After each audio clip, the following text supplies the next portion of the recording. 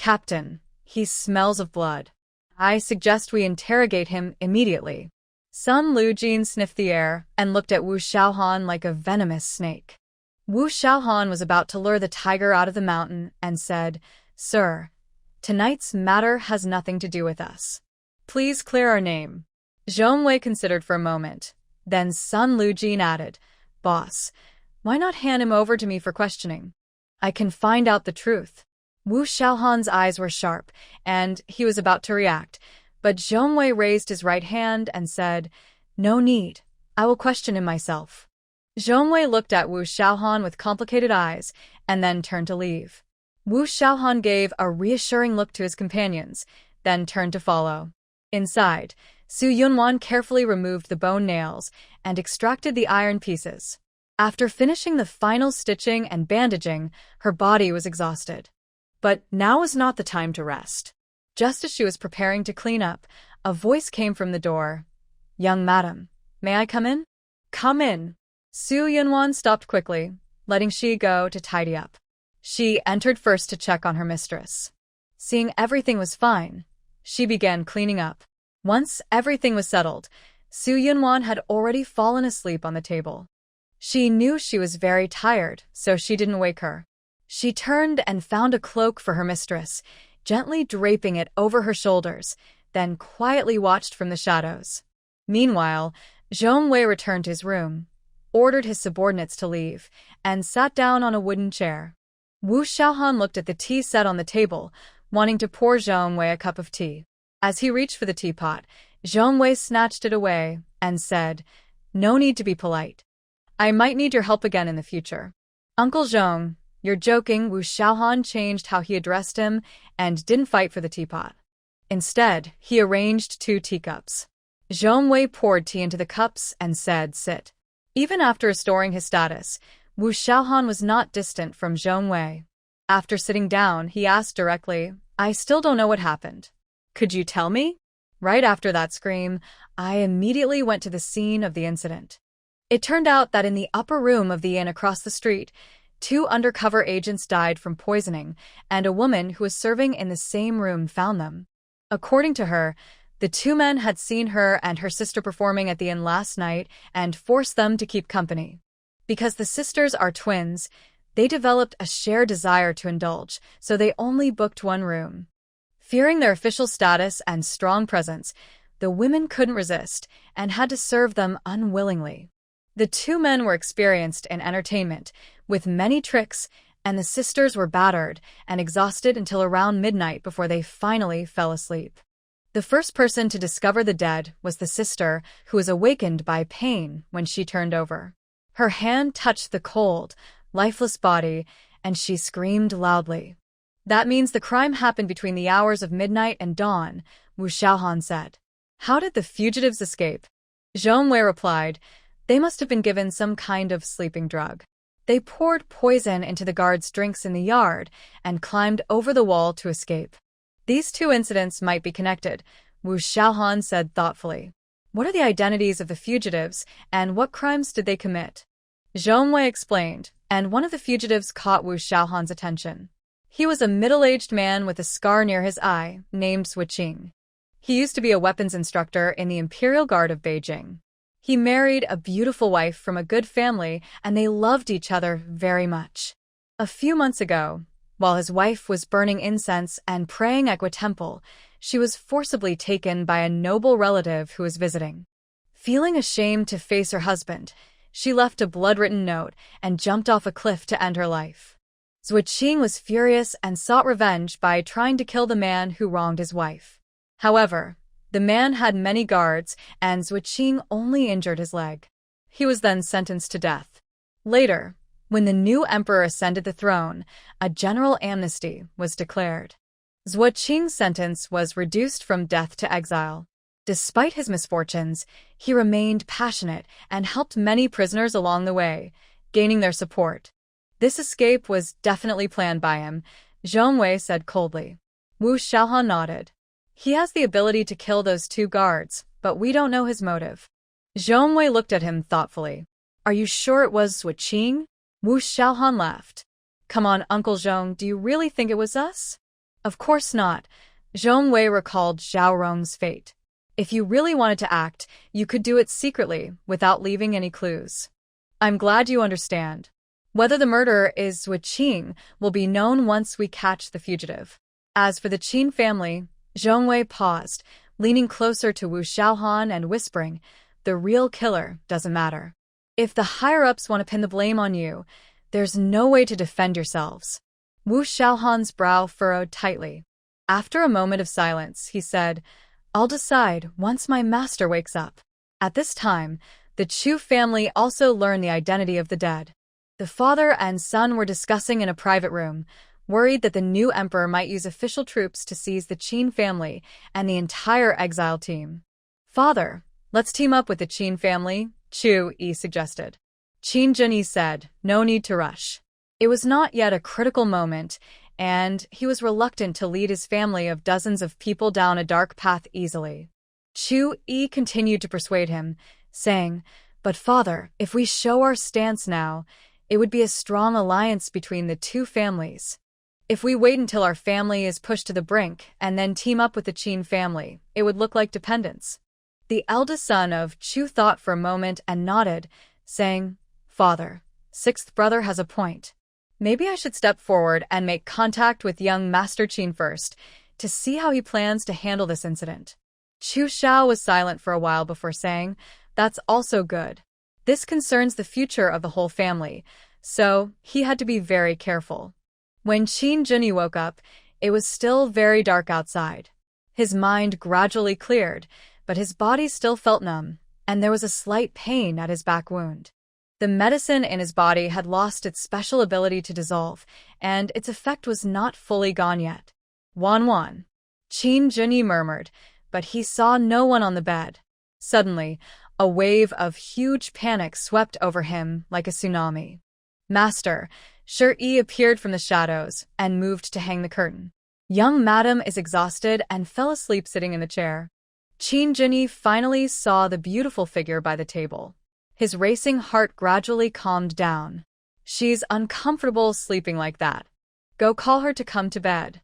Yes. Shi Yi gently knocked on the table and called out, Young madam, young madam. Su Yunwan jolted awake, rubbed her neck, and asked, It's you. What time is it? Just past an hour. Master has woken up. Su Yunwan immediately turned around and saw Qin Zhenyi. She smiled happily and stepped forward, asking Ziyuan, how do you feel? Still a bit numb. Qin Zhenyi moved his body, shifting from lying face down to lying on his side. Su Yunwan helped him turn over. That's normal. It will be better after a while. Suddenly, she announced seriously, Congratulations, you are completely free now. Qin Zhenyi's heart was filled with mixed feelings. He remembered the pain and despair during his torture, the suffering and the feeling of being worse than dead. But now, his wife had completely rewritten that fate. From now on, let me protect you for the rest of my life. In the guest room on the second floor, Qin Zhenyi listened as Zhenzhen recounted her past and her purpose. His gaze kept drifting to her clothes.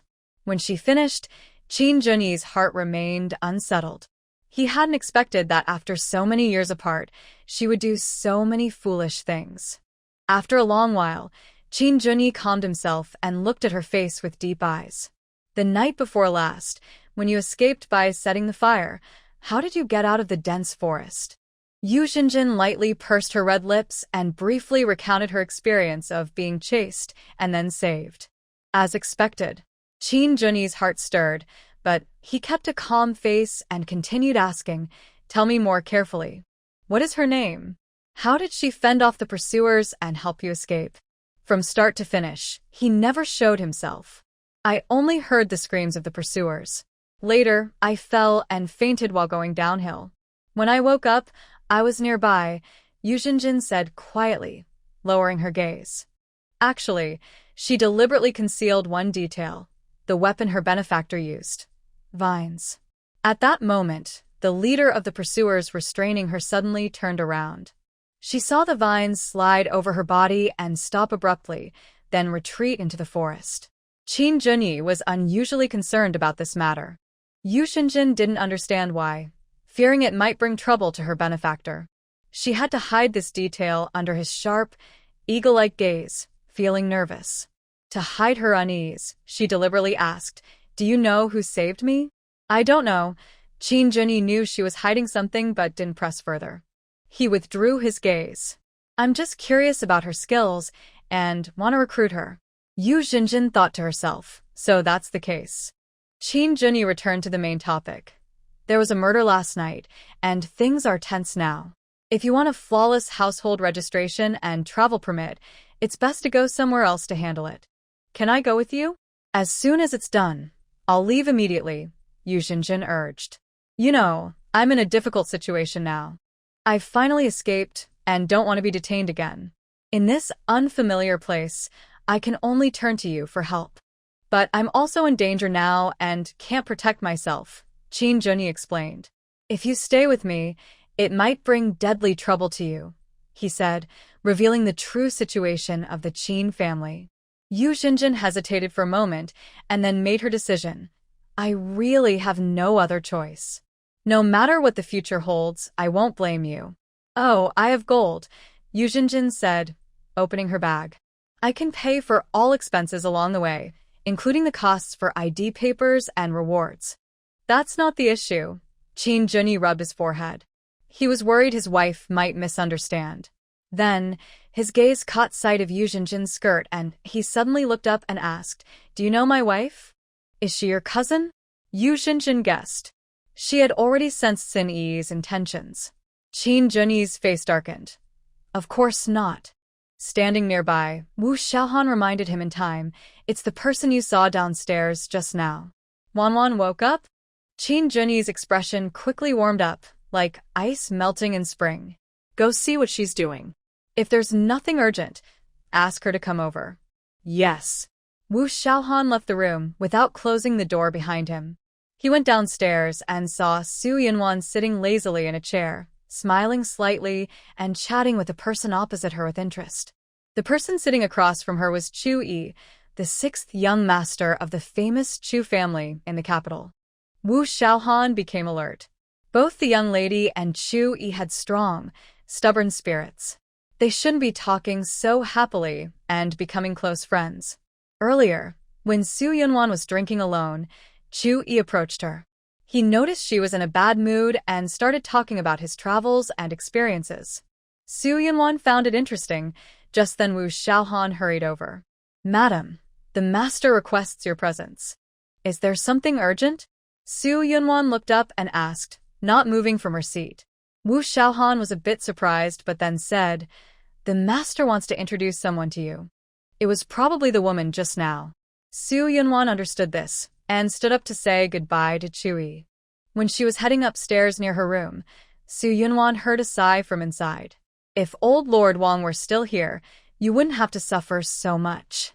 Qin Junyi remained silent. When he saw Su Yunwan enter, he quickly waved to her. "Wanwan, how are you resting?" "Pretty well." Su Yunwan's voice was a bit colder than usual as she pulled out a chair and sat down. Qin Junyi's heart skipped a beat, but now wasn't the time for private talk. He asked Wanwan, "Do you know her?" Su Yunwan looked at Zhenzhen and said, "I just saw her when I went downstairs." Qin Junyi's eyes flashed as he introduced the two. Su Yunwan then learned that she was the beloved of Marquis Xianping. But why was she appearing near the mine? Just as her doubts arose, Qin Junyi said, "Miss Yu wants to change her appearance and travel with us for a while. Once she has a new household registration and travel permit, she will leave." "Do you know the current situation of the Qin family?" Su Yunwan frowned. Zhenzhen smiled and said, "The eldest young master already told you. I understand the situation. Then I have no objection." She wouldn't oppose the gift of a donkey from Marquis Xianping. But unexpectedly, Zhenzhen added, "The past is like smoke, and from now on, we will rely on the eldest young master and the young lady." Su Yunwan was speechless. At that moment, there was movement outside the room.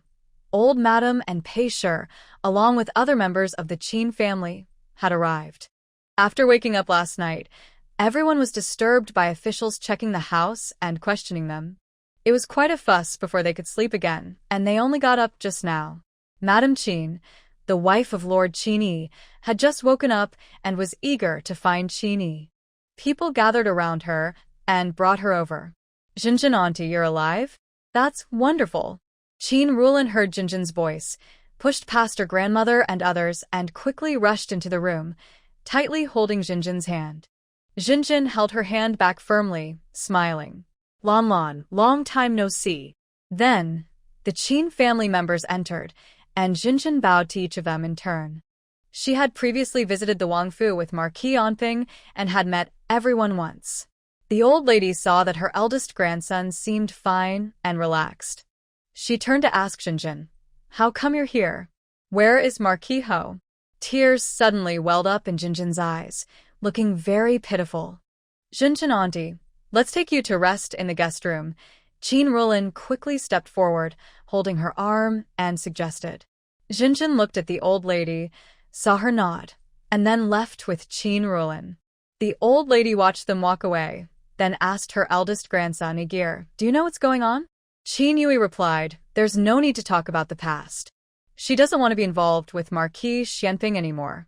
Grandmother has known for a long time that they won't go far," the old lady, knowing Zhenzhen's background, said with a look of confirmation. Qin Yui. At the inn, in the easternmost guest room, only Qin Yui and Su Yunwan remained inside. Qin Yui patted the seat beside him. "Yunwan, come here. I have something to tell you." "Just say it."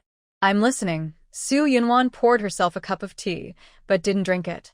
Qin Yui sighed and explained, "I'll tell you about Zhenzhen." Su Yunwan rolled her eyes. "Didn't you just say not to mention her? You're different." Qin Yui hurried to clarify, worried she might misunderstand, and then carefully told her about Zhenzhen's past. Zhenzhen was originally the daughter of a rural doctor. Once, she and her father went up a mountain to gather herbs and saved a seriously injured Marquis Xianping. While healing him, they developed feelings for each other. Later, Xuanping's enemies arrived and killed Zhenzhen's parents and 3 siblings. Only she escaped because she was out with Xianping.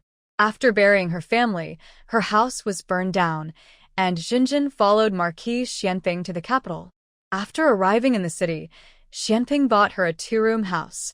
He also had her disguise herself as a man, and they played freely inside and outside the city to help her forget her grief over losing her family and home. At that time, Qin Junyi, who was temporarily staying in the capital and a close friend of Marquis Xianping, was often invited to ride horses and go on outings. During these times, he met the graceful and generous Yu Zhenzhen. Also accompanying Qin Junyi was his young sister, Qin Rulin. Yu Zhenzhen took good care of the innocent and sweet Qin Rulin, and they quickly became like sisters. A few years earlier, Marquis Xianping had just come of age. His parents arranged a marriage for him, but he insisted on marrying Yu Zhenzhen, despite opposition from others. However, as a poor girl from the countryside, Yu Zhenzhen was seen as unsuitable. Even though Marquis Xianping was kind to her and his family had suffered tragedy, his parents disliked her due to her background and only allowed him to take her as a concubine. Marquis Xianping tried everything he could, but he couldn't gain his parents' approval, and the situation became stuck. His grandmother, the Empress Dowager, heard about this and summoned him to the palace. She scolded him for being overly sentimental and hinted that he should follow family tradition by accepting a political marriage, urging him to marry as planned. To protect his beloved, Marquis Xianping agreed to marry a suitable girl named Song and planned to take Yu Zhenzhen as a secondary wife. But Yu Zhenzhen, proud and aware of her family's tragedy, refused to become a concubine. She proposed breaking up. Marquis Xianping refused and, despite being rejected daily outside her door, remained devoted. Yu Zhenzhen, working to support herself and her family by treating neighboring women, gradually gained recognition and attracted many admirers. Marquis Xianping became jealous and persistent, but Yu Zhenzhen, tired of his harassment, had no choice but to stay away. A year later, the Empress Dowager, citing that Song had not borne children, ordered 2 palace maids to help Marquis Xianping expand his family and kept watch over his private chambers. Faced with royal authority and family pressure, Marquis Xianping had no choice but to comply. After that, Pandora's box was opened. His mother and wife teamed up, selecting several women resembling Yu Zhenzhen in appearance and character, and made them his concubines. Feeling guilty for breaking his vows, Marquis Xianping went to find Yu Zhenzhen and poured out his feelings, only to be rejected as disgusting. Heartbroken, he turned to alcohol to drown his sorrows, and after drinking, mistook one of his concubines, who looked very much like Yu Zhenzhen, for her and spent a passionate night. That night, she became pregnant. She was from a noble family and skilled in palace intrigues from a young age due to her status as a concubine's daughter. Her true nature was revealed through her pregnancy, causing Song to suffer several setbacks. In retaliation, Song discovered she was only a substitute for Yu Zhenzhen and, ignoring the slippery road after the rain, went to confront Yu Zhenzhen. On a small bridge, two people met. What followed was that the concubine fell into the water and had a miscarriage, which left her with health problems. She lay on her sickbed, repeatedly blaming Yu Zhenzhen for her misfortune. The parents of Marquis Xianping had high hopes for her unborn child. They also resented Yu Zhenzhen for not being grateful, and upon hearing only her side, they believed she was responsible and ordered her to die quietly. The concubine's family received compensation and demands, and they pressured Marquis Xianping for answers. Xianping secretly questioned the concubine, learning about her conflicts with his wife, Song Shi, and the true story behind the incident. He showed his confession to his parents, but they claimed he had pressured and coerced her into false accusations. They saw this as an opportunity to get rid of Yu Zhenzhen, who was tempting their son. To save Yu Zhenzhen, Marquis Xianping reluctantly sent her to a remote mine for forced labor, with a guard assigned to protect her. Before leaving, he entrusted everything to her and asked her to give him half a year. Once the turmoil was over, he promised to bring her back to the capital. However, when the half-year period ended, he was nowhere to be seen. It wasn't until a month later that he finally arrived very late. During that month, she, considered abandoned, became at the mine. Because of her beauty, she was favored by the workers. The guard assigned to protect her used the excuse that Marquis Xianping was delayed on official business, and after finishing his tasks, he threatened her with force and also tried to bribe her with money. Only through combined efforts was her innocence preserved. When Marquis Xianping came to pick her up, he heard her intimate stories with the workers as soon as he entered the mine area, and he saw several couples openly acting in the daylight. He was taken to a wooden hut, pushed open the door, and saw Yu Zhenzhen being pressed down by a worker, accepting it passively. Unaware that she had been drugged, Marquis Xianping, furious, drew his sword and stabbed the worker to death, then turned and left angrily. No matter how much she chased and cried for him to stop, he did not look back. The guard assigned to protect her had been captured and hidden away. After Marquis Xianping left, he regained his freedom but chose to stay and continue protecting her. However, fighting alone against the entire mine's workers was like a mantis trying to stop a chariot. That evening, after work, several workers surrounded Yu Zhenzhen, intending to her on the spot. The guard fought desperately with the workers, but both sides suffered injuries, and they all died in the chaos. That night, just the night before, she set fire to the mine and escaped into the mountains. At this point, Qin Junyi suddenly fell silent, his eyes deep as he looked at Su Yunwan. I'm not him, Qin Junyi quickly clarified. What if it were you? What would you do? Su Yunwan became curious. Qin Junyi, also bound by filial duty and family pressure, wondered how he would choose if faced with those stresses. I would never end up in a situation, Qin Junyi said with a firm look in his eyes. Su Yunwan was not satisfied. What if that happened? Tell me. If the woman refuses to back down, I would disobey the emperor's orders, refuse to marry anyone else, and be prepared for both of us to die together, Qin Junyi said deliberately, using the term the woman. Su Yunwan nodded silently. He didn't think he could, with his own strength, protect the woman for a lifetime against imperial power. She then asked, what if the woman, for her safety and life, refuses to risk everything? In that case, I would respect her wishes, secretly protect her, and no longer interfere with her life. Would you blame her for fearing power and being afraid to die? It's my own weakness. How can I blame her? Before Su Yunwan could ask further, Qin Junyi pointed out several serious mistakes made by Marquis Xianping. First, the Empress Dowager was very close to him, and if he persisted, there might still be hope. Second, since they were married and Yu Zhenzhen didn't want to be a concubine, he should have cut ties instead of clinging on, harming both himself and others. Third, he shouldn't have sent Yu Zhenzhen to a private mine, even if it was to a border area. Seeing her again in this life might be impossible, but that place was filthy and corrupt. Finally, he should never have abandoned Yu Zhenzhen at the private mine and left without warning. Because her family was destroyed, she owed him forever, let alone the fact that he pushed her into danger. This was what made Qin Junyi most angry and upset after hearing Yu Zhenzhen speak earlier. Years apart, Marquis Xianping was no longer the person he remembered. What could turn a once lively, brave young man into someone so changed?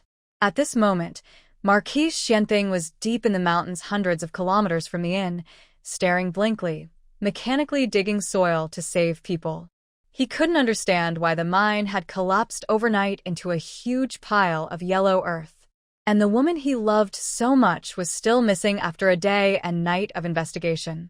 All he could do was kill all the officials and guards who had harmed him, then grab an iron shovel and start digging through the debris. At that time, Su Yunwan deliberately controlled the timing of the landslide. However, people's greed for wealth and food led to chaos. Many took the opportunity to steal gold and were buried alive by the mountain's collapse.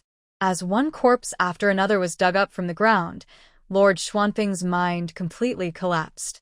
He threw away his iron shovel, squatted on the ground, clutching his bloodied hands to his head, crying and shouting, "Zhenzhen, where are you? I was wrong. I regret it. As long as you are alive, I will follow your wishes. I will follow you." Outside the inn, Su Yunwan looked at Qin Junyi with admiration in her eyes. At the same time, she thought to herself, Zhenzhen really is unlucky to have met such a man. If only she had left Jing City earlier, she could have gone back with Lord Xianping. Su Yunwan shivered slightly, trying to pull her scattered thoughts back. Suddenly, her expression froze, and she looked at Qin Junyi with suspicion. How do you know so much about Zhenzhen? Could it be? Stop overthinking. Qin Junyi smiled slightly and softly said, I only heard about it years ago, when Lord Xianping and my sister mentioned it, plus Zhenzhen's own account just now, that's how I know. Qin Zhenzhen, worried that Qin Junyi was in trouble and unwilling to trouble herself, revealed her pain, exposing her wounds from the past few years. Su Yunwan touched her nose and said, Oh.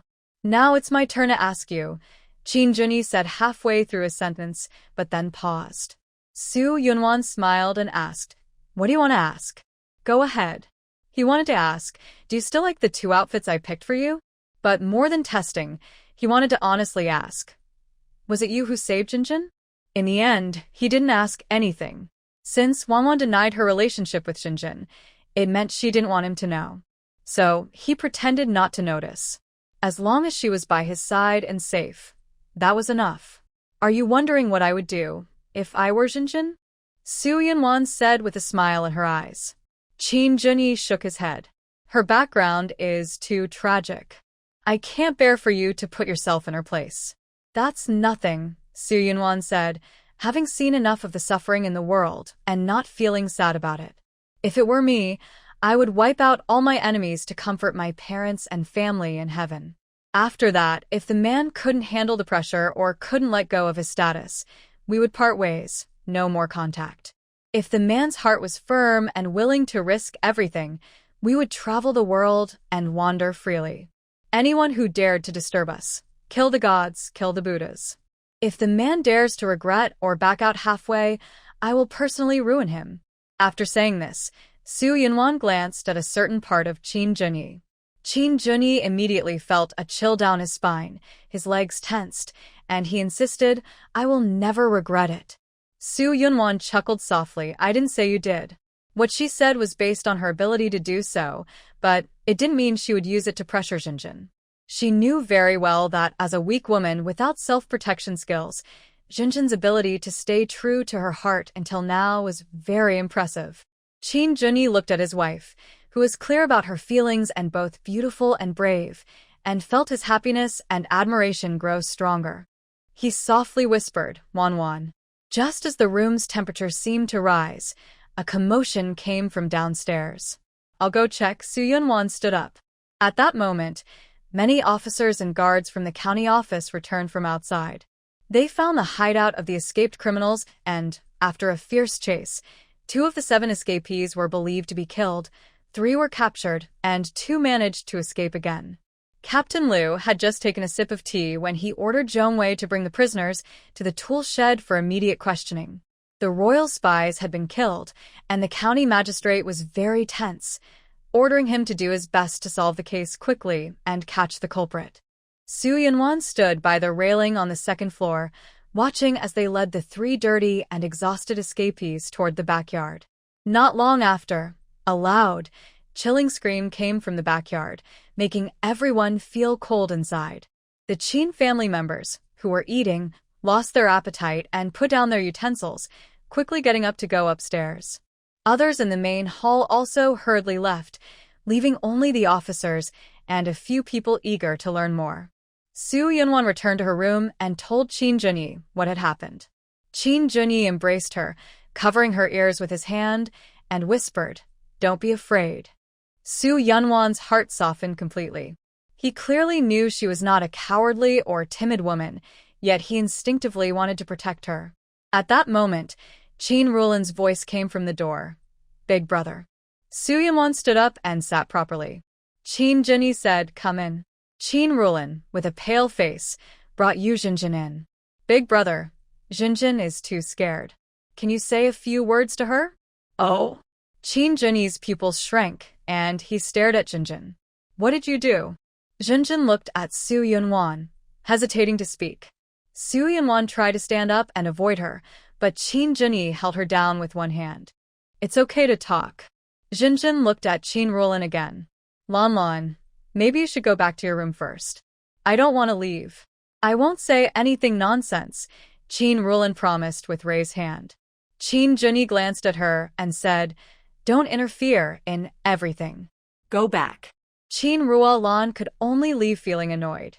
Just a few steps out of the door, she crouched down to secretly listen under the window. As soon as she crouched, a pair of black boots appeared before her eyes. Shi crouched beside Qin Ruolan, raised an eyebrow at her, and waved back and forth to mimic walking. Qin Ruolan snorted softly and walked away disappointed. Shi's lips curled slightly as he stood back in his original position. In the guest room, Yu Zhenzhen, buzzing like a fly, said, "I was the one who made those poisons." Qin Junyi looked serious and asked sternly, "Why didn't you say anything earlier?" "I didn't know the fugitive would be caught," Yu Zhenzhen hurriedly explained. "I listened to his story and felt sympathy, so I gave him medicine as a thank you." Then she shared the story of Zhou Qingfan. In a way, she and Zhou Qingfan were both bullied by the powerful in the capital, so they could be considered kindred spirits.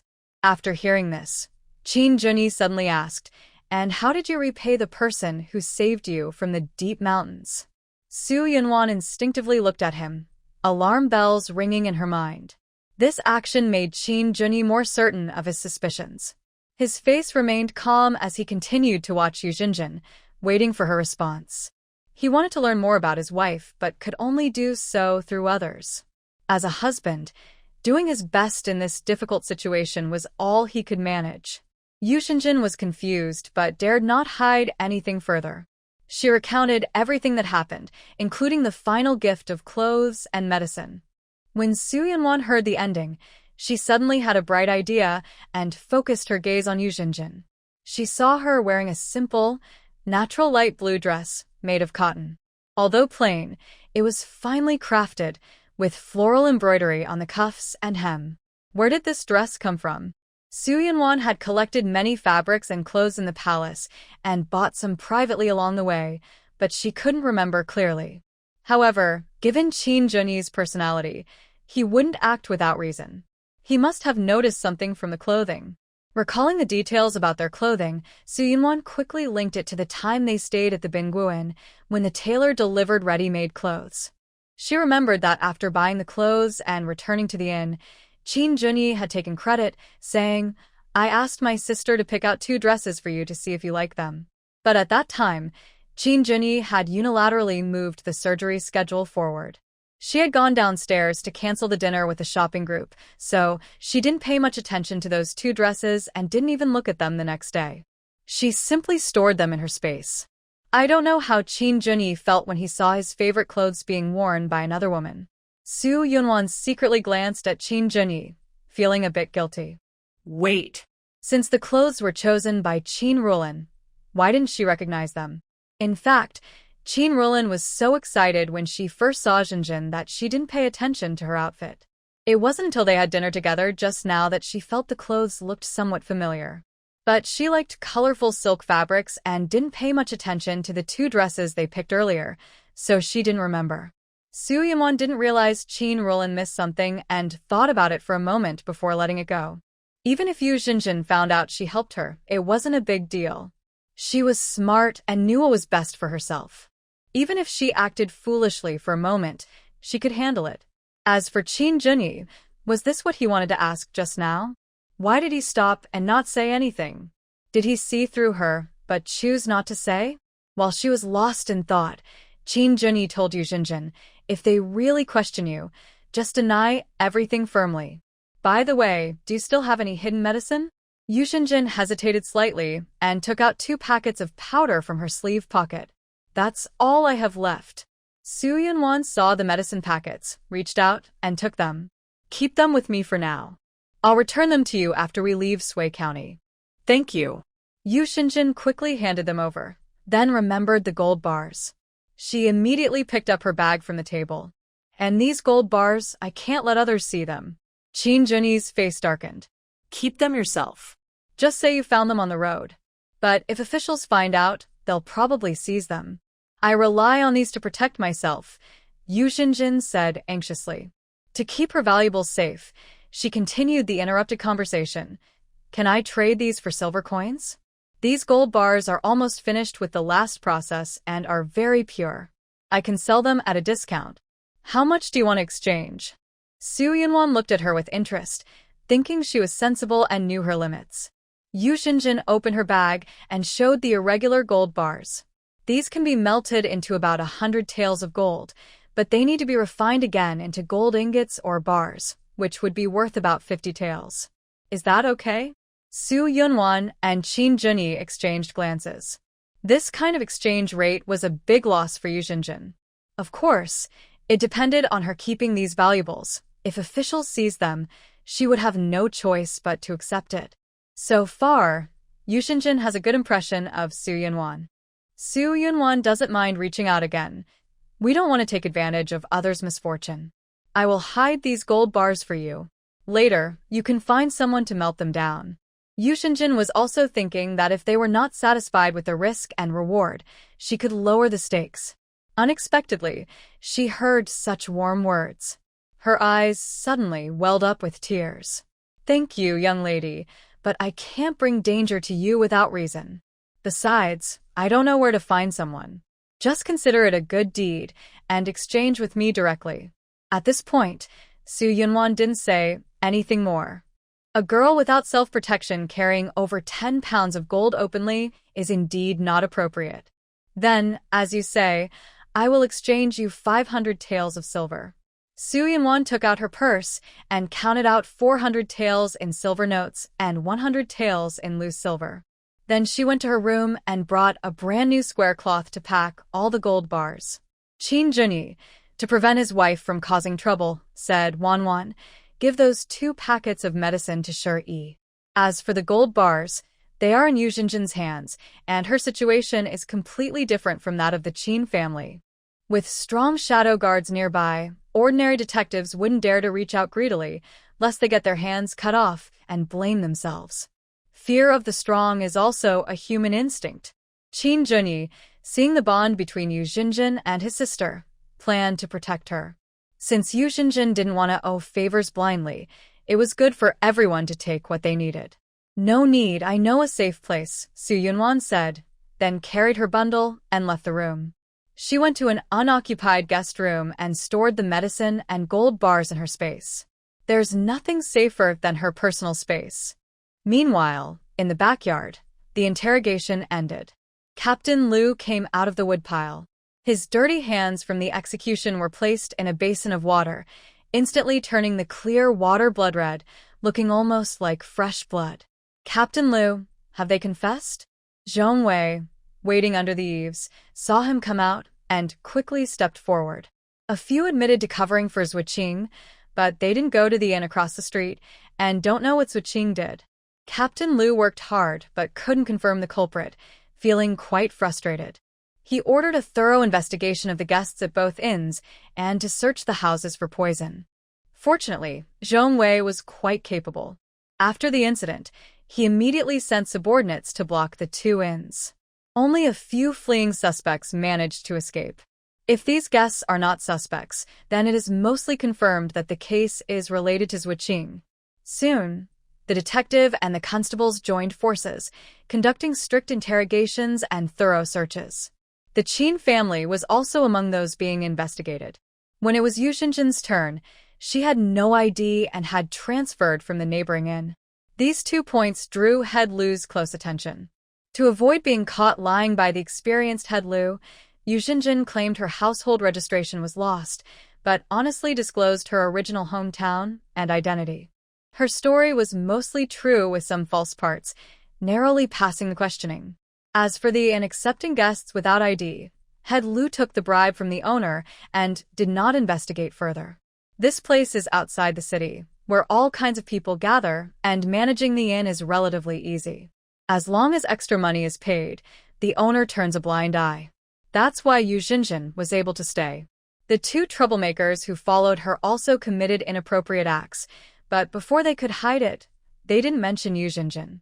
It's worth noting that Head Lu specifically sent people into the city to bring some female relatives of his colleagues to search the women in both inns.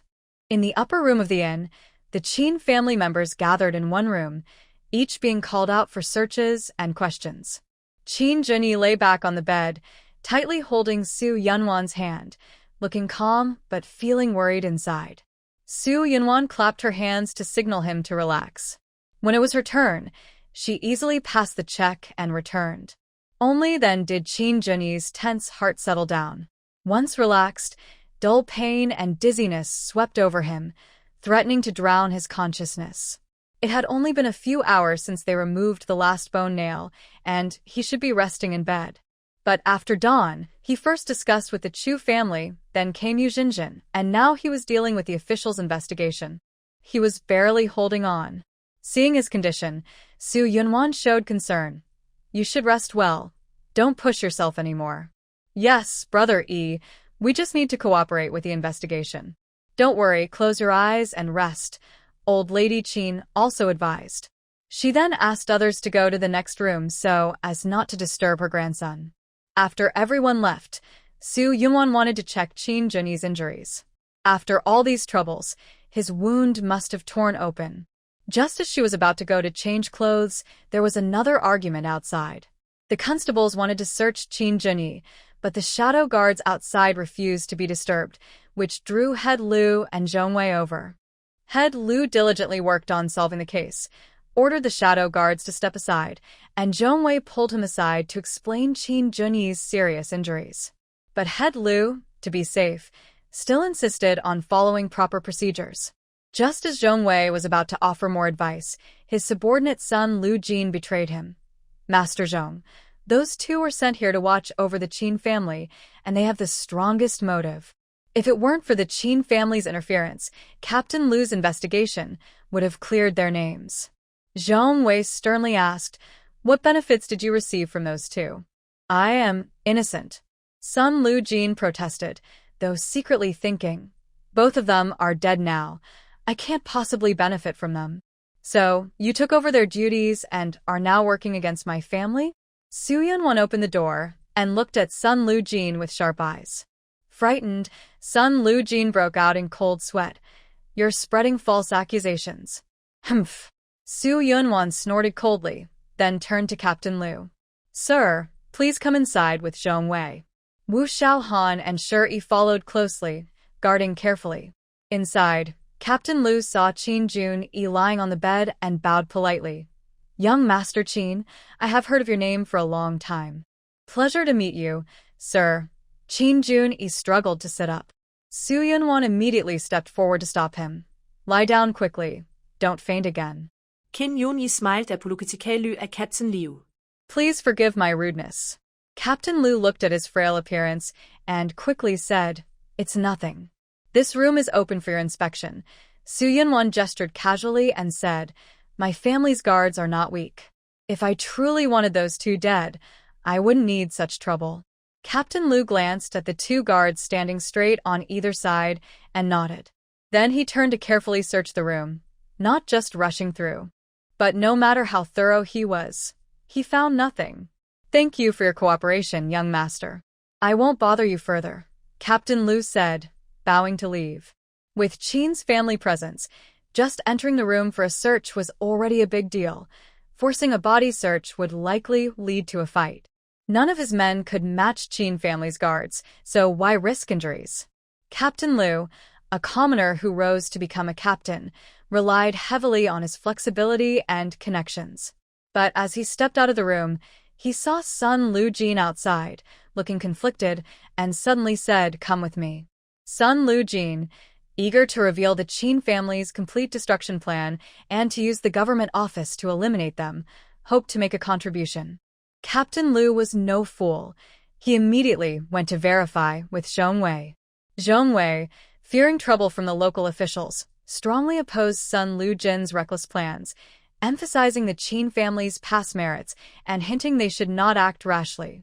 Captain Liu finally realized how deep the water was in this murder case. At the same time, Qin Junyi had already taken off his coat and was preparing to treat his wound. The bandage was soaked with blood, turning red in large patches, indicating the wound had torn open. Su Yunwan was about to remove the bandage when Qin Junyi stopped her and dismissed her, saying, "Wanwan, I'm a bit hungry. Could you check the kitchen for me?" Seeing his gentle gaze, Su Yunwan didn't think much and put down the medicine bottle, handing over the wound treatment to Wu Xiaohan and others. As soon as she left, Qin Junyi asked, "Did you bring the wound medicine?" "We did, but..." She hesitated to speak. Qin Junyi was asking about the best wound medicine in the Shadow Guard camp. This medicine was similar to the special golden wound ointment made by the Chu family, created from many rare and precious herbs. It was very effective but also very strong and painful, not something ordinary people could handle. Because this medicine was so valuable, normal Shadow Guards only used it for serious injuries during missions. He and Wu Xiaohan, being close to Qin Junyi, had plenty of it. But unless necessary, they preferred to use other common healing ointments because it was just too painful. Wu Xiaohan also advised, "Master, just use the medicine your wife bought. You should take your time to recover. Stop wasting time and hurry up." Qin Junyi was eager to heal so he could protect his wife and family in critical moments. She and Wu Xiaohan exchanged glances. One took out a bottle of powder from his pocket, and the other untied all the bandages. Tilting the bottle, the powder for stopping bleeding and promoting healing spilled onto the newest wound. The burning sensation from the medicine contact was as sharp as a knife slicing open the wound or fire scorching the skin. Qin Junyi flinched sharply, biting his lip tightly, trying to suppress the pain. After the newest wound stopped bleeding, the powder was carefully sprinkled on other bone-embedded wounds. Qin Junyi clenched the bedding tightly, closed his eyes, and endured the intense pain, trying to stay calm. Once they finished quickly and steadily treating the wounds, Qin Junyi was soaked in cold sweat. The irritating sensation under the bandages lingered, bouncing on his nerve endings, demanding attention. After a long while, Qin Junyi finally caught his breath and recovered from the pain, then told the two to keep his condition a secret from his wife before his consciousness faded into darkness. Su Yunwan used the kitchen stove and ingredients to make a bowl of tomato and egg noodles. She brought it back to the guest room but found Qin Junyi already asleep. The noodles were not cooled yet, so Su Yunwan asked Wu Xiaohan and she to take them out and eat elsewhere. She also lay down with her clothes on, closed her eyes, and rested well to recover her exhausted spirit. Meanwhile, after Captain Liu finished his search, he immediately returned to the city to report the news to the county magistrate. Uncle Zhong, what's the situation now? Wu Xiaohan asked Zhong Wei for an update. Zhong Wei only said one word: wait. This waiting lasted more than half a day. By sunset, the result finally arrived. First, Zhu Qing was identified as the mastermind behind the poisoning case, and the other fugitives were sentenced as accomplices. The remaining suspects were listed for wanted posters. Second, the 3 captured fugitives were treated as accomplices, given additional sentences, and sent to the county jail to await their punishment. Finally, the 2 vacant positions for guards would be filled at the next town. Tomorrow morning, as soon as the city gates open, they would depart immediately, passing through the town as quickly as possible without stopping. The first 2 points didn't matter much, but the last one conflicted with Su Yunwan's need to gather supplies. She planned to secretly stockpile supplies at each town they visited so that when they reached Yuzhou, she wouldn't struggle to buy what she needed, even if she had money. Now, driven out by the county magistrate of Suan County, she could only gather supplies overnight. After dinner, she asked Qin Junyi to go out for a while. By then, Qin Junyi had already passed the intense phase of the medicine's effect. His wound visibly improved, but his energy had not recovered quickly. Hearing that Su Yunwan wanted to go out, he immediately asked, "What are you going to do outside? Can Yi Xiao and the others handle it?" Su Yunwan looked at his caring eyes and told the truth. "I want to go to the city to buy some supplies. The shadow guard has turned from dark to light, and the grain we bought earlier won't last many days. Master Wang has the money for outside expenses in the city." Xiao has already asked him to buy food and daily necessities. Qin Junyi held her hand tightly. "If you want anything else, make a list and they will handle it. Then please buy me a cart of medicinal herbs like sandalwood, patchouli, ephedra, licorice, lotus seeds, and rhubarb." "Wait, I'll get paper and a pen to write it down," Su Yunwan said, thinking about the upcoming plague, listing a series of medicinal ingredients. These are common materials for epidemic prevention in the post-apocalyptic world, often mentioned in the medical books collected in the palace. It's always good to have extra. As for other supplies, she could stockpile them at the next town. Now that there was a murder case, and she was in the recovery period of her supernatural abilities, it was better to keep a low profile. The next morning, the exile team that had been delayed for a day set out again. Yu Zhenzhen got on the carriage of the Qin family's women. Since there were outsiders, the matriarch, considering the Qin family's reputation, was gentle and didn't give orders to her 2 daughters-in-law. To catch up with the travel schedule, the guards hurriedly pressed on, often whipping the prisoners who relied on walking on foot, making their suffering unbearable. The group entered the city through the west gate, traveled along the streets, and then left through the east gate. 10 miles outside the east gate, at a long pavilion, Qianrong stood waiting and looking out eagerly. From afar, a line of prisoners dressed in rough clothes and prison uniforms appeared. He immediately lifted his robes and hurried down the steps, running back against the line of prisoners. When he saw familiar faces riding horses, he stopped and grinned widely. Wu Xiaohan, riding a white horse, saw Qianrong and quickly dismounted to report to Qin Junyi. Soon, Su Yunwan saw an elderly man over 50. He had a kind face and sharp eyes, wearing a simple gray robe that looked plain but not ordinary. Qianrong saw Qin Junyi, knelt on both knees, and cried silently in front of the bed, saying, "Young master, you have suffered." He was a trusted servant promoted by old Marquis and managed all the estate outside the main house. He had watched Qin Junyi grow up and cared for him a lot, helping to ease the father-son relationship. On the morning of the family's arrest, he received a message from Amber and left the estate first, rushing to transfer the estate's assets. The last time Qianrong saw Qin Junyi was when he was getting married. Although he knew Qin Junyi was suffering from severe injuries, Seeing him weak and sitting on the bed made him feel deeply sad. He didn't know that this was actually a better state. Before, Qin Junyi was in so much pain he could hardly move or sit. Su Yunwan felt a bit awkward staying in the carriage, so she signaled to Qin Junyi, then got out herself, leaving space for the master and servant. Wu Xiaohan saw Su Yunwan and led the horse to her side. "Young lady, do you want to ride a horse?" Su Yunwan looked at the white horse, her favorite color, but she didn't know how to ride. At her family's home, she was kept in the back courtyard and never learned to ride. In the apocalypse, horses lost their transportation use, so they became rare. Wu Xiaohan seemed to notice her difficulty. "I'll hold the reins for you." Su Yunwan smiled and thanked him.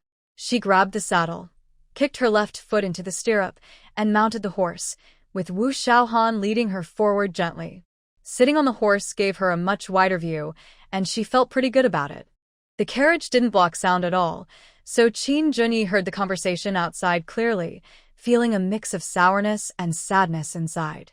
"I also want to ride a horse with Wanwan." "No, I prefer to ride together with Wanwan," galloping freely. While he was lost in thought, Qian Rong's emotions settled, and the exile team reached the side of the long pavilion. Zhongwei had already known about Qian Rong returning with supplies to the Qin family. Seeing the prisoner walking slowly, he ordered a 15-minute rest. Qian Rong wiped away tears and tidied his appearance.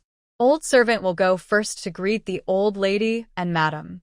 "Go ahead," Qin Junyi nodded, regaining his focus. In the carriage ahead, the women of the Qin family were about to get out to get some fresh air when they heard Qian Rong's greeting. The old lady, Pei, and others stepped down from the carriage happily. After exchanging greetings, the old lady eagerly asked, "Have some of the property outside the mansion been preserved?" It was too urgent to handle everything. Only some were moved. "But rest assured, there is enough for daily expenses like food and clothing," Qian Rong replied vaguely. The old lady was satisfied and kept saying, "That's good, that's good."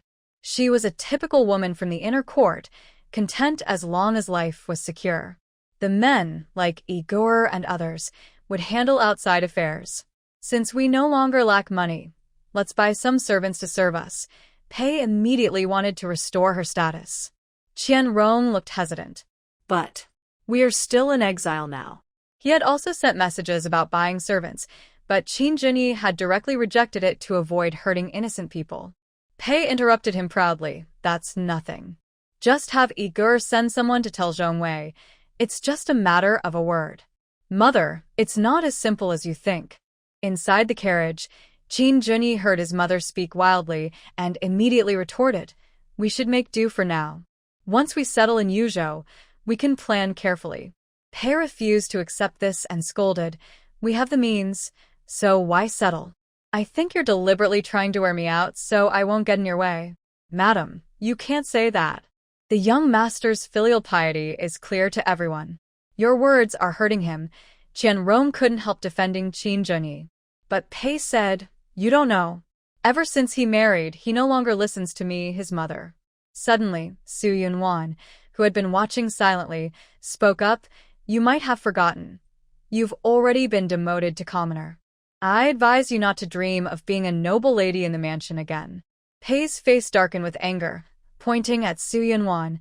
"Qian Rong, look at this. This is the good wife Igor married."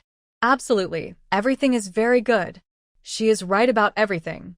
Qin Junyi forced himself to resist the urge to leave the carriage and said angrily, "Mother, do I need to repeat what I said last time to make it clearer for you?" Mrs. Pei's mouth looked capable of swallowing eggs, but her throat seemed blocked. After a moment, she argued, "I'm doing this for your grandmother. Can you bear to see her suffer? Don't use me as an excuse." "I am fine." Mrs. Pei just now hurt someone again with her words. The old lady wished she could go up and tear her apart. She wouldn't let her use herself as a reason. If there weren't outsiders like Yu Zhenzhen present, she would definitely teach her a harsh lesson. Seeing her mother-in-law angry, Mrs. Pei lowered her head and showed weakness, hiding her true thoughts. "You have 2 daughters-in-law who serve carefully, which is good. What have I done wrong to end up with such a daughter-in-law? Not only does she directly oppose me, but she also has my eldest son under her influence.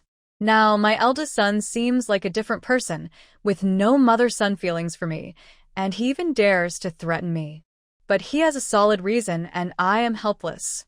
I don't want to spend my life with just a flickering lamp and ancient Buddhist statues.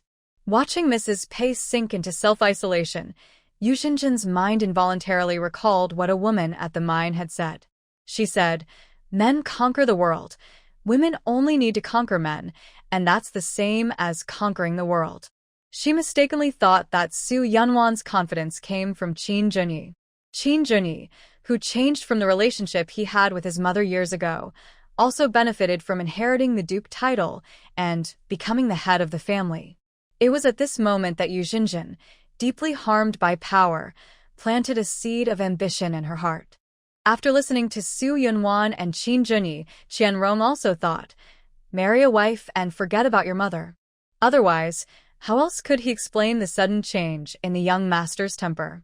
His gaze involuntarily shifted to Su Yunwan, with a hint of worry between his brows. At this moment, Su Yunwan looked at several vehicles parked by the roadside. "Are those the supplies we bought?" she asked. "Yes," Qianrong nodded. This time, he brought 3 large carts of supplies. One with grain, one with daily necessities, and one with medicinal herbs bought overnight. He also added an empty carriage. This carriage was secretly requested by Wu Xiaohan to be used as a house arrest place. On ordinary days, it could also let the shadow guards who ride horses take turns resting, avoiding waste. When the time came, the team continued their journey. Qianrong got back into Qin Junyi's carriage and carefully explained how he handled the property matters. Su Yunwan took the shopping list and sat in the medicinal herb cart, starting to organize the herbs according to the recipes in the medicinal book. Until noon, when she took a break, she returned to the original carriage to check Qin Junyi's condition. Several hours passed, and Qin Junyi had long wanted to call her back.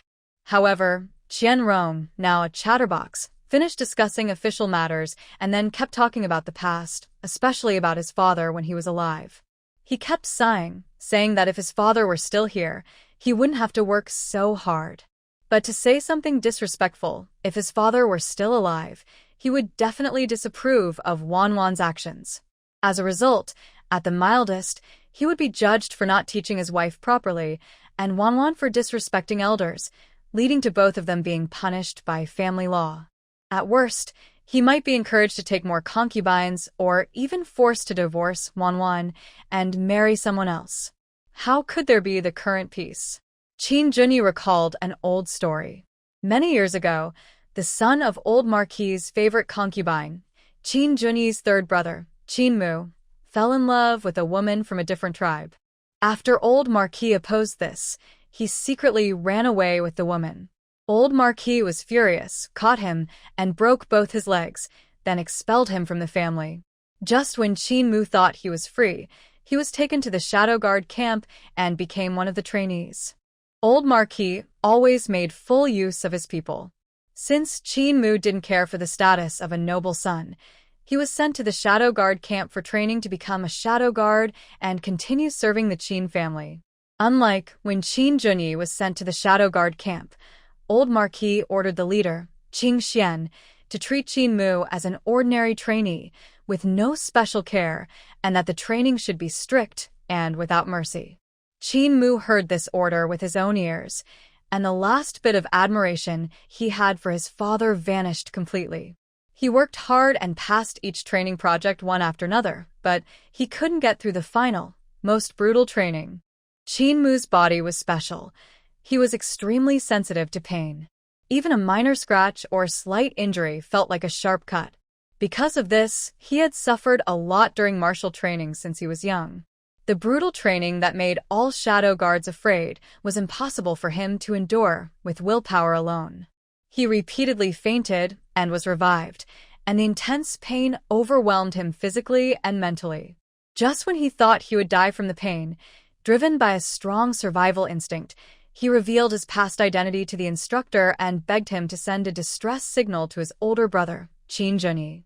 Perhaps fate was not so cruel, because the instructor reported this to the leader. After some thought, the Shadow Guard leader, Qing Xian, personally delivered a message to Qin Junyi. It was a snowy night when Qin Junyi received the news. He went crazy and broke through the guards to rush into old Lord Wang's bedroom. He begged his father to punish his third brother with family law and allowed him to take the punishment in his place. According to the Qin family rules, with the head of the family's approval, the substitute would be punished twice as harshly, reducing the original offender's punishment by half.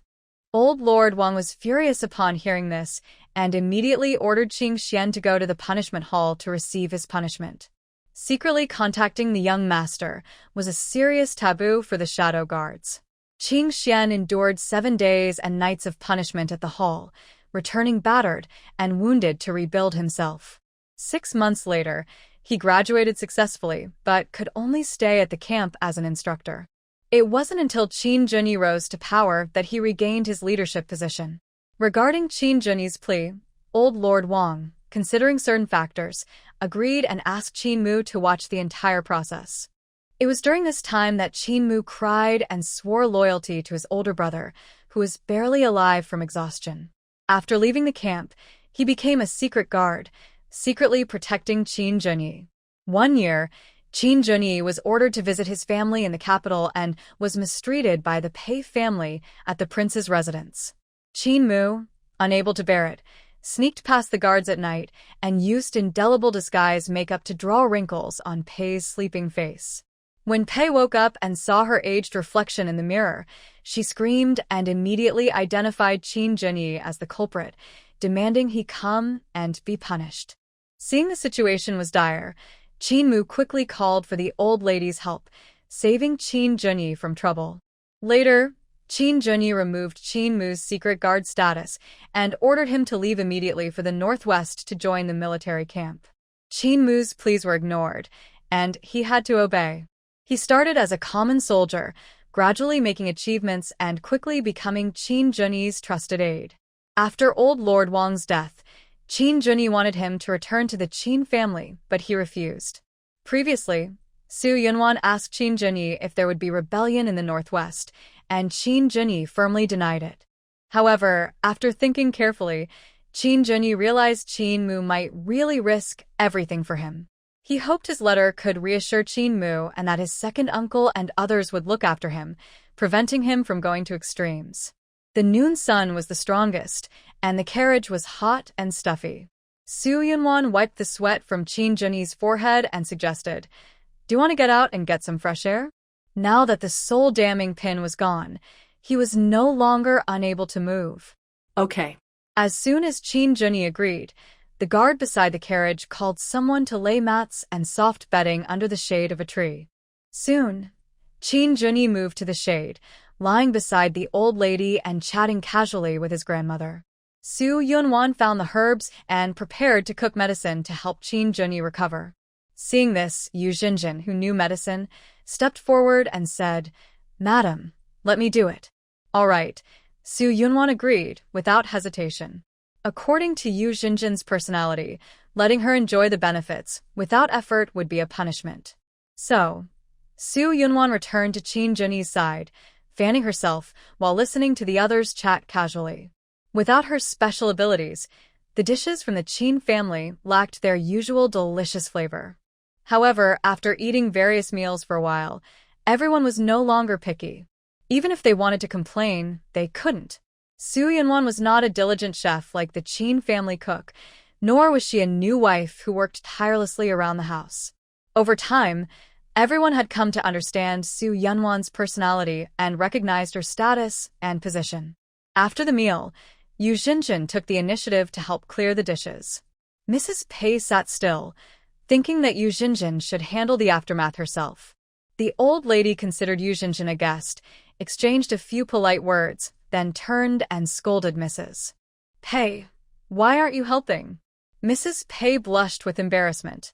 Qian Rong, who was sitting with the guards, hurried over and said, "Let the old servant handle it. Young masters and Mrs. shouldn't do these rough chores. Please, step aside and rest." Su Yunwan. Forget it. Qian Rong was different from the guards. Fundamentally, he was still a servant of the Qin family. She let him be. The Qin family members instinctively looked at Su Yunwan. Seeing she didn't object, they thought, Su Yunwan comes from a noble family and understands the hierarchy between master and servant. The guards didn't wait for Qin Junyi to speak and started helping to clear the table.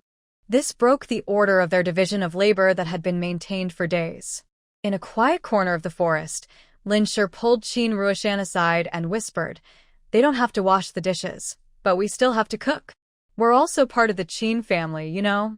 Mother, they don't know how to cook, or they would help too," Qin Ruishan explained. "Not knowing can be learned. Don't you remember? You and I didn't know how to cook at first?" Lin Shi took Qin Ruishan's hand, looking worried. "My poor daughter, never touching spring water since she was little. Now she has to manage a big family's meals. Look at her hands, all rough now. How will she marry well in the future?" Qin Ruishan looked around nervously and complained, "Mother, let's not talk about this. Our family, the fourth branch, sharing meals and living with the main branch is already much better than before. In the past, their clothing, food, and daily needs were far worse than the main branch. But it was just about cooking. Their four-family household still needed to eat too. People's hearts are so easily greedy. At the beginning of exile, the Lin family didn't dare to hope to be equal with the main branch, but now they feel resentful." However, she could do nothing but sigh and say, "There's no choice. Your father was born much lower than others." In the Qin family, no, not just the Qin family, but across the entire Guizhou, all families value the difference between noble and common origins. The higher the status, the more obvious the distinction. Qin Ruishan remained silent for a long time, not responding much to Lin's complaints. Lin spoke to herself, finding it boring, and gradually stopped talking. That night, the exile team camped again on a hillside in the wild. The tents from Qin Chu's family were used, and the Qin bodyguards quickly made a large tent. Late at night, under the dim stars and moon, only the mountain wind howled through the trees. Suddenly, strange noises came from the mountain top. Su Yunwan opened her eyes suddenly and sat up quickly. Her heart was pounding uncontrollably, and a bad feeling rose in her mind. "What's wrong?" Qin Junyi was awakened and patted her back. "Did you have another nightmare?" Su Yunwan shook her head, focused her mental energy, and looked for the source of the danger. She saw that near the camp on the mountain, the roots of plants buried in the soil were cracking, and the rocks showed signs of loosening. "Oh no, the earth dragon is turning over." As soon as Su Yunwan finished speaking, Qin Junyi's face changed, and the shadow guards on watch outside the tent immediately took action. All the shadow guards and other Qin family members were awakened. When they heard about the earth dragon turning over, they hurried out of the tents without bothering to put on outer clothes to check the situation. The night watchman, Jie Chai, and the Chu family members saw their movements and came over. Before they could get close, Su Yunwan lifted the tent and shouted, "The earth dragon is turning over. Quickly tell Lord Zhong to lead the team back." The Chu family members acted decisively, asking no questions, and immediately ran back to their tents to wake their family members and evacuate. Jie Chai was puzzled and asked, "Why is there suddenly an earth dragon turning over?" "Believe it or not," Su Yunwan shouted, "everyone wake up and run along the path." The other prisoners, startled, immediately stood up but found nothing unusual. "Who said the earth dragon is turning over? There's no sign at all." "Exactly, everything seems fine. What's going on? Are we not allowed to sleep?" Su Yunwan didn't reply and urged the Qin family members to pack up quickly and get into the car to leave. Zhong Wei saw this and, despite his doubts, ordered everyone to break camp and evacuate quickly. But the tired prisoners were reluctant and dragged their feet. Until the sounds of wild animals roaring and running echoed around, the resting birds spread their wings and flew away into the distance. It seemed that in an instant, all creatures started to move. The walking criminals stared in shock, stunned. "Why are you just standing there?" Run. Zhong Wei, riding a horse, shouted urgently. Seeing the vehicles trapped behind the crowd and unable to move, he yelled, "Quick, abandon the cars and run. Don't delay." At this moment, Su Yunwan had already boarded a carriage and, along with the Qin family members, became the first group to evacuate, rushing along the mountain trail back to where they came from. Behind them, the Chu family followed quickly. Their reaction was very fast. They weren't blocked by the criminals like the other vehicles. Suddenly, a loud boom sounded behind them, and the ground shook violently. The fast-moving horses and donkeys panicked and braked sharply, kicking their legs to steady themselves. Just above the camp, on the rocks shifted due to the earthquake, causing a large section of mountain to slide down, carrying surface vegetation with it. The landslide quickly engulfed the camp and continued to slide toward the valley bottom. Xiao Wu, take some people to the back to help with the rescue. Be careful. When the tremor stopped, Qin Junyi immediately thought of saving people. I'll go too. Su Yunwan was about to stand up, but Qin Junyi grabbed her wrist. Worried about aftershocks, Qin Junyi said, "It's best if they go." "One more person means more help," Su Yunwan insisted. Just then, she saw with her mental powers how the last group of people and vehicles were swept away by the landslide, disappearing into the darkness. Outside the vehicle, Zhong Wei ordered people to count the number of survivors and personally led a team down the mountain to rescue. The Chu family also organized about 10 young men, rushing eagerly down the mountain. She didn't hesitate any longer, patted her tightly clenched hand, and said firmly, "I won't be harmed. Wait for me to come back." Qin Junyi had no choice but to loosen his grip. "Xiao Wu, make sure to protect Wanwan." Yes. Wu Xiaohan nodded, assigning a few shadow guards who carried shovels, small hoes, and other tools for digging medicinal herbs to go with Su Yunwan to rescue people. When they arrived, many people were already at the scene. Some who had not been fully buried were rescued, while others scattered around, checking or digging. The landslide was so large that many were buried in the soil and couldn't call for help, making rescue difficult. Su Yunwan looked at the vegetation sliding down with the mountain, walking around to investigate while also activating her special abilities. Under the soil, a few thick tree roots quickly spread outward, forming a detection network. "It seems like someone is down there." Su Yunwan pointed at the ground, and Wu Xiaohan and others immediately began to dig. Su Yunwan continued searching for people. Soon, she found another spot and said, "There's more here. I think I heard some movement." Chu Yi brought people over and said, "Let's dig here." Then, the confused officials also joined in, following Su Yunwan's guidance on where to dig. With everyone's teamwork, 7 or 8 people buried in the dirt were rescued, including women and children. "Are there more?" "There should be more people." Zhong Wei looked around the rocks. Of course, there were more, but they were buried very deep and had lost their breath. Su Yunwan shook her head.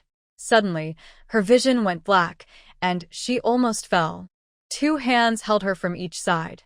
Wu Xiaohan and Chu Yi both reached out at the same time. Their eyes met in the air, sparks flying. Chu Yi let go first, and Wu Xiaohan looked away, worriedly asking, "Young madam, are you okay?" Overusing her special powers caused her head to hurt like needles. Su Yunwan pressed her hand tightly against her temple and gasped, "Let me sit for a while." Wu Xiaohan signaled the shadow guards to take off their coats and lay them on the ground. Su Yunwan sat down on the spot. She hugged her knees, curled up, her face pale and drained of color. Cold sweat dripped from her forehead down her cheeks. Suddenly, she felt a palm pressing against her back. Wu Xiaohan was using his internal energy to help her breathe evenly. But Su Yunwan's method was different from martial arts' internal power, so she couldn't coordinate with Wu Xiaohan. Wu Xiaohan was surprised, but then used a large amount of pure internal energy to forcefully circulate it through her body. A cool, refreshing feeling spread from her back, flowing throughout her body. Her face gradually regained some color. Zhong Wei led the rescued people back to the team. Many of them were injured and needed medicine quickly. Chu Yi told the others to go back first, as he stayed behind. Wu Xiaohan shot him a stern look, then told one of the shadow guards to return first and report the young lady's condition to the master, so he wouldn't worry. Among the team, Zhenzhen saw the injured and immediately went to help.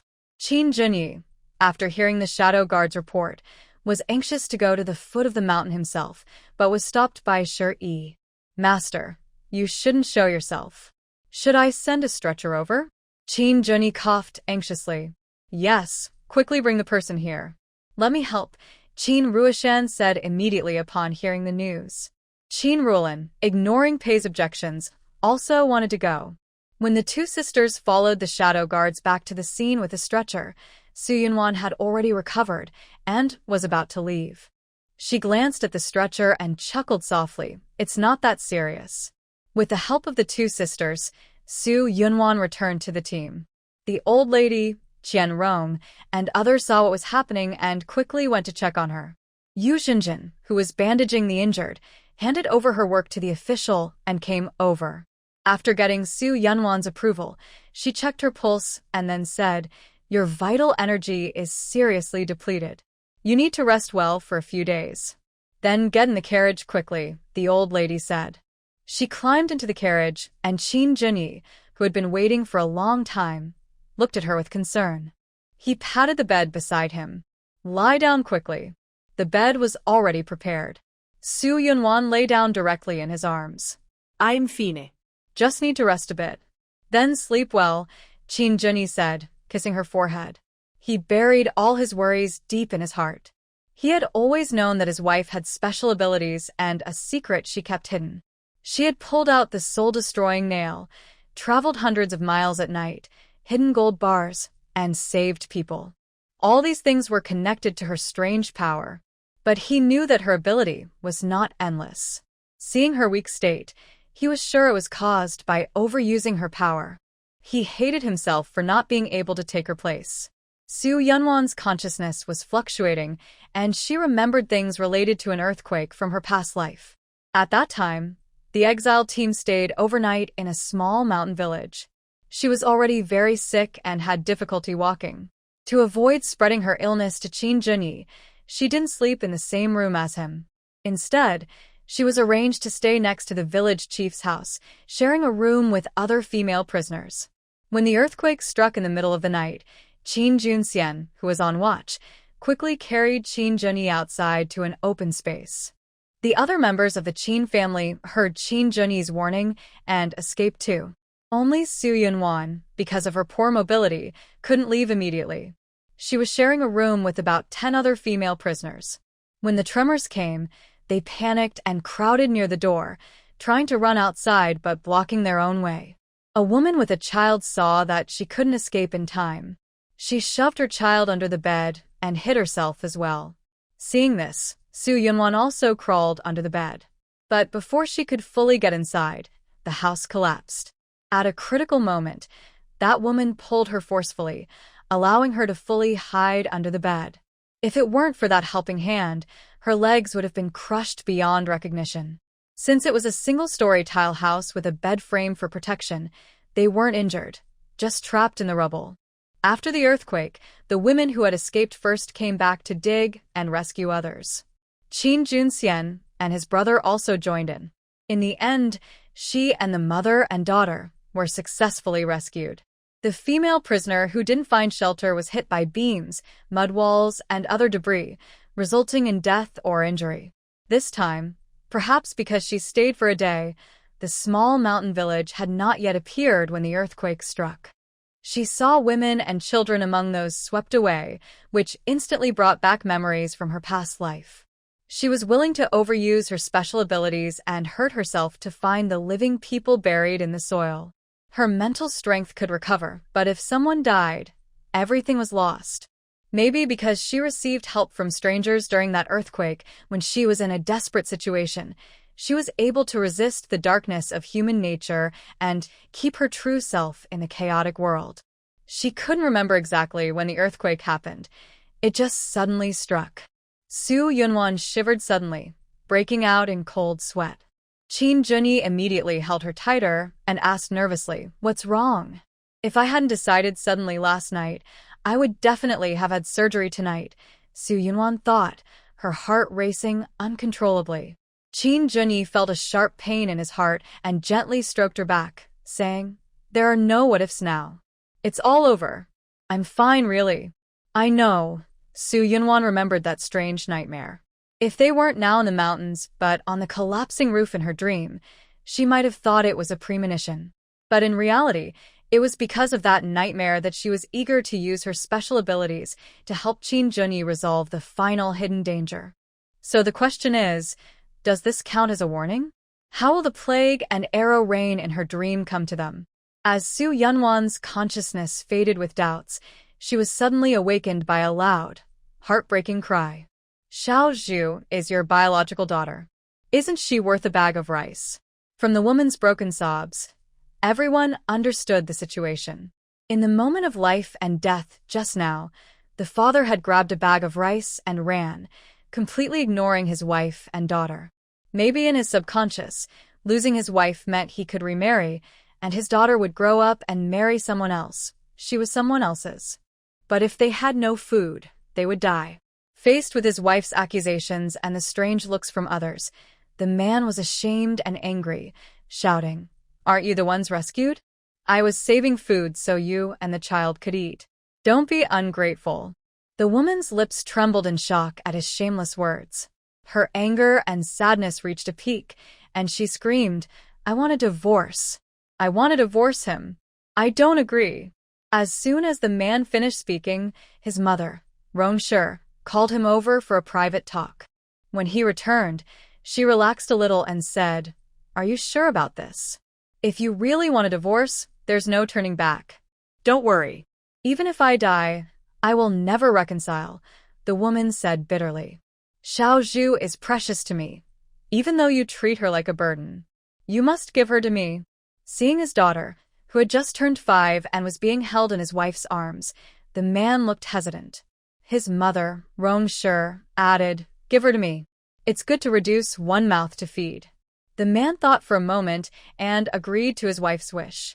To prevent regrets, Rongshi immediately told him to borrow writing supplies from the main family and write a divorce and dissownment letter on the spot. The main family referred to the extended Chu family, specifically the branch led by Chu Yi, called the second uncle's family.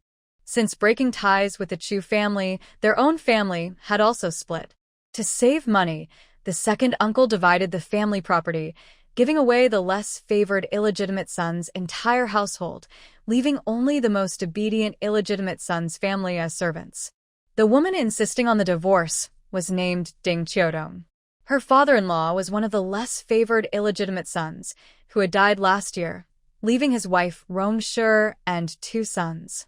Following the example, Rongshi's eldest son also demanded to split the family, taking his younger brother's household and 3 members with him. Since her husband's death, Rongshi relied on her eldest son to live, and although she was reluctant, she had no choice but to agree. After the split, Ding Qiudong used hidden savings to buy a cart and grain. It could support them for a while, but a recent landslide buried everything. As for the bag of grain the man managed to rescue, he had already taken it to his eldest uncle, and it was no longer theirs. Ding Qiudong tightly held her unconscious daughter, filled with sadness and tears. When the man finished writing the 2 letters and returned, he saw this scene and felt a pang of pity. But he could only blame his wife for not giving him a son. Over the years, because he had no son, he was mocked both publicly and privately. To cope, he took several concubines, but none bore him a son, or even a daughter. This exile was the result. The childless concubines were sold by the authorities, leaving only his wife and daughter. His mother had just told him that since Dingshi couldn't have a son, divorcing her was the best option. When they reached Yuzhou, she would find a good woman to marry him. Before that, he was to stay with the main household. If he truly had no children in his fate, his older brother would adopt a son for him. The man knew this well. His older brother agreed to the adoption because their carriage was destroyed, and he wanted the bag of grain. But he also wanted his older brother's son to be cared for in old age and didn't want to die with no one to look after him. Therefore, he was not at fault.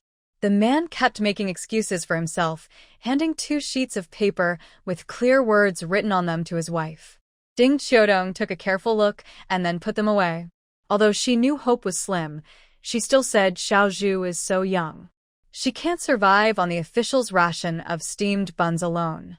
Seeing the father and daughter together, please save some food for her, okay? Save what? A useless burden. As long as she doesn't starve, that's enough. My eldest grandson still needs to eat. Rome Sure, with a harsh face, shouted from nearby. Ding Qiudong no longer needed to worry about her status as a daughter-in-law. She endured her patience. But she didn't reply directly. Instead, she held back her anger and sneered at the man. Guess what? After you finish your bag of grain, will they still give you the adopted son? You shameless woman. Even now, you dare to sow discord. Watch me beat you to death. Rome Sure raised her hand and rushed over. She had only taken a few steps when she was tripped by a leg and fell to the ground, crying out in pain. Jiang Xiaolu, who had been listening for a while, was already angry inside. He deliberately kicked her and scolded, "Old witch, she's no longer your daughter-in-law. If you keep acting up and showing off your age, don't blame me for being rude." Rome Sure, having offended the official, could only accept her bad luck. "Thank you, sir, for helping." Ding Qiudong stood up holding her daughter and bowed politely. "Oh, it's nothing." Jiang Xiaolu waved his hand sincerely. "But you two, mother and daughter, should find a strong backing. Otherwise, it won't be easy on the road." According to his uncle, on this exile route 3,000 miles long, even strong men might not survive to reach the destination, let alone a weak woman with a child. Ding Qiudong looked toward the Chu family's direction but hesitated because she remembered the rift between her child's great-grandfather and the head of the Chu family. She didn't want to cause trouble for the Chu family, but her earlier reminder made that man feel anxious. He ignored his mother, who was tripping and falling, and strode quickly to the older brother's family. "Big brother, choose a son to adopt now and write the adoption papers." "Brother, why are you in such a hurry?" "My youngest son is still in swaddling clothes. It will take a few years," the older brother said, gesturing toward the baby his concubine was holding. But the man was not easy to fool. He looked at his gentle and lovely concubine and suddenly had an idea. "Or, you can send me your concubine too, so they won't be separated." In the next second, a powerful punch came rushing through the air. The boss was so angry his eyes turned red. He grabbed his shirt with one hand and punched towards his eyes with the other, shouting, "How dare you think about my woman? I think you're tired of living." The man cried out in pain and struggled. "Stop hitting him. Please stop." Their mother hurried forward to pull them apart, but the boss's wife held her back, saying, "Mom, don't get hurt." When the tall, dominant boss finally stopped from exhaustion, the man was beaten into a swollen, pig-like face. The boss spat and said, "It's just a bag of grain. You act like it's gold. I don't want it anymore." The man, about to say something fierce, froze in place, stunned. "Boss, don't just say angry words. Your brother's like family." Rome's wife panicked and tried to persuade them kindly. She wanted her eldest son's family to have a better life and hoped her younger son could have a future. Now everything is ruined. Nothing is left. The boss looked impatient and interrupted her. "Mom, he dared to abandon his daughter today for a bag of grain. Tomorrow he might sell my son for a bite to eat. Even if I have to eat grass roots, I will never adopt my son out to him." The man suddenly regained his senses and hurriedly explained softly, "I won't do that. I will treat him like my own son." "I don't believe you," the man said disdainfully, word by word. "And how could my son be worth only a bag of grain? Don't even think about adopting him now." The man's face darkened instantly. "Are you playing me? Huh. When did I say I'd exchange my son for grain? Do you think everyone is as selfish and cold-blooded as you? Don't regret this." After making his stern declaration, the man carried the grain and walked back to Ding Qiudong. Onlookers saw this turn of events and thought he was going to take back the divorce papers and continue living with his wife and daughter. But he cared about his face and didn't bring up reconciliation immediately. Since they were helpless and alone, they would come to rely on him soon enough. He was just showing off a bit before agreeing later. Ding Qiudong saw through his true nature and sneered silently. Even if she died, she would never want such a man again. In the train carriage, Su Yunwan listened to their argument and snorted softly, then frowned. Could that mother and daughter be the ones who hid under the bed in their past life? She remembered that the earthquake also happened late at night, making it hard to see faces clearly. The little girl's height was similar to the girl they rescued outside. When she was at the Tingwei mansion, she paid special attention. Among the whole group, there were 5 or 6 girls of that height.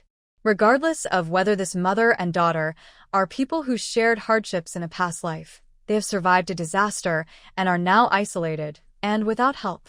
If they don't find support quickly, anyone could bully them. Such situations are common in the end times. Thinking of this, Su Yunwan said, "Keep an eye on that mother and daughter. When necessary, step in to protect them." Outside, Wu Xiaohan responded with yes, then thought for a moment and walked toward Jiang Xiaoliu in the distance. Seeing Wu Xiaohan dressed in black come to find him, Jiang Xiaoliu said sarcastically, "Master Wu, what wind blew you over here?" Wu Xiaohan couldn't help but laugh and immediately started teasing him. "Little officer, may I speak with you privately?" Jiang Xiaoliu. "Little officer, please." Wu Xiaohan gestured for him to follow. "What kind of nickname is that?" Jiang Xiaoliu was defeated and grumpily walked away to an empty spot.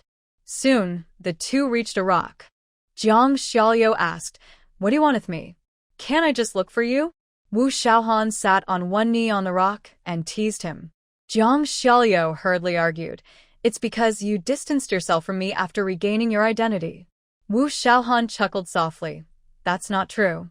All these days, you haven't even looked at me directly."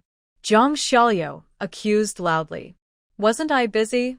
Wu Xiaohan replied. "You have so many people. How could you be so busy?" Jiang Xiaoliu didn't believe him and looked discouraged. "I know. As a guard of the prince's residence, you probably look down on me, a small servant.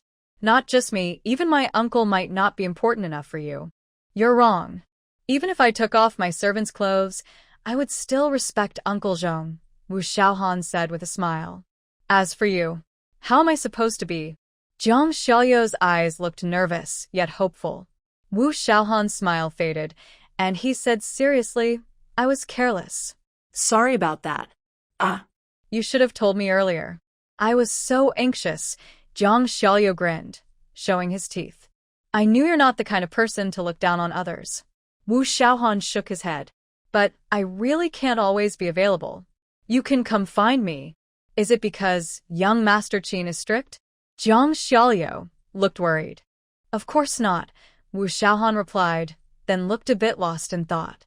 As shadow guards, some things are deeply engraved in their souls, and they don't need their master's threat to remain loyal and responsible.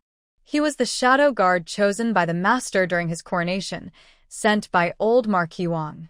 The master personally selected him from the shadow guard camp. As the first shadow guard of the master, he was fortunate to regain his childhood name. Because of his personal experiences, the master treats the shadow guards more kindly and has improved many rules and benefits for them. However, the strict system of the shadow guard camp is deeply rooted. One rule states, every year, all shadow guards must be called back to the camp's disciplinary hall. There, they endure harsh punishments and confess their mistakes, big or small, from the past year. The disciplinary hall then assigns even harsher punishments based on their faults to serve as a warning. Even if the master chooses not to pursue certain matters, unless officially pardoned, the guards still face punishment in the disciplinary hall to prevent them from becoming arrogant or disrespectful due to favoritism. After kneeling in the disciplinary hall and experiencing the pain, no shadow guard dares to slack off or make mistakes easily. "Jiang Xiao, my uncle will definitely deal with you." Wu Xiaohan. "I just said that," Jiang Xiaolu muttered gloomily. He knew very well that anyone still around Qin Zhenyi at this time was a loyal follower, unlikely to leave easily. "I'm fine, don't worry about me," Wu Xiaohan said. "If you have time, pay more attention to the mother and daughter, just now. They were exiled because of family issues and ended up in such a situation. Help them if you can." Jiang Xiaolu confidently patted his chest. "No problem, leave it to me. That man is really no good." "Do you mean to say that daughters aren't people?" Wu Xiaohan listened as Jiang Xiaolu kept criticizing that chauvinistic, cold-blooded, selfish man. At the same time, Su Yunwan was also listening to Qin Junyi talk about his children. Yuan, whether I have sons or daughters, I like them all. A warm breath brushed her ear, making Su Yunwan feel numb, her ears turning visibly red. She moved aside slightly and scolded softly, "Who wants to have children with you? What do you think?" Qin Junyi leaned forward, his hand wandering around her waist, kneading lightly or firmly, as if declaring his ownership. Sensitive Su Yunwan felt waves of numbness and electricity running through her body, her face blushing with emotion. Their hot skin touched, and their breaths intertwined. Qianshan had just woken up, and Chaoyun was dispersing. Zhongwei looked at the mountain road buried by the mountain, his brow furrowing into a chan shape. "Uncle, our grain loss is serious. We only have enough to eat for 2 days. Jiang Shaolu came over and told him the inventory results. Zhongwei turned and asked, "What about the Qin family and the Chu family? Did they suffer any losses?" "Not really. They escaped quickly and weren't blocked by the thieves," Jiang Shaolu replied. Then he suggested, "Maybe I should go talk to them?" All right. Although it is not yet the time when food supplies are completely cut off, the private resources within the team have been severely damaged, and they will inevitably come after them.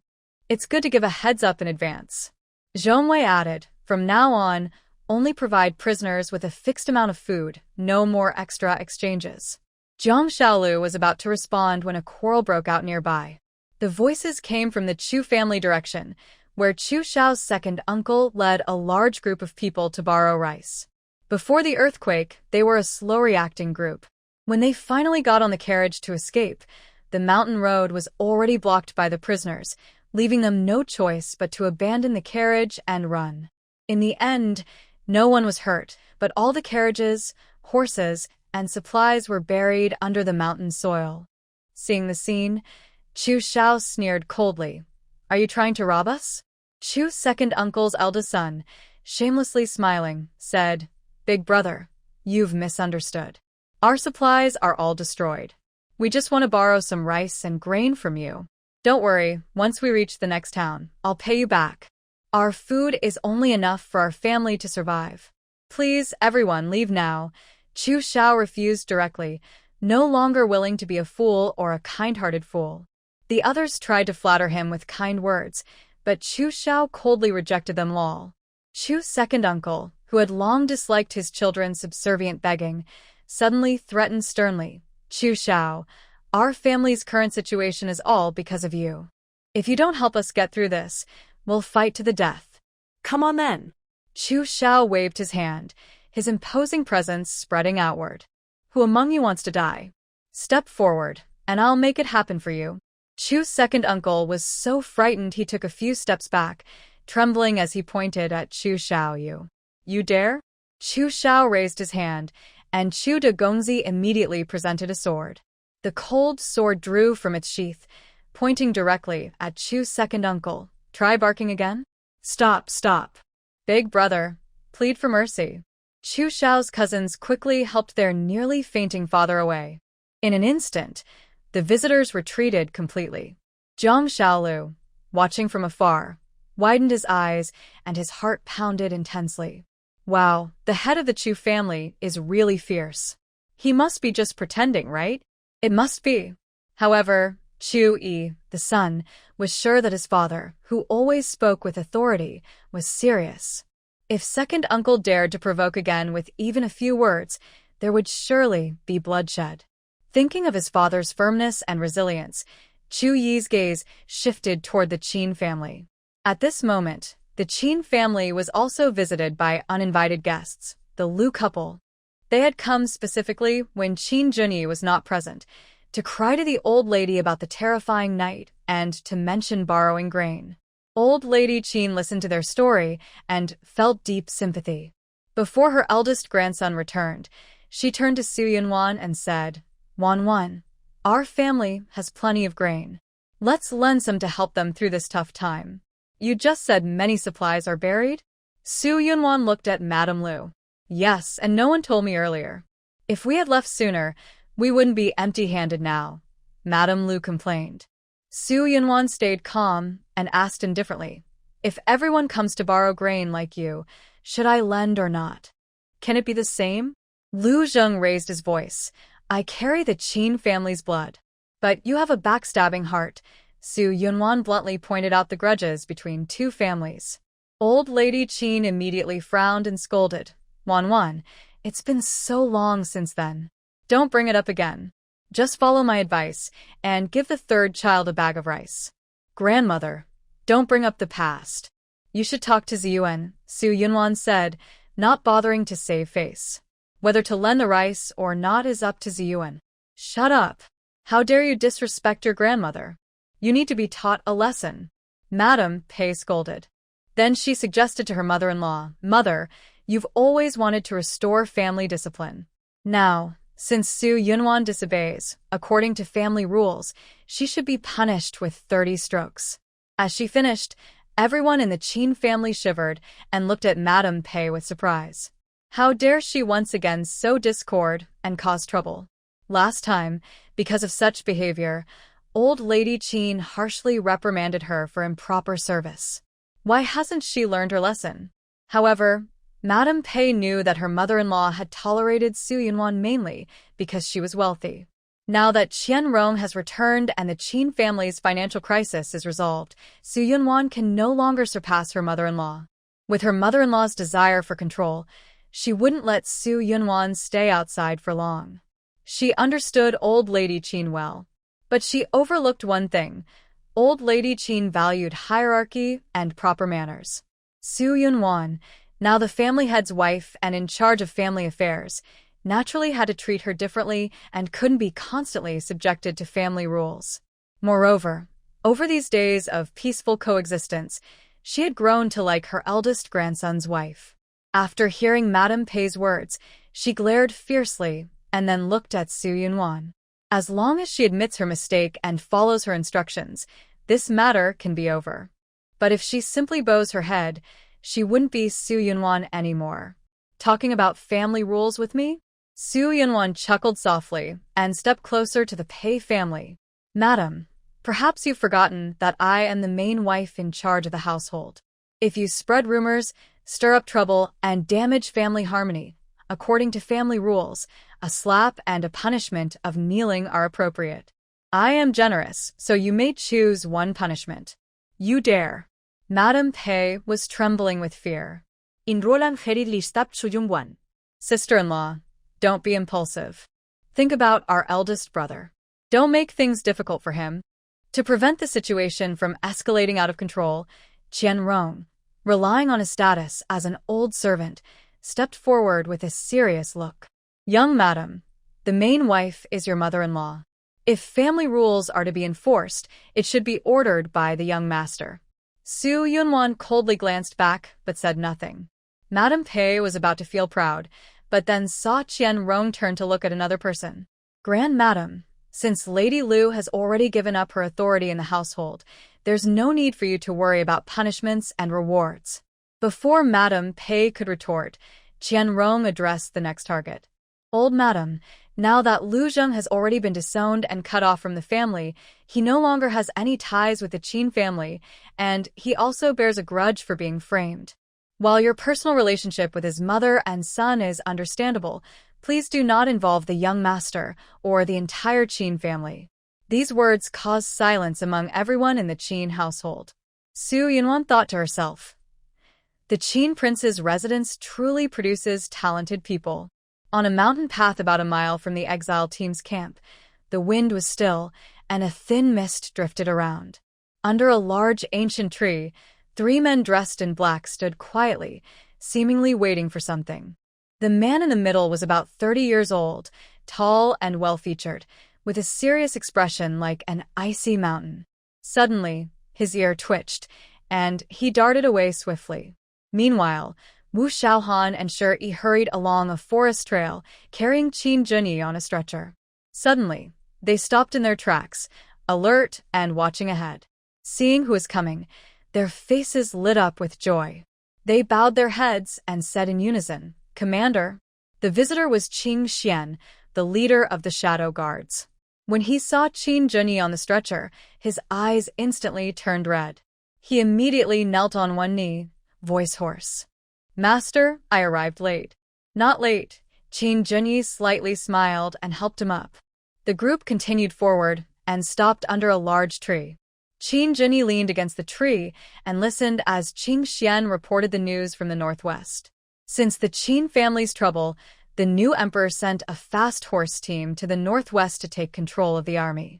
However, the second master, who was well prepared, ambushed and secretly detained them. Later, several more groups from the capital were also captured and dealt with in this way. All the people sent by the new emperor have disappeared without a trace. Meanwhile, the Ministry of War reports that the Northern Army is normal and there are no signs of trouble. The new emperor can easily guess that everything is caused by the Qin family in the northwest. The signals they send suggest that the royal authority cannot reach the northwest. If the royal family dares to falsely accuse Qin Junyi and kill him, chaos will erupt in the northwest. The Qin family is a noble and powerful clan, with a history of hundreds of years and deep roots. Qin Junyi's grandfather was a founding hero and was made a king of a different surname, holding strong troops stationed in the northwest of Dezhou. For over 100 years, several heads of the Qin family controlled the Northern Army, earning great military achievements, gaining fame across the land, and wielding immense power. But as the old lord passed away, this huge force quickly declined. Many years after the previous emperor ascended the throne, he feared that the Qin family's power might overshadow his own and planned to rebel. He secretly sent people to infiltrate the northwest for decades, aiming to weaken Qin family's control there. When the old emperor became old and confused, he even sacrificed the life of 10,000 soldiers, using the northern barbarians as enemies to make the old lord die in battle. After that, the northern barbarians were not satisfied with just a few cities. They advanced southward toward the capital. The old emperor was terrified and immediately appointed Qin Junyi, who was guarding the ancestral hall, as the Grand General of the Northwest, to drive the enemy out of the country. A few years later, on his deathbed, the old emperor revealed this secret to the new emperor.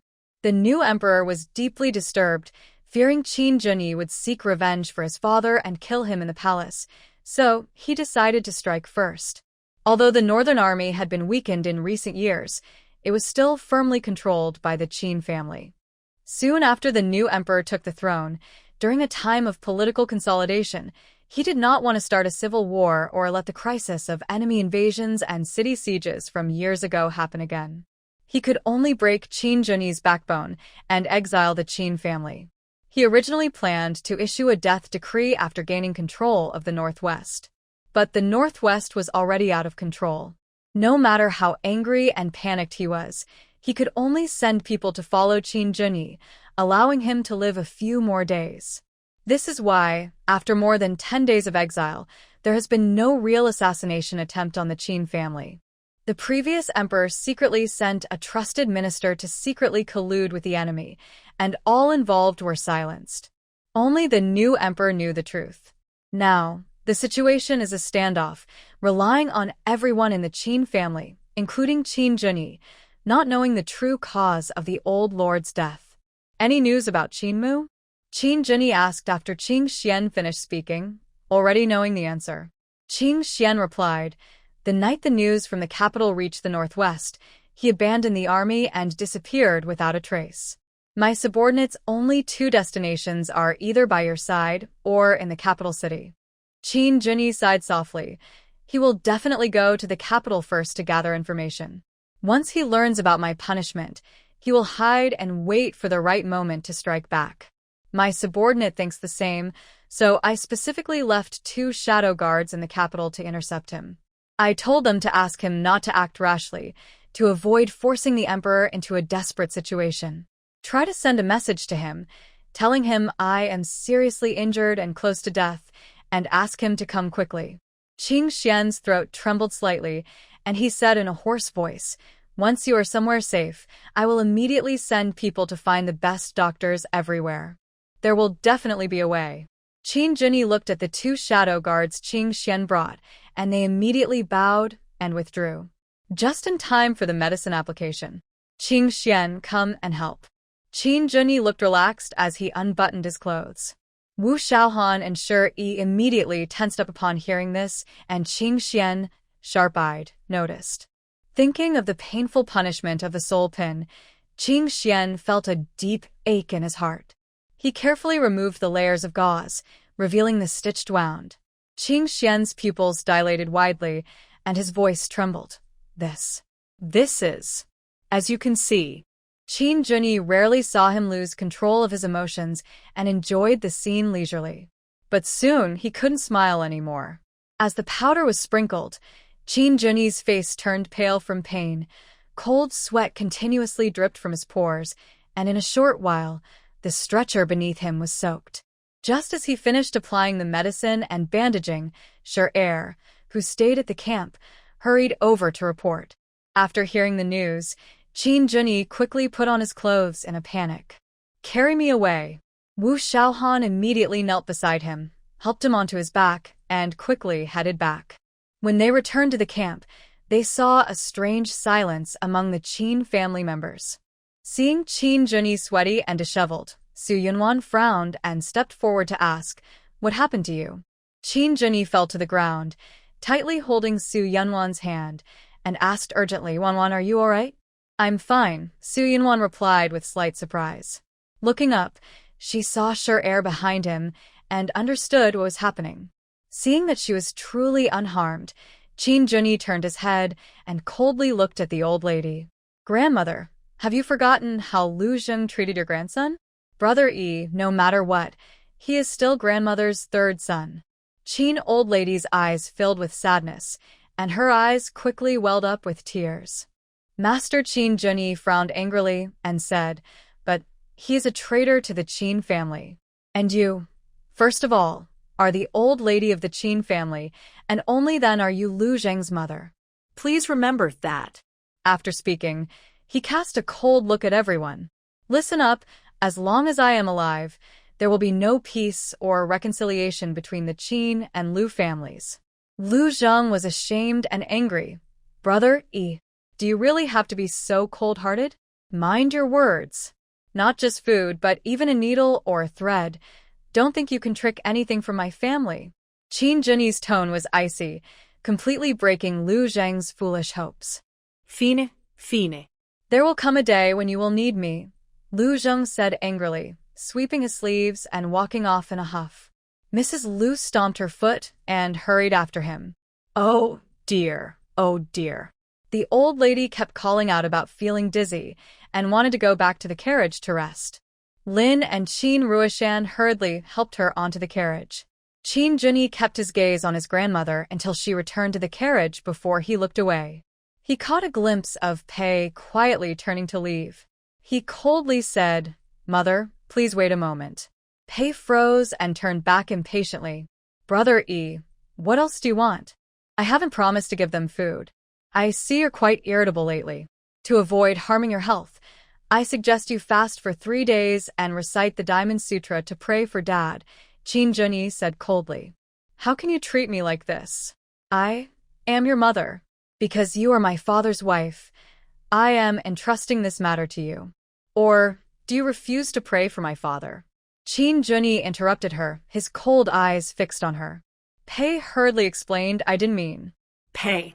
If you're unwilling to do this small favor for my eldest son, then don't stay in the Qin family. I will divorce you for my late eldest son."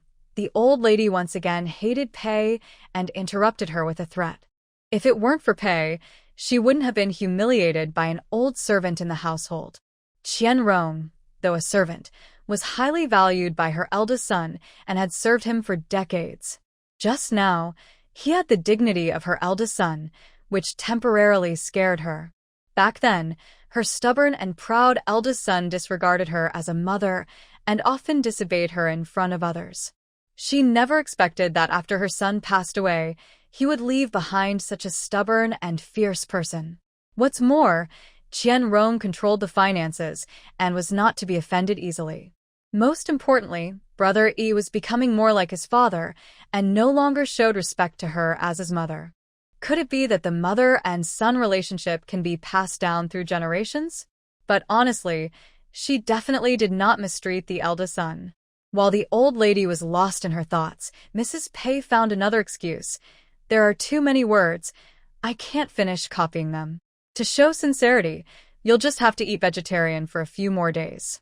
This implied that Mrs. Pei couldn't complete it on time and would delay indefinitely. For a noblewoman used to luxury, eating vegetarian for a day or two is manageable, but longer periods would be hard to bear. Qin Junyi was not afraid of his mother delaying. At this moment, Qin Junxian and the two sons from the fourth household came back from hunting, carrying some game. When Qin Junxian saw Qin Junyi standing there, his cheerful smile instantly faded, and he hurried over. "Brother, why are you standing? Is something wrong?" Seeing his caring expression, Qin Junyi felt a slight softness in his heart, but his tone remained firm. "It's good you came back. Lan, and I need to tell you, if anyone dares to copy scriptures for mother, I won't forgive them." Qin Rulin was already frightened and confused, and upon hearing this, she quickly shook her head, indicating she wouldn't do such a thing. Since her elder brother had already disrespected their grandmother's reputation, she dared not go against him anymore. With so many guards around, if any falsehood was discovered, she and her mother wouldn't have a good outcome. Unaware, Qin Junxian was stunned when he heard about copying scriptures for his mother. Isn't that usually a punishment? What did his mother do? No, the key point is, how could his elder brother do something to their mother? How dare he? Is he really his elder brother? Many questions flooded Qin Junxian's mind, leading his thoughts down strange paths. He suspiciously looked at his elder brother, forgetting to answer. Qin Junyi watched his younger brother's expression change from dazed to shocked, then added some suspicion. Not knowing where he was thinking, he simply ignored him and returned to the carriage. Su Yunwan supported him as he lay back on the bed, wiping the cold sweat from his forehead. "Is your wound getting worse?" "No, don't worry. I was just worried about you getting hurt," Qin Junyi said. Since entering the carriage, he suddenly changed from stern and cold to his usual gentle, weak appearance. Su Yunwan's heart softened like cotton candy, and her tone became unexpectedly gentle. "Why rush? When have you ever suffered a loss because of me?" "But this is what I should do." Qin Junyi frowned slightly and asked, "What happened after the 12 people heard my mother stirring trouble?" Jungwan chuchakel softly. "Using others' methods against them. Since your mother brought out family rules, I will first use family rules to discipline her." Qin Junyi's breath hitched, and after a moment of silence, he asked, "Did your grandmother punish you?" "She probably just wants me to admit my mistake." Yunwan Su's mood darkened, and her expression grew colder. Seeing this, Qin Junyi felt distressed. He quickly embraced her. "You're not wrong. You don't need to bow to anyone. Sorry, Wanwan, for making you feel wronged." "It's not really a feeling of being wronged." Yunwan Su leaned on his shoulder. "My relationship with them all depends on you. As long as there's no problem between us, I don't care about others." "We will never have any problems." Qin Junyi kissed her forehead sincerely and firmly. Yunwan Su's eyes shimmered. "I hope so. It will definitely be so," he replied confidently. "Then I'll be watching closely," she said with a smile. They looked at each other happily, holding tightly and feeling each other's warmth and heartbeat. Outside the carriage, Zhang Xiaolu, who had been watching the scene, approached Wu Xiaohan and said with a grin, "This wealthy family is really complicated." Wu Xiaohan slightly lifted his lips, but didn't reply. Zhang Xiaolu continued, "The scouts came back. There was a landslide behind us, and now they're trapped in the mountains, unable to move forward or backward. Then we can only dig a tunnel and keep going." My uncle agrees. "It just takes time because we lack the tools for road repair and our food supplies are heavily damaged. We won't last long." He then nudged Wu Xiaohan playfully. "You guys just replenish some supplies. There should be some leftovers. Maybe you can lend us some?" If anyone else had said that, Wu Xiaohan would have told them to go away. But even with Zhang Xiaolu, he didn't agree right away. Instead, he asked, "Have you sent someone to scout ahead? Besides this landslide, are there other damaged areas?" Zhang Xiaolu scratched his head and said, "Oh, we haven't thought of that. I need to ask my uncle to send more people to check." This earthquake-triggered landslide made many in the group feel like they had returned to the early days of their exile, even worse than before. They had just calmed down from the shock, but soon faced food shortages. At breakfast, the prisoners, with their personal money, couldn't buy food from the officials and could only eat the hardtack provided by the guards. But a single steamed bun can't satisfy even a child's hunger, let alone adults. Some rely on the mountains for food. After getting permission from the officials, they go nearby to pick wild fruits and vegetables to barely fill their stomachs. As for hunting, without skills or tools, and during broad daylight, it's too difficult. Some people steal food from others and are punished by officials with a whipping and some cooked meat. During this special time, the authorities do not allow troublemakers or chaos. Others with more money try to trade with Qin's family, offering to pay cash for rice and food, but all are refused. The future is uncertain. Their family has many members, and they might not make it to the next supply point, not to mention that Jiang Xiaolu has already informed the officials to leave some food for them. Lu Zheng returned home from the Qin family empty-handed. They won't exchange, and raising the price won't help. What should we do? Lu's wife said, comforting her crying grandson while looking worried. Just now, the children were sent to the Qin family to eat for free, like before. But before they reached the old lady Qin, the shadow guard stopped them and told them to go back. The guards looked fierce, scaring the children into tears. They twisted and ran back. Lu's wife didn't bother arguing and hurried after them. Now, the couple regrets not using money to buy food directly from the Qin family earlier. They said they borrowed food, but in their hearts, they never planned to return it. They believed Qin Junyi wouldn't force them like a ruthless family head. But now, they have no face to go to the Qin family to buy food anymore. Go buy some grain from the Qin family. They will definitely sell to you, said Ning, the eldest daughter-in-law of Lu's family, encouraging her. Cini didn't want to go. Sister-in-law, haven't you seen others trying to buy grain from the Qin family and leaving empty-handed? You're different. With your grandmother's help, how can you compare to others? Ning continued. Just try. It won't cost you anything. Yes, right now, our family can only rely on you, Lu's wife said affectionately, holding Yi's hand. Yi held back her urge to pull away. Others kept talking, placing her on a high pedestal, so she had no choice but to agree. But she didn't leave immediately. She waited for Lu's wife to give her the money. Since she recovered her 500 taels of silver notes, she valued her money more than ever. When she first joined Lu's family, she followed Su Yunwan's example and asked to pay for transportation and meals, clearly accounting for everything. This made the greedy Lu family members unhappy, but they could only keep her close and plan gradually. Now, they said Yi should go exchange for grain, but no one was willing to pay. Everyone pointed to her to pay out of her own pocket. Yi, hurry up. The officials said we need to repair the road after breakfast, and there's not much time left, Ning urged again. Sin Yi rolled her eyes at her. Can't you see that third and is thinking about how much grain she can exchange for money?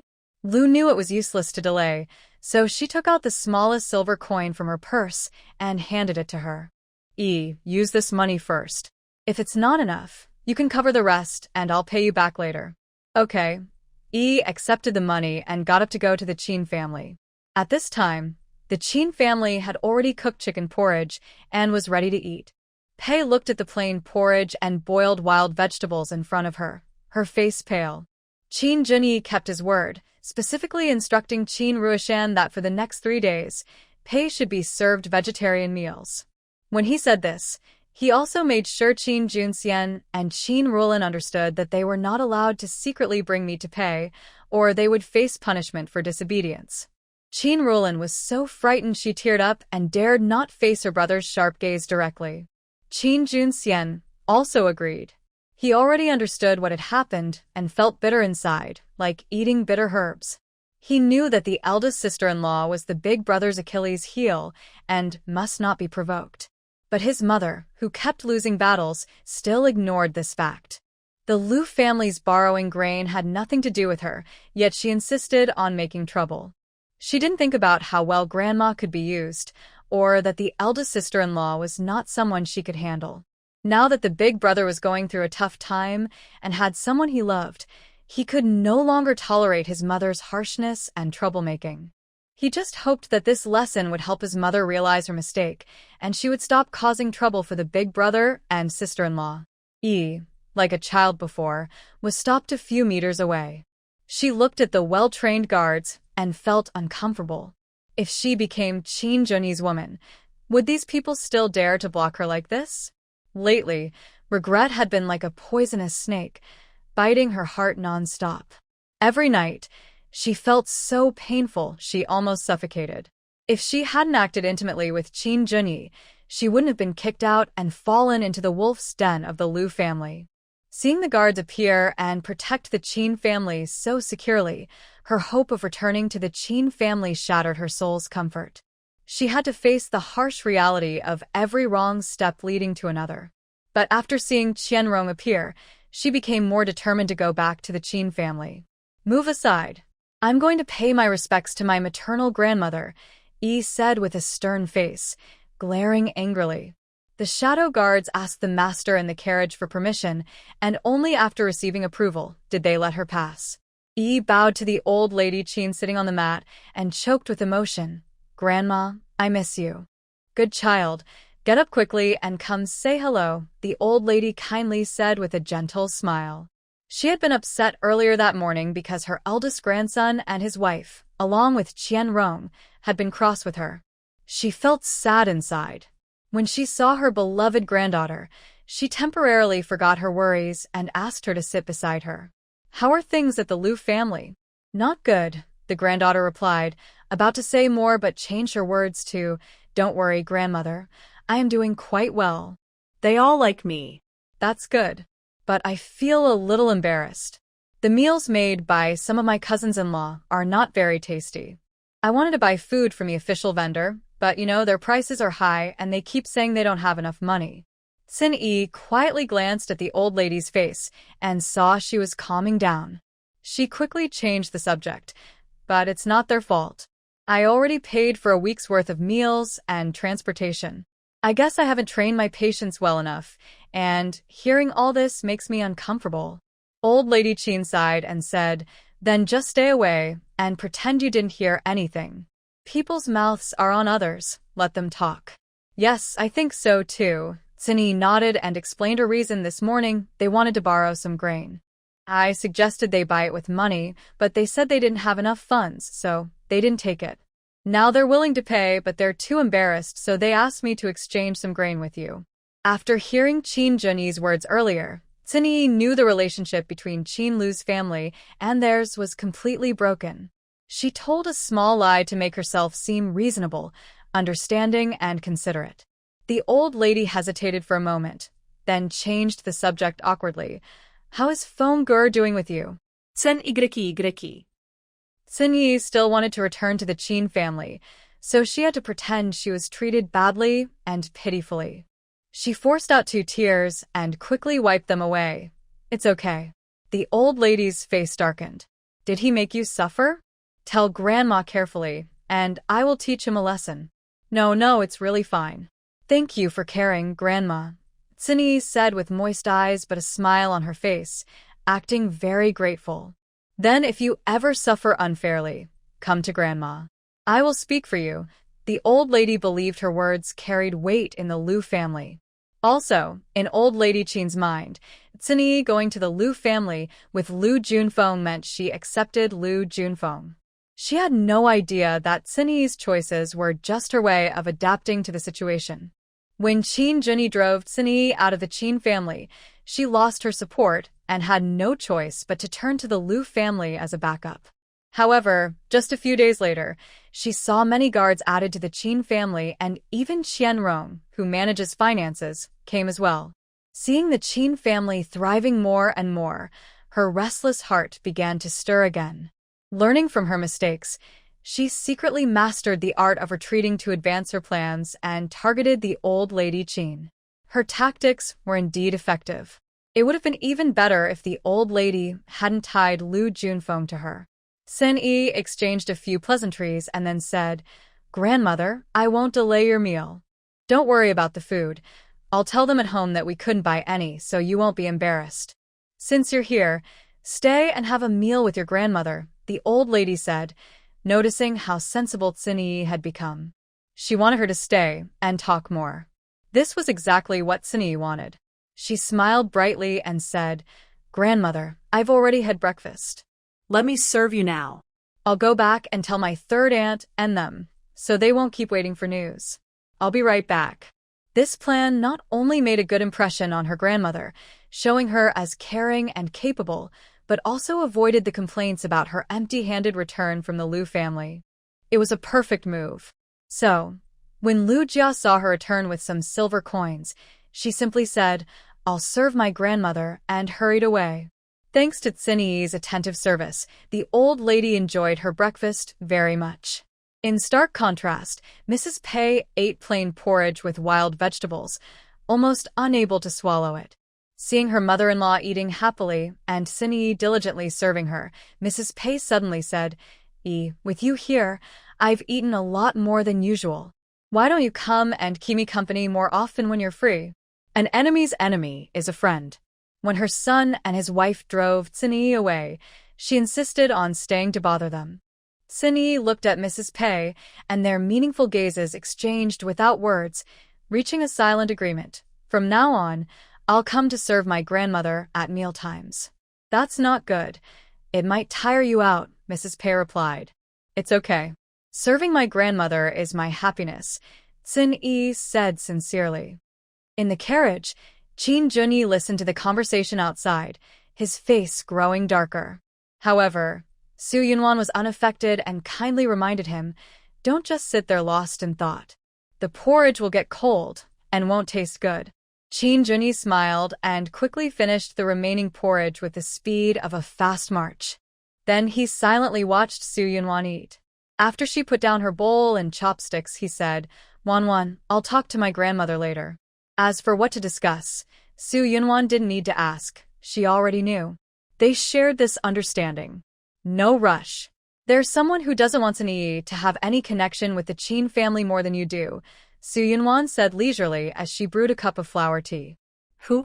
Before Su Yunwan could answer, Qin Junyi suddenly understood. "Are you talking about Liu Junfeng? I think not many men would willingly be used repeatedly by a woman," Su Yunwan replied. "Exactly. If Tsinyi isn't interested in him, she would have made that clear long ago. But from what she said, it's obvious she's just keeping him as a backup." What does backup mean? That was another unfamiliar word after surgery. What kind of strange experiences had Wanwan gone through? It means someone who can't be officially recognized as a partner, also called a second choice or a fallback, Su Yunwan explained with a smile in her eyes. As for her first choice, Qin Junyi quickly protested. "I'm innocent." Su Yunwan chuckled happily. "I'll believe that for now." "What do you mean, for now?" Qin Junyi looked hurt and resentful. All right, I believe you," Su Yunwan said, smiling so brightly, she looked almost spoiled. "Honestly, I can't do anything with you." Qin Junyi suddenly pulled her into his arms and burst into laughter. His cheerful laughter spread outward, reaching the Qin family members who were eating. The old lady nearly shed tears. How long had it been since her grandson last laughed like that? Since he was secretly hidden away by his older brother 10 years ago and returned, he had become reserved and steady at a young age, hiding all his joy and sorrow inside. She hadn't seen him laugh so freely since then. If her grandson hadn't been injured, she might even feel grateful that the hardships had finally ended. The other Qin family members shared her feelings, full of curiosity and respect for Su Yunwan. They wondered how she managed to melt a heart that had been frozen for so long in such a short time. Tsinyi, kneeling beside Qin Mother, lowered her head, trying to suppress her jealousy. Her chopsticks almost snapped in her hands. Sitting opposite her, Zhenzhen watched everything quietly. After the meal, Zhongwei gathered everyone and issued orders.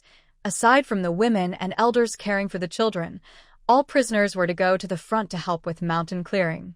One prisoner, who hadn't eaten enough, loudly complained, "We've lost our carts and horses. Why are we still fixing the road? Whoever has a cart and horse should go fix it." After speaking, He glared at the Qin and Chu families with jealousy burning inside him. Someone, put the shackles on him, Zhong Wei ordered.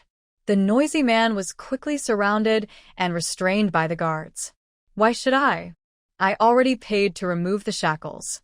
The man kept struggling and resisting, but he was outnumbered and soon had heavy shackles put on him.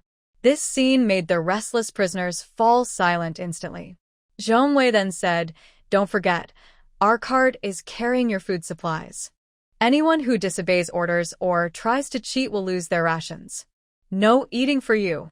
Hearing this, the man with shackles regretted his actions and kept begging, "Sir, I was wrong.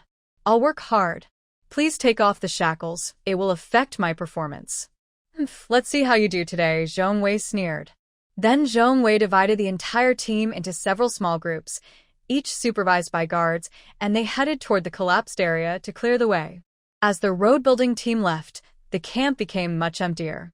At the Qin family camp, thanks to the help of Ing Rong and the shadow guards, the women stayed behind and didn't need to join the road clearing. Qin Junyi left again to discuss important matters with Qing Xian. Su Yunwan, feeling bored, said to everyone, "I'm going for a walk nearby." Qin Ruishan wanted to go too, but was stopped by Lin Shi. "What if there's another landslide? It's better to stay with Mom here in the camp." Having experienced a landslide herself, Lin Shi was still scared. Pei, who was preparing to copy scriptures, also stopped Qin Ruilin and said, "You help Mom grind ink. Don't be like some people, too restless."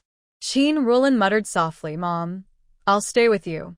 Su Yunwan enjoyed being alone, but then Yu Zhenzhen said, "Madam, I'll go with you. We can pick some wild fruits and bring snacks back for everyone." The old lady smiled happily. "Good, then you won't be alone. Stay close." Su Yunwan nodded, each carrying a bamboo basket, and headed up the mountain with Yu Zhenzhen. Yu Zhenzhen was experienced in gathering wild plants, and soon she found some edible greens. While picking together, Yu Zhenzhen suddenly asked, "Madam, it seems Qin family's cousin still has feelings for young Master Qin. You should be careful. Do you know her?" Su Yunwan asked curiously. "I met her a few years ago at the royal palace, and La Mon also mentioned her." Yu Zhenzhen paused before adding normally, "You and the eldest son are very close, so you don't need to worry. But I'm afraid the eldest son is very loyal and might be tricked by her. Thank you for the warning. I'll be careful." Su Yunwan did not tell her that Sinyi was driven out of the Qin family by Qin Junyi. "You don't know how ruthless women in the inner chambers can become." Yu Zhenzhen recalled past experiences, her face darkening. "When I was at my maiden home, I saw many scenes of wives and concubines fighting, and I almost got caught up in it myself." Su Yunwan also remembered distant memories with a sigh. Yu Zhenzhen didn't expect that even the glamorous Su Yunwan of the Qin family would have a difficult past. She comforted her gently, "Now you're fine, with young Master Qin caring for you. No one dares to hurt you anymore." Thinking of Qin Junyi, Su Yunwan smiled softly, feeling a warm glow inside. Whether in her past life or this one, whether healthy or not, he truly cares for her. Being someone who is loved gives her an indescribable sense of satisfaction. But this feeling was limited to that. Su Yunwan never longed for romantic love. Her deepest experience was when Qin Junyi, out of duty, cared for her despite his own pain. Now she has helped Qin Junyi get rid of the soul-absorbing talisman, repaying his kindness. How long this happiness will last, she has no certainty, nor does she want to bother too much. She believes everything should go with the flow, follow her heart. Because she has seen too many men and women who abandon each other in times of crisis, and also witnessed some unwavering love stories. Yet, she never longed to experience all those feelings herself. Throughout history, countless people have been hurt by love. Not to mention the present, Yu Zhenzhen herself has fallen into hardship because of love. In this era of male dominance, finding someone truly devoted and staying together forever is even more difficult. Looking around, almost every family with some wealth or status has multiple wives and concubines. Even if Qin Junyi now rejects Sinyi, it doesn't mean much. He has special abilities, almost anything he wants, which can lead to boredom, so he chooses to go with the flow. But if peace ever eludes him, he can always move elsewhere.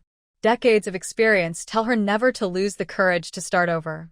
What Su Yunwan didn't know was that Qin Junyi had already fallen deeply into love, unable to extricate himself. At this moment, he was sitting under a large tree where Qing Xian was meeting, listening to a shadow guard recount the detailed argument from the morning at the Qin house. The shadow guard reported every word spoken, in order, without missing a single detail. As he spoke, Qin Junyi's face gradually darkened visibly. If Wanwan is just an ordinary young lady from a noble family, with her mother's words, her grandmother would naturally follow suit. She would then face the punishment of kneeling and self-reflection. Qianrong, who always respects the hierarchy of elders and juniors, would not stand on Wanwan's side. Later, the master returned. The shadow guard finished speaking. Qin Junyi's eyes were as cold as ice, looking into the distance. Go call Qianrong here. Yes. The shadow guard responded firmly and quickly flew away to find Qianrong. By now, Qianrong had learned everything about Su Yunwan from the shadow guards and was full of doubts about her background. When he heard the master summoned him, he immediately put down his tools and hurried back. On the way, he asked the shadow guards about what was happening, but they remained silent, as if their mouths were sealed. Seeing Qin Junyi with a stern face, Qianrong was terrified and immediately knelt to admit his mistake. Qin Junyi did not help him up but asked expressionlessly, "What did you do wrong?" "I, the old servant, should not have disobeyed the elders or shown disrespect to the old madam and the main madam." Qianrong lowered his head and confessed. "Your words to them are fine, but..." Qin Junyi leaned forward with a strong pressure. "Where do you place my wife, the head lady of the Qin family?" Hearing this, Qianrong was deeply shocked.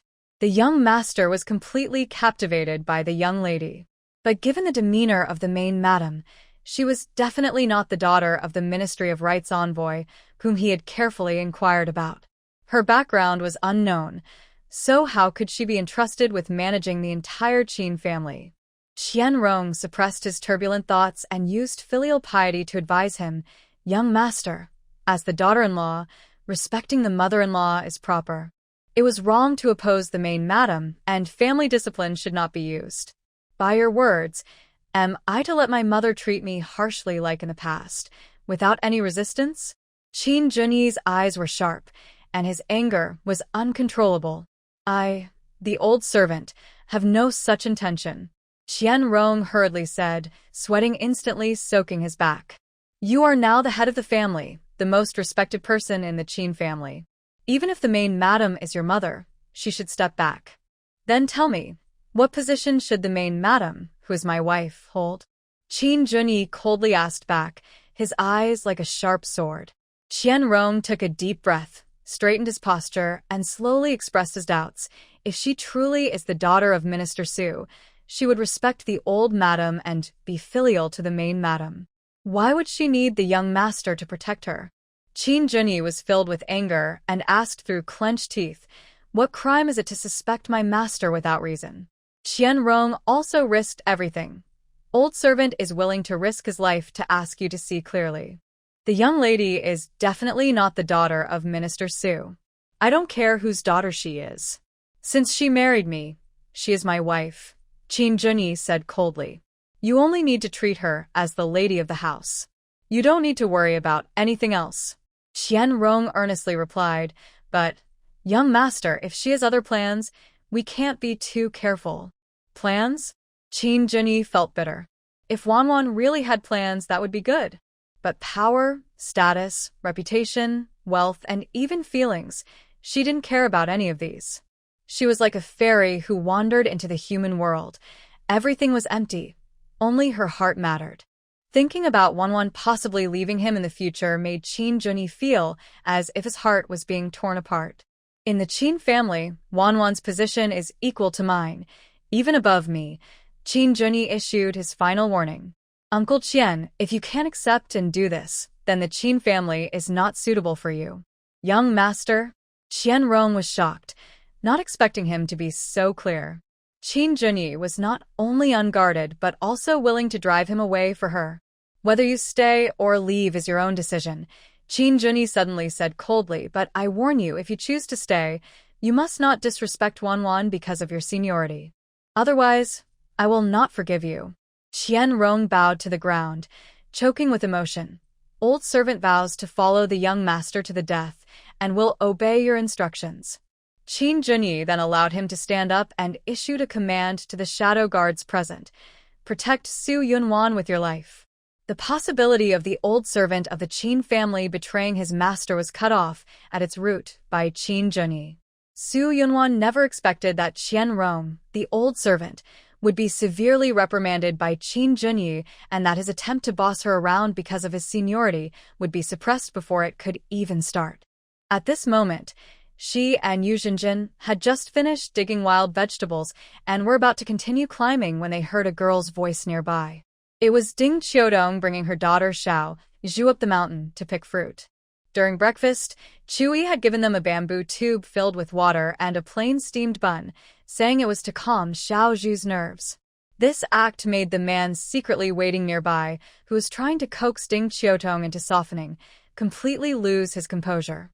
If Ding Qiudong married into the Chu family, what would be left for him? So, the man lowered himself, asked to reconcile, and even swore that he would never abandon his wife and daughter again. Qing Tong, however, saw through his character and refused outright. She then took her daughter a few steps away towards the official's direction. The man, in anger, raised his hand to hit her, but Jiang Xiaolu, who was secretly watching, stopped him, giving him a stern warning and some teasing. With the official's protection, the man had no choice but to stop. But without Ding Qiudong, he, who was used to having others serve him, only had a bag of rice and no skills to cook. He reluctantly ate a steamed bun, but his stomach still felt empty. Helpless, he traded the rice with the official for food. The official, wanting to save rice, refused to accept money for grain, but was happy to exchange rice for food. However, because of his character, without Jiang Xiaolu needing to step in, Fan Qingwen, a trusted subordinate of Zhong Wei, made him trade 2 jin of rice for a pancake. The man, furious, shouted, "Aren't you just taking advantage of the situation? Whether you want to trade or not, if you refuse, then get lost. What are you doing?" Fan Qingwen sneered disdainfully, as if even looking at him would dirty his eyes. The man's face turned red, and just as he was about to turn and leave, his mother, Rong Shi, came over. "Elder brother, borrow some pots and pans from the officer. I'll help you cook." "Yes, I'll also lend a hand." His sister-in-law followed her mother. The man knew well that once his mother got involved, she'd end up supporting more than 10 people from his older brother's family. 2 jin of rice wouldn't be enough then. So, he could only suppress his anger, send away his wife and mother-in-law, and, following the officer's instructions, traded 2 jin of rice for a pancake before leaving in frustration. What he didn't know was that Ding Qiudong, who was brought to eat with Jiang Xiaolu, soon received a jin of rice from Fan Qingwen, who said it was what their mother and daughter deserved. Ding Qiudong was moved to tears. She accepted the rice for her child and entrusted Jiang Xiaolu to keep it safe. After the meal, since she needed to take care of her child and couldn't go to repair the road, she took the child up the mountain to find something edible. She didn't know how to identify wild vegetables or mushrooms, so she just picked by sight, planning to ask the officer after returning to their camp. Unintentionally, she met Su Yunwan and another person. Ding Qiudong knew Su Yunwan, or rather, no one in the entire team was unaware of her. Her several confrontations with the Pei family had been so astonishing that her name was now known throughout the exile group. "Madam, you're also up the mountain?" Ding Qiudong greeted cheerfully. Su Yunwan smiled fondly. "Yes, it looks like you've gathered quite a bit. I feel ashamed to say, I picked randomly and don't know if it's edible," Ding Qiudong admitted. Yu Zhenzhen stepped forward. "If you trust me, I can help you check." "Thank you so much," Ding Qiudong replied gratefully. Ding Qiudong untied her outer garment and made a wrap, while Yu Zhenzhen stepped forward to help her choose and explain. Su Yunwan found a stone to sit on and waved to Xiaozhu. Xiaozhu told her mother, who was carefully studying plants, then walked over step by step to sit beside Su Yunwan. Do you want to eat an apple? Su Yunwan took an apple from her space bag, a storage space.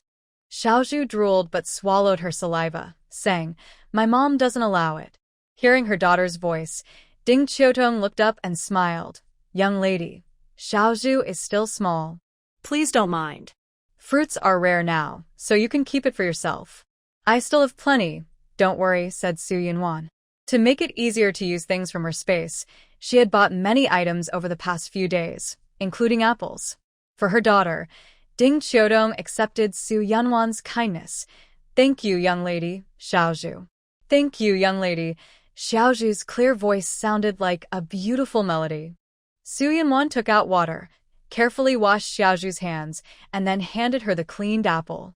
Seeing Xiaozhu nibbling on the apple, her cheeks puffed up like a little hamster, looking adorable beyond words. Then, the 3 adults and 1 child went together, mainly for Zhenzhen and Ding Qiutong to gather plants carefully, while Su Yunwan was just playing with the child. Perhaps because she had been discriminated against for her gender since childhood, Xiaozhu was not very delicate and was somewhat overly mature in some ways, yet still retained her innocence. She was curious about everything she saw, transforming into 100,000 whys. Even Su Yunwan, who was knowledgeable, was occasionally stumped by her questions. But Su Yunwan's explanations about astronomy, geography, plants, animals, and more contained so much knowledge from the post-apocalyptic world that Zhenzhen and Ding Qiutong were deeply fascinated and marveled.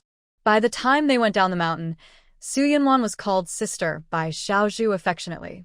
This sister overlapped with a voice from Su Yunwan's memory, making her momentarily stunned.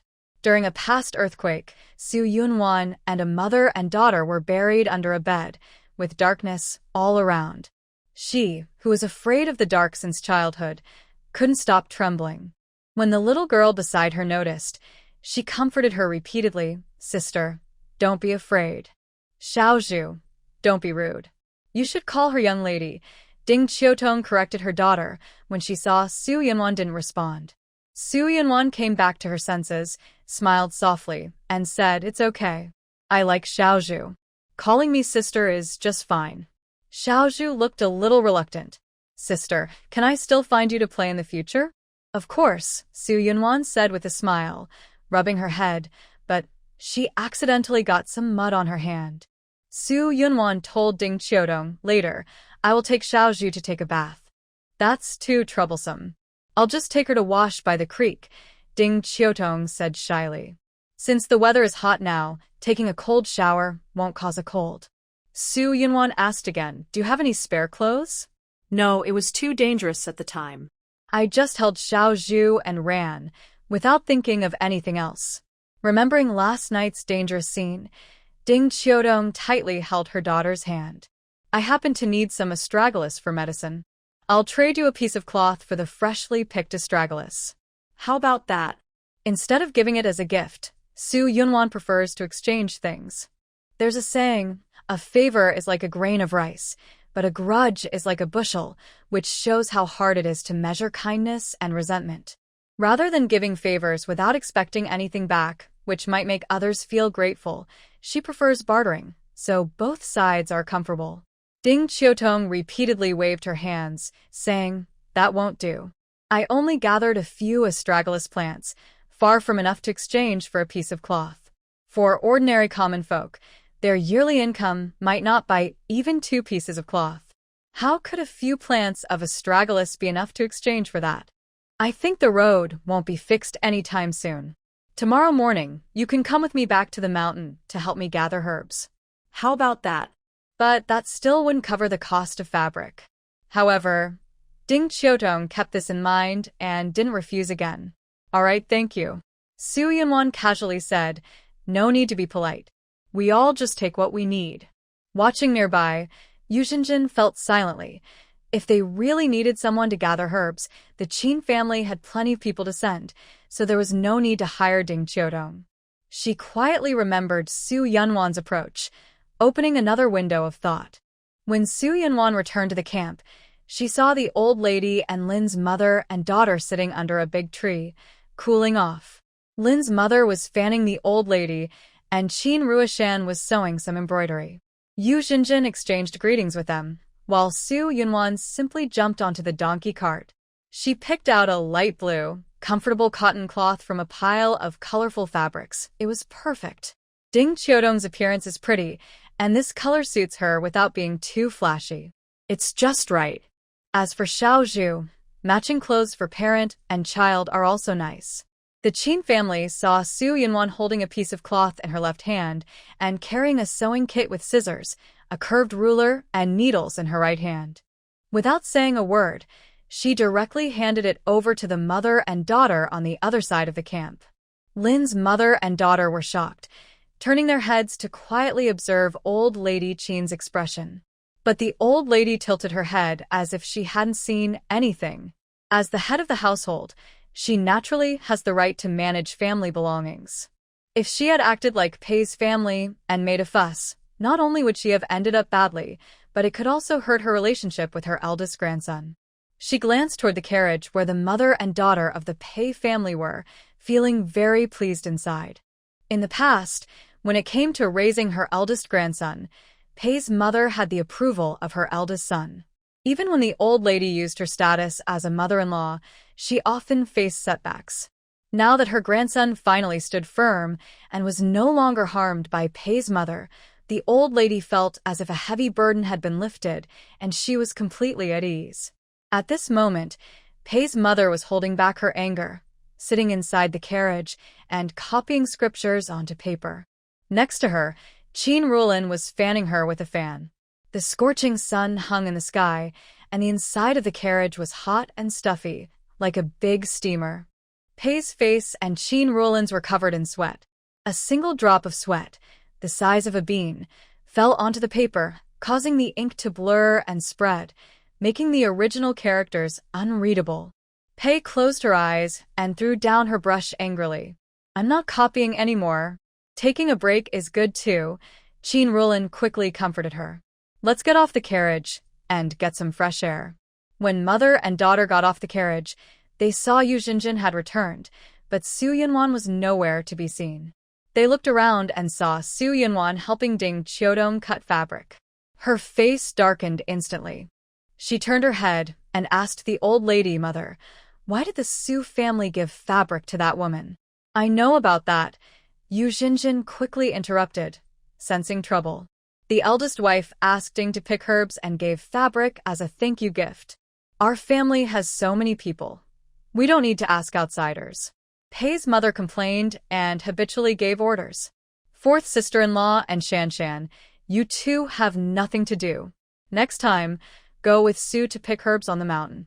Lin and her daughter exchanged glances, but didn't answer. Pei's mother, seeing that even they couldn't be commanded, was so angry she stomped her foot. "Didn't you hear what I said?" Just as Lin was about to apologize, Qin Ruhan grabbed her arm and looked at Pei's mother calmly, but respectfully. "And Uncle Qian said this morning, didn't he? We'll follow grandmother's arrangements. No need for you to worry." To avoid causing trouble for Su Yunwan, she deliberately didn't mention the big sister-in-law title. "Enough, Pei's mother. Since you're so free, come here and press my leg," the old lady, unable to stand her bossiness, deliberately called her over. Pei's mother didn't want to obey or go back inside to copy scriptures. She hesitated in place. "Huh?" The old lady threatened in her throat. Reluctantly, Pei's mother stepped forward to serve her. Her anger turned into strength, and she pressed on the old lady's calf. The old lady, feeling pain, kicked her foot back and kicked Pei's mother to the ground. "Are you trying to kill me on purpose?" "No, daughter-in-law, didn't mean to," Pei's mother pleaded through her pain. The old lady scolded angrily. "Still dare to argue? Kneel under the sun and reflect. Let me show you some color, and you dare to rebel." "Grandmother, please spare my mother," Qin Ruilin begged while kneeling, but the old lady took the opportunity to scold her. She told her that once she married, she should serve her in-laws sincerely, not act hypocritically or plot secretly. The already empty camp was filled with the old lady's stern voice. Su Yunwan bit her lip and decided to stay quietly by Ding Qiudong's side, ignoring the chaos around her. However, as the mother of Qin Junyi, Pei Shi could ignore the situation, but she couldn't ignore the guards protecting the Qin family. Thanks to the guards' reports, Qin Junyi was brought back on a stretcher. He was carried back from the mountain. The rest of the morning was spent doing rehabilitation after learning that Su Yunwan had gone up the mountain. Qin Junyi's spine and spinal cord injuries, combined with muscle atrophy from days of lying down, caused serious difficulty in walking. He needed rehabilitation training to recover. This training was very hard and painful. It felt like something inside his body was tearing at his muscles and nerves, constantly testing his patience to the limit. When the news arrived, Qin Junyi had just finished a set of training. His white uniform was covered in dust and soaked with sweat, looking completely different from before. "Junyi, what happened to you?" The old lady saw his disheveled appearance and was trembling with worry. Qin Junyi lied, "I fell, but it's nothing serious." Hearing this, the old lady was alarmed and immediately scolded the guards. "What are you doing? How could the master fall? Do you have disloyal thoughts?" The guards bowed respectfully, calm and unmoved. Whether it was their fault or not, any punishment would be handled by the master or the guards' court. It wasn't her place to judge, even as the grandmother. "Grandmother, I'm really fine." Qin Junyi sat up and looked at his mother, who was kneeling painfully on the broken stones, her eyes full of pain and hope. He noticed water and dirt on her face and head, clearly not sweat. Based on the timing, she probably fainted after being punished for kneeling, trying to escape by pretending to be unconscious. Her attempt didn't escape the grandmother's eyes. After being splashed with cold water and waking up, she ordered people to gather small stones and make her kneel on them for punishment. He had once been ordered by his mother to kneel on iron chains, gravel, and cobblestones. He knew all the feelings involved. She probably never thought she would experience this herself. But Qin Junyi felt no sense of revenge, only a bitter, sour feeling in his heart. As the son, he couldn't bear to see his mother suffer from severe punishment and could only plead, "Grandmother, my mother must have realized her mistake. Please be merciful and forgive her this time." "Pei Shi, do you remember how you once looked down on and harshly criticized Igor as if you were a natural mother?" The old lady said sternly. "The cycle of karma is real. From now on, if you dare to defy even a little, I will make you experience what Igor went through back then." Pei Shi swayed like a clock, feeling she couldn't endure that. Qin Junyi's face was tight, and he felt anxious inside. None of those punishments were easy to bear. He only hoped his mother would be careful in the future and not give the grandmother a reason to get angry. The other women of the Qin family felt cold inside, worried that their peaceful days might be over. The old lady continued, "This time, let it be a small lesson. If there is a next time, no one will be able to plead for you. Get up." Qin Ruolan hurried over to help Pei Shi up, but due to her injuries from the stones, Pei Shi was in too much pain to stand. Lin Shi wanted to go help but was stopped by her daughter, who held her arm back. In the past, Pei Shi had used them as servants, so why should she humiliate herself now? Finally, Zhenzhen stepped forward, helping Qin Ruolan support Pei Shi to a shady spot, then found ointment to apply to her knee injuries. Once the Qin family was peaceful again, Su Yunwan said goodbye to Ding Qiudong and her daughter and returned to the Qin house. She saw Qin Junyi looking like that and guessed he had gone for rehab, so she suggested, "Boil some hot water and take a bath." "I'll just rinse off in the creek," Qin Junyi said with a smile. Since he was young, he had gone on campaigns with his father. After training in the military camp, he would wash in the river with others, like making dumplings, and was used to cold water baths. However, the old lady was worried. "Igor, you're still injured. Don't be stubborn. Just use warm water to wash." Shan, go boil the water." "Yes, grandmother." Qin Ruoshan immediately went to do so. The shadow guards looked at Qin Junyi and saw he didn't object, so they started fetching water and firewood on their own. When the water was ready, several shadow guards set up a private space with cloth, and Wu Xiaohan and Shi took clothes and supplies, helping Qin Junyi inside. When Qin Junyi came out again, He had washed away the dust and looked handsome once more. Su Yunwan, who was making medicine, saw this and smiled faintly. The carriage is stuffy. Let's go sit under the tree and cool off. Qin Jun-yi shook his head, wanting to sit beside her. Everyone go rest. I'll make the medicine. Don't worry, I know how to control the fire. Yu Shenjin just watched Su Yunwan use medicinal herbs, knowing that the main effect of this medicine is to unblock the meridians and nourish qi and blood. Su Yunwan then handed her the herbs and helped Qin Junyi sit down on a mat under the tree. Wu Xiaohan brought tea sets and a fruit tray. Everyone sat together, enjoying tea and chatting quietly, savoring this rare moment of leisure. At the landslide site, rocks and soil covered the ground. The workers had been busy all morning clearing the path, but progress was slow. Only the Qin family and the officials had some tools like shovels and hoes. Others had to dig with their hands. Many people's hands were cut and scraped by rocks and roots, bleeding heavily. But they couldn't stop working, or they would face harsh punishment. Sin Yi watched Qin family guards, who worked quickly and well with tools, and looked at her muddy hands. She felt frustrated and wronged inside. Once, she was treated like the eldest daughter of the main house, Qin Rulin. Now, Qin Rulin was free in the camp, while she had to do hard, dirty work with prisoners. If she could return to the Qin family, she only needed to serve her grandmother, and others would do the hard work for her. Thinking of this, she became even more determined to go back home. After work, she went to the creek with other women to wash. Since they had to work again in the afternoon, others didn't clean under their nails. But she carefully used a sharp branch to scrape out the dirt from her nails. She knew her grandmother would be upset if she saw her dirty nails, as it would ruin her appetite and mood. Unconsciously, she was the only one left at the creek. Why haven't you finished washing? Lu Junfeng saw she was still not back and worried she might be alone and in trouble, so he came over.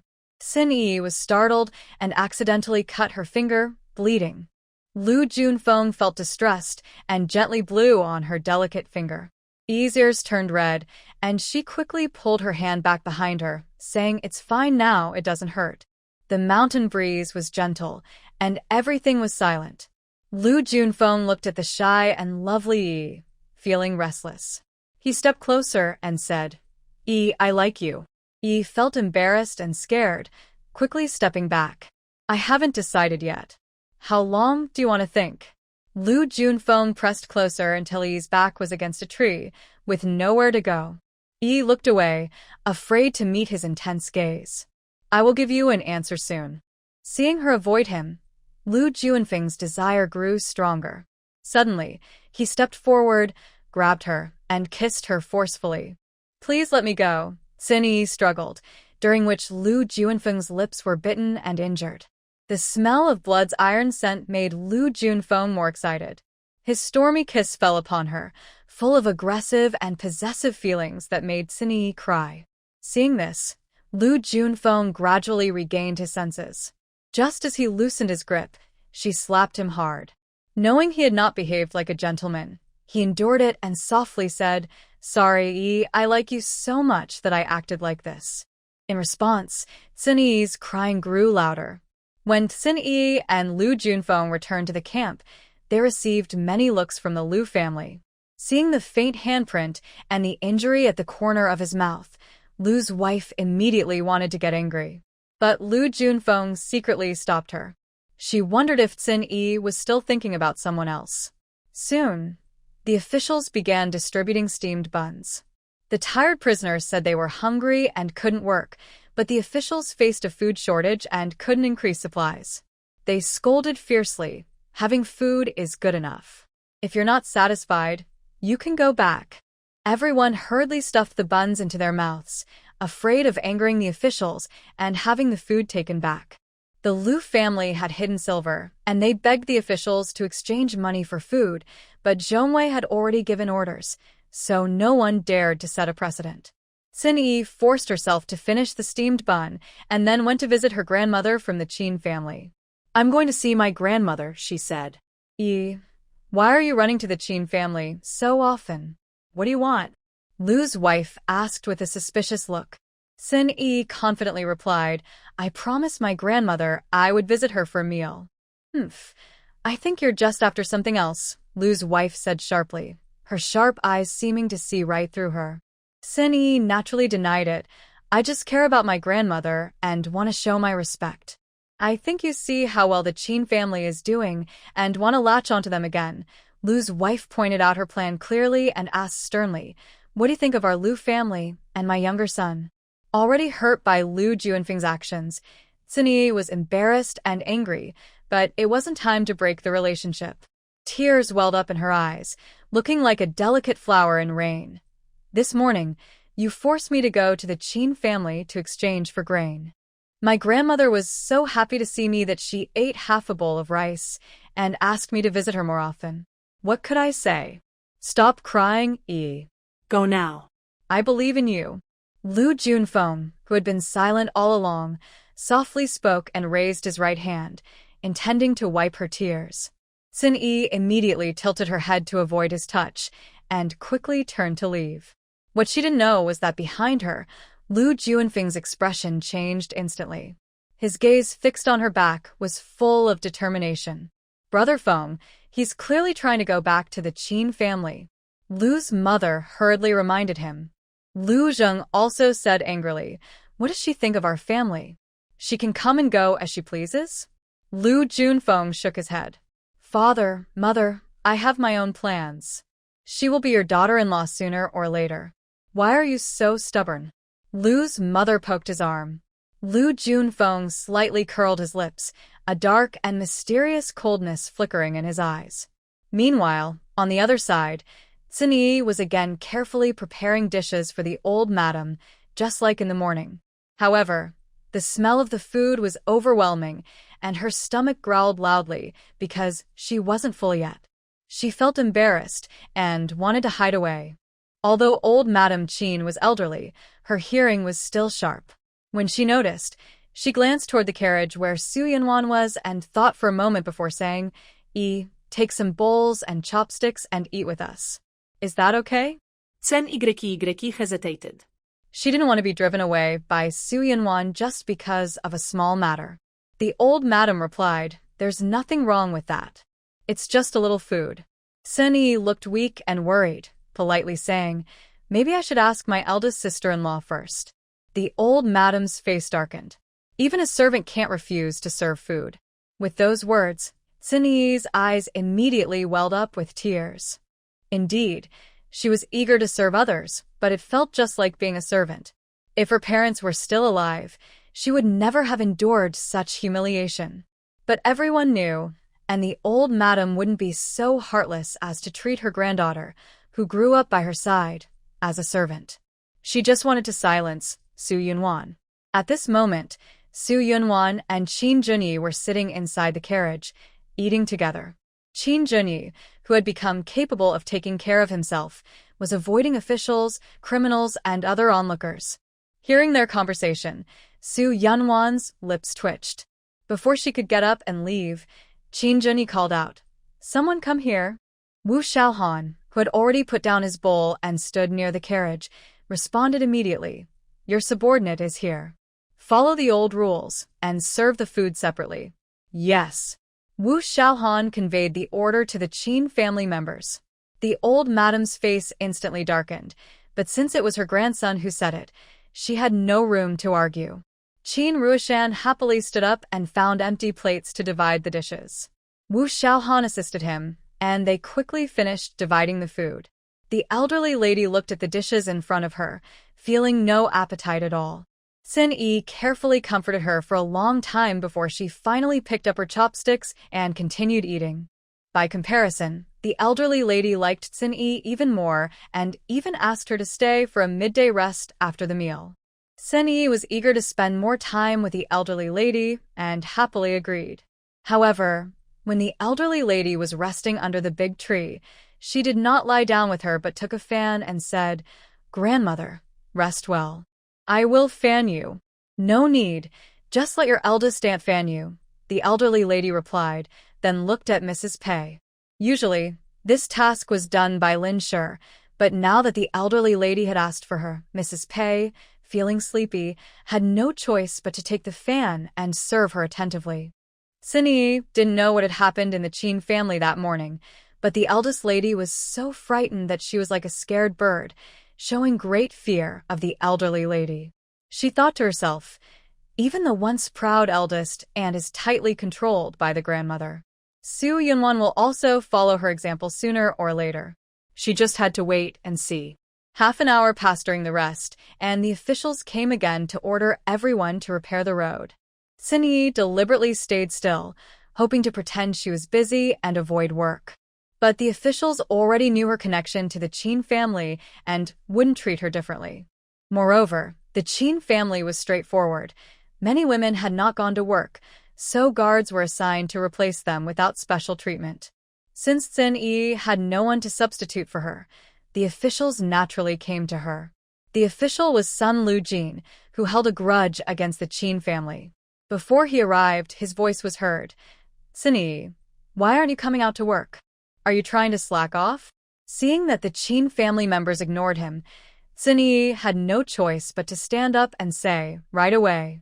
Sun Lu-jin looked at the beautiful Sin-yi with ill intent, walking toward her and saying, if you agree to be with me, I'll make sure you eat well and live comfortably, and you won't have to do these hard jobs anymore. Sun-yi shrank back and politely refused, thank you for your kindness, but I already have someone I like. Is it that Qin Jinyi? Sun Lu-jin sneered. He's already on the death list, so he won't live long.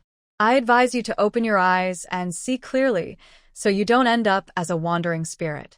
A cold feeling crept up her spine from her tailbone to her brain, and Sin-yi's heart pounded wildly. What do you mean? Sun Lu-jin pointed at the sky, grinning like a ghost. If the emperor wants the minister to die, the minister has no choice but to die. All the Qin family members, don't even think about escaping. If you come closer now, you're just seeking death. Sin-yi instinctively retorted, you're lying. The Qin family has already been sentenced to exile, so there won't be any surprises. Cutting the grass without removing the roots, it will grow back in spring. If you were in that position, would you watch the Qin family slip out of control? Sun Lu-jin saw Sin-yi's mind was disturbed, so he leaned in quietly and whispered, if you follow me, we can join forces and achieve great things. A bright future is waiting for us. Sin-yi immediately understood his meaning, opening her mouth in shock. Think it over carefully. After dinner, I'll wait for your answer in the small woods. Sun Lu-jin looked at her with a mischievous smile. In fact, since he was bought by the two previous spies, he had been watching Sin-yi. The Qin family's guards were getting stronger, making it hard to attack from outside. If he could bribe the Qin family members and work from inside, he could double his chances of success. But this move was very risky. One mistake could backfire badly. So, he had been waiting patiently for the right moment. From observing Sin-yi's actions over the past days, he saw she was one of the same kind. Now that she was reconnecting with the Qin family, she was the best candidate. Together, they could accomplish great things. After the group cleared the way in the camp, Qin Junyi, awakened by the noise, no longer wanted to rest. He stood up and said, Wan, I'll go check around nearby. If anything comes up, have someone call me. Su Yunwan knew she wanted to avoid the crowd again for rehabilitation, so she frowned and said, rushing won't help. It's better to coordinate with Tang Yao and work on both fronts. Don't worry, I know what I'm doing. Should I go with you? No need. Qin Junyi didn't want her to see him in a mess and quickly refused. Then he softened his tone. Just stay here in the camp and rest. All right, remember, too much of anything is not good. Su Yunwan didn't insist and handed him a bottle of homemade painkiller. If the pain gets really bad, take one. Qin Junyi took it and stored it away. As he turned to leave, Su Yunwan grabbed his arm. Actually, in just a few days, you won't have to work so hard. Her psychic power was being drained frequently, and it was time to rest and strengthen her foundation. It was best if she didn't push herself. Qin Junyi's eyes shone with warmth and love. It's okay. We've been through storms and big waves. This is nothing. But your health has been declining these days. You need to rest properly. Wan's spirit was just starting to recover, and he couldn't let her exhaust herself again for his sake. damaging her body. She had already removed the biggest problem, the soul-breaking nail. The rest could be left to him. Watching a group disappear from sight, Soo-Yun-won had a strange thought. Could he possibly have a tendency for self-harm? But as she understood, people who self-harm never share their feelings with others and always silently endure the pleasure that comes from it. These 2 points didn't fit Chin Junhee at all. He has never deliberately hidden anything, let alone had psychological issues. So far, her ability to treat has been fully exposed, yet Chin Junhee hasn't reacted overly or tried to take advantage of her. He treats her with respect, not like someone to be watched or confined. Not only has he not done anything to make her dislike or fear him, but he also chooses to endure his painful rehabilitation himself, so she can rest. As soon as this idea sprouted, like a breeze growing into a storm, it quickly filled her mind completely. At this moment, the old lady was again calling Pei to serve tea. Soo-Yun-won didn't want to stay in this smoky, chaotic place, so she went to find a quiet hilltop to meditate and relax. Time passed quickly for Soo-Yun-won, but for the person opening the path, it felt like days. When the sun set and the travelers, exhausted, returned to their camp, Soo-Yun-won and Chin Junhee also came back one after the other. Sin-Yi, after a whole afternoon of careful thought, had made her decision to seize every opportunity and act according to the situation. For the Chin family, they had already sensed the emperor's murderous intent, which is why so many guards appeared nearby for protection. Even if she now reports Sun Liujio, it wouldn't be of much value to the Chin family. They had already been cautious and weren't afraid of a small troublemaker. But if in the future they were in danger of being secretly attacked and she managed to save them, that would be a great favor. Similarly, she pretended to agree with Sun Liuji. If the Chin family faced a severe crisis and couldn't turn the tide, she would pretend to cooperate and find another way out. She didn't realize that a thief's boat isn't easy to board or leave at will. After serving the old lady her meal and exchanging a glance with Sun Liuji, she only made a gesture to agree, but didn't go into the woods with him. Sin-Yi wasn't foolish. An unmarried girl meeting a man alone in the woods wouldn't look good. Moreover, Sun Liuji clearly coveted her beauty, so she wouldn't put herself in danger. When Sun Liuji saw her agree to cooperate but refused to meet him privately, he sneered. Big things are more important. Once it's done, she won't escape his grasp. The moon was bright, and magpies flew south. In the mountain camp, the bonfire flickered and crackled in the wind. On the positions of the Chin and Chu families, several tents of different sizes were set up, built by the men after work. Inside a tent about 20 square meters, the candlelight was bright. Chin Junhee was lying on the ground mat, upper body uncovered. His thin back, which had lost its cold glow, was now covered with scabs. Soo-Yun-won gently traced her fingers along the scars and said in surprise, "You have a good constitution. You heal so quickly." She imagined that after a full day of intense rehabilitation training, the wound would probably end bleed. "It's thanks to the medicine," Chin Junhee replied, feeling the touch on his back, which made him itch and feel uncomfortable. "What kind of medicine is so effective? Let me see." Chin Junhee called Shi to bring the medicine. When Soo-Yun-won received it, she opened the bottle and took a quick sniff, then changed her expression. Why are you doing this?" Chin Junhee turned over, gently took Soo-Yun-won's soft, boneless hand, and said in a deep, sincere voice full of devotion and charm, "From now on, let me protect you, okay?" Soo-Yun-won's heart started pounding uncontrollably, all her blood rushing to her brain, as if countless fireworks were blooming at once. This was an unprecedented feeling, almost making her lose her mind and indulge in it. However, she was not just a naive girl who only knew about romance. Otherwise, she would have long been buried in another land, unable to return home. Facing this passionate love, she simply said, "Now is fine. Future is uncertain." In other words, she was willing to walk hand in hand with him now. But if someday she got tired, bored, or no longer wanted to, she apologized. "Let's part ways amicably."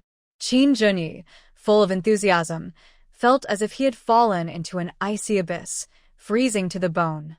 In the mountain camp, in another large tent of the Qin family, old Madame Qin sat in the center, receiving the evening greetings from the family members.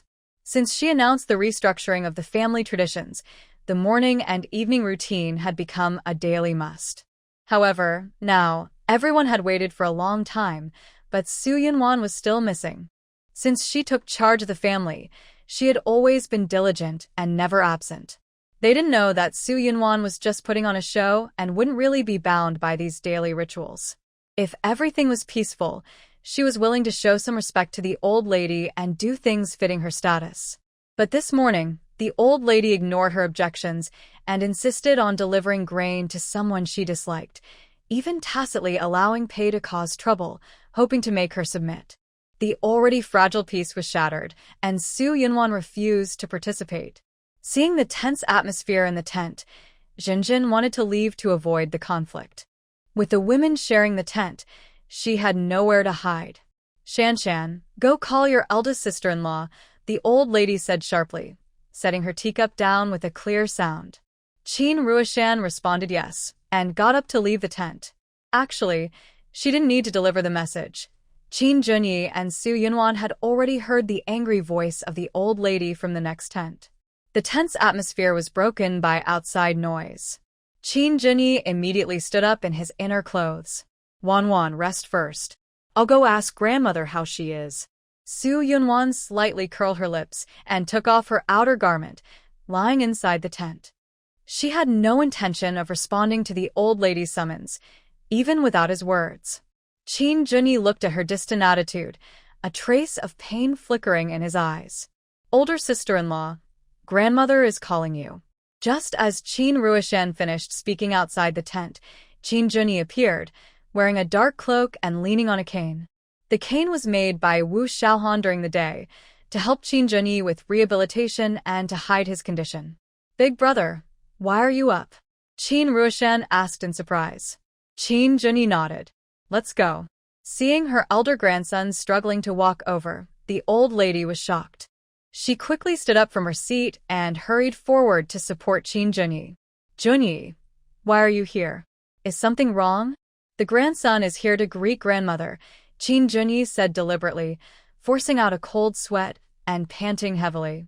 Seeing his weak appearance, the old lady felt heartache. What greeting? Your health is the most important now. Don't push yourself. Go back and lie down. She hadn't forgotten the doctor's diagnosis. Her eldest grandson was likely in great pain. Qin Junyi explained his real purpose.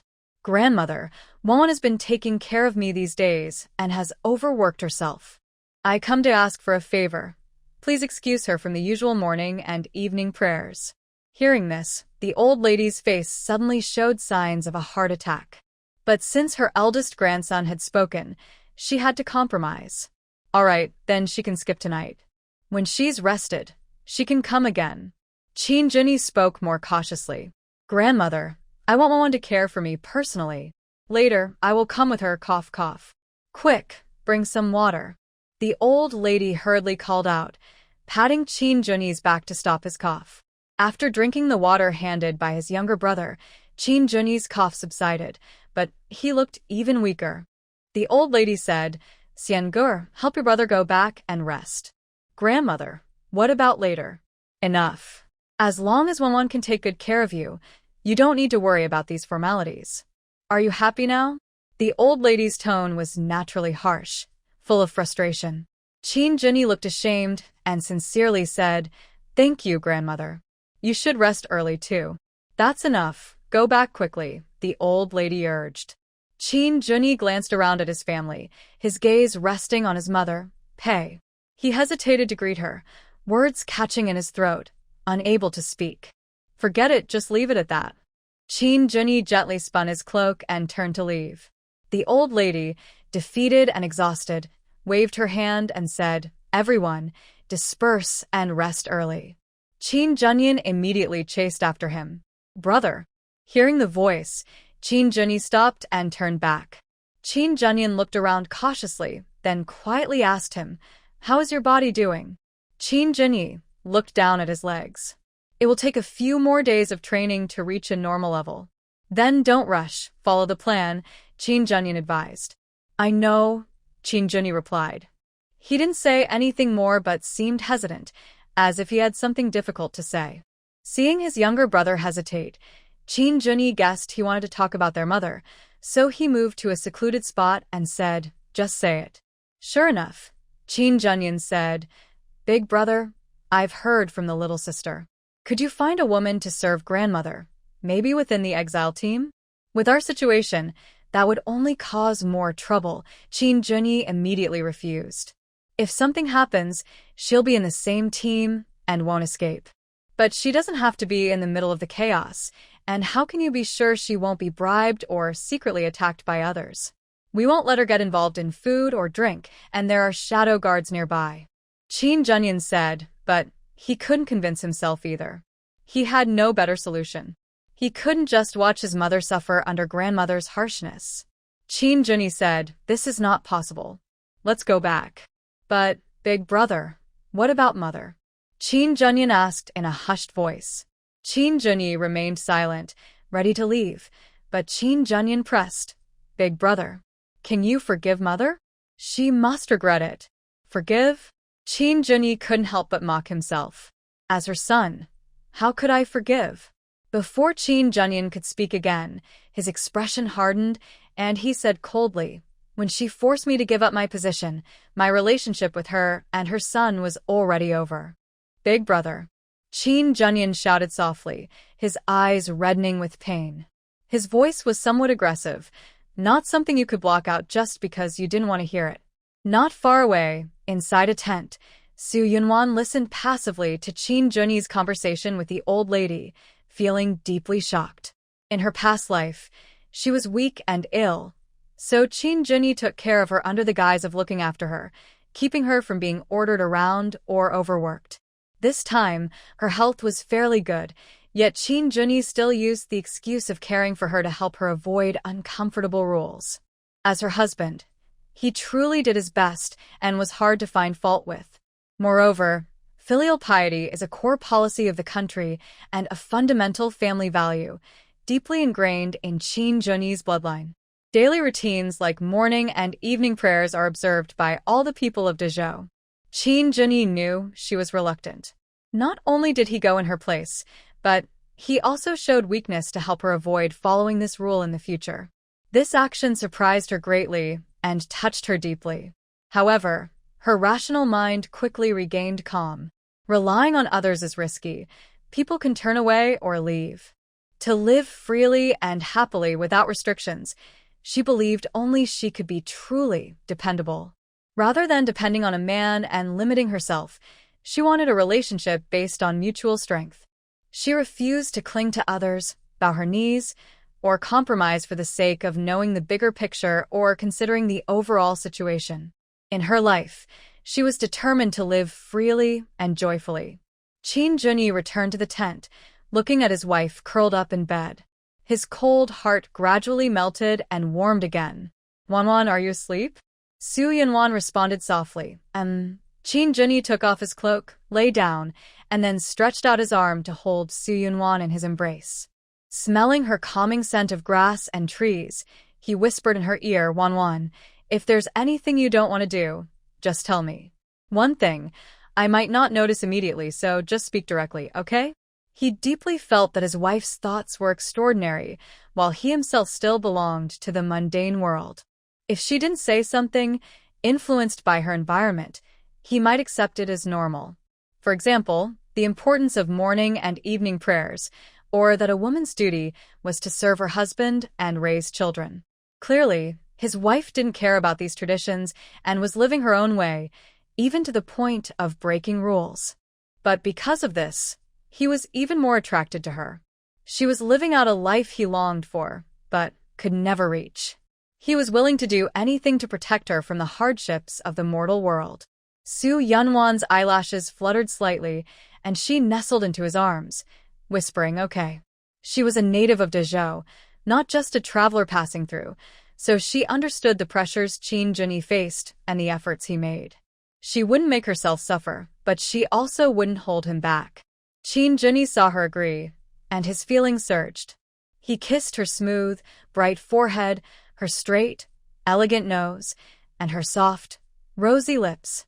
His large hand slowly moved from her ear down to her slim waist, tightening little by little, as if wanting to merge her into his bones and blood. Soo Yun-won unintentionally let out a soft sound. That small sound acted like a catalyst, making his kiss burn like flames, scorching her heart. Soo Yun-won was kissed so thoroughly that her mind went blank.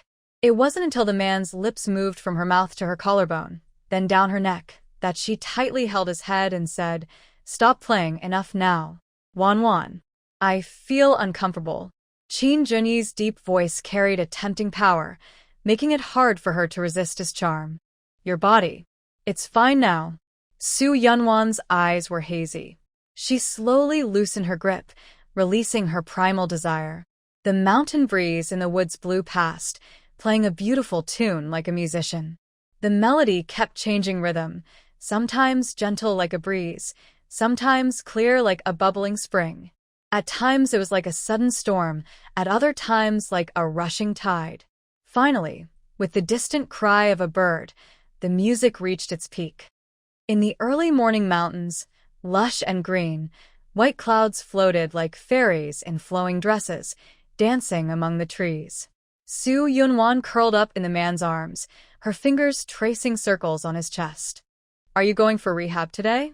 "Yes, I want to recover quickly, so I won't be like last night, only able to." Chin Junyi whispered intimately into her ear. Soo Yun-won shrank back, her face flushing. But she was not easily defeated. "Fine, look at you, so thin like a bamboo stick." I don't like that. Chin Junyi. He gritted his teeth slightly, saying, "I'll regain my strength. When that happens, don't beg for mercy." Soo Yun-won raised an eyebrow. "When have I ever begged for mercy?" Now. Chin Junyi grinned mischievously, his hand moving to her waist, tickling her. Ha ha ha. Soo Yun-won couldn't help but laugh, twisting her waist to dodge his playful touches. Her laughter reached the ears of the old lady Chin, who was greeting others, making her feel uncomfortable. But thinking about her grandson and his wife happily together, she believed good news would come soon, and she felt more at ease. When Soo Yun-won left the tent, breakfast was almost ready. Sin-ee came to serve the old lady as she did yesterday. Seeing the natural charm on Soo Yun-won's face, her heart burned with jealousy. She couldn't hide her angry expression, which turned fierce. This scene was just seen by Chin Rulin. During the meal, the old lady once again divided her food to Sin-ee, showing clearly that she favored her. After eating, Chin Rulin took the chance to whisper to Chin Ruishan in front of Sin-ee, "Grandmother hasn't eaten enough these past few meals." "A single portion isn't enough for two people," Chin Ruishan sneered, glancing at Sin-ee with mockery. "If it were me, I'd rather go hungry than eat from grandmother's bowl, making her starve." Chin Rulin added, "Me too. We're not children anymore." How could she be so shameless? Sin-ee's face turned pale and red alternately. Her feelings of unfairness turned into tears, falling like broken pearls on the ground. "You're young ladies, but I'm an orphan girl. I deserve to be bullied by you." Hearing the crying, the old lady, who was nearby walking around after her meal, quickly returned. "What's wrong? Did something happen?" Sin-ee took the lead and said, "Grandmother, I've been raised by you for over 10 years. I have nothing to repay, so I am willing to sell myself to serve the Chin family as a maid." "What maid? You're my granddaughter. You're no different from my other granddaughter." "Stop talking nonsense," the old lady comforted her with concern. Seeing Sin-ee's mood gradually calm, she cast a stern look at Chin Rulin and Chin Ruishan. "What's going on with you two? Do you really treat Yi as a maid?" No, I just worry that grandmother isn't full," Chin Rulin explained softly. The old lady immediately scolded, "Then why didn't you share your food with grandmother?" Chin Rulin's eyes widened. That meant her food was being shared with Sin-ee. The old lady seemed to see her thoughts and scolded, "Yi is your sister. Now that she's in trouble, you should love and help each other." "I don't have a sister like her," Chin Rulin muttered stubbornly. The old lady sternly asked, "What did you say?" Chin Rulin raised her voice. "I said, I don't want to be just a sister in my elder brother's household. As soon as she said this, Tsinee's face turned completely pale. I don't. I just want to serve grandmother. That's all. Just that's all, huh? Qin Jinyi was helped out of the tent by Su Yunwan. He glanced at Tsinee, then looked at the old lady with a stern face and said, Grandmother, if you really like her, please bring your own food and dine elsewhere with her. Still wanting her younger sister to share the meal, has grandmother gone senile? Qin Jinyi ignored the injured expression of the old lady and coldly said to Tsinee, Our family doesn't welcome you here.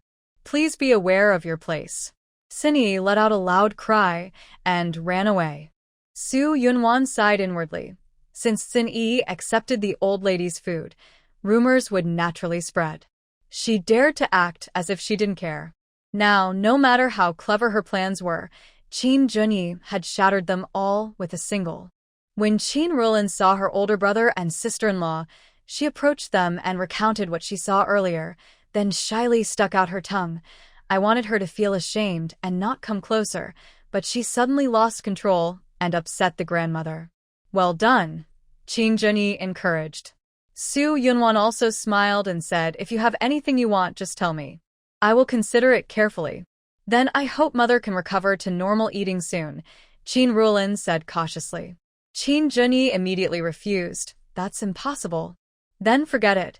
Qin Rulin had long known her older brother was very strict about serious matters and wouldn't change easily, so she felt disappointed. On the other side of the camp, a pair of eyes had been quietly watching the Qin family. Sun Lujin felt annoyed when he heard Qin Jinyi's words. Women just can't be trusted to handle things. Since Tsinee was rejected by the Qin family, she was no longer valuable for cooperation. It was a false hope, and he had to get some benefit out of it. Looking at Tsinee, who was crying with her face covered, Sun Lujin's eyes flashed with a snake-like gaze.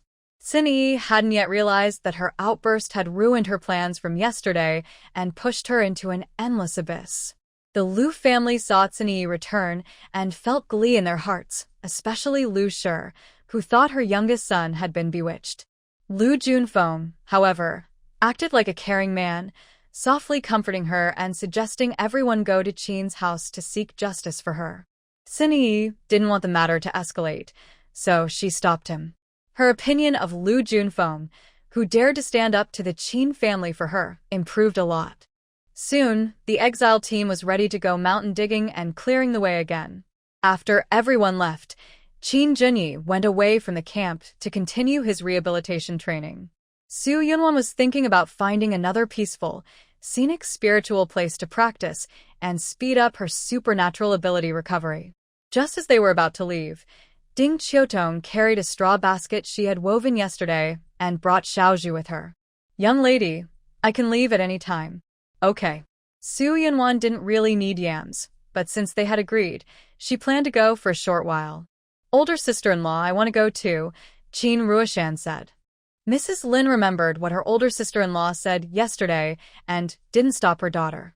Whenever help was needed, the four households always sent people. Qin Rulin also wanted to go and asked Mrs. Pei for permission. Seeing Zhenzhen also going along, and with only her daughter left in the Qin family, Mrs. Pei thought it was fine to let her go and agreed. So, 5 people and 1 child, carrying baskets, headed up the mountain along the small path.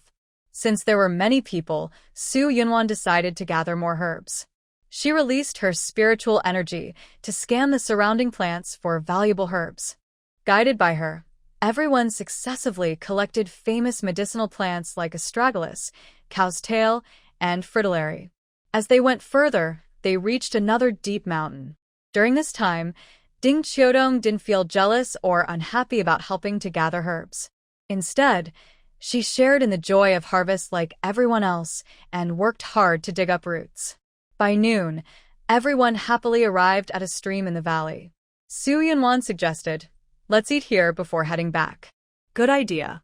I didn't realize half a day had already passed, Qin Rulin said, sitting on a log and pounding her sore thighs. Everyone took out wild fruits from their baskets, washed them, and started eating. I'll go catch 2 wild chickens so we can make a delicious roasted chicken, Su Yunwan suggested. Zhenzhen immediately wanted to join, but Su Yunwanwen refused. As for the two Qin sisters, they knew their older sister-in-law was very capable, so they didn't cause trouble. Ding Qiudong had to look after her daughter, so she reminded her to be careful. Su Yunwan waved her hand and went alone into the dense forest. Finding the hiding places of wild chickens was easy for her, and she didn't need others to trap them. With a flick of her finger, she could make the chickens get caught in the mountain grass. However, considering some factors, she picked up a few sharp, broken stones. Ahead, a wild chicken appeared, and she threw a stone. The chicken was hit, flapping its wings and falling to the ground. It kept making woo-woo sounds, startling nearby chickens into fleeing. Su Yunwan quickly repeated her actions and caught 3 chickens. When she returned to the stream, everyone was happy to see the chickens still alive. But they faced a problem with killing the chickens. They had never slaughtered animals before. For Su Yunwan, who had experienced the end of the world, this task was a piece of cake. To make things easier, she kept a bundle in her backpack, from which she could take anything she needed using her space ability. Now, knives and seasonings were all useful. She quickly slaughtered a chicken, drained its blood, and cleaned out the insides. Then she stuffed the chicken with wild vegetables and seasonings, wrapped it in water-mixed yellow mud, and finally placed it into a hole she dug in the ground. At the bottom of the hole, she placed some branches and leaves. After putting the mud-wrapped chicken inside, she added some dry firewood, lit a fire, and waited for the flames to burn out. During this process, Su Yunwan secretly added her own touches to make the chicken even tastier. Just as a few people were drawn by the delicious smell and became very hungry, a group of 6 or 7 men suddenly appeared from the side of the mountain. They had messy hair, dirty clothes, carried large burlap sacks on their shoulders, and held shovels used for tomb raiding. Tomb raiders? Su Yunwan immediately guessed their identity. She released her mental power, tracked their movements, and found they had just crawled out of a hidden tomb. Sure enough, modern tomb raiders are quite bold. Many believe that if they don't raid for a few years, they will miss out on big profits. Some come from families that have been tomb raiders for generations, forming a tomb raiding family clan. Of course, lucrative industries always come with high risks. Large tombs are heavily guarded with traps, making it hard for outsiders to understand the layout, and dealing with the dead is dangerous. This was also one reason Su Yunwan didn't think about collecting valuables from tombs. When these men saw her, their eyes lit up with greed, and they kept calling out, "Beautiful lady, come serve us properly. If I'm happy, I promise you'll eat well, drink well, and never lack money in your life." Rude. Do you even know who we are? Qin Rulin asked sharply, trying to hide her panic. A burly man burst out laughing and said, "We really don't know. Little lady, tell us."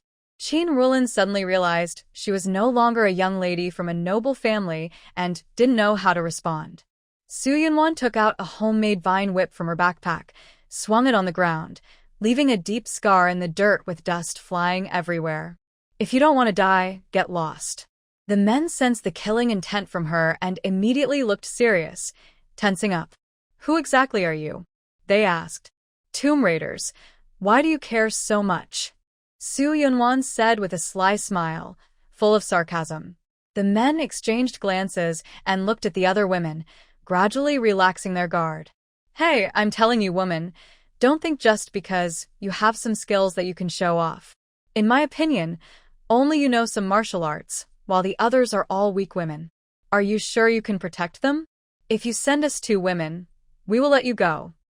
Su Yunwan coldly slightly smiled. "There is a road in the world you refuse to take, but has no gates, yet you still choose to jump in. If you don't leave now, you'll lose your life." "I'm so scared." Haha. A few men laughed mischievously. Shire. Following Su Yunwan's words, a figure gracefully fell from the big tree. A sharp sword was drawn, exuding a powerful aura. Shire's figure rushed toward the men, the sword at his throat, instantly taking a life. The laughter suddenly stopped. The tomb raiders stared in horror, their eyes bulging, and quickly grabbed their weapons to fight back. One side was made up of skilled fighters trained since childhood, The other was ordinary people with some street tricks. The difference was like heaven and earth. Shire fought with fewer people but remained superior.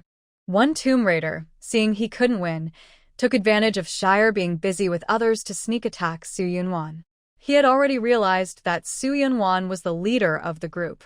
As long as he captured her, they could turn the tide. But what greeted him was a specially made vine whip thrown by Su Yunwan. The whip struck him, leaving deep wounds that could see the bone. The man was hit and froze, then fell straight down. Su Yunwan noticed a sword stabbing into his back, piercing through his body. It was Shire, who had been entangled, seeing someone rushing towards Su Yunwan, and in his desperation, he withdrew his defense. He sacrificed his left arm, which was cut, and threw the sword to kill the attacker. Su Yunwan pulled out a sword and threw it to Shire. Shire caught the sword in an open space. At this moment, only 3 tomb raiders remained. They had lost their fighting spirit and, taking advantage of Shire catching the sword, fled in 3 directions, running for their lives. Shire naturally wouldn't let them go, chasing after each one. The last man ran the farthest, hiding on a steep cliff. Hearing footsteps overhead, he forced himself to slow his breathing to avoid being discovered. However, with Su Yunwan's help, the soil beneath his feet suddenly loosened. His footing became unstable, and he rolled down the cliff. Shire heard the noise and chose a path downward, confirming the others had fallen to their deaths before returning to report to Su Yunwan. "Young lady, all the thieves have been killed. Good. Come quickly and treat the wounds." Su Yunwan had already prepared excellent medicine and bandages, waiting for his return. "Thank you, young lady." Shire sat on a stone, rolling up his blood-soaked sleeve to reveal a deep wound with exposed flesh. After applying medicine to stop the bleeding, Su Yunwan frowned and said, "The wound is a bit deep and needs stitches." She took out some numbing ointment and applied local anesthesia. "What's this?" Zhenzhen asked curiously. "It's a kind of wound medicine." Su Yunwan did not tell her about the numbing effect. Shire felt the pain from the wound gradually lessen. Knowing that Su Yunwan was hiding something, she deliberately showed a pained expression while sewing up the wound. After finishing with the wound, Su Yunwan washed her hands and said, "I can protect myself. If there is a next time, there's no need for this." "This is my duty," Shire replied respectfully. Thinking about how her recent actions put the young lady in danger, he felt nervous and worried about how the master would punish him. Over the past few days, he had come to understand how important the young lady was to the master. Su Yunwan didn't say much, but she moved some firewood in the fire pit and chuckled softly. "It's almost ready. Let's use good food to calm our nerves." Everyone found a chicken and moved it upstream, away from the corpse. They then dug through the yellow mud, tore off the chicken meat, and dipped it in sauce to eat. The authentic roasted chicken was especially fragrant. Meanwhile, several kilometers away at the camp, Qin Junyi was eating with a dull taste.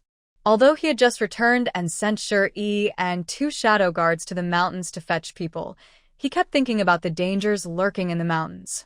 Lin Shire, worried about her daughter, found the food tasteless. Also concerned, Pei Shire scolded, "It's all because of the Su family.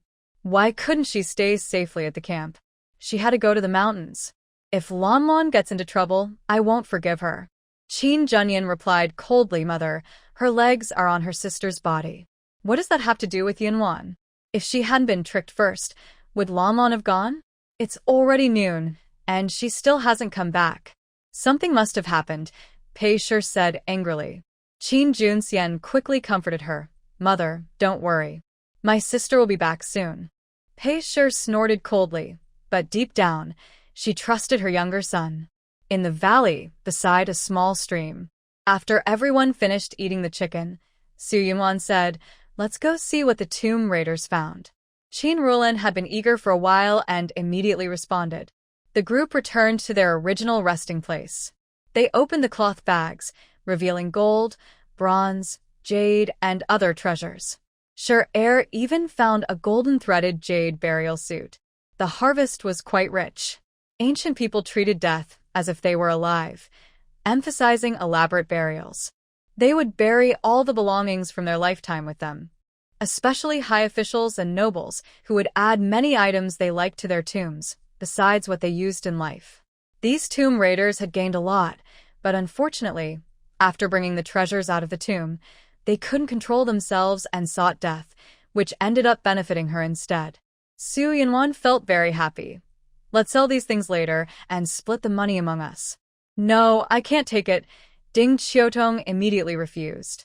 Yu Zhenzhen also said, Young madam, you and this big brother fought off the tomb raiders. These spoils should belong to you. Qin Ruolin and Qin Ruoshan nodded in agreement. The former had subsidies from Yuan and her mother and had never worried about money. The latter knew well that greed often led to bad endings. With these herbs, her sister-in-law would likely get a good amount of money, and she should be satisfied. Su Yunwan looked at Shire and saw he quickly said, I am just doing my duty. I don't dare take credit. Seeing everyone humbly offering, Su Yunwan said, In that case, we will split the herbs collected today among the 5 of us. Young madam, I was only here to help you gather herbs, so I won't take any. Ding Qiutong declined again. Su Yunwan glanced at the little girl sleeping in her arms and smiled. I am sharing with Xiaozhu. She also contributed a lot just now. She's just a child, just playing around. We should value the efforts of children. It's settled, Su Yunwan declared firmly. The others smiled kindly and helped persuade Ding Qiutong to accept. Tears welled up in Ding Qiutong's eyes as she quickly lowered her head to hide her emotion, choking out, Thank you all. Su Yunwan smiled and changed the subject. Everyone rest for a while. When Xiaozhu wakes up, we'll head back to the camp. After a morning of trekking through mountains and rivers, everyone was indeed tired. They found a flat grassy area and sat or lay down to rest. Soon, Shire and the others followed the marks left by Shire to arrive. When Shire heard noises coming from the woods, he immediately became alert and quietly went to investigate. Seeing it was his companions coming to find him, he relaxed his guard. Shire looked at the blood-stained bandage on his arm and asked sharply, Where are the young madam and the others? What happened? They are resting up front. Some small thieves attacked, but we killed them, Shire said with a smile. You came just in time. We found quite a few spoils. She frowned and asked, Let me see your wound. It's just a small scratch, no big deal. Shire sidestepped and started talking about the tomb raiders and the loot. She's eyes lit up after hearing this. So, there's a big tomb nearby. Judging by these burial items, it's quite large. I wonder if they took all the valuable stuff, Shire said, his spirit lifted. Do you want to go explore again? First, we should send the women back to the camp. Shi didn't forget important matters. Of course, he replied, but a young girl has fallen asleep. Madam wants to wait until she wakes up before leaving. Just as he finished speaking, Su Yunwan arrived. After greeting everyone, Su Yunwan said, I know where the cemetery is. Should we go now? The master is still waiting for you to return, said Shi. Then I will take you to find the way, Su Yunwan replied. But the cemetery has many traps, so you must be careful. Shi smiled and said, Madam, don't worry. We know some trap skills and have seen some cemeteries before. Before the founding of the country, the ancestors of the Qin family had stolen from tombs to sell treasures and support the army. As shadow guards of the Qin family, they learned skills including tomb raiding, which naturally required real combat experience. Su Yunwan knew the shadow guards were very skilled, so she wasn't surprised. With her leading the way, they quickly found a secret tunnel in the dense forest. The tunnel was dark and deep, just big enough for one person, filled with a mysterious and eerie feeling. Su Yunwan reached out with her mental power and entered the tunnel. She saw that the tunnel led directly to a secret chamber. Most of the tomb's traps had been destroyed, but at a cost. There were several dead bodies beneath the traps. Besides the loot in the sack, there were many valuable items in the tomb. The tomb raiders probably couldn't carry everything, so they took only the most valuable and planned to come back for the rest later. After understanding the situation inside the tomb, Su Yunwan and the others returned to the valley. When Xiaozhu woke up, everyone headed back. At the camp, Qin Junyi looked around eagerly and finally saw the group returning. Su Yunwan saw Qin Junyi being supported by Wu Xiaohan as he came over, and she felt warm inside. I'm back. Qin Junyi carefully examined her and saw she was unharmed. He said gently, have you had lunch? Yes, we made beggar's chicken. It was so delicious that it even attracted some uninvited guests. Su Yunwan casually mentioned the incident. Qin Junyi paused and immediately looked at Scherer, who was protecting them in the shadows. Seeing his injured left arm, he frowned deeply. They moved into the tent. Qin Junyi sat upright on a mat, and Wu Xiaohan handed Su Yunwan a cup of tea. Scherer knelt and carefully reported what had happened, then apologized. My lord, I failed in my duty. The thieves took advantage and broke through to attack the madam. Please punish me. Facing 7 enemies alone, all of whom are desperate criminals, why didn't you send a signal? Qin Junyi sat straight, his eyes cold with anger. The 12th person lowered his head even more and said, the camp is far from the valley, so there is no signal. Then why didn't you send a message on the way there and ask for more help? The 12th thought to himself, I didn't know the young lady could walk so far. But as a shadow guard, he should have considered all situations. Clearly, he was negligent. So, he didn't argue and lowered his head even more. My subordinates admit their mistake. Please punish me, young master. If today you had encountered not just a few tomb raiders but also people sent by the capital, could you have resisted? The 12th knelt and bowed. Indeed, I was careless. I am willing to accept any punishment. Honestly, it was I who led everyone away from this mountain. Su Yunwan suddenly spoke. Ziyuan, I can guarantee that even if the emperor's assassins come, I can keep everyone safe. Qin Junyi slowed his tone. Wanwan, this is different. All right, the 12th has gained quite a few relics from the tomb. Let's just consider the merits and demerits as balanced, Su Yunwan said, then took Qin Junyi's hand and said, do you want to go see? Qin Junyi nodded and said, no more examples, let's go. Thank you, young master. Thank you, young lady. The 12th stood up and stepped aside. When Qin Junyi and Su Yunwan left the tent hand in hand, he finally let out a small sigh of relief. Brother Wu was right. Young lady is truly in the young master's heart. Shadow guards have strict rules. If they follow them, a beating is inevitable. But now, because the young lady said a few words, the young master is lenient. Truly, heroes find it hard to pass the test of love. Qin Junyi didn't know that the 12th still had time to complain. He and Su Yunwan went to the shadow guard's tent, looking at the scattered spoils of war. His face changed from gloomy to bright. The 12th volunteered to go to the tomb to investigate, and Qin Junyi agreed. Bring 6 or 7 people. Su Yunwan had already checked the tomb and knew how many valuable items were left. We won't go ahead on the main path. Just lend them the tools. I'll go tell Lord Zhong. Wu Xiaohan, familiar with Zhongwei, volunteered. Even ignoring personal relationships, the Qin family's shadow guards are very capable at clearing the way, far better than others. Being away from the team for half a day is understandable and reasonable. Zhongwei also agreed quickly and told them to lend the tools to the Chu family boys. They are strong and work hard. With hoes and shovels, their efficiency improves even more. Su Yunwan prepared many burlap sacks and medicines for the tomb exploration team. Among them was an antidote pill she made urgently, specifically to counteract the toxic gases inside the tomb, and she instructed them to take it before entering. After the tomb exploration team set out, Su Yunwan asked Zhenzhen, who often dealt with medicine, to help convert the collected herbs into money. Then she gathered the herb-picking team. Under the big tree, 5 adults and 1 child sat on mats. Zhenzhen took out paper and listed the types, quantities, and converted prices of the herbs collected in the morning. Everyone confirmed there were no objections. Then Su Yunwan took out silver to distribute to everyone. In the end, each person received about 20 taels of silver. For those exiled and fleeing, this was a huge sum.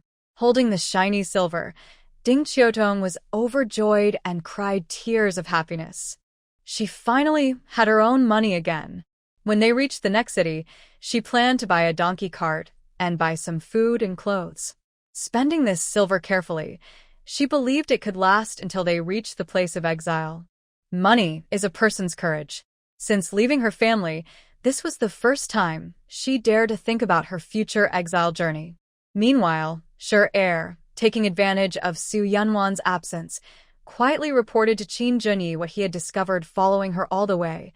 The young lady seems to know where valuable herbs are. She never took a wrong turn. Even stranger, she didn't leave the mountain stream but knows the secret entrance to the tomb. Next to them, Wu Xiaohan listened and immediately made a connection: Zhao Rong's death. Zhao Rong was the first royal secret agent hidden among the official team. He died under the vines at the foot of a cliff. Only Wu Xiaohan knew this. At that time, Wu Xiaohan had not revealed his identity and had no chance to report the details to Qin Junyi, only conveying the news through gestures. Later, he recovered his identity and returned to Qin Junyi's side. Facing new situations, he never mentioned it again. Long before Su Yunwan became familiar with the plants, Wu Xiaohan's mind flashed with memories. Now, hearing Shi's words, the missed opportunity to catch Zhao Rong's strange death reappeared, and he carefully explained how Zhao Rong had died mysteriously. After he finished, the tent fell into silence. Qin Junyi's eyes were deep. Even without clear evidence, his sharp intuition told him that this matter was likely caused by Wanwan. Was this what she meant? Her confidence to keep everyone safe even if powerful enemies attacked? How many other unknown abilities and secrets did she have? Exploring mysteries is human nature. From early hunting and migration to later sailing and warfare, then to flying in the sky and into space, humans have continually explored and expanded throughout history, gradually becoming the smartest creatures. Now Qin Junyi is full of curiosity about his wife, but he uses strong willpower to control his instincts. He repeatedly reminds himself, there's no rush, the future is long, and he can spend his life uncovering the mystery. What if Wanwan gets scared away? The world is vast. Where can he find her? Qin Junyi suddenly looks serious. The guard at the door immediately enters the tent and kneels respectfully. Here. Did anyone hear what we just said? Return to the master. No one else heard. Qin Junyi coldly says, this matter is only for the four of us to know. If it gets out, anyone involved will be punished severely. Yes. Wu Xiaohan, Shi, and Shire all kneel and accept the order.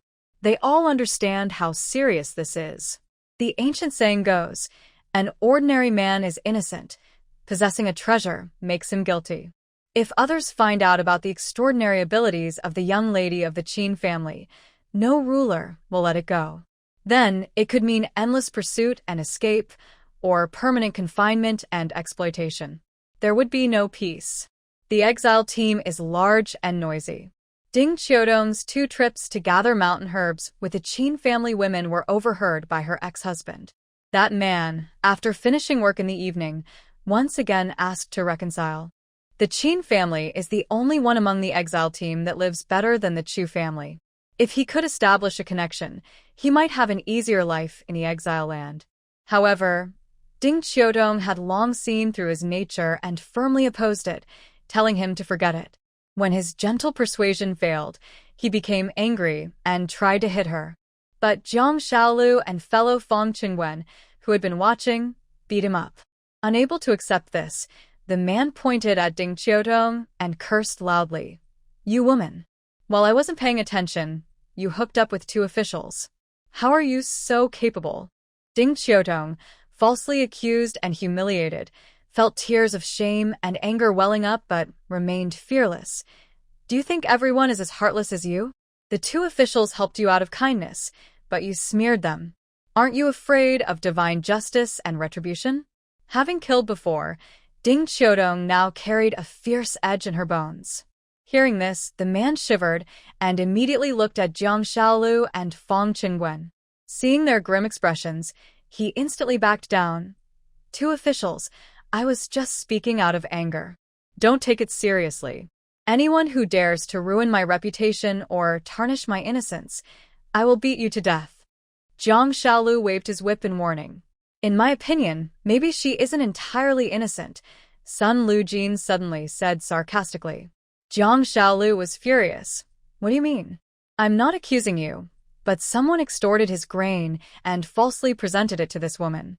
If there are no private feelings involved, who would believe that?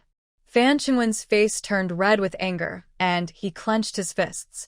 I only care because the child is innocent. Oh. It seems you're eager to be a father figure. You're asking for trouble. Fan Qingwen swung his fist, and Sun Lujin dodged and fought back. Soon they were fighting. Jiang Xiaolu tried to stop them but saw Ding Qiudong's ex-husband, furious, rush at Ding Qiudong and start hitting her violently. She quickly turned around to stop him, and they started fighting again. Nearby, Xiao Zhu cried out in fear, "Ah! Sister, please save my mom." At that moment, Su Yunwan was at a small creek some distance from the camp, gathering herbs. Hearing the chaos and Xiao Zhu's cry, she hurried back. Also rushing back was Wu Xiaohan, who was helping Qin Zhenyi with rehabilitation. When they arrived, the child was already being held tightly by Ding Qiudong, crying so hard she could barely breathe. Ding Qiudong kept comforting her. "Mom is fine. Xiao Zhu, be good. Don't be afraid." The man who was causing trouble was lying on the ground, crying out in pain. It seemed he had been injured in one arm and one leg. His mother, Rong Shi, held him and cursed loudly at Shi standing nearby. "You good-for-nothing watchdog, meddling and harming my son. You won't have a good death." Shi remained indifferent and cold. He had followed the group earlier and knew the girl's sister was the young lady.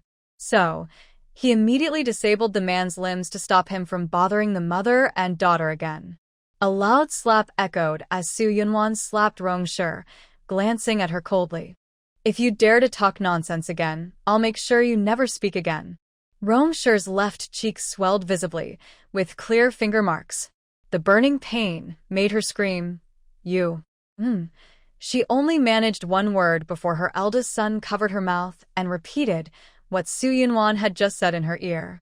Seeing Su Yunwan's fierce attitude, Rong Shi was genuinely afraid she might order her subordinates to ruin her mother's voice, making her mute. Fearing the stronger, Rong Shi dared not provoke her further and had her eldest son carry her younger brother away from the scene. The eldest son, worried about offending the officials and the Qin family, wanted to stay far away but hesitated, fearing criticism. Reluctantly, he helped carry the others away. Because of his rough handling, the man was in pain and kept crying out, eventually fainting from the pain. Su Yunwan composed herself, lifted her skirt, and crouched down in front of the mother and daughter. She gently patted Xiao Zhu's head and said to Ding Qiudong, "Why don't you come with me? At the Qin family, no one will dare to bother you anymore." "Thank you, young lady," Ding Qiudong replied, no longer holding on to naive hopes after this ordeal. She realized she couldn't fight alone against her ex-husband and his family, and even the kind-hearted officials who helped her had been dragged into the trouble. Thinking of the officials, she immediately stood up and looked toward the group of officials gathered nearby. The three officials involved stood respectfully before Zhong Wei, bowing their heads. Jiang Xiaolu recounted everything that had happened in detail. After listening, Zhong Wei said sternly, "Sun Lujin, are you bored and have nothing to do? Starting tomorrow, you will join the road-building team and repair the roads with your own hands." "Boss." "What about his abuse of power?" Sun Lujin exclaimed angrily. "Are you fighting over a meal with a young girl? It seems you don't want to have children at all," Zhong Wei mocked. Sun Lujin was questioned and then accused. He clearly just likes that woman, so he's acting this way. Fan Qingwen, who was implied in the remark, fell silent, unable to respond. Zhong Wei, seeing this, was annoyed and said, "Fan Qingwen, you will also join the road repair. Besides, you two have dared to break the rules about internal fighting, so each of you will be whipped 10 times as punishment." Qingwen accepts the punishment. Fan Qingwen bowed and said, "Uncle." Jiang Xiaolu shouted anxiously. Zhong Wei glared at him. "Shut up. I haven't finished talking. You've been training like a dog these past few years and can't even handle an ordinary person. You're embarrassing me." After speaking, Zhong Wei saw Wu Xiaohan standing behind the officials and immediately pointed at him. "Little Wu, after dinner, you practice with Xiaolu and help him strengthen his weaknesses. Yes, Uncle Zhong, Wu Xiaohan replied with a smile. Jiang Xiaolu let out a loud wail, this time for himself. Zhong Wei snorted coldly. Just as he was about to order the officials to carry out the punishment, he suddenly changed his mind and said to Wu Xiaohan, little Wu, to prevent them from letting him off, you will carry out the whipping. Boss, no. This is an internal matter. It shouldn't be handled by outsiders. Sun Lujin was terrified, fearing Wu Xiaohan would discover his scheme against the Qin family and use it to harm him. Even if Wu Xiaohan didn't notice, during the last interrogation at the inn, he had wanted to punish him severely. Now, if it fell into Wu Xiaohan's hands, he would be in great danger. Zhong Wei sneered and ordered, I say it can be done. Take off your clothes and kneel properly. Sun Lujin still wanted to struggle, but Fan Qingwen took off his shirt, revealing his strong chest and firm abdomen, then knelt on the ground.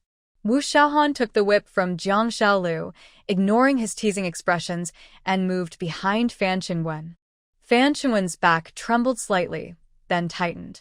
The long whip sliced through the air with a whistling sound, and with a sharp snap, it struck Fan Qingwen's back, leaving a blood mark. Fan Qingwen's body suddenly, his neck stiff with pain, veins bulging, and he swallowed a moan that was about to escape. Wu Xiaohan whipped steadily, each strike drawing blood. The entire camp was filled with the sound of whips and heavy breathing. After 10 lashes, Fan Qingwen's face twisted slightly from the pain, sweat beads rolling down his forehead. Jiang Xiaolu hurried forward to support him and stepped aside. Sun Lujin's face turned pale with fear, and he kept begging for mercy. Impatient, Zhong Wei ordered someone to his shirt and tie him to a large tree. Don't tie me up. I'll follow orders, Sun Lujin said, stopping his 2 colleagues from tying him up, not wanting to look too embarrassed. Zhong Wei waved his hand, and the 2 nearby stepped back to their positions.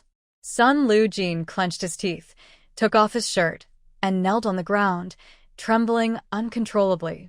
When the whip struck again, blood splattered, and Sun Lujin's back twitched violently, letting out a painful groan. Wu Xiaohan carefully continued, not giving Sun Lujin a moment to breathe, and the next whip came quickly. Sun Lujin's fingers dug into the ground as he endured the relentless whipping. He was tough and didn't scream loudly from the pain, only making some muffled sounds. Just when he thought he couldn't hold on anymore, Wu Xiaohan stopped. 10 lashes had been delivered. Supported by a kind fellow soldier, Sun Lujin got up, glaring hatefully at Wu Xiaohan, as if saying, just wait and see. Su Yunwan watched the 2 rounds of whipping with her own eyes. As someone who used to fight with whips, she knew clearly that although the injuries on the surface looked similar, one was only skin deep, while the other affected muscles and bones. This was also the tacit understanding between Wu Xiaohan and Zhong Wei. Zhong Wei had long wanted to punish Sun Lujin but lacked a proper chance. Now, using Wu Xiaohan's hand to severely injure Sun Lujin, he could send him back to the capital once his injuries flared up again. Next to them, Ding Qiudong's face was already streaked with tears. When she heard Sun Lujin accuse Fan Qingwen, she finally understood Fan Qingwen's true intentions and was deeply shocked. Before she could recover, she heard Zhong Wei order the punishment of whipping. Her body moved faster than her mind, and she wanted to rush forward to plead, but Su Yunwan stopped her. Lord Zhong's rule is strict. Your interference will only make things worse. Listening to the sound of whips cracking and flesh being bitten, she couldn't stop trembling, as if she were experiencing it herself. Come back to the Qin family with me first. I see you've been hurt quite badly. Su Yunwan noticed her skin was bruised and purple in places, and her clothes were likely torn or injured underneath. The angry, reckless man was like a wild beast from the mountains, capable of causing great harm in just a few moments. Soon Yu Zhenzhen, Qin Ruishan, and Qin Rulin arrived to help Ding Qiudong carry her luggage and support her as they headed toward the Qin house. On the other side of the camp, Chu Yi watched the chaos settle down and took a deep breath. He nodded to his father and said, "You're very thoughtful, father." Humph. Chu Xiao snorted coldly, but he felt pleased inside. When the trouble first started, Chu Yi wanted to stop it, but his father sternly said, "Stop. You shouldn't interfere in this matter. But father, I'm worried they might hurt that girl called Xiaozhu. Chu tried to disobey and go, but his older brother blocked his way. The eldest son advised, "Sixth brother, with the officers here, they won't hurt her." Just as he finished speaking, Sun Lujin from the officers sowed discord, causing internal strife. "Big brother, move aside quickly." Chu was anxious and tried to break through his brother's blockade. But then he heard his father say, "What's the rush? Just watch carefully." Chu wanted to argue, but suddenly he heard a man scream. The Qin family's guards arrived swiftly and quickly disabled the man, rendering him helpless. Chu calmed down and watched as the situation unfolded. It wasn't until Su Yunwan appeared and invited the Qin women to take Ding Qiudong and her daughter away that he understood his father's intentions. Chu made a move to protect her temporarily, but if they took her back to the Chu family, more trouble would follow, and Ding Qiudong would feel awkward about her position. However, the Qin family was different. They had guards nearby, and ordinary people couldn't get close. Whether traveling together or exchanging work for payment, Ding Qiudong would be more comfortable there than at the Chu house. The eldest son worried. The Qin family could be attacked at any time. Chu Xiao had already thought of this and said, "Tell Ding Yangzi that if anything happens to the Qin family, she should bring the children to the Chu house immediately." They were just vulnerable women and children. Even without blood ties, Chu Xiao was willing to lend a hand in a critical moment. "I'll go talk," Chu said eagerly. Before leaving, he casually grabbed some candies from the tea tray. Su Yunwan held Xiaozhu's hand and was walking when she saw Chu approaching, so she stopped. While Xiaozhu was feeling puzzled, suddenly a large hand appeared in front of her, holding several colorful candies. Chu squatted in front of her and softly said, "Xiaozhu, pick your favorite candy to eat." "Thank you, brother." Xiaozhu couldn't resist the temptation of the candies, smiled happily, and casually picked a red one. She recognized Chu. The fragrant white steamed bun she ate yesterday morning was given by him. Su Yunwan saw that Xiaozhu's hands were a bit dirty, so she took the wrapper, peeled it open, and fed her the candy. Then Chu said, "The rest is for your sister to keep. Eat only 2 pieces a day so your teeth won't hurt." Su Yunwan smiled gently and held out her hand. Chu handed the candies to her palm, and the scene of their hands overlapping made Qin Junyi feel a sting in his eyes. "Young master, sorry to trouble you." Ding Qiudong and others, who had been walking quickly, arrived in front of Qin Junyi and politely said.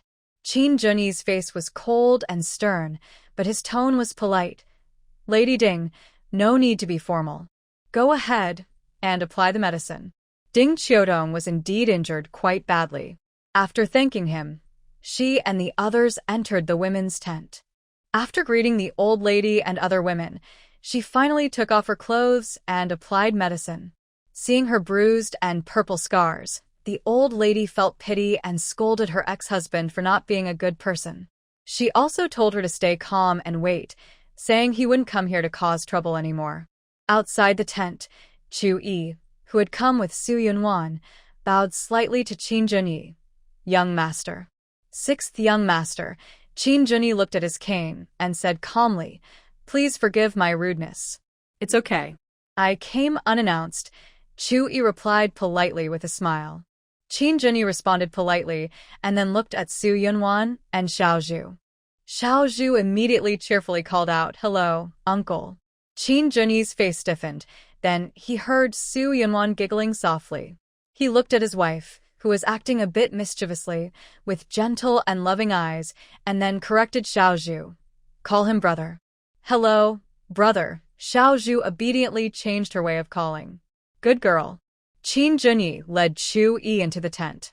Su Yunwan didn't go inside, but took Xiaozhu to sit on a mat under a nearby tree. Soon, guards brought tea and fruit. "Big sister, I want to see my mother," Xiaozhu said anxiously. "Your mother is applying medicine now. Once she's done, I will take you to see her," Su Yunwan replied. At her young age, she thought it was better not to see such scary wounds to avoid psychological trauma. Not long after, Qin Rulin came out of the women's tent and nodded to Su Yunwan. Su Yunwan then took Xiaozhu into the tent for introductions and greetings. Just then, the tomb exploration team returned. Everyone carried large sacks and took almost all the valuable items from the cemetery, truly returning fully loaded. Chu-yi, who had already explained his purpose, politely took his leave when he heard noises outside the tent. Back at the Chu family, he reported to his father and then sat on the ground lost in thought. Qin Junyi's health had improved significantly compared to before. "What's on your mind?" The eldest son of Chu sat beside him. Chu-yi casually asked, "Big brother, has anyone ever been cured of the bone pin punishment?" "As far as I know, no one has," his brother replied. "Are you doubting something?" "No, I was just asking," Chu-yi said, but his furrowed brows showed he was still concerned. Seeing that he didn't want to say more, his brother didn't press and only pondered silently. At the same time, in the Qin family women's tent, Ding Qiudong had just offered to pay her expenses, but was refused by Pei Shi. "You still have a child. Better to keep some money for yourself. Besides, with no income, this can't last long. What are your plans for the future?" Su Yunwan shot a cold glance at Pei Shi. What was she trying to do? "I'm carrying a burden, and once I reach Yuzhou City, I can only follow arrangements. I just hope to arrive safely," Ding Qiudong said nervously. She had heard about the discord between Su Yunwan and her mother-in-law and was cautious in her words. Pei Shi added, "Even if you follow the plan, having money makes things easier. Do you want to earn more?" Faced with Pei Shi's unexpected enthusiasm, Ding Qiudong quietly looked at Su Yunwan, whose face was cold. She said, "I just hope to get through this journey smoothly. I haven't thought about anything else." "Then travel together with Zhenzhen," Su Yunwan suddenly suggested. Pei Shi was annoyed. "Su Shi, how can a senior like you speak out of turn? Do you even know proper manners?" "Manners?" Su Yunwan snorted coldly. "Qiu Tong is my friend. What kind of hospitality is this you're showing? I was trying to help her find a way to make a living. Is that out of kindness or for your own benefit?" Su Yunwan replied without holding back. The old lady wanted to stop her, but heard Qin Junyi rushing in outside the tent. "Grandmother." "Junyi, come in quickly," the old lady said, seeing Qin Junyi leaning on a cane. She reproached him. "Why did you get up again? Sit down and don't strain yourself." "Thank you for your concern, grandmother." "I'm fine," he replied. Su Yunwan helped him to his seat beside her. Qin Junyi looked around and asked, "What were you arguing about just now?" Pei Shi was the first to speak. "Junyi, my mother wants to ask Lady Ding to take care of your grandmother in her free time. In this way, your grandmother can have someone to care for her, and she can earn a living. However, your wife strongly opposes this mutually beneficial arrangement." "What is she really thinking?" Su Yunwan sneered coldly, while Qin Junyi subtly squeezed her hand to signal her to stay calm. "What does Lady Ding think?" Qin Junyi did not follow Pei's line of thought but turned to ask the person involved. Ding Qiudong, who had just witnessed the conflict between the mother-in-law and daughter-in-law, felt her heart pounding. She expressed her idea. "Thank you, madam, but I prefer to invest and travel together. The world is not very peaceful. Many people choose to travel with merchant caravans or agencies for protection." What Ding Qiudong said was about this kind of situation. "Mother, since Lady Ding has already made up her mind, don't force her," Qin Junyi said. Then he called out, "Come here." She entered, kneeling to listen to the order. "Set up another tent for Lady Ding and her daughter to rest, and also prepare one more cart for them." "Yes," she responded, and went out to arrange it. Yu Zhenzhen hurriedly said, "I want to go with Qiudong." Then she looked at Ding Qiudong and asked, "Is that okay?" "Sure." Ding Qiudong happily agreed. After spending these 2 days together, she had become familiar with Yu Zhenzhen, and Xiao Zhu liked her too, so it was no problem. Pei's face instantly darkened like storm clouds gathering, once again defeated. After the tent was set up, Yu Zhenzhen and Ding Qiudong moved their belongings into the new tent. While everyone was having dinner, a woman's voice, sounding both painful and joyful, came from the nearby woods of the camp. Time rewinds 15 minutes. Lu Juncheng, the eldest son of the Lu family, couldn't bear his beloved son's frustration. He sent a young concubine to serve the officer in exchange for food. This move seemed to trigger a mechanism. His brothers followed suit, forcing their own concubines to sacrifice themselves. Since the Dog Emperor had already planned to eliminate the Qin family completely, he did not sell off the unpregnant concubines, but instead exiled them with the Qin family. This led to many concubines traveling with the Lu family, including Lu Juanfeng's little concubine named Lianin. Seeing his brothers all send their concubines to sell themselves for food, he looked at Sinyi, but did not order Lianin to go. Suddenly, Lianin, watching those concubines find partners, bringing back the exchanged steamed buns to give to their men, couldn't sit still. She softly pleaded, "Young master, let me go exchange food for you." Lu Juanfeng's face darkened as he scolded, "Do you really want a man that badly? I am innocent. The servant only pitied you for being hungry, so she took this desperate step." Lianin cried, tears falling like pear blossoms, her heart shattered. "All right, just stay here and behave." Lu Junfeng naturally understood her feelings and softly comforted her. Lianin glanced at Sinyi, a dark light flickering in her eyes. If she truly submitted to the official, her body would be dirty, and the young master would surely reject her. What would be the point of living then? Now that she had the young master's approval, she probably wouldn't have to do such things in the future. Sinyi noticed Lianin's gaze, feeling like a thorn in her heart. This little concubine clearly wasn't a peaceful person.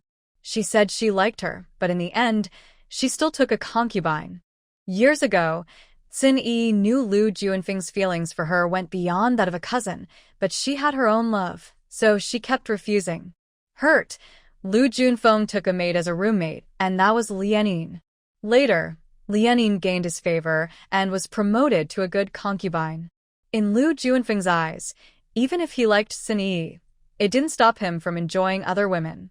This was the mainstream thinking of men in the Great Zhou. The concubines who returned with buns all headed towards the woods, and the official arrived shortly after to complete the transaction. The sounds of their activities spread, making Lu Junfeng feel restless and angry. In the end, he couldn't hold back. Ignoring Sinyi's presence, he gave Lianin a signal and went into the forest. Lianin was secretly happy and followed him closely. Sinyi felt like she had been slapped hard, her face flushing red. Lu's family still took the opportunity to speak. As women, we should be virtuous, generous, and obedient.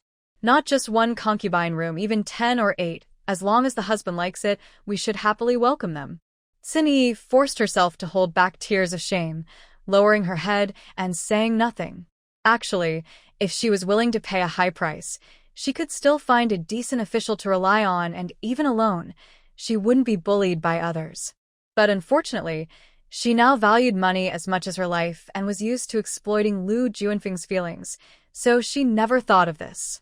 She thought the Lu family, though shameless, could still handle the situation.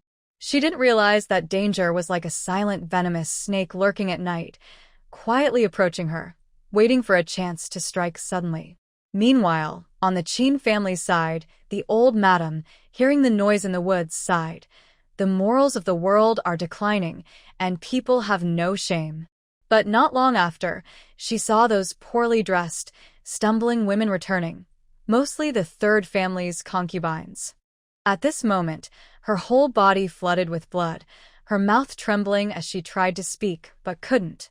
"Grandmother, don't worry," Qin Junyi exclaimed upon noticing her condition, quickly patting her back to help her regain consciousness. Zhenzhen also hurried forward, pressing several acupoints and asking Qin Junxian to channel her inner strength into her back. With multiple efforts, the elderly lady finally escaped the danger of calling out, "Third son, call the third son over. Your grandson will go now."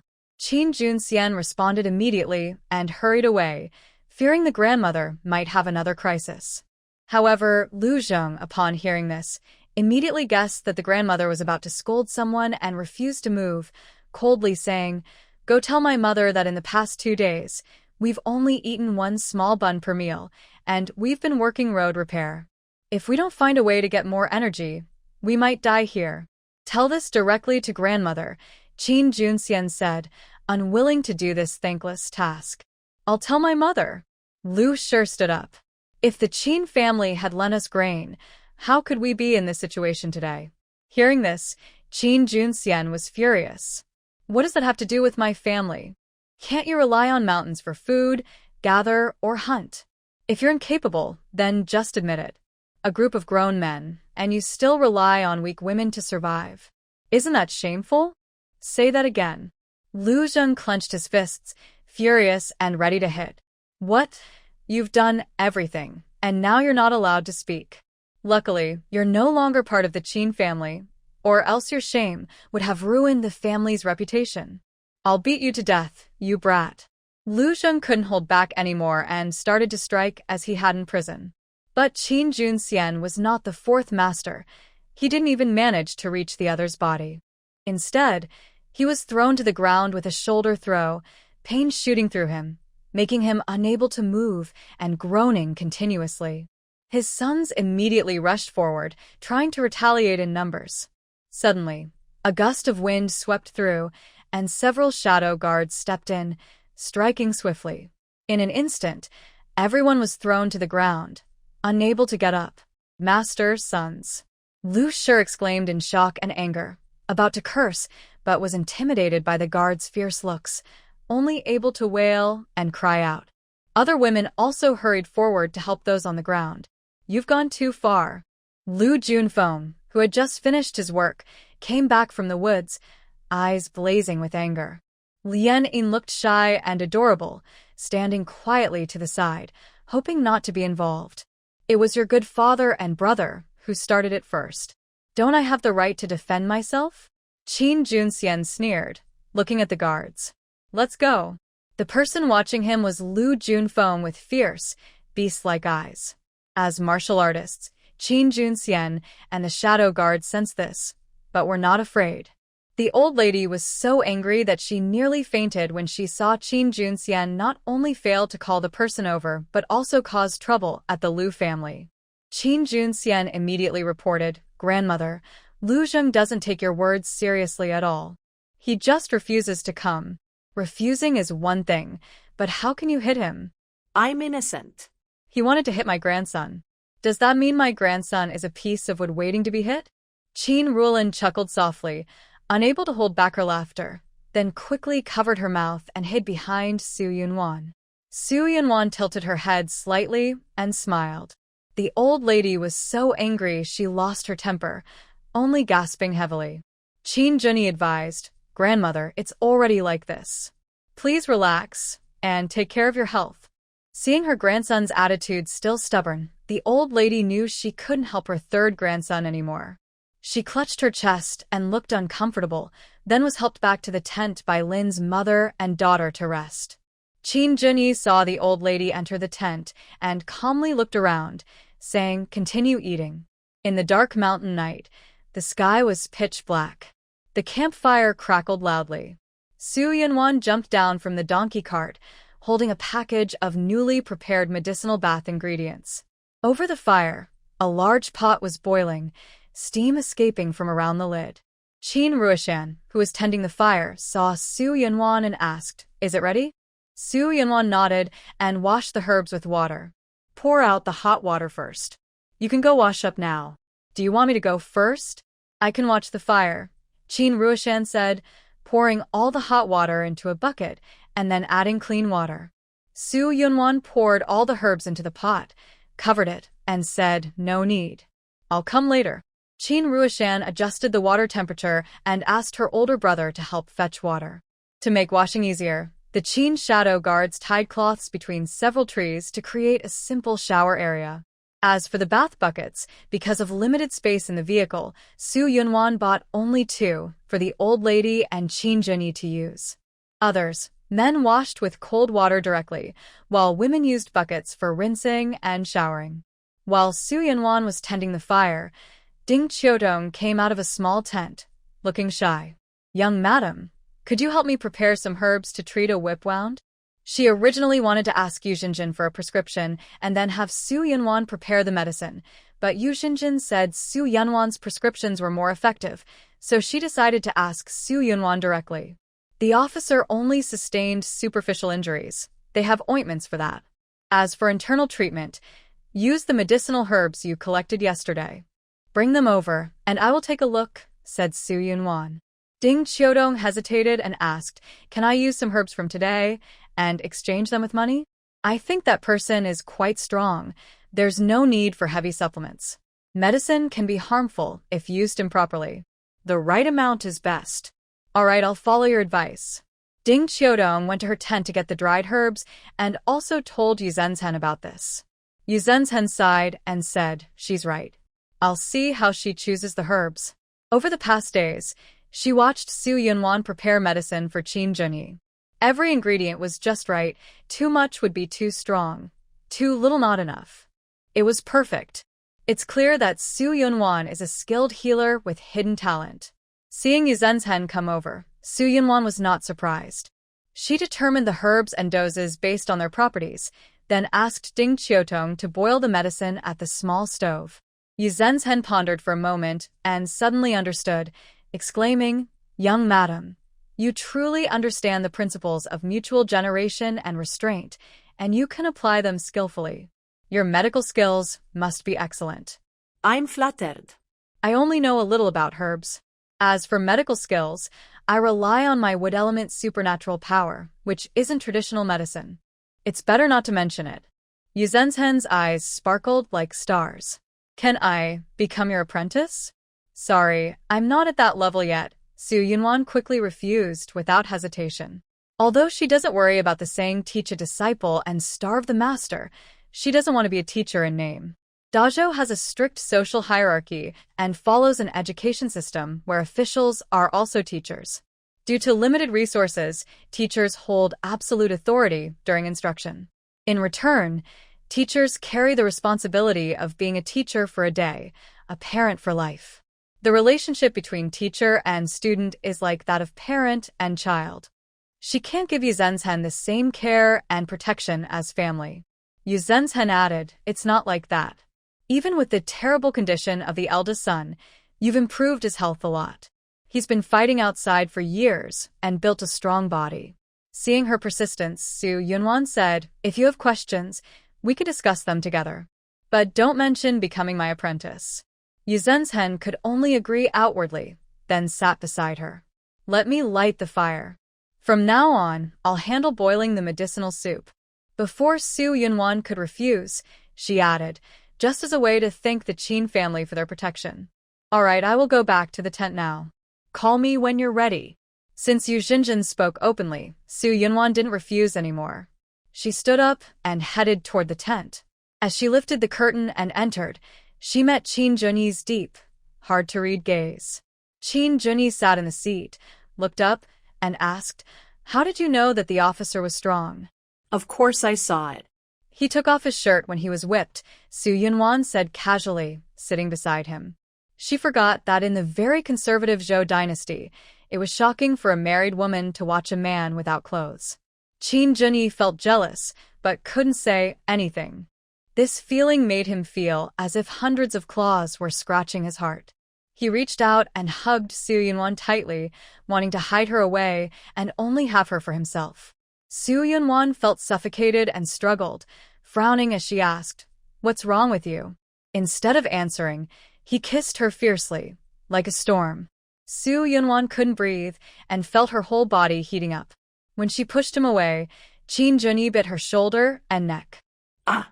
She cried out in pain, pushing him hard, causing him to fall to the ground. She turned her head and saw the faint, bloodshot bite marks on her fair skin. They were lighter than last time, but she still snapped, you dog. Seeing her angry, Qin Junyi quickly got up and moved closer. Let me see. Does it hurt? Even with the experience from last time, he bit with less force but still panicked. Go away. Su Yunwan snapped, covering her wound and turning aside to avoid him. Qin Junyi looked panicked and said softly, sorry, Wanwan. Let me see it. You probably have a tendency for domestic violence too, right? Su Yunwan looked at him suspiciously. What is domestic violence? Family abuse, like Ding Qiudong's ex-husband, who would hit her at the slightest disagreement. I didn't. Qin Junyi hurriedly defended himself, sweat running down his face, his eyes red from stress. Su Yunwan rolled her eyes at him. Yeah, you talk but don't act. Wanwan. His hoarse voice carried pain and regret. I told you to bite back. Su Yunwan was annoyed. Who cares? I didn't make a fuss last time, and you got worse? It's not me. Qin Junyi was so anxious he didn't know what to say. Then tell me clearly, what kind of madness is this? Qin Junyi pursed his lips tightly, unwilling to reveal his strong possessiveness. Very good. Su Yunwan stood up, ready to leave. Qin Junyi quickly grabbed her, no longer caring about anything else. Wanwan, give me some more time. I will recover my lost strength. Are you out of your mind? Su Yunwan smacked his head. After all this fuss, it was just because of that? Compared to looks, I prefer bone structure and soul. Looking at both worlds, the only person Su Yunwan truly cared about was Qin Junyi. Qin Junyi remembered her earlier mention of strong muscles and bones, so she still had her own thoughts. In great surprise and joy, he carefully held Su Yunwan like a treasure, kissed her forehead, and whispered, Wanwan. Seeing that he was just jealous and overreacting, Su Yunwan was too lazy to argue and warned him. Next time, watch out or I'll deal with you. I'm not daring anymore, Qin Junyi said with a smile. Suddenly, his smile faded slightly as he looked worried and asked, Wanwan, are you very sensitive to pain? Su Yunwan was silent for a moment. During the end-of-world years, she was alone, and getting hurt meant double danger. She was used to protecting herself. But her silence made Qin Junyi think of his younger brother Qin Mu, and the time he almost lost him in the Shadow Guard camp's torture, feeling pity in his heart. Be more careful in the future. Don't go up the mountain. Just tell she and the others if you need anything. Su Yunwan smiled. It's not that fragile. I know, but we want to avoid unnecessary suffering and pain. Qin Junyi's eyes filled with tenderness. If possible, he wished he had some kind of magic to transfer her injuries and bad luck onto himself, so she could always be healthy and happy. Ding Qiudong looked at the brewed medicinal soup, feeling conflicted. She had just divorced and was with her daughter, not wanting to find another man. Moreover, that officer would return to the capital after delivering the prisoners, and as an exile, she couldn't leave Yuzhou City without a special pardon. They had no chance to be together. But his punishment was because of her, and she felt guilty if she did nothing. Now that the medicine was ready, she didn't want to show herself, to avoid misunderstandings. Zhenzhen saw her dilemma and asked, learning about her trouble, are you planning to hide completely, or have someone deliver a message to thank him? Ding Qiudong looked at the medicine and said, just delivering the medicine without revealing myself is the best. Then I have a suitable person in mind. Zhenzhen looked at the two people practicing nearby. At this moment, Wu Xiaohan was sparring with Zhang Xiaolu, once again knocking him down without mercy. Zhang Xiaolu hit the ground with a loud bang and cried out in pain, Stop, stop. Let's call it a night. I need to catch my breath. Wu Xiaohan reached out his hand, pulled him up, and pointed out the areas where he needed to improve. But he believed that real lessons come from training and actual combat, which are more effective than just talking. He himself had trained hard in tough conditions to develop his skills. Zhang Xiaolu, however, took a different path. It was good enough that he had persisted this far. To encourage him, Wu Xiaohan took out a bottle of medicine for injuries and bruises, saying, Take this and apply it. Thanks, Zhang Xiaolu said with a grimace as he accepted it. It's getting late. I should head back. Right now, he just wanted to lie down in his tent, stay still, and let the soreness and pain subside. Lord Zhang, may I ask for your help? Ding Qiudong stepped forward. Zhang Xiaolu turned his head and smiled. What do you need? Could you deliver some medicinal soup to that officer who was punished? Ding Qiudong asked. Just don't mention that I made it. Say you kindly prepared it for him. Sure, no problem. Zhang Xiaolu, who had been in the city for years, knew how to handle social situations despite his young age. Since Ding Qiudong wanted to avoid trouble, he kept quiet. Whether Fan Qingwen could guess anything depended on his own skills.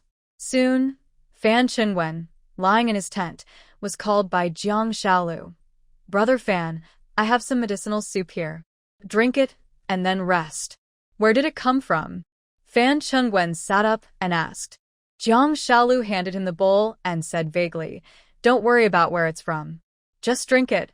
It won't do any harm. Fan Chengwen smiled, took the bowl, and drank it in one gulp. Thanks. No need to thank me. If I hadn't asked you to watch over her, you wouldn't be hurt like this. Sigh. Jiang Shaolu sighed deeply. A few days ago, after promising Wu Xiaohan to look after Lady Ding, Jiang Shaolu asked Fan Chengwen for help when he returned to camp. Because of this, Fan Chengwen had also given her half of the rice and food when her ex-husband paid with grain. After Ding Qiudong and others left to work, she borrowed the officials' cooking tools to prepare food. Later, she went up the mountain to gather herbs and maintained a humble yet confident attitude when interacting with the young lady of the Qin family. Unconsciously, Fan Chengwen was drawn to her and developed feelings. Now, hearing Jiang Shaolu sigh, Fan Chengwen smiled faintly and said, Even without you, I wouldn't just stand by and watch. That's true. Jiang Shaolu nodded in agreement as he thought about his character. Fan Chengwen asked again, How is Lady Ding now? Is she doing well at the Qin family? Very well. Much better than before when she was alone. I see that the young lady of the Qin family often clashes with her mother-in-law.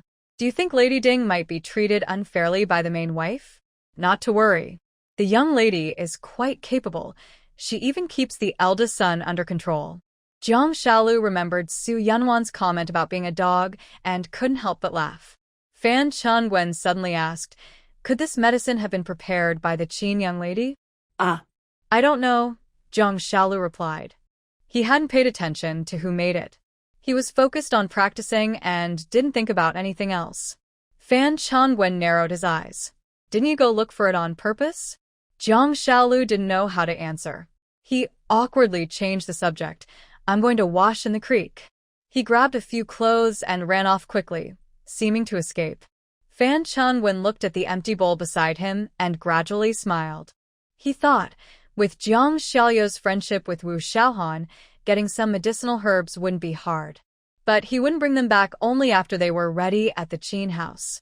Now, since the Qin family has no servants, Jiang Shaolu, no matter how careless, wouldn't let the family members or guards prepare the medicine. They would definitely bring back the herbs first, and then make the medicine. But if Lady Ding was behind it, everything about the strange situation would make sense. Jiang Shaolu didn't realize that by running away, he had completely exposed Ding Qiudong. He lingered by the creek for a long time, thinking that Fan Chengwen was probably asleep. Only then did he return to the tent. To his surprise, Fan Chengwen was not asleep. He had been waiting for a while. When Jiang Shaolu returned, he immediately handed him a silver ingot. Tomorrow, give this to Lady Ding and say it's for the medicine. Jiang Shaolu was speechless. How did he guess that? The next morning, birds and insects chirped in the woods, bringing the quiet wilderness back to life. Su Yunwan opened her sleepy eyes but found that Qin Junyi was not lying beside her, nor was he in the tent. Could he have gone for exercise so early? Lately, they had been sleeping together often, so she was used to Qin Junyi's company and slept deeply, not noticing any movement. Thinking about how he had been so jealous last night, she felt a strange, indescribable feeling in her heart. It was new and interesting for her.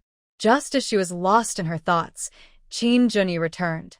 His boots were covered in mud, his clothes had dirt and scratches from falling, and they were wet and dirty, but he still smiled happily. Wanwan, are you awake? Qin Junyi walked over to her bed with his hands behind his back. Su Yunwan responded softly and sat up. As soon as she stood, she saw a big bunch of colorful wildflowers. The dewdrops on the petals sparkled, making the flowers look especially beautiful.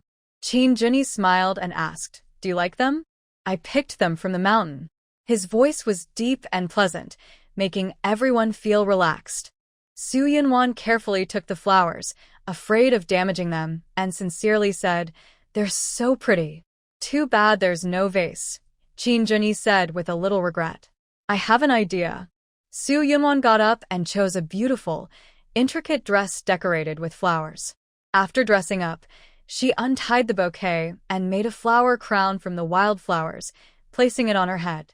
She looked at herself in the bronze mirror, then turned to Qin Junyi and asked, "How do I look? Is it pretty?" "Yes." Qin Junyi nodded, his eyes full of admiration and tenderness. Surrounded by flowers, she looked radiant and charming, truly beautiful like a fairy. Su Yunwan put down the mirror, hooked her arms around his neck, and gave him a kiss with a sweet smile. "This is my gift." Qin Junyi wanted to take the lead, but Su Yunwan slipped away smoothly. She hadn't even brushed her teeth yet. Hearing the noise outside, Qin Junyi shook his head with a smile and turned to find some clothes to change into. When he saw the scrape on his knee from a fall while climbing, he suddenly gasped softly. "Did you fall?" Su Yunwan immediately looked at him, her face showing concern.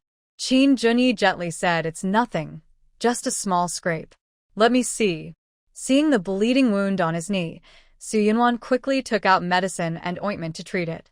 Her serious attitude made Qin Junyi, who was used to being spoiled, feel a little embarrassed. His ears turned slightly red, and he shyly said, "It's really fine, no need for medicine." "Get better soon," Su Yunwan said with a faint smile, looking at him. "Does it hurt?" Qin Junyi looked into her teasing eyes.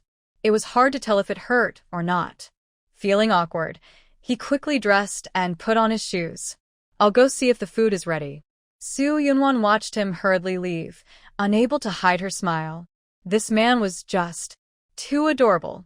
Su Yunwan wore the flower crown and stepped out of the tent, attracting everyone's attention as expected. Qin Rulin straightforwardly praised, "Wow, so beautiful." Su Yunwan smiled quietly and only took off her flower crown to show her. "Big sister-in-law, where did you pick these fresh flowers?" "I want to make a flower crown too," Qin Rulin said eagerly. "I don't know either," Su Yunwan replied, then looked at Qin Junyi. Qin Junyi had already calmed down and pointed in a direction. "Over there in the mountains." "Really? Brother, did you pick these?" Qin Rulin's eyes widened, and her gaze immediately focused on his walking stick and long legs. Qin Junyi still needed to hide his health condition. "Of course not. I asked the guards to pick them." "I knew it. You scared me. You can't show off like that," Qin Rulin said excitedly. Qin Junyi pursed his lips and chuckled, then looked at Su Yunwan. Their eyes met in the air, holding steady, as if sharing a special message only they understood. Qin Rulin looked around and let out a sigh, then went to find Qin Ruoshang. After dinner, encouraged by Qin Rulin, the herbal-picking team from yesterday turned into a flower-picking team, ready to set out. Qin Junyi, acting unusually, suddenly said, "Wanwan, stay here and keep me company." "Oh?" Su Yunwan looked at him in surprise. Seeing him nod, she realized he wanted her to stay for training. Why did he suddenly change his mind? Just then, she also wanted to know about Qin Junyi's training, so she told Qin Rulin and the others, "You all go ahead, be careful." "Don't worry, we won't go far," Zhenzhen said. Without Su Yunwan, she wasn't sure if the guards from the Qin family would secretly follow, so she planned to stay nearby and look around. At the same time, the official in charge was calling people to start work on the road. After 2 days of effort, the road was about 2/3 complete. During these 2 days, the official supplies had run out. Zhong Wei and Jiang Shaolu came over, bowing to Qin Junyi. "Young Master Qin, Zhong would like to borrow 8 shur of rice. With this progress, the road should be open by tomorrow, and we can buy supplies the day after." "No problem. We can move it now," Qin Junyi agreed quickly. Jiang Shaolu immediately went to call people to bring the carts for loading the rice. Fan Qingwen, who was planning to supervise the work, heard this and immediately turned around, walking briskly to join Jiang Shaolu from the Qin family. "I'll help. You're up to something else," Jiang Shaolu said with a smile, returning the silver he received last night. "Here, you can give this money to Lady Ding yourself." Fan Qingwen chuckled and took the money. Jiang Shaolu then looked him over from head to toe. "But with your injury, can you carry the rice bags?" He had heard that Sun Lujin was badly injured and couldn't move easily. Because of this, his uncle specially took care of him and waived his punishment for today's labor.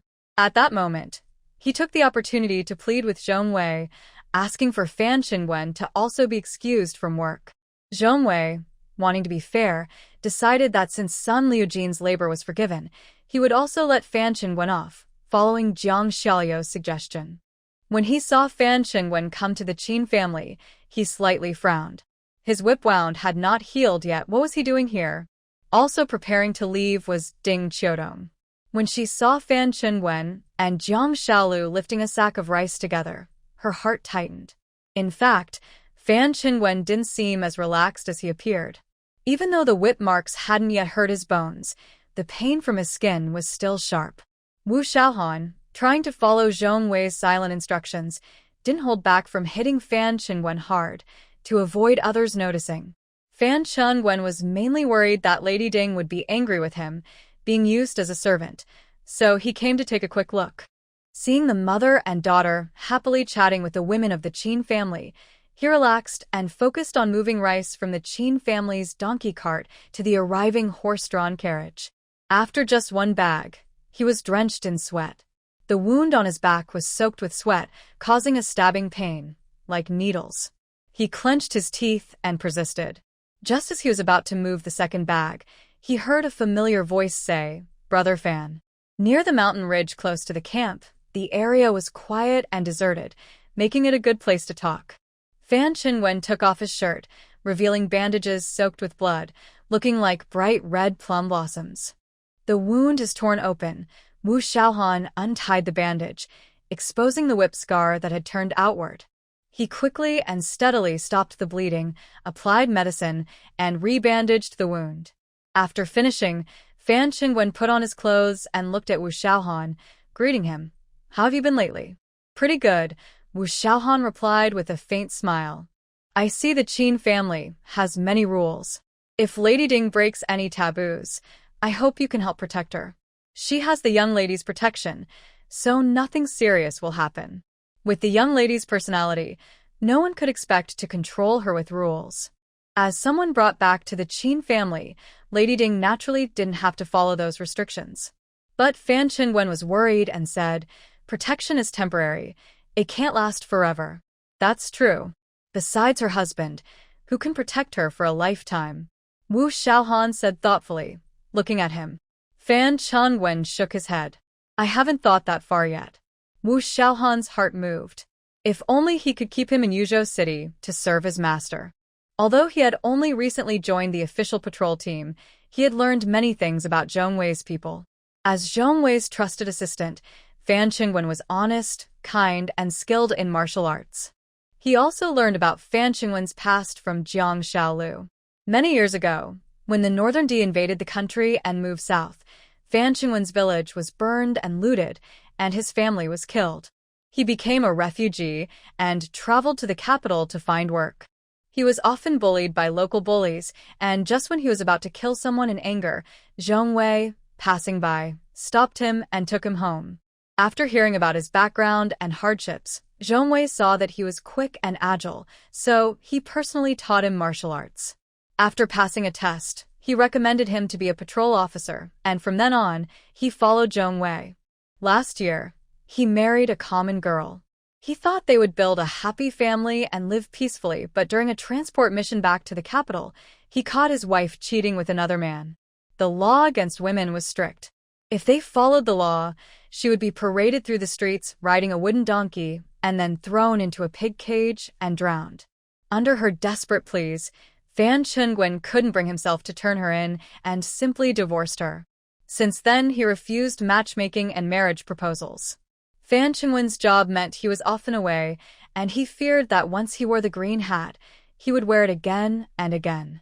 Wu Xiaohan originally thought Fan Qingwen would stay loyal to Zhong Wei forever, but now with Ding Yangzi's appearance, everything was uncertain. As the saying goes, heroes often fall for beautiful women. Even his wise and brave master was caught by this. If Fan Qingwen truly fell in love, staying in Yuzhou for Ding Yangzi was not impossible. Just as he thought this, he heard laughter and conversation nearby. Coincidentally, this was the place where Qin Junyi was caught picking flowers. Zhenzhen and others, each carrying a basket, were walking toward them. They quickly noticed Wu Xiaohan and Fan Qingwen and greeted them. Fan Qingwen's gaze focused on Ding Qiudong, and he stepped forward to say, "Lady Ding, I have something I want to talk to you about."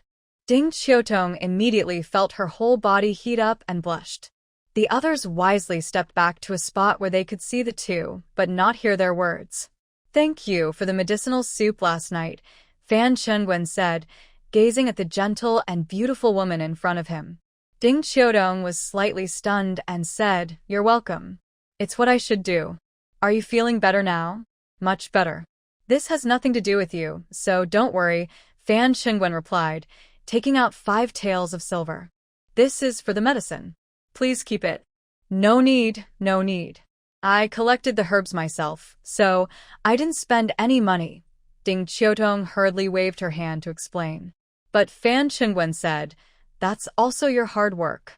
Keep it." "I really can't accept it. Does Lord Jia still have other matters?" Ding Qiudong felt very anxious, wishing she could run away immediately. Seeing her so nervous, Fan Qingwen didn't insist further. Instead, he asked, "Do you want to go back to the capital?" Ding Qiudong was stunned instantly. With my exile, I can't go back." She thought of her parents far away in the capital, and tears filled her eyes. "Don't be sad. I have an idea," Fan Qingwen said with a look of pity. Before Ding Qiudong could ask, he shared a common plan. Feign death to escape, change your appearance. Ding Qiudong thought carefully about these 8 words, but shook her head. "Thank you, Lord Jia. I want to go to Yuzhou first."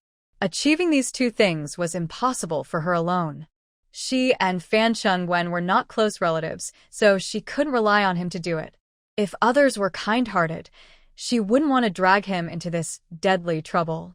If they harbored ill intentions, she didn't want him to take advantage of her, controlling her for life. So she politely refused. Fan Qingwen was surprised. This was completely different for what he expected. If it had been an ordinary woman, being able to escape her crime and still stay in touch with her family, few would refuse. "Do you have any concerns?" Fan Qingwen asked directly, puzzled. Ding Qiudong replied, "No, I just want to live honestly." "But thank you." Fan Qingwen hesitated, his brows furrowing as if he could catch mosquitoes with them. "Lord Jia, I'll be leaving now. Please do as you wish." Ding Qiudong walked over to Qin Ruodong and others, and they left together. Wu Xiaohan saw Fan Qingwen looking conflicted and asked what was wrong. Fan Qingwen explained his plan to fake death and said, "I really can't understand why she refused so quickly, especially since she could go back to the capital. Where do you see yourself in this plan?" Wu Xiaohan asked back. Fan Qingwen's breath caught. He wasn't a bad person and wanted to marry Ding Qiudong, even risking exposure to do so. But if Ding Nyangzi didn't want to, he wouldn't force her. He'd just consider it a good deed for the day. But all of this was just his wishful thinking. As a single mother who just divorced and is raising her child alone, Ding Qiudong is no longer at an age to take reckless risks. There's a saying, first marriage is by the father, second marriage is by oneself. If she had met someone she could trust for a lifelong commitment, she wouldn't marry again. As for Fan Che, the roles of officer and criminal are naturally opposed, making it difficult for them to cross that gap. In the mountains, there is a hidden flat area guarded by a few secret guards. Qin Junyi, dressed in a simple white shirt, is practicing martial arts in the woods. His movements are strong and powerful, full of energy and masculinity. After finishing, his face is covered in sweat, looking tired, but his eyes remain sharp and determined. "Take a break," said Su Yunwan, holding out a cloth. She poured water on it and handed it to him. Qin Junyi leaned in and said playfully, "My hands are dirty. Can you wipe my face?" Su Yunwan chuckled and kindly wiped his face and neck. "Are you bored staying here?" Qin Junyi took the water bag from Wu Xiaohan, took a few sips, then handed it back. Su Yunwan smiled and said, "No, it's only been 2 days, and you're already back to this level." "I'm surprised." Even with her supernatural abilities speeding up his recovery, his skills still depend on himself. But Qin Junyi shook his head. "My movements are still a bit stiff, and I've lost all my internal strength. I only have a faint form left." How did you practice your internal strength before? Su Yunwan asked thoughtfully. Wu Xiaohan raised an eyebrow and looked at Qin Junyi, both of them exchanging meaningful glances. For someone with exceptional martial skills, asking this question is quite funny. Unless her lightness skill is completely different from current martial arts. Su Yunwan suddenly realized and looked at Qin Junyi, meeting his curious gaze. Qin Junyi refocused his mind.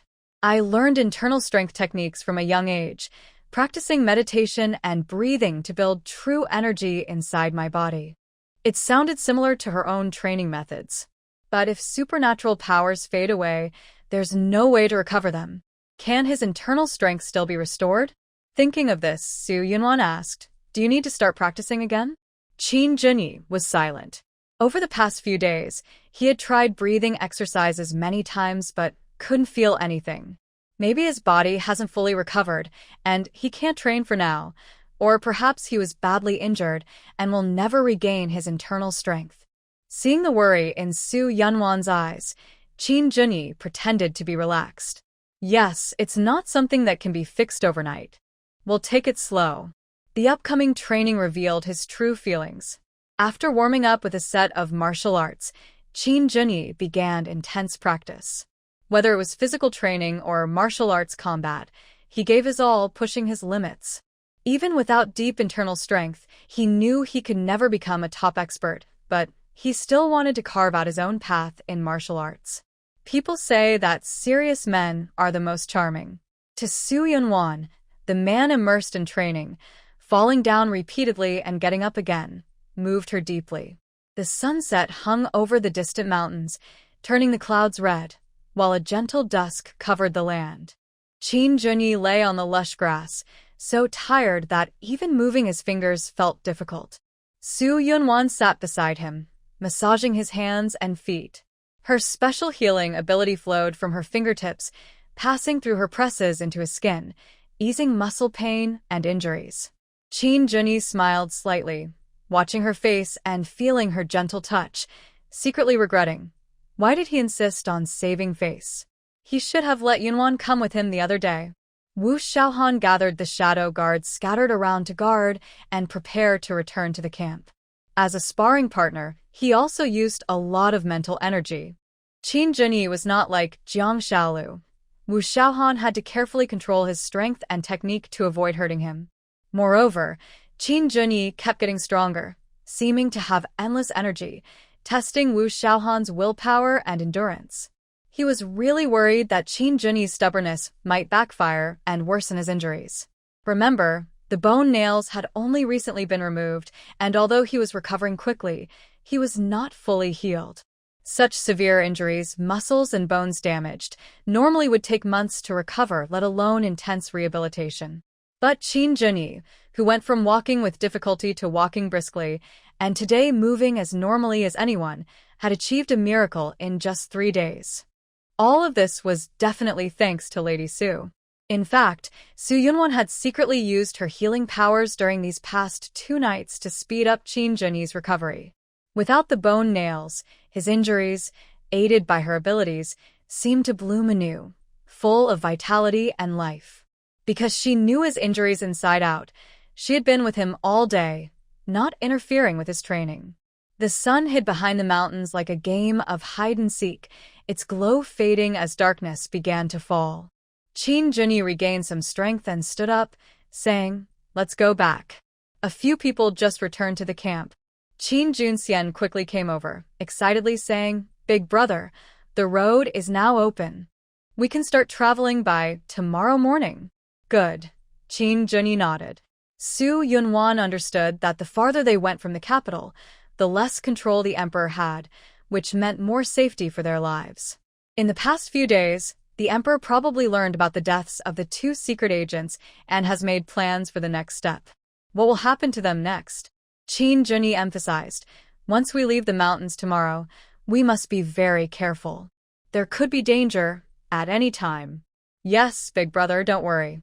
We are much stronger now and ready for a fight," Qin Junxian said confidently, full of positive energy.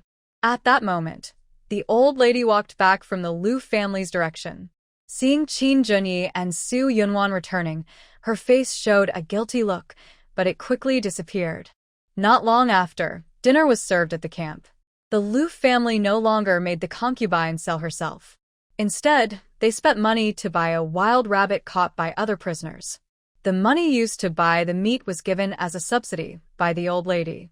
She couldn't control the Qin family's supplies, so she used her own monthly allowance of 20 taels of silver however she wanted, without anyone's interference. Unexpectedly, Lu Zheng and his wife took her 20 taels of silver but weren't satisfied. They started thinking about the money sent from the Lu family in the capital. The old lady didn't notice this and said, "That little silver has already been exchanged for carts, horses, and grain. I only have these 20 taels left. Use them carefully. Since it's your money that bought the grain, why shouldn't Su Yunwan lend it to us?" Lu Shi immediately said angrily. The old lady defended herself. She is the head lady of the Qin family. These expenses for food and clothing are arranged by her. "Mother, why don't you give your son a carriage?" Unlike Lu Shi, Lu Zheng had other plans. He looked worried and complained, "My horse-drawn carriage was buried in the mountain dirt. I've been working early and late to clear the way. My body can't handle traveling far anymore." The old lady felt sorry for her son but couldn't promise anything. She only sighed and said, "Now there are many people in the Qin family and no spare carriage. Then a donkey cart will do," Lu Shi quickly suggested. The old lady didn't forget her eldest grandson's words and felt bitter inside. She thought, "Don't think about it. Not only your carriage is broken, others will have to walk too. Others are others, but I am your son." Lu Zheng immediately complained, gritting his teeth. "If nothing else works, we can pay to rent a carriage. That should be fine. Since I have the money given by my mother, it is enough to pay for the transportation." The old lady still refused to agree and said, "You should talk to Brother Yi about this. I have already stepped back from the matter." Lu Zheng was anxious and quickened his breathing, but he understood that with Qin Junyi present, his mother could no longer control the Qin family. His eyes flickered a few times, then he said, "Mother, the money from the front yard has returned, so the Qin family probably doesn't lack money anymore. Go and get back the funds from before. With extra money, you won't have to worry and you won't need to look at Su Yunwan's face every day." This touched Madame Qin's heart deeply. She returned to the Qin family with this thought, which made her feel guilty. Once she took back the money, the main share would surely go to her third son. During the meal, Madame Qin felt torn inside, and her appetite was poor. Others saw her distracted and knew she had been influenced by Lu's family again, and a storm was brewing. Su Yunwan looked at everyone becoming more cautious and felt increasingly annoyed. Any connection to Lu's family seemed to bring trouble. What new trouble would happen this time? However, before Madame Qin could speak, Qin Junyi took the lead, asking everyone to gather in his tent after they finished eating. Su Yunwan watched his cold, stern profile and felt her frustration melt away. Since Qin Junyi's health improved, he had become the decisive authority in the Qin family. Even as a grandson, he couldn't ignore filial piety, and his principles remained firm. With him around, she didn't need to worry about the family's affairs. Qin Junyi sensed his wife's gaze, turned his head to look at her, and gave a gentle, reassuring smile. He also served her a piece of meat and vegetables, saying, "Eat more." No matter what Madame Qin was thinking, he would handle it well so that it wouldn't affect Wanwan. She just needed to eat well and enjoy her life peacefully. After 3 days of vegetarian meals, and now eating their last bowl of plain porridge with wild vegetables, Paisher felt sick inside and kept scolding him silently as a traitor. After dinner, they moved to Qin Junyi's tent. This was their first time inside and they saw that the space was wide. A wooden screen with silk cloth hung to block the bed behind it. The ground was covered with a thick moisture-proof mat, topped with a beautifully patterned and intricate rug. In the middle of the tent, there was a simple square low table, with fine tea sets, fruit plates, a few books, and a small porcelain bottle. Inside the bottle, there was a small bunch of wildflowers and grasses, full of poetic and natural beauty. Most of these items, Besides, the wooden furniture made by skilled shadow guards were of high quality and carefully crafted. Compared to women who only have mats and tents, this is many times better. Most of these are stolen treasures from the palace, taken without marking, during Yunwan Su's swap under the guise of shopping trips. As for the wooden furniture, she casually tried making it herself, and the shadow guards picked up on it, helping her craft the pieces. She truly treats her exile like a honeymoon, living so peacefully. This calm attitude is unique among the entire exile team. The old lady keeps everything in her mind, feeling very frustrated, but there is someone who feels even worse. Mrs. P is so jealous she becomes furious, scolding, "Sue, how much silver did you spend on these items? And how can you only think of enjoying yourself without making a set for your grandmother?" Before Su Yunwan can reply, Qin Junyi interrupts, asking, "Mother, have you finished copying the scriptures?" Hearing the threat in his voice, Mrs. P storms out of the tent, quickly returning with a scroll of paper and tossing it toward Qin Junyi, saying, "Look for yourself." Qin Junyi opens it to check and finds the handwriting messy and careless, showing she was just rushing through. But honestly, he didn't expect his mother to finish copying it without missing a single word. For the first time, he feels that moving the heavy burden that has weighed on him since childhood isn't as hard as he thought. As long as he can get past that mental barrier, it will be fine. However, Mrs. P, though outwardly finished, is still unwilling to accept the lesson and causes trouble again. Qin Junyi, intending to let go, looks stern and slowly puts away the paper. He asks, "When your father was alive, did you write like this too, mother? Look at the current situation." Merece snaps, furious. In these simple conditions, I'm lucky to have finished writing it all. Qin Junyi responds coldly, but such handwriting can't be placed in the temple. When we stay at the inn tonight or tomorrow, ask mother to copy it again. I won't do it. Merece protest sangrili.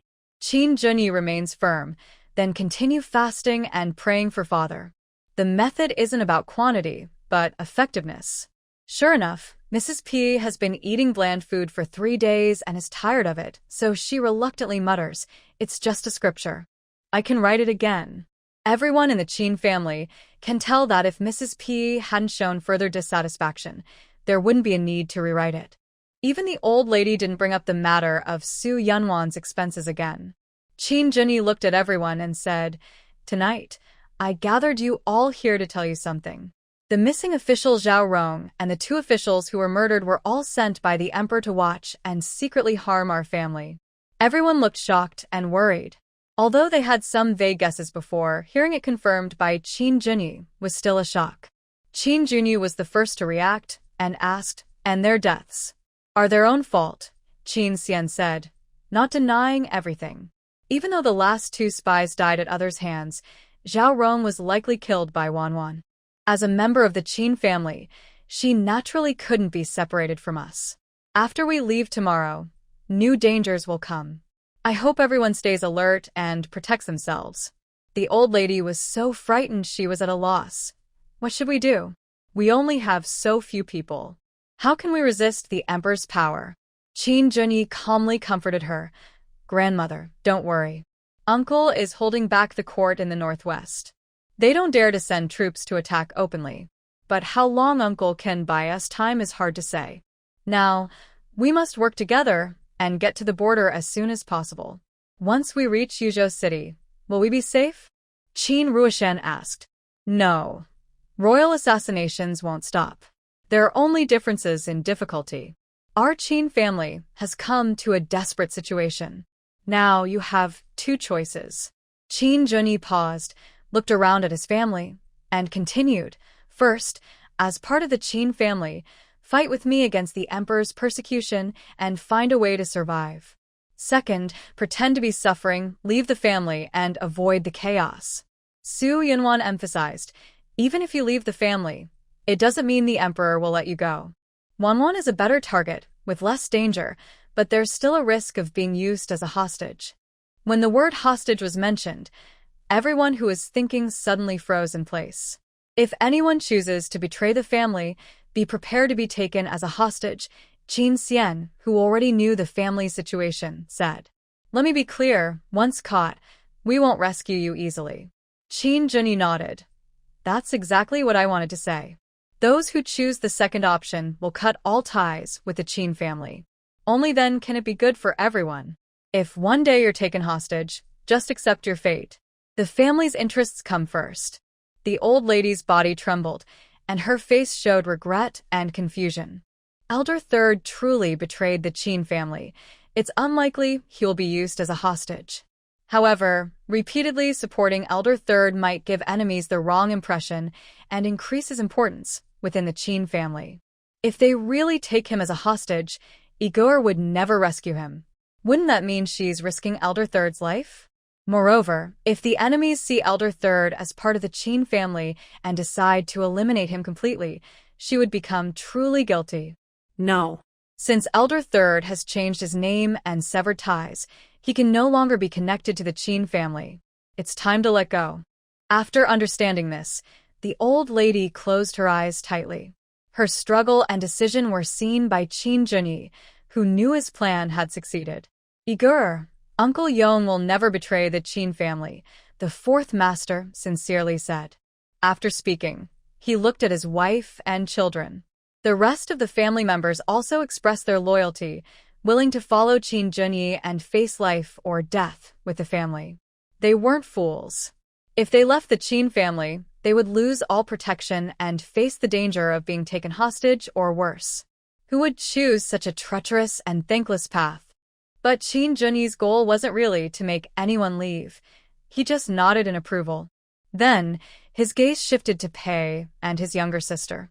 Qin Ruolan hurriedly said, Of course, I won't leave.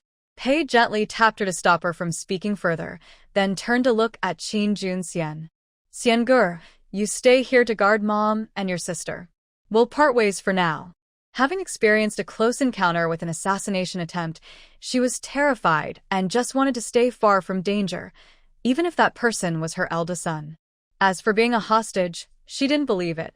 As his mother, she trusted that he wouldn't stand by and watch her die. On the contrary, he would secretly protect her and prevent any hostage situation. With her younger son and hidden guards, she would be safer than ever. Mother! Qin Junxian and Qin Ruolan exclaimed together, their voices full of disbelief. Qin Junxian immediately declared, We are a family. How can we be apart? Last time, I said we wouldn't separate, and I won't abandon the family now. But the situation is different. If we split up, it can ease Igor's burden. It's a win-win situation. Why not? Pei finished and looked at her eldest son. Igor, you understand, right? Qin Junyi's face remained unchanged. His stiff body and clenched fists revealed his true feelings inside. Seeing Pei boldly ask, he nodded silently but didn't say a word. He was afraid he couldn't control his emotions and would start questioning immediately. Since he could remember, he had tried to meet his mother's demands and never rebelled against her, yet she was now avoiding him like a snake in this critical moment. What did he do wrong? Why couldn't he feel even a little bit of a mother's love? Does he think that even if he died, his mother wouldn't care? Suyinwan, sitting nearby, saw his face growing paler. She quickly moved closer, holding his large hand to silently support and comfort him. She had watched Qin Junyi train hard all day and felt very sorry for him. Now, he was also hurt by his mother, which made her heart ache. But this was a mother and son facing a challenge together. She couldn't interfere, so she stood firmly by his side. Qin Junyi looked at his wife, and a warm feeling melted his cold heart, bringing him back to clarity. At this moment, all his frustration and pain were pushed aside. He kept telling himself, having Wanwan with him was better than anything else. One shouldn't be too greedy in life. Old Madam saw how much influence Suyinwan had on her grandson and felt no resentment. She sternly told Pei, if you don't want to share hardships with the Qin family, then ask to leave. As for Brother Xian and Lanlan, they are the younger generation of the Qin family. Don't even think about taking them away. Pei's face suddenly turned pale. She quickly said, I don't want to leave. Grandmother, calm down. Mother only made a mistake for a moment. Please allow me to say a few words to her, Qin Junxian hurriedly said. Then he looked at Pei and kindly advised, Mother, I know you're doing this for Brother Da, to ease his burden. But as his biological mother, enemies might try to capture him and use him as a hostage. He needs to protect you, which makes it harder for him to handle everything. You are wrong, Qin Junyi said, handing peeled fruit to Suyanwan.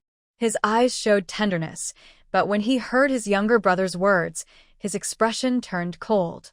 He interrupted his brother and scolded, You just said that anyone who leaves the Qin family and is taken hostage wouldn't be rescued. How can you forget that so quickly? Isn't that your duty as a man? Qin Junxian blushed deeply but stammered, Big brother, she's our mother. It's different. Nothing is different. Qin Junyi shouted, his deep, cold gaze sweeping over everyone. His aura exuded the authority of a general. 6 years ago, I hurriedly inherited the title of king and went to the battlefield. I only returned to the palace last month. Maybe in your eyes, I am still just a younger brother or a junior. Since I took over the Qin family and the Northern Army, I am no longer just my grandmother's grandson or my mother's son. I must be responsible for the entire Qin family. If I want to stay safe, I must be prepared to face the consequences. Qin Junyi looked coldly at Mrs. Pei. Since my mother cares for me, she probably wouldn't want me to abandon the Qin family just for personal reasons. Mrs. Pei's eyes widened, speechless under Qin Junyi's gaze. Could it be that her eldest son truly wouldn't watch her fall into trouble?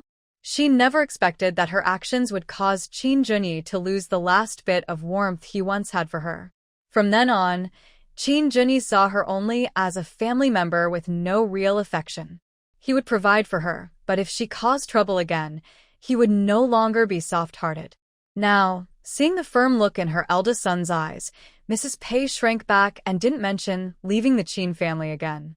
However, she didn't speak, but old Madame Qin wouldn't let her go easily. Fourth son, get the pen, ink, paper, and brush. Write a resignation letter to Mrs. Pei. Our Qin family can't tolerate her anymore. Mother, my daughter-in-law only has this idea because of Brother Yi. She doesn't really want to leave the Qin family. Mrs. Pei was sweating nervously. She didn't want to be driven out after having 3 children. If she became a divorced woman, how could she live with dignity? Qin Junxian quickly said, Grandmother, please, just forgive my mother this time. Yes, grandmother, my mother only meant well, but made a mistake, Qin Ruolin added, blushing. As a daughter, she understood her mother's feelings, but she and her second brother would never abandon their eldest brother. Her mother was just dreaming. Do you really believe that? Old Madame Qin asked sharply. Your mother no longer cares to be part of the Qin family. Then I will fulfill her wish. Under her strict orders, the fourth son had to go find the writing tools and place them on the table. Big brother, say something. Please, big brother. Qin Junxian begged anxiously, looking at Qin Junyi. But Qin Junyi only glanced coldly. What do you want me to say? Qin Junxian cried out, Big brother, mother raised us all. She may not have contributed much, but she endured hardships. We can't treat her like this.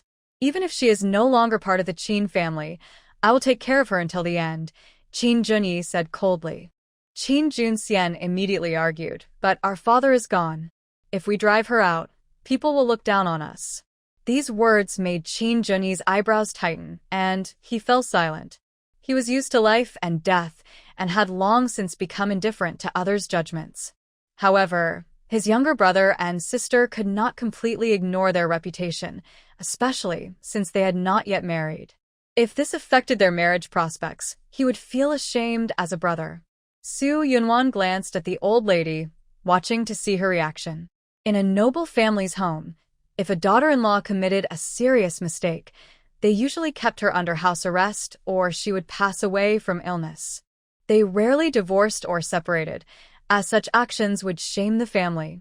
As someone who cared most about the Qin family's reputation, the old lady would surely hesitate. Sure enough, after hearing Qin Junxian speak, the old lady immediately considered backing down. She could not afford to lose everything over a small matter and tarnish Igor's and Qin's family's name. But if she let Pei's family go easily, she felt uneasy. So, ignoring Qin Junxian and Qin Ruolan's pleas, she personally wrote a letter of divorce. Qin Junyi saw from her expression just now that she was up to something and sat quietly, letting her grandmother act. Su Yunwan guessed the old lady's intention and watched as a bystander, coldly observing. Pei's face turned pale as she saw the old lady write quickly and confidently. She abandoned her dignity and knelt on the ground, knocking her head and begging desperately, "Mother, the daughter-in-law truly knows her mistake. I will be obedient from now on and will never think of leaving the Qin family again." Bang, bang, bang. Her head hit the ground repeatedly, quickly swelling and bleeding from her forehead. Qin Junxian and Qin Ruolan stood by her side, tears streaming down their faces. Su Yunwan looked at the three loving women in front of her and understood Qin Junyi's sadness. She held his hands even tighter. Qin Junyi lowered his head silently. His hand under his sleeve moved slightly, as if to reassure her. Seeing Pei's scalp bleeding and blood flowing from her forehead, the old lady waved her hand impatiently and said, "Enough. I'll give you one last chance. If you dare to think of leaving again, I will give you this divorce letter directly. You can pack your things and leave the Qin family." "Thank you, Mother, for your mercy." Pei's relaxed and collapsed to the ground, tightly embraced by Qin Ruolan. Qin Junxian quickly found medicine and treated Pei's wound. To bandage her injury, Pei's forehead was wrapped in white gauze, making her look pale as paper. The old lady waved her hand, signaling everyone to leave.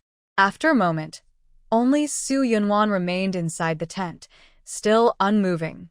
The old lady said, "Wanwan, I have something to say to Igor. I'll go wash first." Su Yunwan stood up, found her change of clothes and toiletries, and left the tent. Without much thought, she already knew what the old lady would say to Qin Junyi. It's mainly about making him see clearly that Pei Shi is not trustworthy and to recognize her true nature. Additionally, Su Yunwan noticed the displeased look from the old lady earlier. Perhaps she will advise Qin Junyi not to be fooled by her, to maintain his dignity as a husband. Moreover, she might even suggest he take a concubine, encouraging him to meet more women, gain experience, and broaden his horizons. In fact, the old lady's words align closely with her own guesses. She hasn't directly mentioned taking a concubine. According to Qin family traditions, a man only considers taking a concubine after his wife has given birth to the first child, and only after the eldest son is born will they stop using the contraceptive soup for concubines. This is to protect the status of the eldest son. If no eldest son is born within 3 years, they will marry a high-status woman as a secondary wife. Her son, though a commoner's child, will have a higher status than regular concubines' children. If the main wife has no children, her son will inherit the family estate. Regular concubines, due to their background, have no chance of rising to higher status. This is why the old lady initially didn't want Sunyi to become Qin Junyi's concubine. In the Qin family, being a concubine is for life, hundreds of years, without exception. Under the moonlight, Su Yunwan finished her bath and just put on her inner clothes when she heard a scream from the woods. She quickly put on her cloak and released her spiritual energy to investigate. She saw many people in the camp hearing the sound and looking around for others. Zhongwei called 5 or 6 officers to rush toward the source of the sound. Su Yunwan raised her sensing vision, looking down from above, and saw Lu Junfeng pulling Sunyi and running quickly through the forest where a landslide had occurred. They were heading straight toward the camp. Lu Junfeng was covered in blood, and Sunyi looked very frightened. Suddenly, Lu Junfeng stopped, took off his blood-stained coat, and threw it into a deep hole, then covered it with dirt. The two quietly returned to the Lu family. Lu Junfeng immediately asked his mother to pour warm water for Sunyi to calm her down, while he pulled his father and elder brother aside to whisper. Meanwhile, the officers searching for someone found a body, its son Lu Jin. The corpse was half-dressed, and from the scene, it looked like he was involved in some improper act with a woman. His back of the head was bloody and mangled, as if he was struck from behind with a heavy object at a critical moment. They carried the body back to the camp. Zhong Wei examined the cause of death. After confirming, he asked coldly, "Check who the woman was that made a deal with him." He has a strict rule for his team. Unless both parties agree willingly, they must not humiliate female prisoners. Recently, none of his subordinates have broken this rule. When Sun Lujin was involved, it was definitely connected to the woman he traded with.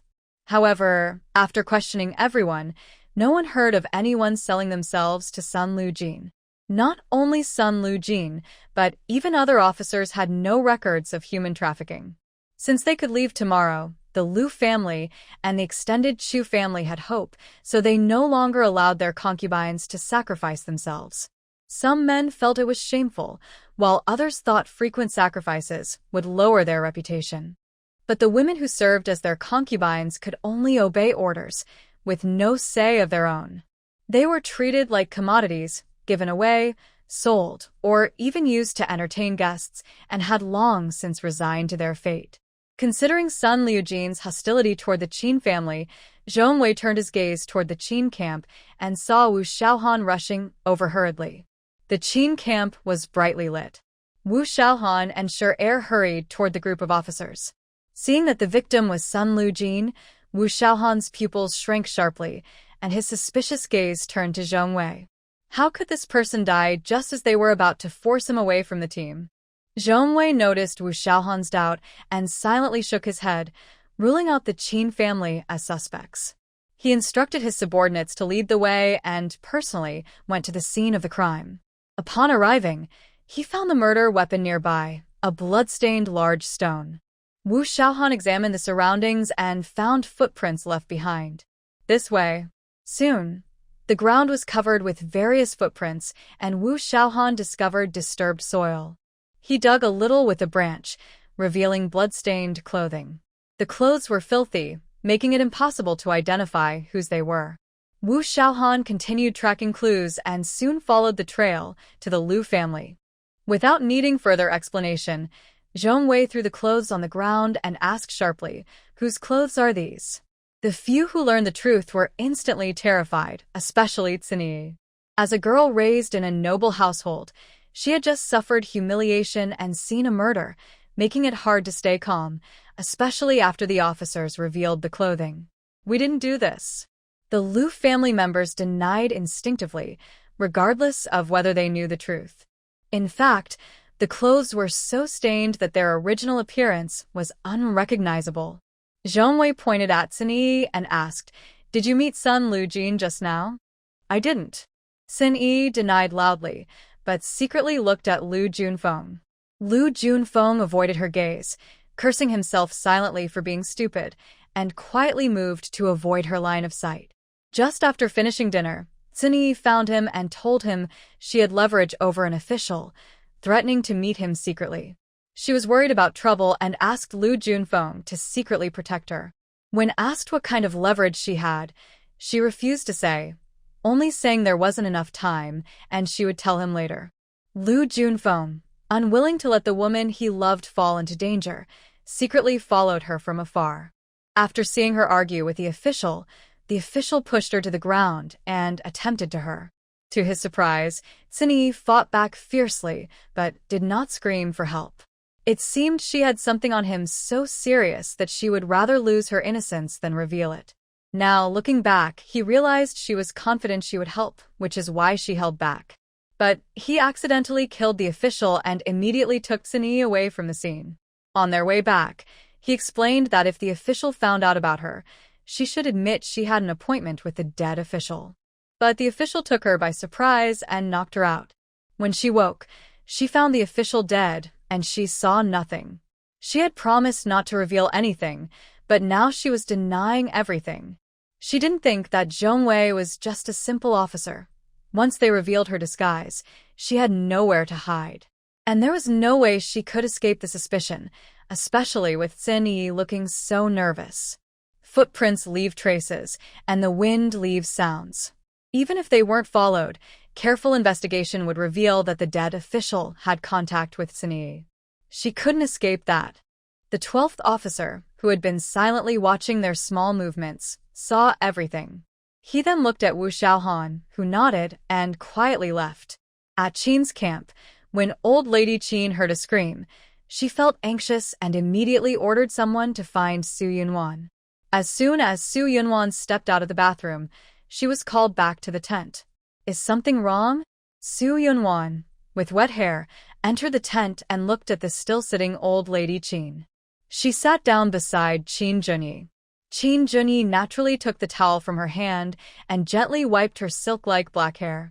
Don't go getting involved. We should wait quietly for the result. He was very careful to prevent anyone from taking action against his wife, Yunwan. The value of a hostage was clear. Enemies would want to use her against him.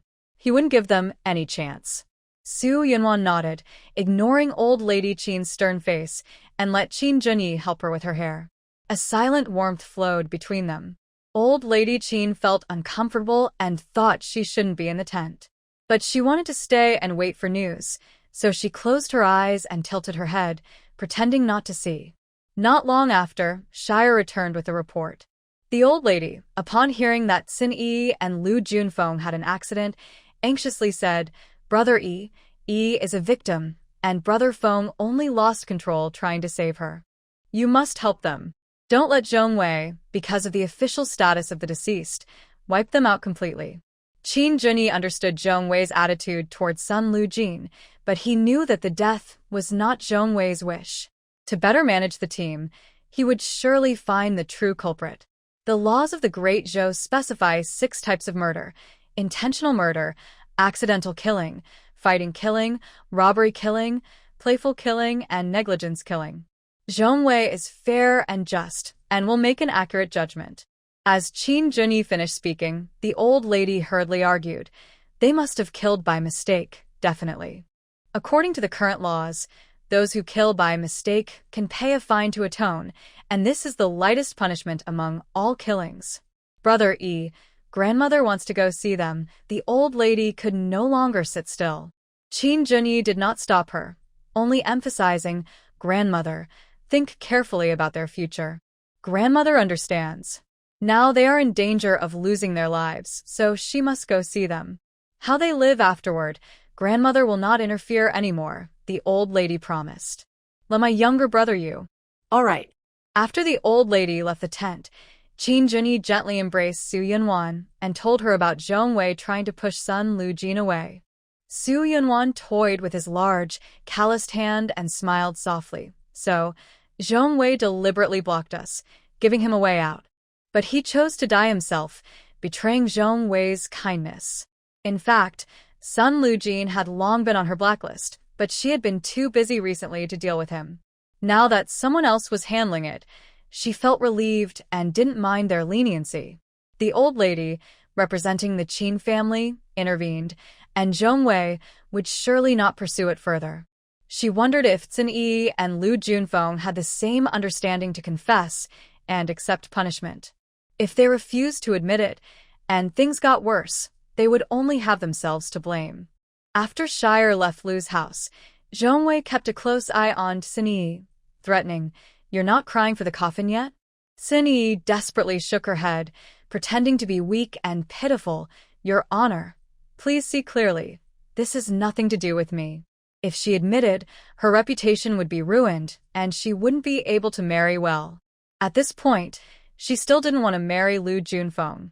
To protect her reputation, she acted against his advice. Sun Lujin was secretly in contact with her. As long as she firmly denied it, it would be hard to find evidence against her. But she forgot that civilians do not fight against officials. As an officer, Zhong Wei had many ways to control her. He waved his hand and said, Take her away for questioning. 2 officers approached Xin Yi, one on each side, grabbing her arms. Let me go. I am innocent. You can't do this. Xin Yi was squeezed painfully and struggled in panic. Brother Junfeng, please save me. Lu Junfeng was secretly angry that she was disobedient, deliberately avoiding eye contact and not helping. He was prepared for things to be exposed. As long as he accused her of murder, he could settle the matter with money. Now, With Sinyi causing trouble, he felt both angry and hopeful. If she resisted pressure and refused to confess, he could step back and save a lot of silver. Money was flowing out, not in. If he spent a large sum, his brothers and sisters-in-law wouldn't let him off easily. Sinyi was dragged toward the officer's camp. Her mind thought of the phrase coercion to confess. It was only then she realized that officers could use violence. Not only was she involved, but even if she was innocent, Zhong Wei could find ways to pin the blame on her if he wanted. At that moment, she felt overwhelmed with fear and despair. Grandmother, grandmother. Please save me. Sinyi, thinking of the only person who could help, called for help from low to high pitch, finally shouting herself hoarse. The old lady, hearing the cry, couldn't wait any longer. She hurried over, shouting, "Stop." The couple from the fourth household, worried about the old lady, also followed to see what was happening. Meanwhile, Qin Junxian was held tightly by Mrs. Pei, who wouldn't let him go to comfort his mother. He kept shouting, "Brother Xian, mother is very sick. Don't leave her." Qin Junxian was overwhelmed and could only say, "I'll go get the guards to follow." "Lon Lon, go call someone," Mrs. Pei, still shaken, didn't want her youngest son to leave even a step. Qin Rulin nodded and got up to leave the tent. Seeing her uncle and aunt following the grandmother, she didn't call anyone else. She was about to follow and see what was wrong with Sinyi when she heard her mother's voice from inside the tent, angry. "If you hadn't opposed, mother wouldn't have suffered this humiliation. Why are you so stubborn, insisting on sharing the same fate as your older brother?" At that moment, Qin Rulin felt bitter and oppressed, like eating bitter melon, and had the urge to run away from her mother.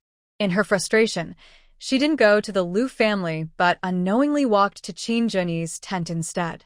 Qin Rulin stopped in front of the tent, did not ask to enter, but stood aside, feeling self-pity. Waiting nearby, Shuri saw her and quietly left. Soon after, he returned. Qin Rulin, looking down, suddenly saw a piece of candy appear before her. She looked up at Shuri. He smiled slightly, holding out the candy towards her. Earlier, seeing Qin Rulin looking so sad, Shuri wanted to do something but didn't know how to comfort a young lady. The scene where Chui gave candy to a little girl was seen by him. In a hurry, he imitated Chui and grabbed some candies for Qin Rulin to choose from. Seeing Shuri's concern and encouragement in her eyes, Qin Rulin reached out, took a malt candy from his hand, and put it in her mouth. The sweet, non-greasy taste made her feel better, and the distant sound of her mother's scolding faded away. Qin Rulin's mood improved a lot. She smiled sweetly at Shuri and silently mouthed a thank you. Shuri smiled back, glanced at the remaining candies in his hand. Suddenly, a gentle hand touched his, grabbing all the remaining candies. His fingertips brushed his skin, and Shuri, usually calm, trembled slightly. His heart felt ticklish, like being brushed by a feather, and his ears turned slightly red. Qin Rulin, holding a handful of candies, happily went to find Little Bamboo to share. Shuri watched her walk quickly into the tent where Lady Ding and others stayed, a gentle smile appearing in his eyes. Unbeknownst to them, under the glow of the campfire, their shadows fell on the tent's fabric, catching the eyes of Qin Junyi and Su Yunwan.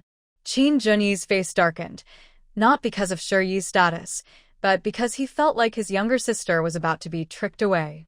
Su Yunwan smiled slightly, thinking, they haven't even started yet. She knew that the shadow guards and dark guards were very strict. As the young lady's younger brother, Qin Rulin wouldn't dare break the rules. However, the open scolding from her mother, Pei, made her frown repeatedly. With such a push from her mother's harsh words and subtle influence, would Qin Junyi completely turn dark? And when that day comes, how would Qin Junyi accept it? At the camp Liu family, since the old lady shouted stop, Zhong Wei had let go of Sinyi. Sinyi cried as she hugged the old lady, repeatedly insisting she was innocent. But the old lady believed Shuri's words even more. The shadow guards from the palace were not ordinary people, and what they reported would definitely be true. "Master Zhong, please allow me to speak with them properly." The old lady gently stroked Sinyi's hand and looked directly at Zhong Wei. Zhong Wei kept a serious face and nodded, saying, "Go ahead." Brother Feng, come with me," the old lady said, then turned and walked to a quiet spot. Once they were away from others, she lowered her voice and asked, "Tell me the truth. What really happened?" Sin-Yi sobbed quietly, bowing her head without speaking. Lu Junfeng no longer hid anything, speaking honestly but with some doubt. "Grandmother, it was a moonlit promise between Yi and me. We saw a bunch of flowers in the distance, so I told Yi to stay put while I went to pick some for her. I had just gone halfway when I heard Yi calling for help. I hurried back and saw that she was. And I lost my grip." He had already seen the guards return to report, so he guessed the grandmother might know something. Since the grandmother had come forward, it meant there was still hope to fix things. He needed to cooperate well. He deliberately spoke vaguely and took the opportunity to say, "It was my carelessness that caused Yi to lose her innocence. I am willing to take responsibility. I ask the grandmother to decide and allow me to marry Yi." "You're talking nonsense." "I haven't lost my innocence," Yi shouted in protest. Lu Junfeng immediately said affectionately, "Yes, yes, yes. You were just pulled into your clothes.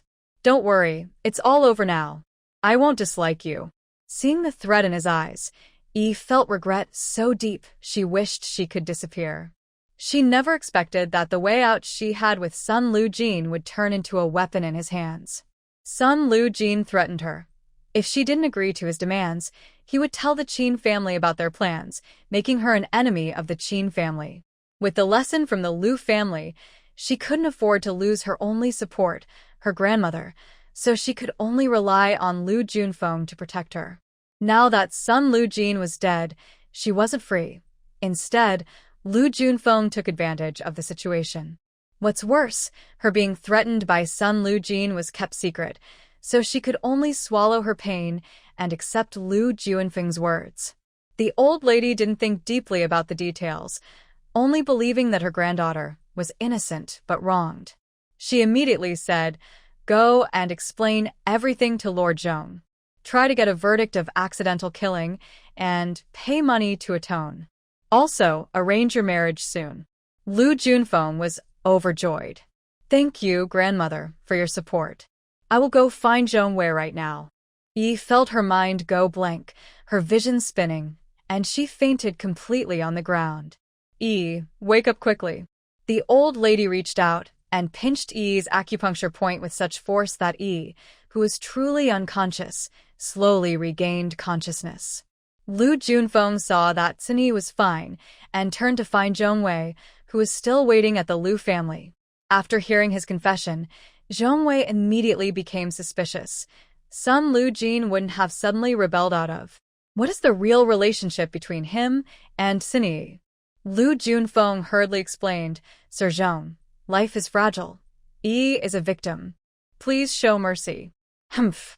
Zhong Wei snorted coldly. "I need to understand the full story." "That's exactly what my cousin Junfeng said," Sinyi said weakly but firmly, supported by Lin. "Sun Lujin is dead. I won't let anyone bring up their secret plans again." Zhong Wei stared at her, seeing her stand tall and unafraid, and then shifted his gaze to Wu Xiaohan. Wu Xiaohan frowned, not believing Lu Junfeng's flimsy story. In this situation, who would leave a girl they liked alone in a remote forest? Sinyi had her own ideas and wouldn't be controlled by Lu Junfeng. There must be some hidden reason. The old lady, following Zhong Wei's gaze, saw Wu Xiaohan and immediately agreed. What they said is true. This involves my granddaughter's reputation. I hope Sir Zhong can close this case. After speaking, she looked at Wu Xiaohan with a warning, not allowing him to oppose. Wu Xiaohan pressed his lips tightly and said nothing. He planned to find out the truth and leave the decision to his master. Zhong Wei then said, "That's manslaughter. A fine of 500 taels. That's too much." "We don't have that much," Mrs. Lu immediately shouted. The rest of the Lu family also looked worried. When Lu Junfeng admitted to killing, they knew trouble was coming. Sure enough, Zhong Wei demanded a huge penalty. He wanted them to lose everything. Lu Junfeng panicked. He thought he would only need to pay 50 taels, but now it was 10 times more. Their family's savings couldn't cover it. No matter how much they begged, Zhong Wei refused to lower the fine. He said, if you can't pay, you'll be exiled. Since you're already exiled, if you can't pay, you'll lose a hand or a foot. Lu Junfeng finally became scared. He didn't want to become useless. He quickly looked at Lu Zheng and begged, Father, save me. Lu Zheng, disappointed, glared at him harshly. Then his expression changed to a fierce look, glaring at Sinyi. My son committed this crime for you. You should pay the money. Yes. Hurry and take out the money. Mrs. Lu remembered Sinyi and forced her to give the money. Sinyi nervously hid behind the old lady and couldn't say, I have no money, only silently crying and hoping the old lady would help her refuse. But the old lady said, husband and wife are one. If you help Brother Feng, he will remember your kindness. In her mind, had already been tarnished by an outsider, but luckily Brother Feng still wanted to marry her. They needed to marry quickly to avoid further trouble. Since Brother Feng would soon become her husband, how could he just watch him get hurt? Lu Junfeng hurriedly said, I will treat you well in the future. Lowered her head silently. She now valued money above all. Even if Lu Junfeng was trying to save her, she didn't want to pay to clear her name. She had no choice but to spend her family's money first, then make up the missing part herself. And she only wanted to pay half of the cost. As for the idea that they are one, she didn't care. She wasn't married yet, so she wouldn't contribute her own money.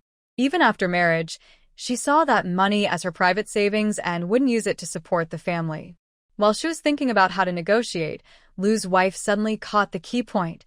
What do you mean, husband and wife? I don't want such a daughter-in-law. If you harm Brother Feng this time, you could harm the whole family next time. The old lady didn't like hearing this. You can't say that. She's also a victim. No, she's not. Lu's wife insisted. I saw it myself. She kept sneaking into the woods. Brother Feng was worried about her and went to check. She shamelessly met with that dead official in secret. My son tried to protect her reputation and took all the blame, but Sinyi, you still want to shift the blame. Do you have a conscience? When she said this, everyone present, including the old lady, was shocked. Wu Xiaohan thought of something and looked very cold. He was completely panicked. I didn't. The facts are as my mother said. I also noticed it, Lu Junfeng's older sister said. Other women from the Lu family who saw her move also spoke up in agreement. Yi's biggest fear was suddenly exposed by Lu's wife. You all are talking nonsense. I went with Brother Junfeng. You can't falsely accuse me. Yi denied everything and begged Lu Junfeng to help cover for her. But when Lu Junfeng saw she didn't want to pay, he felt cold and no longer cared about her feelings. Anyway, her family didn't lie, so there's no need to hurt them for her. But this means she can no longer keep her good reputation. If she marries as the main wife, she will be mocked for life. Without Lu Junfeng's support, under everyone's gossip, Sinyi's arguments sound weak and powerless. The old lady knows Sinyi's nature. She was just overly protective earlier and didn't think carefully.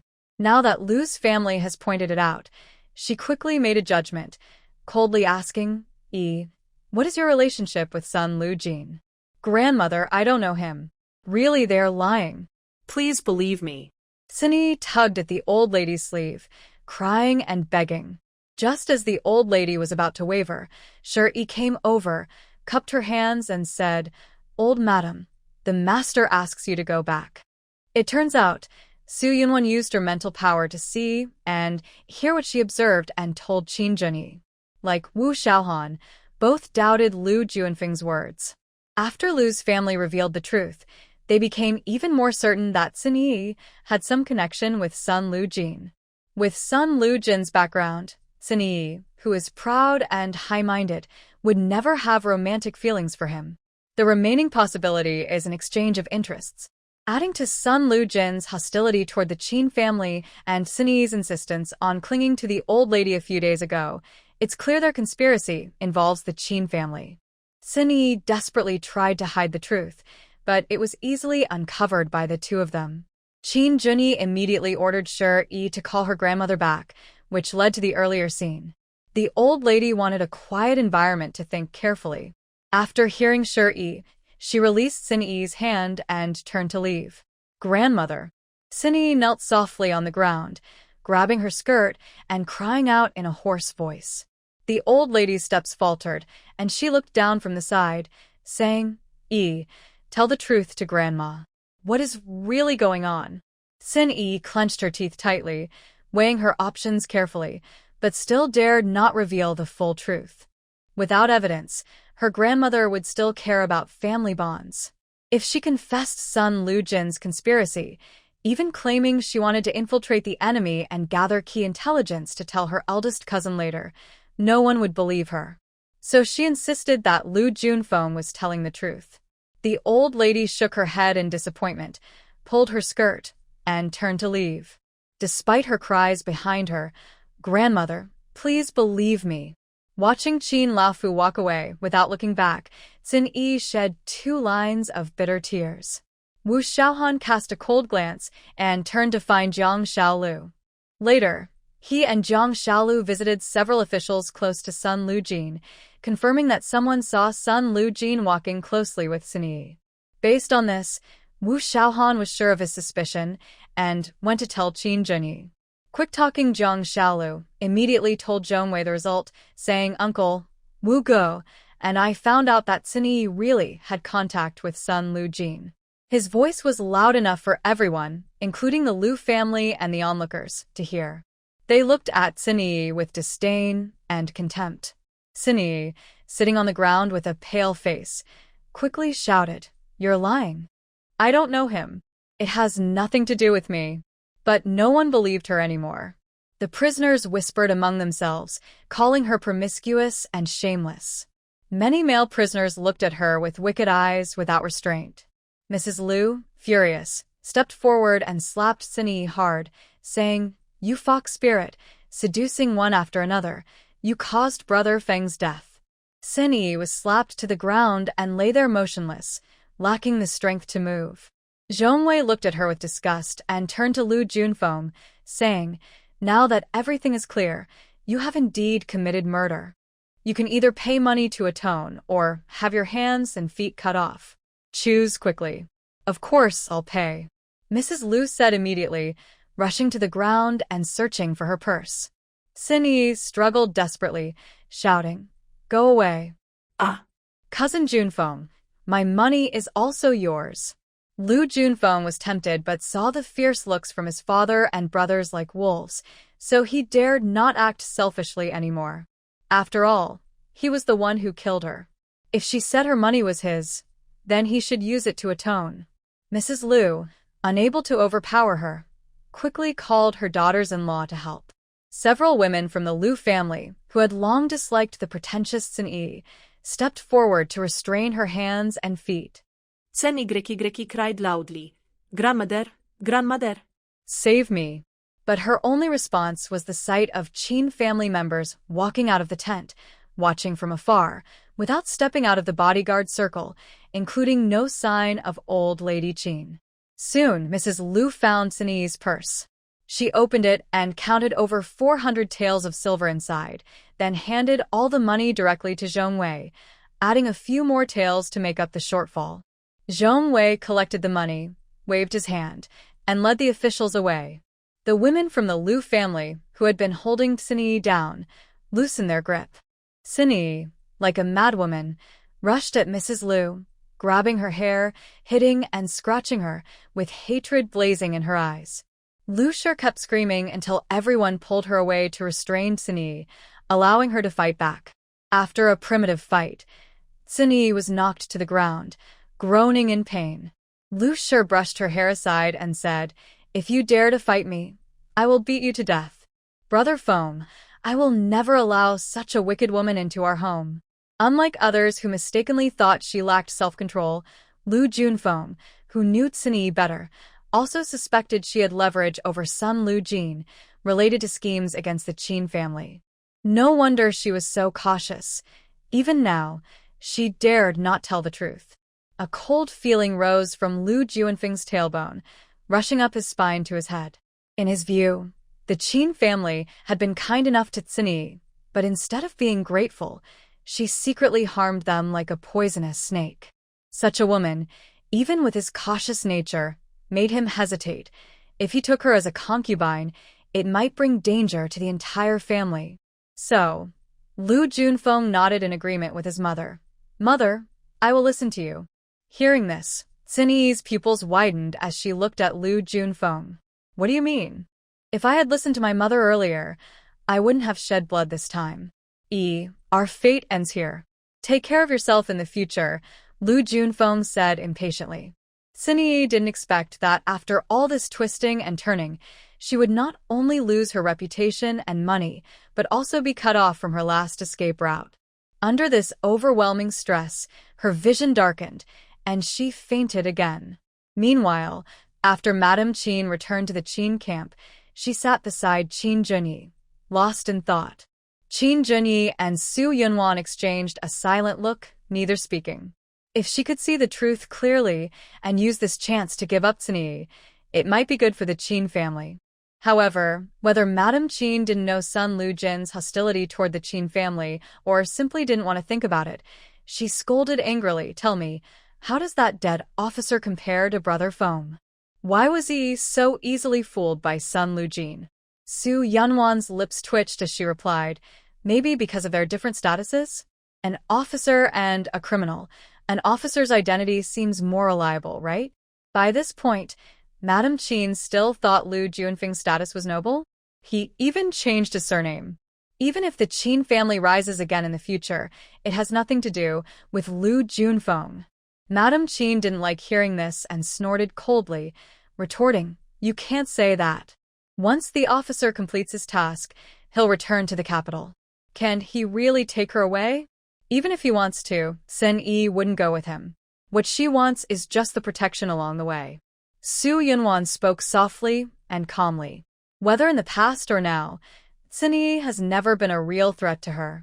Now that Cini has reaped what she sowed, she feels little joy, only a sigh inside. People who don't learn from mistakes won't die, but some just refuse to believe it. Qin Junyi secretly squeezed Su Yunwan's hand and looked at the old lady, using a gentle approach. "Grandmother, Sun Lujin was bought by royal spies and is determined to destroy the Qin family." The old lady Qin quickly understood the situation and murmured, "Impossible. He wouldn't do such a wrong thing." Qin Junyi didn't argue with her. He grew up caring for this girl himself, and it was hard for anyone to accept her collaborating with outsiders to harm her own family. He wanted to give the grandmother some time to digest the news. Soon after, Wu Xiaohan brought back the investigation results. After hearing Wu Xiaohan's report, the old lady was hit hard again. Why? Why did she do this? "I really can't understand, grandmother." At that moment, there were loud shouts from Lu Shi and cries for help from Cini in the distance. The old lady no longer immediately rushed to help as she once would have. Listening to the desperate cries, tears streamed down her face, as if she suddenly aged several years. Qin Junyi felt heartache and gently walked over to sit beside her, softly saying, "Grandmother, my body is now healthy." Hearing this, the old lady froze, suddenly turning her head sharply. "Brother Yi, is what you said true?" "Yes, this must be kept secret. That's why I didn't tell you. I hope you can forgive me," Qin Junyi said sincerely. Good, as long as you're fine. Grandmother will keep the secret and won't let others know," she said, crying with joy. She no longer cared about Cini. "Tell me what happened," she urged. It was the joint effort of the shadow guards and Wanwan's careful care. Qin Junyi looked at Su Yunwan with tenderness. "Wanwan has special abilities, and it's better if fewer people know." This explanation was decided after he fully recovered and consulted Su Yunwan.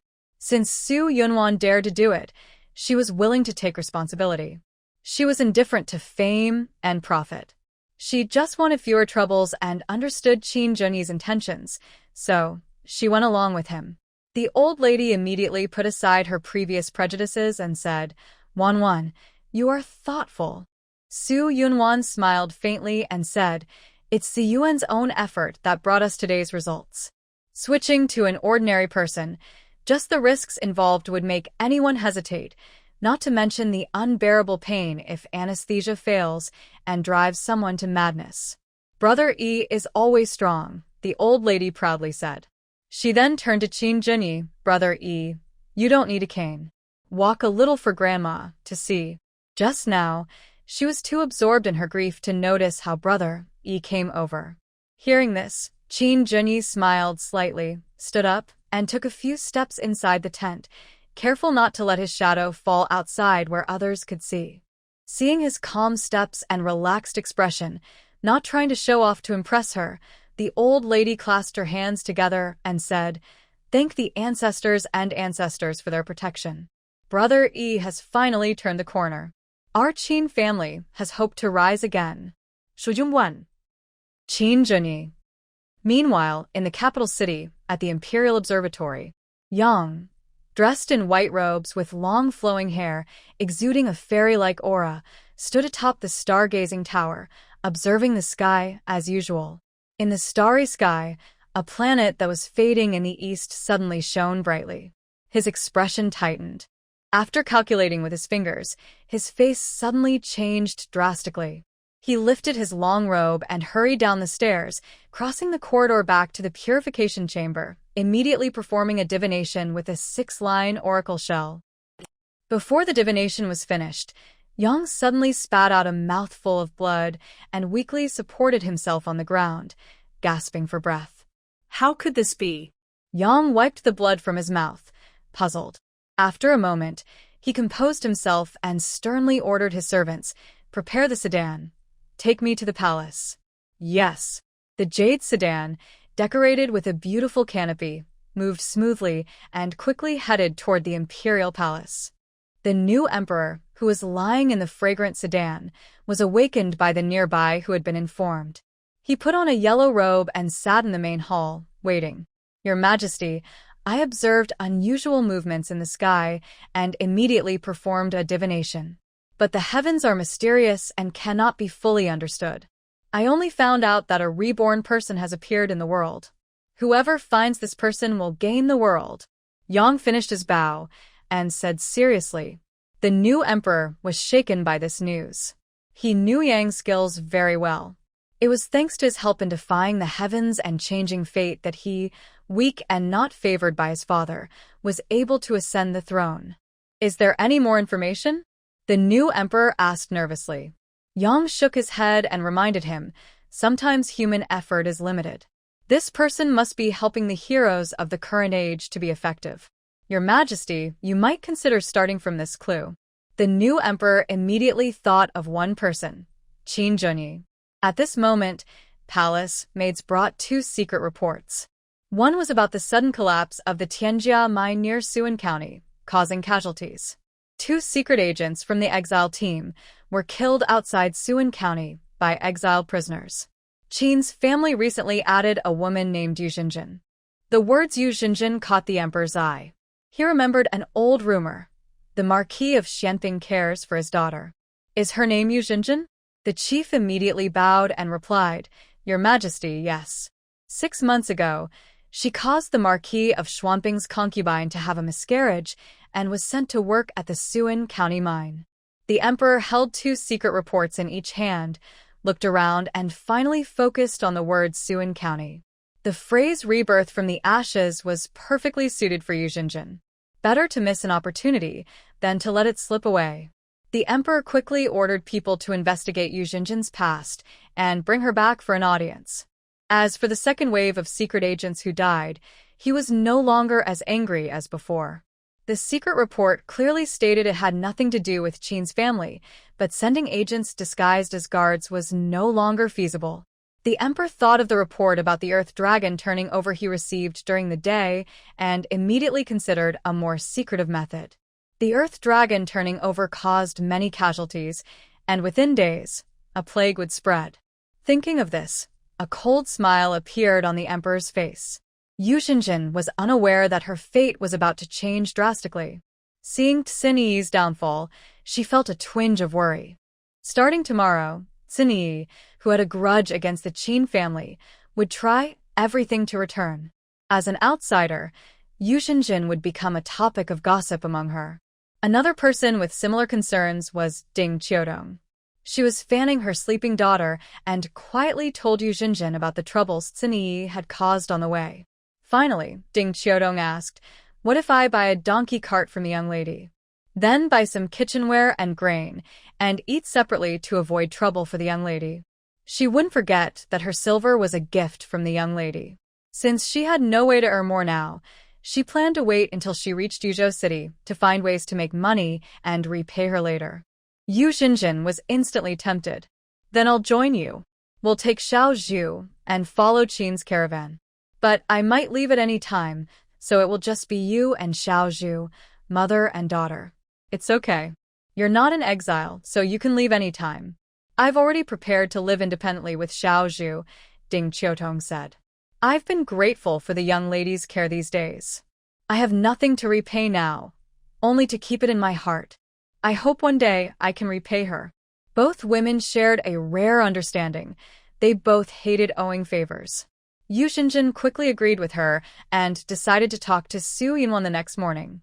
Although the old lady had just come out of her tent and was probably not asleep yet, they decided not to disturb her late at night. The next day, after breakfast, Ding Qiudong and Zhenzhen asked to buy vehicles, supplies, and to cook for themselves. Su Yinwan was used to being independent and agreed without much thought. Since the Qin family supplies had been used up, a few donkey carts were available, and giving one to them was no problem. While Ding Qiudong and others were loading their luggage onto the donkey carts, a tired Sinyi approached. After being stopped by the shadow guards, she said, "I have something important to tell my older cousin. The master is not feeling well and cannot meet visitors. Please go back." During the morning check-in, Qin Junyi informed everyone of Sinyi's actions and ordered all shadow guards to block her from entering from now on. So, when the shadow guards heard her say her purpose, they refused to pass on her message directly. Sinyi bit her lip and then said, "Then I want to see my grandmother. No one from the Qin family will see you. Don't make things worse for yourself." The shadow guard looked at her with dislike. Her behavior was no different from that of a treacherous person. She came over this time mainly to say she was working undercover for the Qin family to enemies, trying to justify herself. She also didn't think about how the old lady had asked her last night to tell the truth. At that time, she insisted she was innocent. If she truly cared about the Qin family, why did she only come forward after the conspiracy was exposed? Now, the old lady had completely lost trust. After the master's order, she showed no mercy. Of course, even if the old lady was compassionate, the master had ways to handle it. Her plan was doomed to fail. Hearing this, Sinyi was overwhelmed with panic. The grandmother had never been so firm before. She wanted to cry and beg for her grandmother's mercy, but thinking about how she didn't dare tell her the truth last night, she couldn't cry at all. Her tears of regret had already dried up last night. Sinyi softly knelt on the ground, staring longingly at the approaching carriage of old lady Qin, and shouted loudly, "Grandmother, I was wrong." Old lady Qin paused, turned to her, and said with hidden anger, "You've been raised just like the legitimate daughter of the Qin family, but look at yourself now. What have you become?" "Grandmother, I never intended to harm the Qin family." Sinyi choked out. "Even if I believe you, you only care about your own interests and don't really think about the safety of the Qin family. To say who knows Sinyi best in this world, it would be old Madame Qin. She is just pretending to be confused and unwilling to face the truth." Now that Sinyi has crossed old Madame Qin's bottom line and her grandson has spoken, she can no longer allow Sinyi to return to the Qin family. Sinyi still wants to complain, but old Madame Qin says, "I raised you well and found you a good husband, Brother Feng. I have done my duty for you. If you don't appreciate it and want to rely on your own abilities to find a better way, then from now on, you are free to explore on your own. Don't come back again." After speaking, the old lady turns around and walks away, her lonely and sad figure leaving a deep impression. "Grandmother," Sinyi calls out 4 times. Old Madame Chin's heart feels like it's being cut, but she still gets into the carriage without looking back. After Lu Zheng betrayed her first, now Cini's situation makes old Madame Chin feel defeated, but it's not as painful as before. She secretly warns herself not to interfere in the education of her descendants again, to avoid another Lu Zheng or another Cini. From this point, Cini's scheming isn't entirely without some benefit. If Cini knew, she would probably be so angry she'd blood. At this moment, Cini is still kneeling on the ground, hoping her grandmother will change her mind, but after old Madame Chin enters the carriage, she never appears again.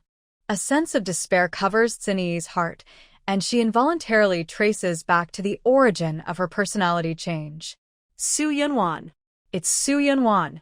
It was her marriage to Qin Junyi that made her life full of hardships and setbacks. Cini's gaze shifts from the old lady's carriage to the crowd busy packing up, searching for Su Yunwan.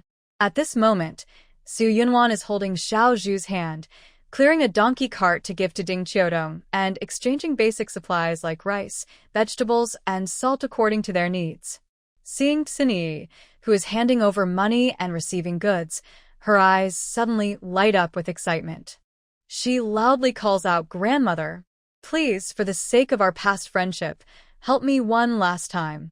Just this once." Hearing this, the old lady inside the carriage closes her eyes tightly. Cini sees that her grandmother remains unmoved, her hope fading. She no longer dares to expect a conversation and only shouts, "Grandmother, please lend me a donkey cart. I won't bother you anymore." With a donkey cart, she can charge for rides and use the money to buy supplies. In other words, with a cart, she has everything she needs. However, old Lady Qin snorted coldly upon hearing this. What time is it now? How can she still have the face to make requests? It was she who raised her heart.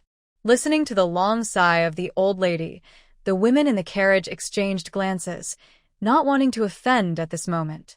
Meanwhile, Cini, who still hadn't received a response, looked full of hatred. She just wanted a simple donkey cart. With so many vehicles in the Qin family, it would be easy to send her off with a donkey cart. Why wouldn't her grandmother agree to such a small request? Did she truly care about her at all? "Hurry up, stop dawdling. Are you looking for a beating?" From ahead, the shouts of the guards could be heard now and then. The exile convoy had been delayed for 3 days due to a landslide and needed to speed up to catch up. The guards turned fierce, whipping occasionally, while the prisoners walking were hurried along, suffering greatly. Su Yunwan pulled back the curtain and looked outside through the window. In the distance, the mountain peaks soared into the clouds, shining in the sunlight like a beautiful ink painting with different colors and textures. "Isn't it very hot?" Qin Junyi asked, then took out a folding fan, sat beside her, and fanned her to cool her down. Su Yunwan looked away and smiled softly. "It's okay. I'm just enjoying the scenery." Qin Junyi smiled gently. Amid the noise of urging and begging ahead, he remained unaffected and still found time to enjoy himself. Only Wanwan could do that. Just then, a distant cry of "Oh!" was heard. Get up. "Keep walking." Responding to the command was a delicate female voice. "Guard, I really can't walk anymore." "Can't walk? You still have to walk. If you delay any longer, I'll tie you behind the carriage and drag you along." Clearly, the guard didn't buy her excuses. "No, I'll go now." Cini struggled to get up, turned to glance at the Qin family convoy behind her, bit her lip tightly, and continued on her way. It wasn't time to call for help yet. She had to endure a little longer. Su Yunwan didn't need to look to know who that person was. Cini, ignoring the guard's orders, deliberately walked in front of the Qin family convoy, caught between the Qin and Chu families. The guards riding in the Chu family carriage had to get off and urge them now and then, which was understandable. Hearing her hardship firsthand, would the Qin family members still stick to their principles? Su Yunwan looked at Qin Junyi's face and saw his brows slightly furrowed, deep in thought. What's wrong? Feeling pity for her? Su Yunwan tis. Qin Junyi immediately spoke seriously. What are you saying? I just don't want her to disturb our family's peace. After speaking, Qin Junyi called Wu Xiaohan and gave some instructions. Wu Xiaohan received the order, mounted his horse, and rode to the front of the team to find Zhong Wei. Not long after, a few officers approached Sin Yi. "You, come with us." "What's going on?" Sin Yi was scared and hugged herself tightly. All the criminals were organized into small groups. "Since you're no longer with the Liu family, join another group." "I don't want to. I can go by myself." "That's not up to you," one officer said, looking at her recklessly. "You can go on your own, or we can take action." The other officers smirked knowingly. "What's so good about Sun Lujin? Join us. We can give you more than they can." Sin Yi was both ashamed and angry. She looked back at Lady Qin's carriage. The officers' voices were loud enough that her grandmother could hear. Did she really want to be thrown into the group of dangerous criminals? To her disappointment, the old lady remained silent. Sin Yi's heart filled with more hatred. She couldn't let the malicious officers hurt her, so she could only follow the arrangements, crossing the Qin family and joining a group of female prisoners. Far from the Qin family, Sin Yi could no longer easily beg for mercy before Lady Qin. Just as Sin Yi was feeling resentful, Wu Xiaohan rode past on his horse. She instantly understood who was behind this change, and her eyes darkened. At this moment, Qin Junyi was pretending to hold a fruit box. "Want some fruit?" Su Yunwan casually picked up an orange, about to peel it. Suddenly, a large hand appeared in front of her, and Qin Junyi took the orange away. "I'll peel it. Don't get your hands dirty." "That's nothing," Su Yunwan smiled. Perhaps in his eyes, because of her, he could stand up again. But he didn't know that if he hadn't helped her with medical care and careful attention in her previous life, she might not have survived until crossing over. And if she had already perished, there would be no past apocalyptic journey or their return to this life, and none of today's reunion. "Here." Qin Junyi split the peeled orange in half and handed it to her, pulling her thoughts back. At that moment, Wu Xiaohan returned. "Sit down and talk," he said. As soon as he entered the carriage, Qin Junyi dismissed his politeness. Wu Xiaohan sat opposite the two, explaining what happened to Zhong Wei and Sin Yi. Su Yunwan felt happy inside and handed half of the orange she was holding to Qin Junyi and the other half to Wu Xiaohan. "Eat more fruit. It's good for your health." Wu Xiaohan was slightly stunned. In today's society, men and women must be careful, and the young lady's actions had already crossed a line.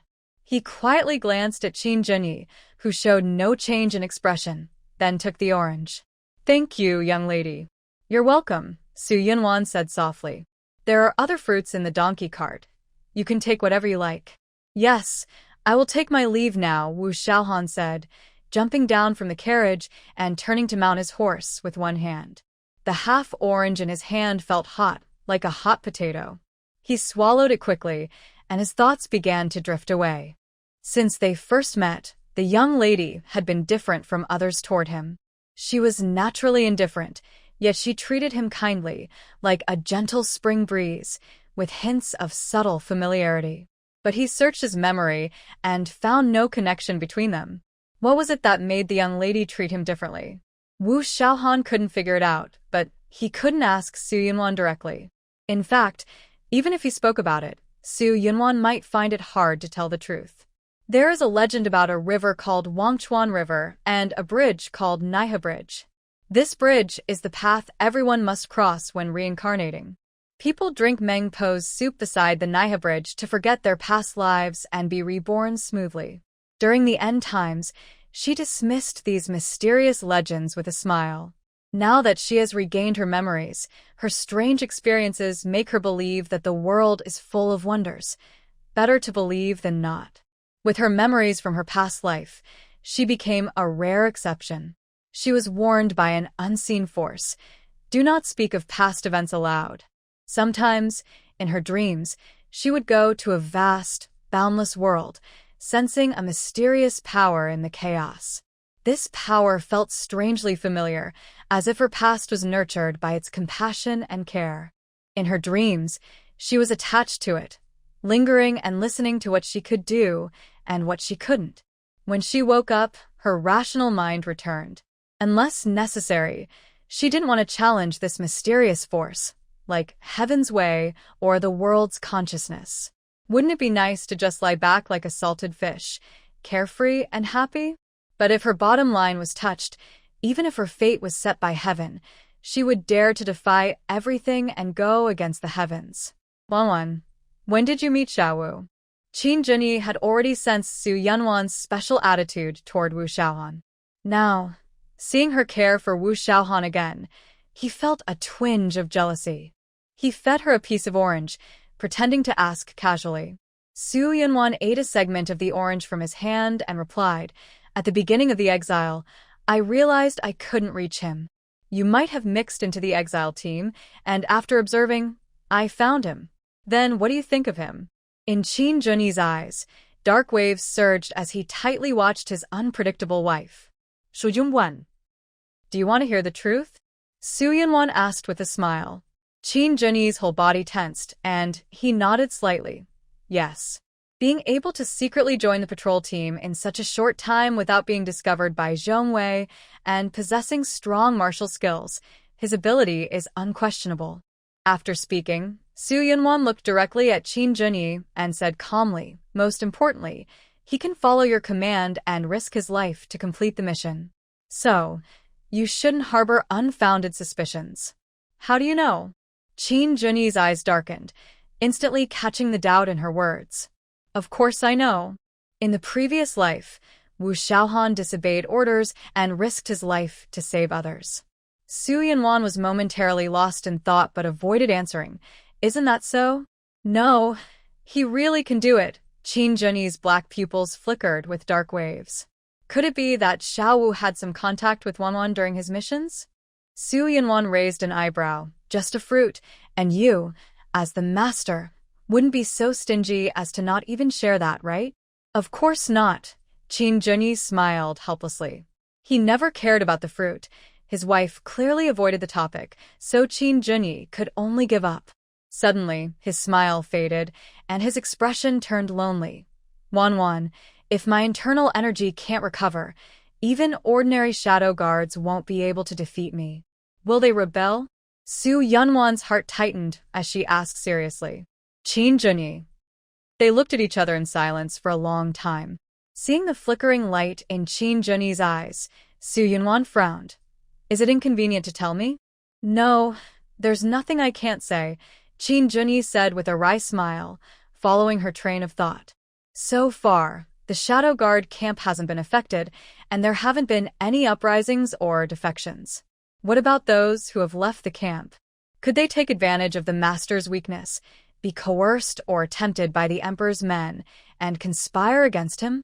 In the apocalypse, many capable people kept thugs, but once they show signs of decline, they are easily turned against. Many forces were swallowed up because of invasions from outside and internal revolts happening at the same time. 1-1. All my shadow guards have been trained since childhood." Noticing his wife's worry, Qin Junyi slowly revealed the deepest hidden strength of the Qin family. Most of them are orphans, struggling daily on the brink of starvation. My family has provided them with a way to survive. Since they joined the Shadow Guard Corps after they could remember, they have been grateful. The Shadow Guard Corps has been around for 100 years. Its training methods have become more refined, aiming to reduce casualties. The rules are strict but fair, and everything is clear. In over a century, there have been very few rebels, and those who did rebel paid a heavy price. Some even lost their lives. No Shadow Guard dares to escape easily, let alone betray their master. Su Yunwan listened in silence for a moment, then asked, "And what about the leader of the Shadow Guard? If there was a superior leading them?" "He is called Qing Xian. You can trust him," Qin Junyi said firmly. Hearing this, Su Yunwan was quite puzzled and asked, "Then why do you compare your skills with the Shadow Guard?" Qin Junyi's ears turned slightly red, and he touched his nose. "That I was just speaking casually." Seeing his embarrassment, Su Yunwan, inexperienced in love, finally realized he was once again feeling jealous. Recalling his previous actions, she sighed inwardly. She had once again unintentionally done something that went against common social norms. Sharing food with teammates would be normal in a post-apocalyptic world, but now it seemed shocking. But if she tried to conform to local customs and always remembered her behavior as a woman, she wouldn't want to. Why make life difficult for herself? But the more she experienced, the more she felt out of place. With the marks of the end times on her, she was no longer just a pure girl from the Great Zhou. Her heart was engraved with eternal secrets. Perhaps this is what blessings and misfortunes are intertwined, that everything has two sides, and every gain comes with a cost. In the not-so-spacious carriage, Su Yunwan gazed ahead with unfocused eyes, her loneliness like a dying campfire about to go out. Qin Junyi felt a sudden pang and gently embraced her, his movements tender, as if he were holding a treasure. As her thoughts returned, the loneliness in Su Yunwan's heart faded. She found a comfortable position and, feeling his warmth, softly said, "Ziyuan, don't worry. Even without internal power, I can still protect you." Qin Junyi's heart seemed to be touched, softening instantly like clouds. His hidden plan had finally succeeded, and his heart felt a sweet pain. To prevent his wife from worrying, Qin Junyi explained, "Wanwan, as long as you're healthy, even if your internal power is gone, you can start training again. I have long memorized the method of cultivating inner strength. My understanding has not faded. As long as I persevere, I will surely fully recover someday." This is common knowledge in martial arts circles, but most people become discouraged and waste their lives after losing their inner strength. However, he would never be one of them. Being able to remove the bone pins and stand up again is already a great blessing. How could he let her worry and work hard to protect him? So, does inner cultivation mainly depend on practice methods and understanding? Su Yunwan was confused, clearly not having practiced this path herself. Qin Junyi nodded, his dark eyes deepening. Since Wanwan has not practiced inner strength, what was the energy she previously infused into her body? Compared to ordinary people, given Su Yunwan's previous strange behaviors, it wouldn't be surprising if she were some kind of mountain spirit or wild creature. Yet Qin Junyi restrained his curiosity and didn't probe to avoid upsetting her. Now, Su Yunwan once again challenged his understanding. Qin Junyi felt mixed emotions inside but also grew more determined to strengthen himself. So, on the journey ahead, Qin Junyi sat quietly in the carriage, meditating and practicing inner strength like a beginner. Su Yunwan didn't want to disturb him, so she switched to a donkey cart loaded with medicines, took out the royal pharmacology books, and immersed herself alone in the world of medicine. Time flew quickly during her busy hours. A few days ago, a giant earthworm caused obstacles on the road. Fortunately, whether it was fallen trees or landslides, the difficulty of clearing the way was not as severe as the mountain landslides they faced in the middle of the night before. The Exiled team used their numbers to overcome each obstacle and finally reached their destination, an official relay station outside Anqing Prefecture, before midnight. To save time, they canceled the usual afternoon rest. After long and difficult walking or bouncing in the carts, everyone was exhausted. Many, upon arriving at the relay station, were told to stay in small, dark, and shabby rooms and immediately fell asleep. The Qin family had money and arranged everything in advance. As soon as Su Yunwan got off the carriage, everything was prepared. Qian Rong waited nearby to see the Qin family members disembark, then led everyone directly to the second floor of the relay station. After dinner and bathing, the Qin family gathered in Qin Junyi's room to discuss tomorrow's shopping plans. When deciding who would go into the city to buy supplies, disagreements arose again. The upper room of the relay station flickered with candlelight. Qin Junyi sat leaning against a soft couch, his face pale, with a resolute but slightly weak expression. Su Yunwan sat beside him, smiling with her eyes, pretending to be a person who endures hardship silently. Wu Xiaohan stood quietly beside the master, a flash of light in his eyes at Su Yunwan's teasing. Madame Qin sat on the opposite chair, with other members of the Qin family standing in order. Tomorrow's shopping will be left to the old servant. Qian Rong handed over a list, which detailed the shopping plan, and took on the task willingly. Qin Junyi nodded, then looked at Su Yunwan. "Wanwan, you've worked hard before. From now on, Uncle Qian will handle the shopping. Su Yunwan nodded and instructed Qian Rong, buy a wheelchair to make it easier for Ziyuan to walk. Yes, Qian Rong replied. After observing for a few days, he had figured out Su Yunwan's true nature, overturning his previous worries. No matter her background or identity, she truly cares for the young master. Su Yunwan added, I also need to go out and buy some necessary things. Qin Junyi had an early suspicion and said, take she with you. No need. Absolutely not. Both Su Yunwan and Qian Rong spoke at the same time. Qin Junyi's face darkened, his eyes cold. Uncle Qian, just your duty. But, young master, now we're on the imperial grounds. Without proper defense, it's more dangerous, Qian Rong said urgently, under pressure. I am aware. No need to say more, Qin Junyi replied coldly. Seeing that he was determined, Qian Rong shifted his gaze to Su Yunwan. Madam, if you need anything, just tell me. I will make sure to buy it for you. No, you can't buy so much. Disasters and chaos are imminent.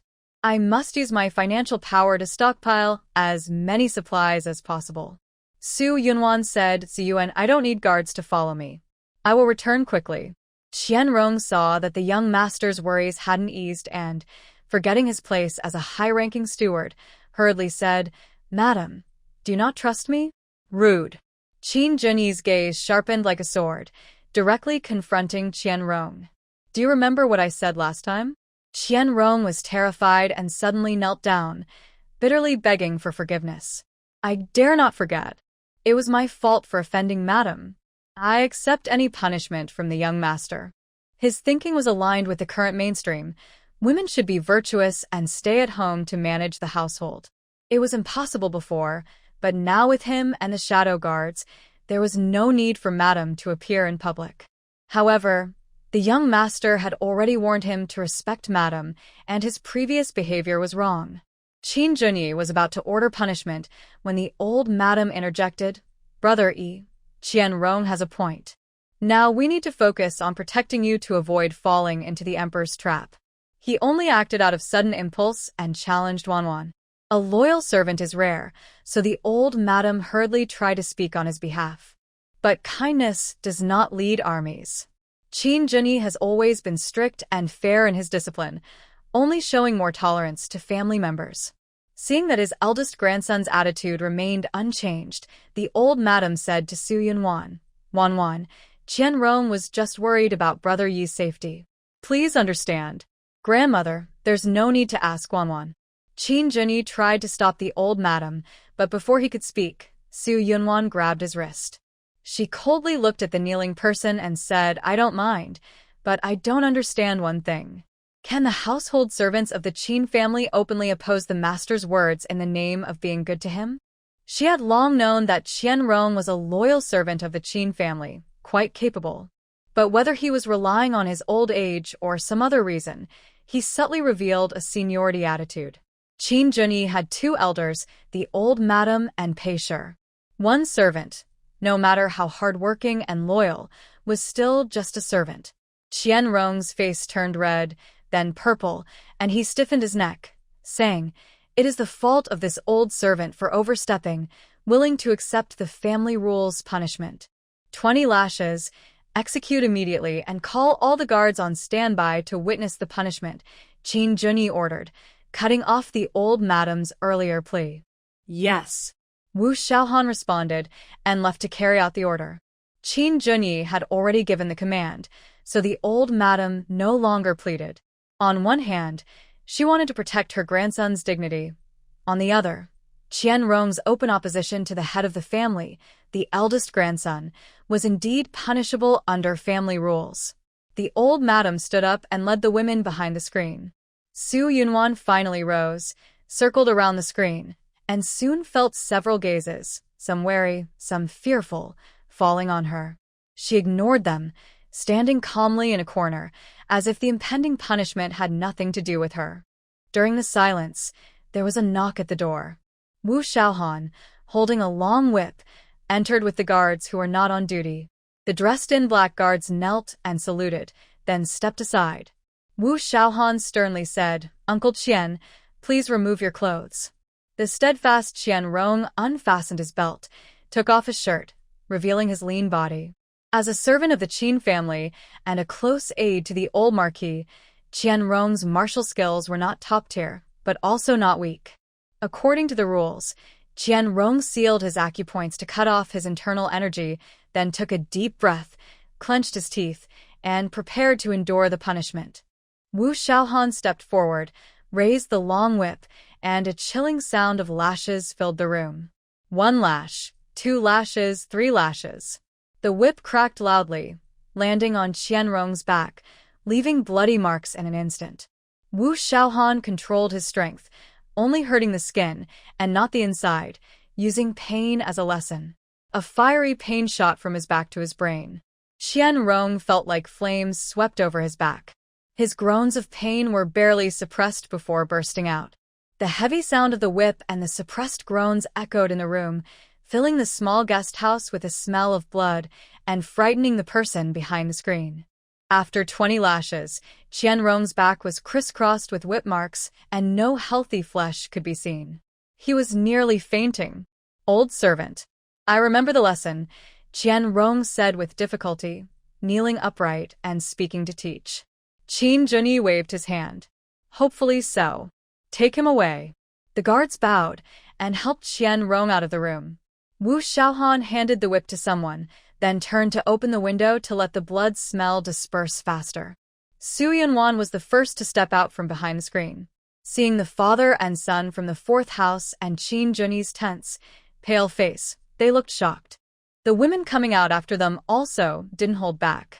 They had been confined in the prince's residence for years and had never seen Qin Junyi's decisive side in killing. Qin Rulin had never seen her older brother so fierce, like a startled bird, hiding close to their mother, Pei. Pei also felt fear rising in her heart. Qianrong was only slightly disrespectful to Su, yet he was severely punished. She often clashed with Su, and if Junyi started to investigate. No, she was his biological mother. Junyi wouldn't treat her like that. Definitely not. Thinking this, Pei straightened her back, patted her daughter Qin Rulin's hand, and silently comforted her. Because of this mental preparation, when Qin Junyi asked about the shopping needs, she made an unreasonable request. Tomorrow's shopping will be handled by Xiao Wu, Qin Junyi said while holding Su Yunwan's hand. He looked around. If you want to buy anything, say it now. Old Madam said, Grandmother doesn't want anything. You and Wanwan can decide what to buy. The people from the 4th house looked at each other and said they had no needs. That's the benefit of a big family. All expenses are shared, so as long as they don't complain, they don't need to spend extra money. Even if they really wanted something, after witnessing or listening to the punishment just now, they wouldn't dare cause trouble at this moment. Unlike the frugality and awareness of the 4th house, Pei couldn't forget the stylish scene inside her eldest son's tent. She was burning with jealousy. With her identity as a mother to protect her, she made a request. Brother Yi, Brother Xian, and Lan Lan are now of marriageable age. We should buy some valuable jewelry and fine clothes to make them look noble and elegant. As for herself, as long as jewelry is included in the shopping list, would Ni, who always behaves properly, also want her share? Su Yunwan looked around and saw that most people were silent, indicating they understood their own status and situation. Mother, what time is it now? Why are you still fussing over these things? Qin Jixian, seeing her increasingly stern expression, was the first to complain. Pei sure glared at him. It's not that I want to fuss, but marriage is a lifelong affair. We can't delay it. So, Mother wants them to pick partners from the exile group? Qin Ji's anger flared, but he forced himself to ask. Of course not. Then why are they still on the exile road? Why are you in such a hurry? Pei sure was speechless. She only used her children's marriage as an excuse and didn't think much about it.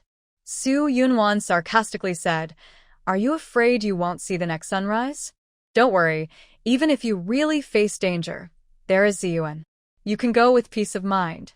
Qin Ji was silent. Others also remained quiet. Pei Shi, hearing her repeatedly mention death, looked furious, with red eyes, as if she was ready to fight with Su Yunwan. Qin Ji stepped forward to block her, protecting Su Yunwan from her mother's anger. "Mother, what is our current situation and status? How many times do I need to remind you before you remember? Are you tired of the royal excuses, or do you think our fate is not yet exhausted? Foolish woman, do you want to ruin our entire family?" The old lady sharply struck her wooden staff and scolded. "If you're tired of living, just die quietly." "Mother." Pei Shi suddenly knelt down, her mind blank. She only made a small request. How did it turn into harming the Qin family and being sentenced to death? "Grandmother." Mother is only thinking of her grandson. She forgot her current situation for a moment and has no intention of harming anyone. Qin Jixian begged urgently. Qin Rulin also cried and pleaded, "Grandmother, my mother never meant to harm anyone. Please forgive her unintentional mistake." Su Yunwan's mind was clear as a mirror. Death was impossible. Pei Shi felt a huge disappointment and, with nothing to do, kept dreaming of returning to a higher status. As long as she was given something to do, she would have no time to think about other things. Someone who shares her way of thinking is Qin Junyi. He turned to the old lady and said, "Grandmother, mother is often bored and restless, so she thinks about all sorts of things. Why not ask her to copy a Buddhist scripture or a female scripture every day to improve herself and cultivate her character?" The old lady only threatened with words. Since Pei Shi gave birth to Brother Yi, she wouldn't be considered to have died from illness. Hearing Qin Junyi say this, she suddenly had an idea. She said, "Pei Shi, since you're feeling empty inside, why not enter a monastery to practice and recite scriptures for our eldest son? It will also give you a purpose. Mother-in-law still has worldly matters to attend to and can't focus on practicing," Pei Shi stammered, trying to refuse. "Brother Xian hasn't married yet and Lan Lan hasn't married into a good family. I can't rest assured." The old lady was firm. "Eldest brother is like a father. Their marriage is up to Brother Yi. You don't need to interfere. I only want you to stay at home and practice peacefully. Do you really want to shave your head and become a nun?" Pei Shi understood her meaning. If she refused, she would be sent to a nun's temple in Yuzhou City, where she would live with a lantern and an ancient Buddha, losing her hair to become a nun. "Grandmother, eldest brother," Qin Junxian couldn't bear to see his mother forced, and lied. "I told mother I want a good jade pendant. If I get punished, punish me instead."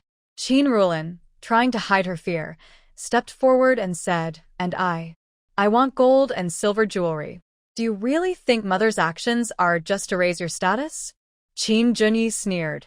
Qin Rulin was confused. "What do you mean?" Qin Junxian fell into thought, his face growing worse.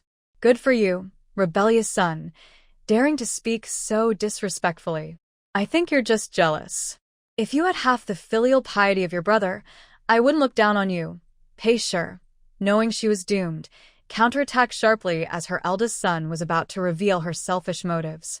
Qin Junyi suppressed the bitterness in his heart and said coldly, "Since mother has no regrets, then follow grandmother's advice and convert to Buddhism to practice peacefully.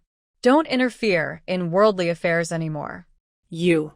Pei Shi trembled and suddenly collapsed to the ground, unconscious. "Mother."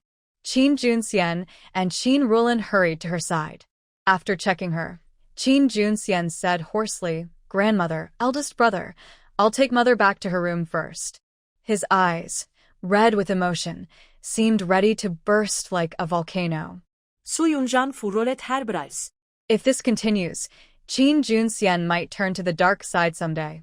The people from the other three families, noticing the tense atmosphere, wisely decided to leave.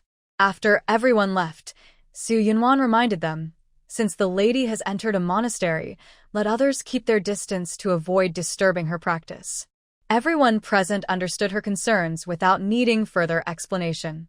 The old lady immediately agreed. Wanwan is right. Grandmother will supervise her studies, so she won't have time to cause trouble. "Thank you, grandmother," Su Yunwan said with a gentle smile. The old lady's main role was to oversee such matters. Thanks, grandmother, Qin Junyi said, not wanting his younger siblings to be misled by their mother and spoil their character. Starting tomorrow, let my mother ride alone in one carriage. I will also arrange daily training for my brothers. That's very good, Su Yunwan praised and looked at Wu Xiaohan. Send someone to collect more scriptures for the lady to study. Yes, Wu Xiaohan nodded, feeling a bit nervous, and bowed to accept the order. Buy some other books about women's scriptures too, the old lady said.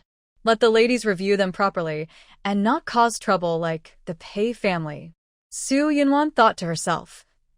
Is this considered a misdeed caused by the Pei family? In another guest room, Pei Shi slowly woke up. She sat up by the bed, her face twisted with anger, and said, You all saw it. That rebellious son deliberately tarnished my name. He planned this long ago to force me to become a nun. Big brother wouldn't do that. Qin Rulan started to speak, but was interrupted by Pei Shi. Rulan, your big brother has long stopped recognizing me as his mother. He's lost all feelings for us. If you're so naive, one day he might sell you too. Big brother isn't like that. Qin Rulan dared not argue further and lowered her head, silently opposing in her heart. Everything I do is for you and your siblings, Pei Shi said without guilt, even trying to sow discord. Now, with just a small matter, your grandmother and big brother want to force me to become a nun. If you make any mistakes in the future, who knows how they will treat you? Why are we so unlucky? Qin Juanxian's body stiffened at her words, fists clenched tightly. Pei Shi didn't notice his unusual reaction. Seeing that he no longer argued as usual, she secretly smiled and whispered to him, Brother Xian, go find a way to take control of our remaining family assets and wealth. Your mother and sister are counting on you. Qin Junxian gasped and took 2 steps back, finally unable to hold back his anger. Mother, tell me the truth. Is Big Brother really your biological son? Faced with his younger brother's question, Pei Shi's expression instantly froze. Without thinking, she replied, Of course he is. Is that true? Master Qin Jianxian stared intently into his mother's eyes and asked again. Mrs. Pei clenched her hands tightly around the quilt, her gaze flickering, her lips pressed tightly, as she wrestled with her thoughts. Master Qin Jianxian and Qin Rulan watched their mother nervously, hoping to learn the truth, but also fearing the answer. After some thought, Mrs. Pei finally said, If Igor is not your biological older brother, would you then be able to be truly loyal to me? Yes or no? Is that even possible? Qin Jianxian exclaimed, anxious and angry, his eyes turning red. Mrs. Pei avoided answering. What I just told you, are you going to do it or not? Qin Jianxian closed his eyes tightly. Then please tell me, if Big Brother is not your child, is he still my father's son? Mrs. Pei suddenly looked up, her eyes wide with shock as she stared at her youngest son. Should she say yes or no? Denying the identity of her rebellious son from the Qin family could not only ease his guilt about seizing power, but also turn it into motivation. After all, if the rebellious son was not of Qin blood, then the second son would naturally be the heir of the Qin family. Thinking of this, Mrs. Pei made a ruthless decision. No, he was abandoned in the mountains, and I found and raised him. Then, Mother, when and on which mountain did you find him? Who else knows about this? Qin Jianxian pressed on. Mrs. Pei, speaking offhand, had not thought it through. She knew that one lie required many more lies to cover, so she simply turned away and refused to answer. Mother, you are hurting me deeply, Qin Jianxian said softly. He took 2 steps back and turned to leave. In the moment he turned away, tears flashed in his eyes. Mrs. Pei hurriedly called out, Xian Gur, where are you going? But all she heard was the sound of the door closing with a bang. Mrs. Pei was filled with panic. What if her youngest son also turned away from her? What could she do then? Suddenly, she grabbed her shocked daughter tightly and hurriedly said, Lon Lon, you must go and watch over your second brother. What I just said, you absolutely cannot let your grandmother or big brother find out. Don't be foolish and go look for him. Qin Rulan's eyes filled with tears. She hesitated, choking on her words, and asked, Is what you just said really true? Oh, Stop asking so many questions. Just go quickly. Mrs. Pei pushed her urgently. Ah. A startled cry, and Qin Rulin lost her footing and fell to the ground. Lan, are you okay? Mrs. Pei quickly lifted the quilt and helped her up, but when she reached out, her daughter suddenly shrank back and avoided her. Pei's twin pupils widened in amazement. He said in wonder, Lan. Just then, there was a knock at the door. Pei mistakenly thought it was her younger son returning, so she ignored her daughter still lying on the ground and happily called out, "Come in." The door opened, and a figure dressed in black armor, shirt E, entered silently and confidently. Seeing Qin Rulin getting up, his pupils slightly shrank. Concerned words rose to his throat, but were swallowed back. Pei saw it was not the person she expected and quickly changed her expression, speaking coldly. "What's the matter?" "Madam, do you remember the matter of copying the scriptures again?" Shirt E looked at her with cold eyes. Pei was anxious and said, "It's almost midnight now." Shirt E interrupted her, "So please hurry." "But I haven't finished copying," Pei shouted angrily. Shirt E smiled coldly. "Madam, have you heard of practicing meditation in seclusion?" How dare you? Pei exclaimed in fear, as if she saw herself fasting and practicing austerities, trembling involuntarily. Seclusion is a common Buddhist practice nowadays, usually lasting 3 days. On the first day, one can eat only once at noon. On the second day, fasting all day. On the third day, abstaining from food and drink and not speaking until dawn on the fourth day to end the practice. In the capital, many wealthy families hire monks and nuns to fast on their behalf for the sake of helping their deceased loved ones, so Pei was not unfamiliar with this. Seeing her goal achieved, Shirt E turned his gaze to Qin Rulin. "Miss, the old madam is calling you." Qin Rulin, embarrassed by being seen in such a state, blushed and nodded upon hearing this. "Mother, I'll be back soon," Qin Rulin said. Pei, immersed in grief and anger, waved her hand casually. Qin Rulin left the room and was about to go to the old madam's chamber when Shirt E called her back. "Miss, the old madam did not summon you." Qin Rulin was puzzled. "Then why?" Shirt E smiled without speaking, his eyes shining like stars in the night, bright and dazzling. "Are you saying that your mother's copying of scriptures was also a false order?" Qin Rulin asked with suspicion. Shirt E's expression instantly froze. "I will go find the master immediately." Wait. "My brother is angry now. Going over at this time is pointless and might make things worse. Let's go tomorrow morning," Qin Rulin urged, grabbing his wrist anxiously. Shirt E stiffened all over, lowered his head, and looked at Qin Rulin's gentle, delicate hand. Following his gaze, Qin Rulin quickly withdrew her hand, as if holding a hot potato, and her cheeks flushed again. Shirt E stared at the shy and lovely girl before him. After a few moments, his reason returned, and he hurriedly looked away. "In any case, you must listen to me." Qin Rulin left a sentence behind, then turned to go downstairs to find second brother. She knew that the shadow guards were very loyal and had not hidden anything from him. And her mother was also there. Even if she wanted to hide something, she couldn't. Her mother was forced to copy scriptures, and saying unfilial words was already something her mother owed. For the first time in her life, Qin Rulin felt anger towards her mother. Shirt E watched her go downstairs, then saw her walk to sit by the window drinking alone, before turning his gaze away.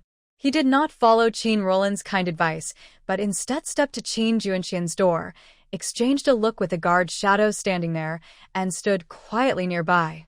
As a shadow guard, he knew that reporting matters was never about choosing the mood of the master.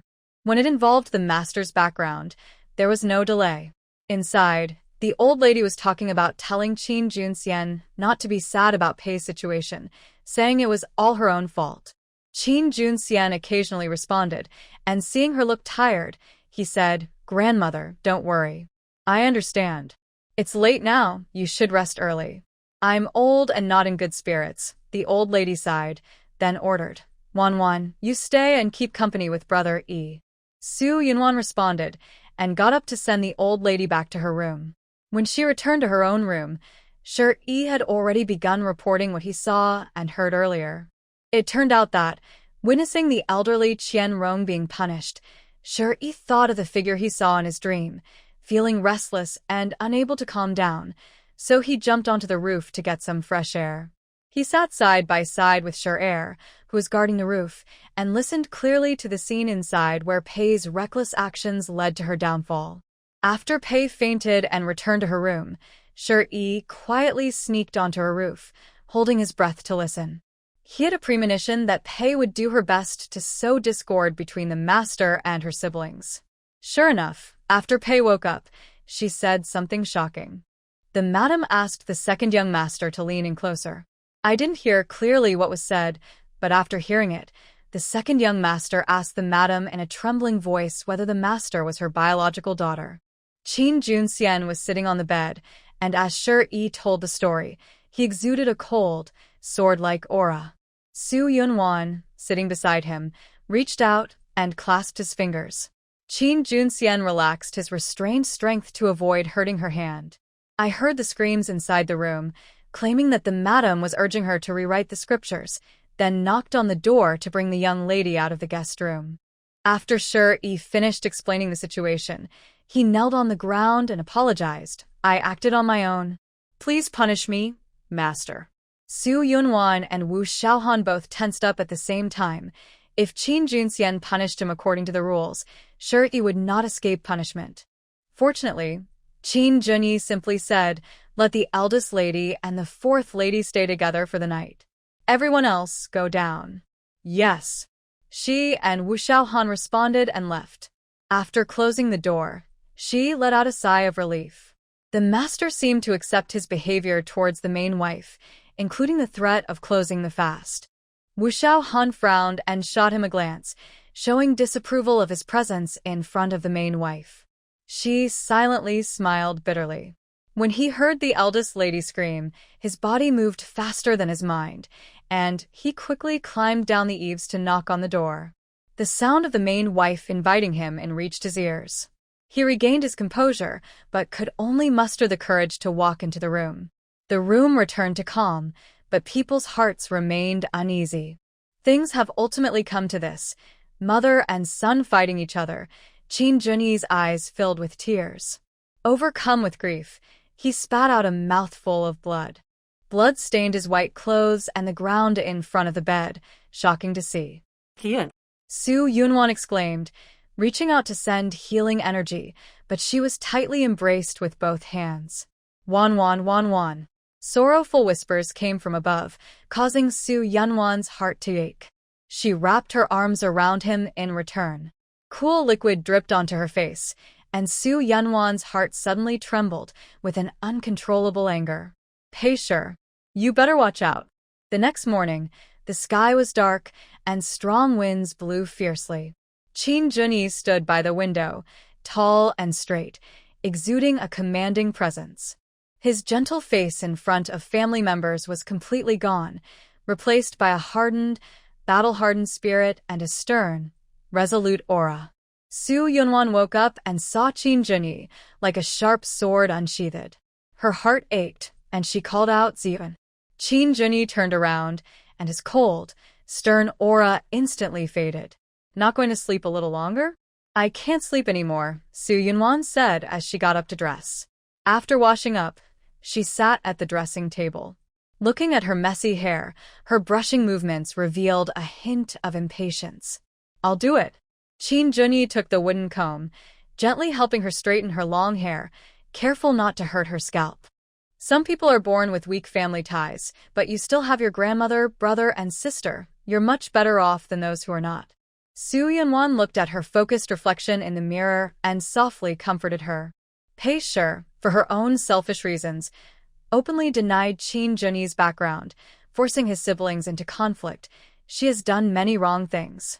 But Su Yunwan did not feel righteous anger. The more she criticized, the more it hurt her heart. Why bother? Qin Junyi knew very well how thoughtful she was. He leaned down, wrapping his arms around her gently, and held her close. Wan, from now on, I will cut all ties with her. Do you think I am cold and heartless? Su Yunwan turned around, giving him a soft kiss on the forehead, and smiled brightly. Happy to see everything going well. The heavy burden that had been pressing down for years suddenly lifted, and Qin Junyi felt an unprecedented sense of relief. Just as the two were whispering sweet words, the mountain of trouble came back to seek attention. "Why aren't you getting up yet? It's so late," shouted Mrs. Pei from outside the door. The guard, Shi, quietly threatened, "Madam, please be quiet, or I'll have to silence you." "How dare you?" Her loud voice suddenly stopped. Outside, Mrs. Pei stood frozen like a statue, furious, but unable to speak. Shi didn't just silence her, he also firmly restricted her movements. Incide, suyungwanes nerez coldly. She hadn't even gone to see her yet, and she was already coming to her. Su Yunwan tied her hair with a hairpin, looked at herself in the mirror to make sure everything was in place, then got up. Qin Junyi sat on a soft couch, closing his eyes to rest for a moment. When he opened them again, he looked weak but commanding and loudly ordered, "Let her in." Shi responded from behind the door, "Yes," and then released Mrs. Pei from her restraints. Once free, Mrs. Pei angrily slapped Shi's face. But Shi, quick and skilled, caught her hand before it reached her face and said coldly, "Madam, please show some respect." Mrs. Pei struggled to break free, sneered, and turned to go inside. Seeing Qin Junyi, she waved her hand, and a large stack of handwritten papers floated down in front of him. She arrogantly said, "All the scriptures you wanted are here." Qin Junyi looked coldly at the last paper falling, his sharp brows showing no warmth. "These are scriptures to be offered to Buddha, to pray for my father. Your disrespect shows you no longer care about him. Shi, go and invite my grandmother here." Shi immediately obeyed and left. "What are you planning to do?" Mrs. Pei had never seen Qin Junyi so cold and was filled with fear. Qin Junyi ignored her, took the tea handed to him by Su Yunwan, and took a sip. When he set down the cup, old lady Qin arrived just in time. Seeing the scattered papers on the ground, she frowned and scolded, "Mrs. Pei, what are you causing now?" "Mother," the daughter-in-law was writing scriptures all night. She was so exhausted that she didn't hold the paper steady. Mrs. Pei changed from her usual arrogance and spoke timidly. "Madam, where did all your bravado go just now?" Qin Junyi sneered. His words shocked everyone except Su Yunwan. Does this mean she no longer recognizes her biological mother? Mrs. Pei was furious and pointed at him, shouting angrily, "Rebel son. What did you just call me?" Qin Junyi ignored her and looked at the old lady. "Grandmother, I already said that these scriptures are for praying for my father. But the lady of the house, who has cut her hair for practice, disrespects Buddhist teachings and mourns her late husband. She is so cold to my father that I am heartbroken. From now on, I will cut ties with her as mother and son. Besides, she has seen through worldly attachments. Why not shave off her worries and go to Yuzhou City to build a Buddhist hall for her to practice and find peace?" "No, I don't want to." Mrs. Pei's face turned pale with fear, cold sweat dripping down her forehead. She threw herself beside Qin Junyi, begging, "Brother I am your mother. You can't treat me like this. You'll be struck down by heaven." "Really?" Su Yunwan sneered coldly and asked, "But who just a few hours ago said that Ziyuan was abandoned in the mountains and his parents are unknown?" Mrs. Pei was stunned when she heard last night's confession and wobbled again. Su Yunwan warned coldly, "Don't pretend to faint again. I have ways to make you sober. Do you want to taste what that's like?" Elite. "You are my biological son. I swear I am your real mother. I know I was wrong. I will change. I will love you more from now on." Mrs. Pei, ignoring Su Yunwan, tightly grabbed her eldest son's hand, panicking and speaking incoherently. The house was noisy. Qin Junxian and Qin Rulin arrived one after another and saw this unbelievable scene. How could their proud and stubborn mother beg their older brother so humbly? Could it be? Qin Junyi looked at his surprised siblings with a cold gaze. His mother was good at hurting him with her words, but now he would return the favor. Once, Her third son only drew a few wrinkles on her face, making her so angry she felt like she would ascend to Buddha heaven or be reborn as a Buddha. Today, he wanted to see if she would still slander his origins. Qin Junyi, furious, ordered, "Take her away immediately and carry out the punishment." No. "No, you can't. Brother Xian, save mother." Mrs. Pei was frantic, unsure whether to rush forward and hold her eldest son tightly, begging desperately, or to step back and hide behind her younger son to avoid restraint.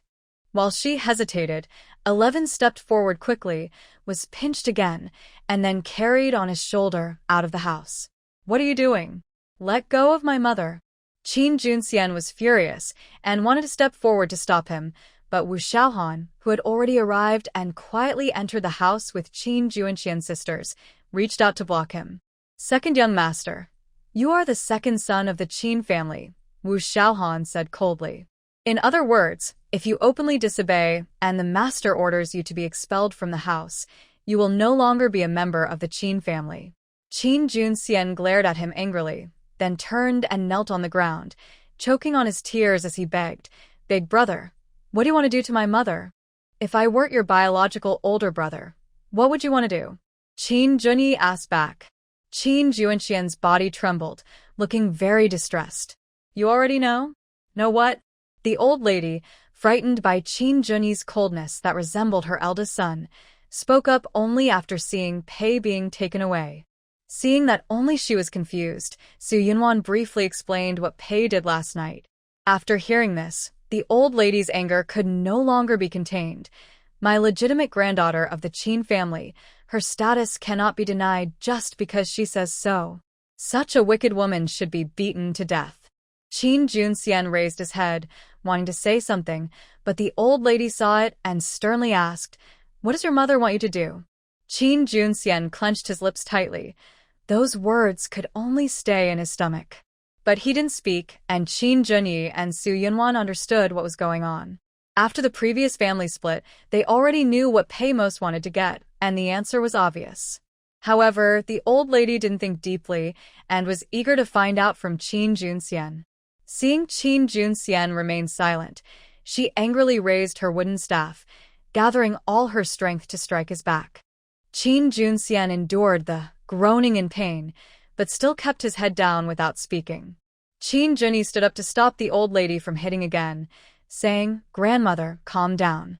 No matter what she wants to do, I won't let her cause trouble anymore."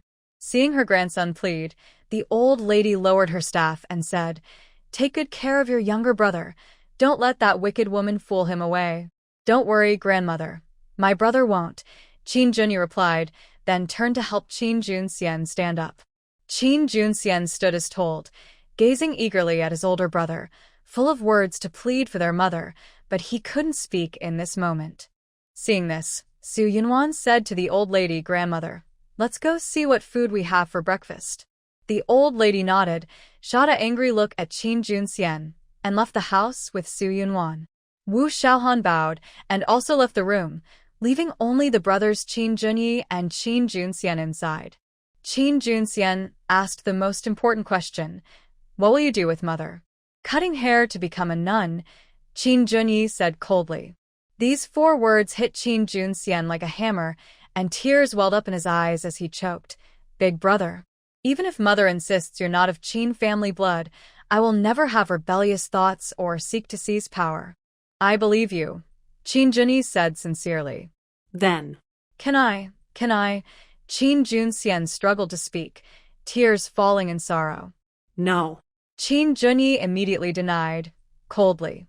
"If one day she reveals those words publicly, have you thought about the consequences? The fragile foundation of the Qin family suffers another heavy." Qin Junxian thought about the influence this could have and closed his eyes in pain. "Mother, wouldn't it be better to be a peaceful wife of the Qin family? Why cause trouble and seek conflicts when life is good? Now, ending up alone with a simple lamp and an ancient Buddha, do you regret it?" Meanwhile, Shi carried Pei Shi and walked quickly out of the guest room. Qin Roland staggered behind, crying as she asked, "Where are you taking my mother? Don't hurt her." Shi unconsciously slowed his pace, bringing Pei back to her room and sitting her down in front of the dressing mirror. Besides him, Qin Roland and her brother Qin Roland, who was waiting outside Qin Junyi's room, followed. Unlike the later arrivals, Shi had already heard the full story. Seeing Shi being entangled by Qin Roland, he said, "Leave this to me." "Thank you," Shi replied, then looked at Qin Roland. "Come with me." "I won't." Qin Roland squatted down, tightly hugging Pei and looked up, asking, "Tell me, what exactly are you going to do to my mother?" Shi hesitated, unwilling to tell her the truth. Shi, who hated Pei for her past mistreatment of his master, said impatiently when he saw Qin Roland's persistence, "It's just shaving her head. She won't die." Qin Roland stared blankly, her mouth open in confusion. "How is that?" "Isn't it for spiritual practice?" "Why shave her head?" "Don't touch her. When I return, I'll ask Big Brother." She cried as she ran out of the room, only to be stopped by Shi, who quickly blocked her path. "Miss, the master's words must be obeyed. Move aside." Qin Roland brushed her tears away and scolded. Shi stood firm like a wall, blocking her way. "Miss, please understand the master's decision."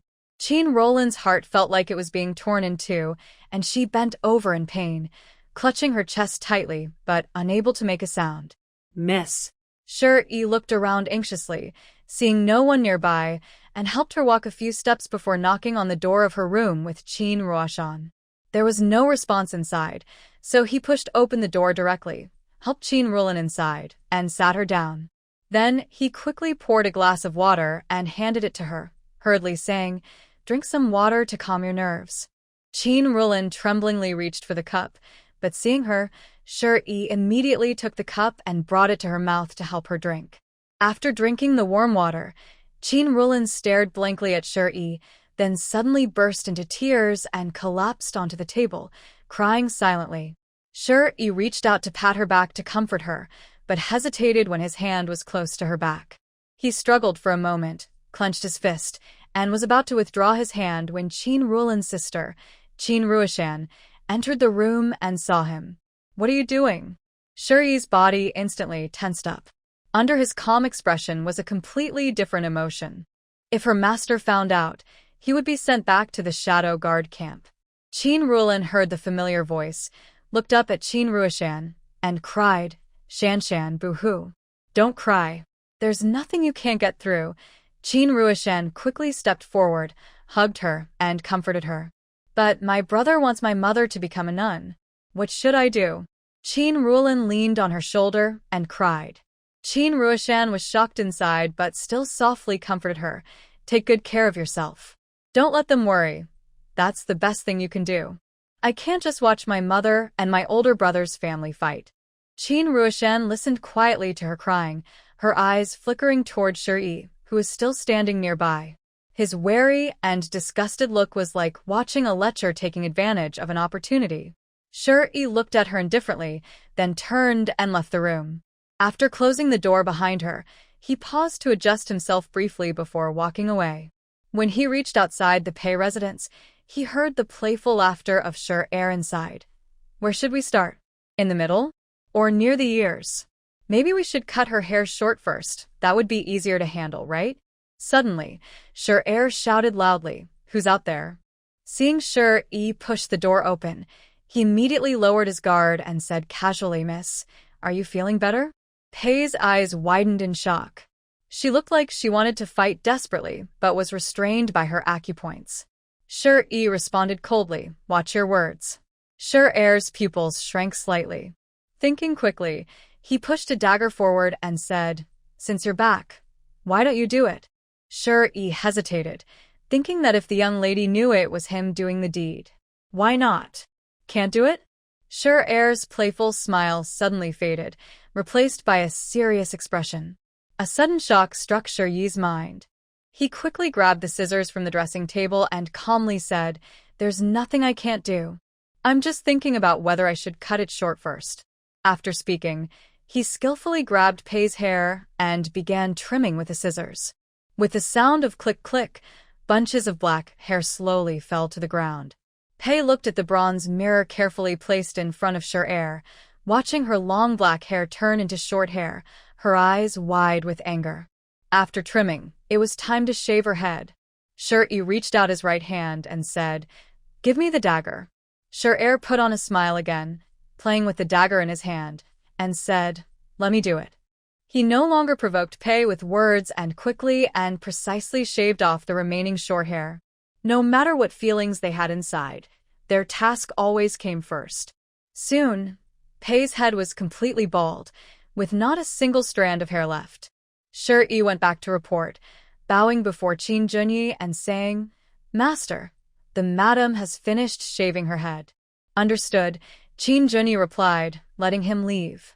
Inside the room, Qin Jun was overwhelmed with feelings, and he said, "I will go see my mother." After receiving Qin Junyi's nod, he hurriedly rushed out. Qin Jun looked at his brother's back, feeling a mix of emotions. Not long after, a loud, earth-shaking scream echoed through the station. Su Yunwan, who was raising her skirt to go upstairs, paused and looked toward the direction of the sound. It seemed that everything had settled. Ziyuan performed well. She didn't need to act, as he handled it himself. Thinking of this, Su Yunwan smiled sweetly, her steps light as she continued upstairs. Behind her was Wu Xiaohan, holding a tray of food. His gaze quietly lingered on Su Yunwan, thinking, "Master's iron will is impressive. She remains unaffected, her mind truly resilient." No wonder he thought so. It's because the current rulers hold absolute authority over their children. They not only see their children as possessions to be used for benefits, but also can abuse or even kill them at will. During times of famine, there was a common phenomenon of eating children. In such a harsh environment, even if the madam was harsh to Qin Junyi, outsiders would only sigh and find it hard to morally condemn, let alone legal restrictions. But Qin Junyi forcing his mother to shave her head was difficult for society to accept. In the main hall, the prisoners, whispering among themselves, guessed that something had happened to the Qin family madam, implying that Qin Junyi was unfilial. Even the women of the Chu family whispered with some criticism. The family head, Chu Xiao, saw this and coughed heavily with a serious face. The women who heard the noise immediately froze, then quickly resumed eating, without saying a word. After the meal, Chu Xiao gathered his sons and warned them sternly, "You know a little about the Qin family's affairs. Everything has a reason. Don't judge others lightly. Make sure your wives, concubines, and children behave. I don't want to hear any more gossip." "Yes, sir," the boys replied obediently. Meanwhile, after Qin Junxian left Qin Junyi's guest room, his eyes dark and sharp, he asked Shi, "Where's my mother?" "She's in her room," Shi replied expressionlessly. Hearing where his mother was, Qin Junxian hurriedly went there. As soon as he opened the door, he saw Pei sitting at her dressing table. Seeing her shiny, well-groomed hair, despite being mentally prepared, his eyes still felt a deep sting, and a faint redness appeared at the corners. He stepped closer to Pei and saw her pupils dilated fully, shining with a crazed look. The moment her acupoints were released, Pei let out a long-held, sharp scream. "You told your elder brother, didn't you? How could you do this? Are you satisfied now?" Pei's eyes were red, filled with anger. Qin Junxian forgot to breathe. "Mother! Don't call me mother! You rebellious child! All of you are rebellious children." Before she finished speaking, Pei slapped Qin Junxian hard in the face. Qin Junxian stood still, enduring the slap, his cheek immediately swollen with a 5-finger imprint. Seeing that he didn't dodge, Pei was convinced it was his doing. In her extreme grief and disappointment, she crazily threw everything she could reach, bronze mirrors, wooden boxes, at Qin Junxian. He remained unmoved, allowing his mother to vent, and soon, his once handsome face was covered in bruises and dirt. Qin Rulin, who arrived after hearing the commotion, shouted in alarm, "Mother!" Pei turned to see her, her anger intensifying. She stepped closer, her expression wild. "I told you to stop your second brother, and what did you do? If you hadn't delayed, would he have been able to tell that rebellious son what I said?" Open your eyes and see what you've done. Your mother looks like this because of you and your brother." After crying so hard, Qin Rulin couldn't bear such accusations and nearly fainted. Qin Ruotsan, who came with her, quickly helped her and turned to say, "Aunt, sister has been pleading for you. You little brat. When did it become your turn to speak while I'm talking to my mother?" Pei shouted, ignoring everything else, and raised her hand to strike. Qin Ruoshan tried to avoid, but thinking of Qin Rulin, who was supported in her arms, she finally clenched her teeth and sidestepped quickly. Snap! Her palm hit her ear, and Qin Ruoshan felt a buzzing sound inside, with a sharp pain like needles.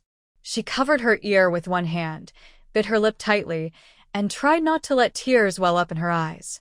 "Mother, how can you hit someone?" Qin Rulin complained and quickly looked at Qin Ruoshan's injury, repeatedly apologizing.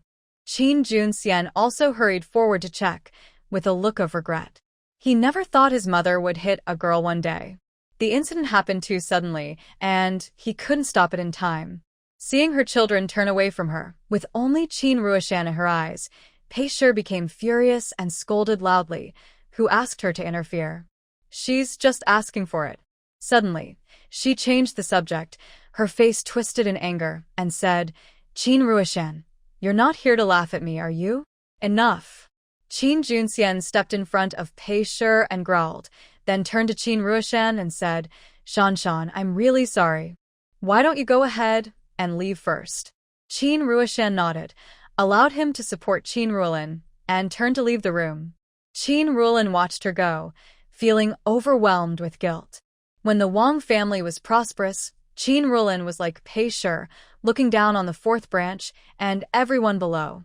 Until they were exiled and lost their servants, they had to rely on the mother and daughter of the fourth branch to do laundry and cook, filling the gaps left by those above.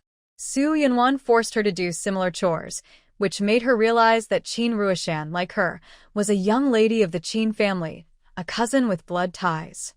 In the past few days, the sisters, along with Zhenzhen and others, grew even closer.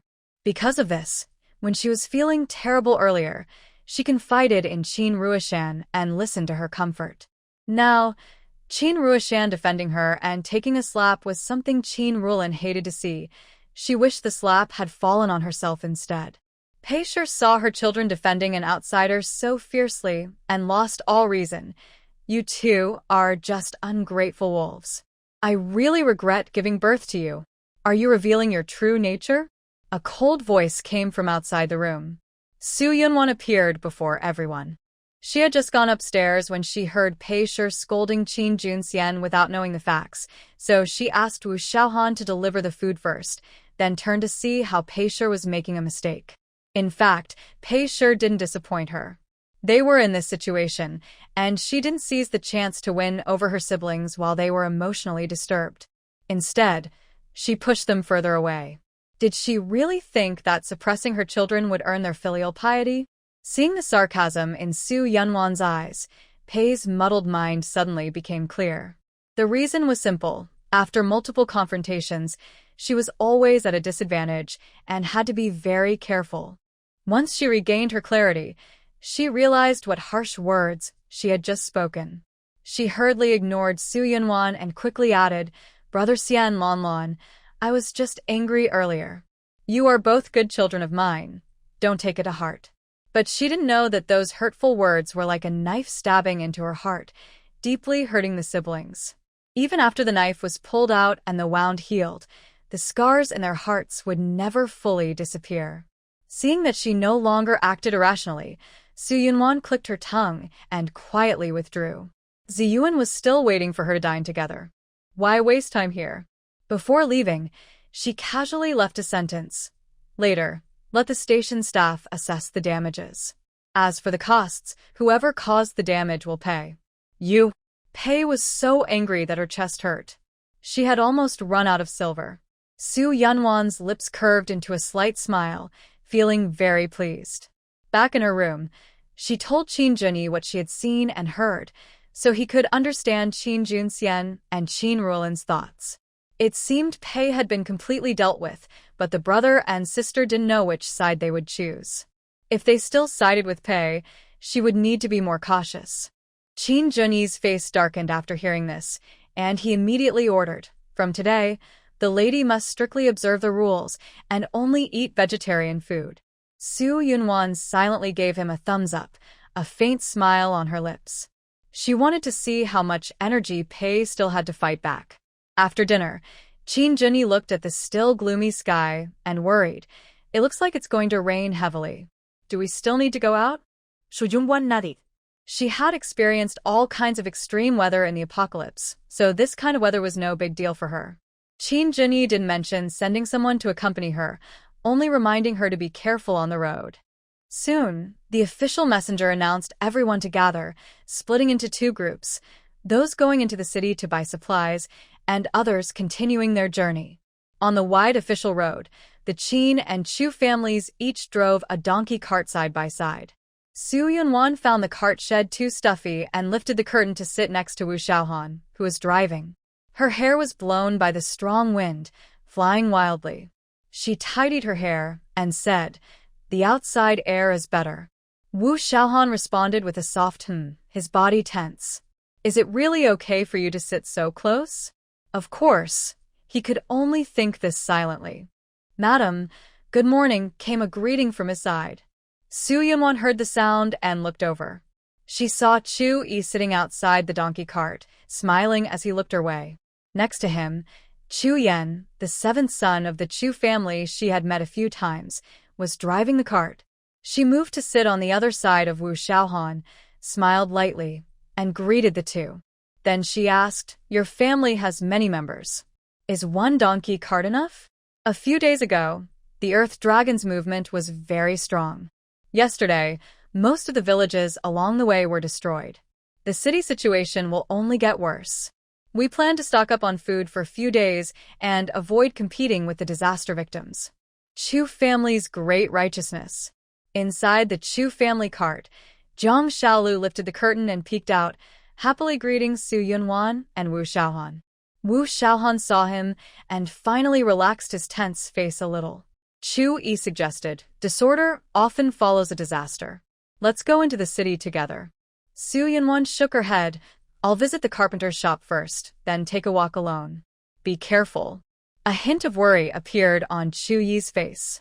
Su Yunwan nodded with a light smile. "I will." Wu Xiaohan glanced at the two, his whole body emanating a cold aura. Just as he felt his heart sinking further, Zhang Xiaolu cheerfully said, "I'll go with Brother Wu." After speaking, he looked at the two Chu brothers and pretended to be suspicious. "You won't try to run away, right?" Chu Yan smiled and shook his head. Chu Yi teased, "Is it really okay for you to leave your post like that?" "Hey, my uncle is the boss, so I'm not afraid you'll complain." Zhang Xiaolu was full of bravado. Chu Yi pretended to realize something and said enviously, "Having connections is great." "That's right," Zhang Xiaolu proudly declared. Su Yunwan watched this lively pair and couldn't help but laugh happily. Their cheerful chatter suddenly stopped when they saw the ruined city walls. Anqing Prefecture is a strategic location with high walls and deep waters, a vital point for the Great Zhou. Now, looking around, large sections of the tall city walls had collapsed. The moat was damaged, the water was dirty and rushing, and the drawbridges showed obvious signs of repair. Near the city wall, soldiers organized a large group of laborers, urgently repairing the damaged sections. "Gather here in 2 hours," the officer in charge of supplies said, then led 3 donkey carts into the city ahead of schedule. Zhang Xiaolu switched to the Qin family's donkey cart and queued to pass the checkpoint. Once inside, everything was in ruins. Many cracks ran across the ground, and numerous houses had collapsed. Even sturdy brick houses were not spared. On the rubble, survivors used hoes, shovels, and other tools to dig out their buried belongings. Regarding the buried people, most of those trapped have been rescued over the past few days. Since the earthquake happened at night, everyone was asleep, and many families were completely wiped out, leaving only broken walls swaying in the wind. Su Yunwan immediately released her mental power, searching beneath the abandoned ruins to see if anyone was still alive and waiting for rescue. "Stop. There's still someone alive down there." Su Yunwan grabbed a bag used for storing space items and jumped out of the car, heading toward a collapsed house. Wu Xiaohan quickly handed the reins to Jiang Xiaolu and said, "Go and settle the donkey cart." Before Jiang Xiaolu could speak, Wu Xiaohan jumped down and hurried after Su Yunwan. Chu Yi, in the back car, saw this and quickly called a stop, getting out to follow. He had already seen Su Yunwan's skills during the landslide. When she said there was someone alive, she was right. Right here. Su Yunwan reached her target location, looking around for tools to dig with. Chu Yi approached a nearby group of people digging and soon brought back several with tools. Is there really someone alive? I know this family. They came from the countryside. No one survived. After so many days, is there still hope? Chu Yi clasped his hands and said, "Everyone says that close neighbors are better than distant relatives. This person is fighting for life and death. Whether they can survive depends on all of us. Let's start digging. Maybe someone is still alive." An elderly man responded. Others picked up tools and began digging. Chu Yi, along with Chu Yan and Jiang Xiaolu, also found tools to help. Su Yunwan directed the digging angles and points of attention to avoid causing a secondary collapse. Wu Xiaohan stood beside her, in a defensive stance. With many people working together, they soon rescued a man hiding under a wooden table. The man hadn't had water for days and was weak, but he only had minor injuries and had a good chance of survival. Everyone involved in the rescue was amazed and cheered loudly. Behind them, Su Yunwan said to Wu Xiaohan and others, "I'll go and look around again. You all go buy supplies. Xiaolu, go help me buy things." Wu Xiaohan handed Jiang Xiaolu the shopping list and money bag. Jiang Xiaolu took it without hesitation. "Don't worry, I'll do my best." In the chaos after the disaster, as a loyal guard of the Qin family, Wu Xiaohan couldn't just watch the young lady walk alone. He understood this well. Chu Yi also handed the shopping list and money to his brother Chu Yan, saying, "You two go shopping together. Be careful to prevent theft and robbery." Chu Yan nodded and drove away with Jiang Xiaolu. At that moment, the man who had been given water regained consciousness and weakly asked, "Where are my parents?" And "My wife." Seeing the pity on the faces of those around him, he struggled to speak. "They are still alive.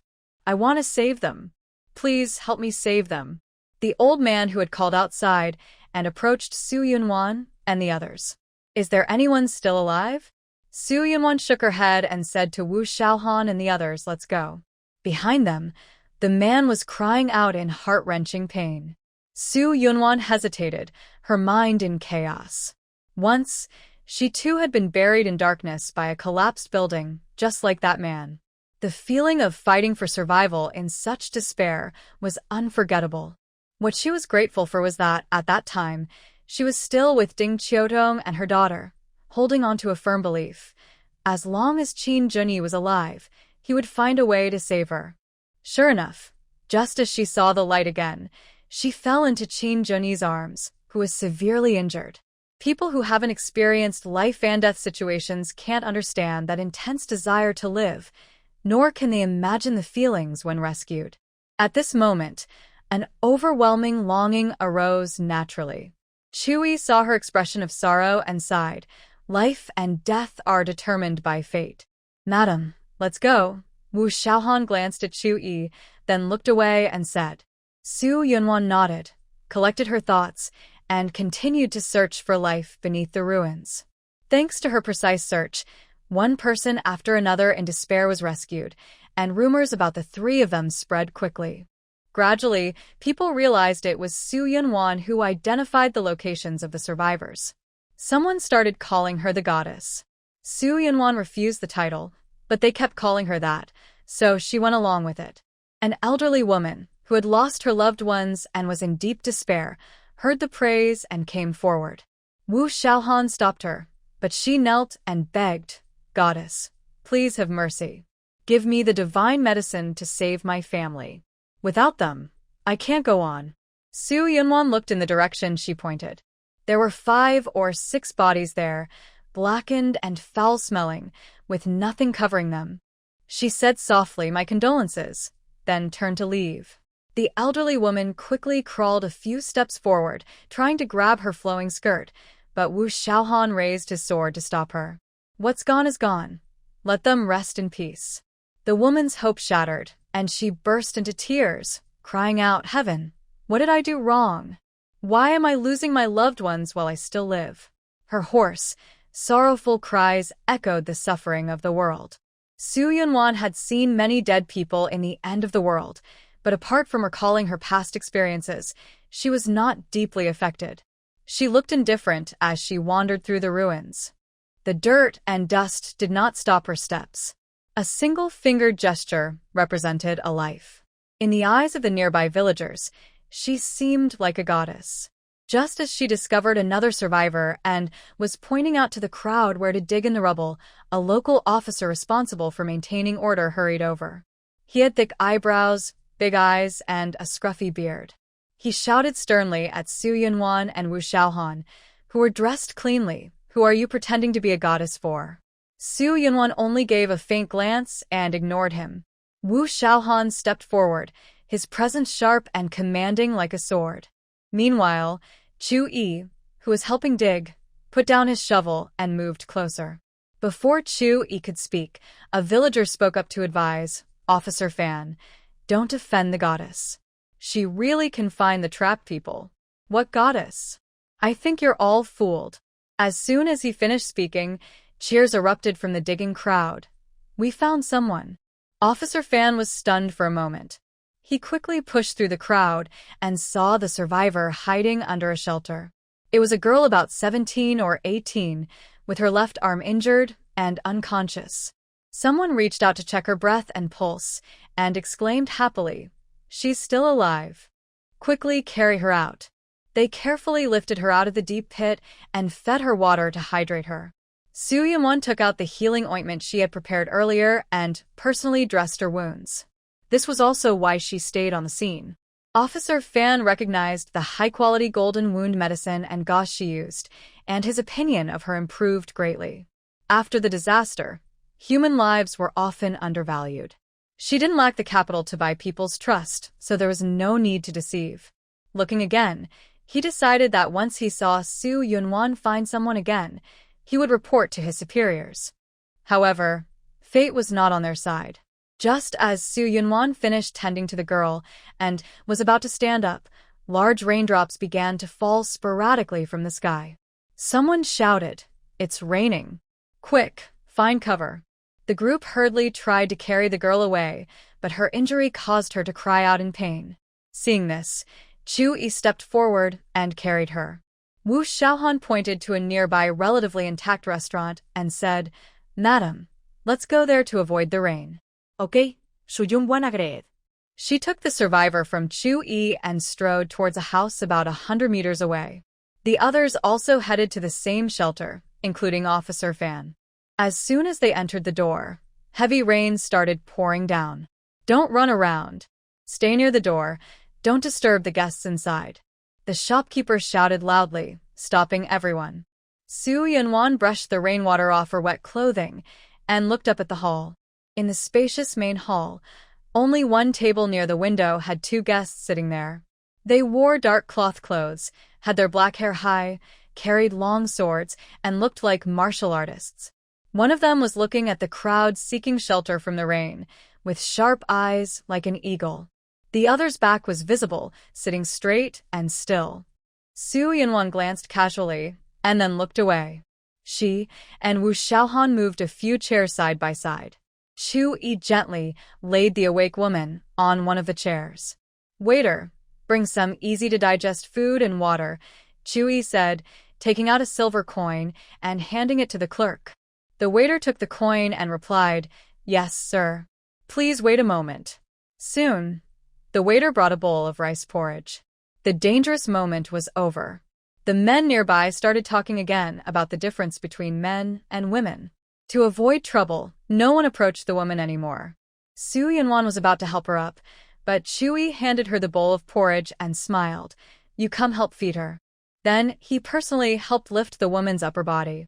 Her moon-white clothes became dirtier, but Chu Yi didn't seem to mind at all. While feeding her, Su Yunwan turned her head to ask the waiter to find some clean clothes for Chui. Chui looked up and smiled, then asked the waiter to find a pair of shoes for Su Yunwan. They exchanged looks and smiles, making Su Yunwan smile softly. Suddenly, she felt a strong gaze on her. She turned her head to find many people looking at her with surprise and curiosity. It wasn't them, Su Yunwan thought to herself.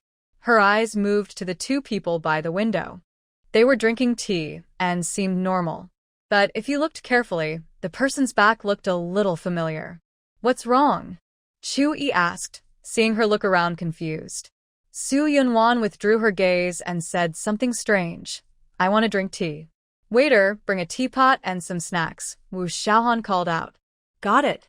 The waiter replied and hurried to the kitchen. Since the rain won't stop soon, let's sit and enjoy the tea slowly, Su Yunwan said, watching Wu Xiaohan's expression. He looked expressionless, not showing any feelings. She simply handed the remaining half-bowl of porridge to Wu Xiaohan and said, You do it. Then she turned and walked toward the two guests drinking tea. 3 steps. 5 steps. She silently counted her steps, but Wu Xiaohan still hadn't caught up behind her. He, who has been cautious all along, surprisingly feels safe enough to get close to the people of the Jianghu. Su Yunwan's heart jumps a little, secretly watching their reactions. The man sitting towards her frowns slightly, his intimidating gaze sweeping the hall. Wu Xiaohan feels the gaze and suddenly breaks out in cold sweat. He quickly hands the porridge bowl to the man helping with the rescue and strides after Su Yunwan. Hearing the footsteps behind her, Su Yunwan's lips curl into a faint smile. She walks slowly and steadily, stopping at the two people's table, then sits down at the seat beside them. Looking up, she sees the face of the person with his back to her. He has an ordinary, common face, with eyes slightly lowered, as if lost in thought. Su Yunwan gazes at the man's profile, daringly sketching his features with her eyes, trying to find any signs of disguise. Finally, her gaze lingers on his neck. If there are marks from passion. At that moment, she finally understands why someone liked to bite her shoulders and neck. The rain pounds against the window. Cold wind sneaks in through the gaps. Su Yunwan deliberately rubs her shoulders, pretending to feel cold. The man who had been looking down suddenly raises his head, his concern now impossible to hide. The easiest place to recognize a disguise is the eyes. With just one glance, Su Yunwan, who had some suspicions, confirms his identity. But now, with so many people around, he can't be revealed to outsiders. And she doesn't want to pretend they are strangers. So, Su Yunwan meets his gaze, using her best acting skills, and happily says, Young hero, is that you? Who are you? Qin Junyi's mind quickly turns. He is now disguised as the Shadow Guard 07. Could Yunwan recognize 07? We've met before. Don't you remember? Su Yunwan pretends to be sad, then suddenly smiles again. By the way, I don't know your name. Now is not the time to reveal her identity. Qin Junyi hints with a courtesy name, I am Wu Ziyuan. His voice is deep and hoarse, very different from his true self, making it impossible for anyone to identify him by voice. Su Yunwan pretends not to know, smiling gently, Young Wu, meeting his fate. Would you like to have some tea? Qin Junyi. All right. He exchanges a look with Qing Xian sitting opposite, then stands and sits across from Su Yunwan.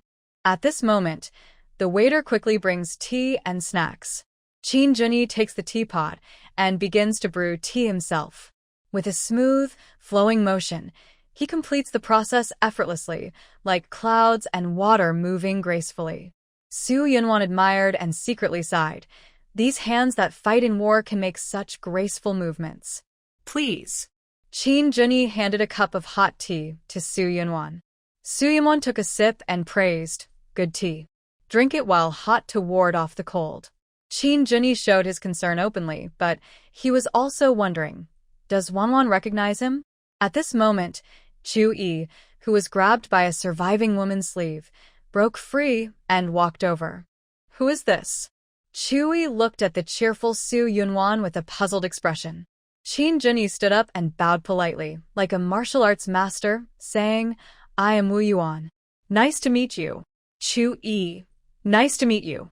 Chu-yi returned the bow. The three sat down. Qin Junyi poured a cup of tea for Chu-yi. Chu-yi thanked him and looked out at the heavy rain with a worried face. After a big disaster, there's often a big epidemic. With this storm, the people here are in danger. Once the refugees increase and the disease spreads, we won't be safe either, Su Yunwan said, then turned to Qin Junyi. Wu Yuan, you should leave this place as soon as possible. They were pretending, even Chu-yi, Su Yunwan didn't want him to notice. Okay, Qin Junyi nodded. Then Su Yunwan took out paper and pen to write a guide for preventing the epidemic, along with a medicine formula she developed recently based on post-apocalyptic medicine. After finishing, she handed the papers to the others and looked out at the raging storm, her brows slightly furrowed. Chu-yi mentioned that after big disasters, there are often big epidemics because earthquakes cause many deaths. The bodies are not buried in time and breed many microbes.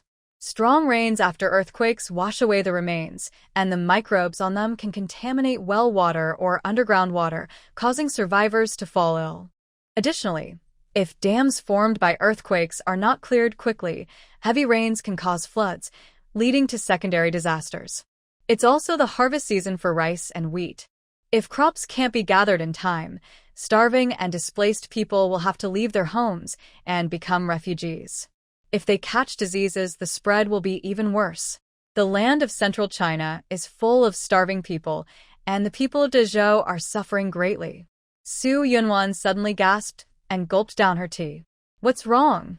Qin Junyi and Chu-yi asked at the same time after reading her expression.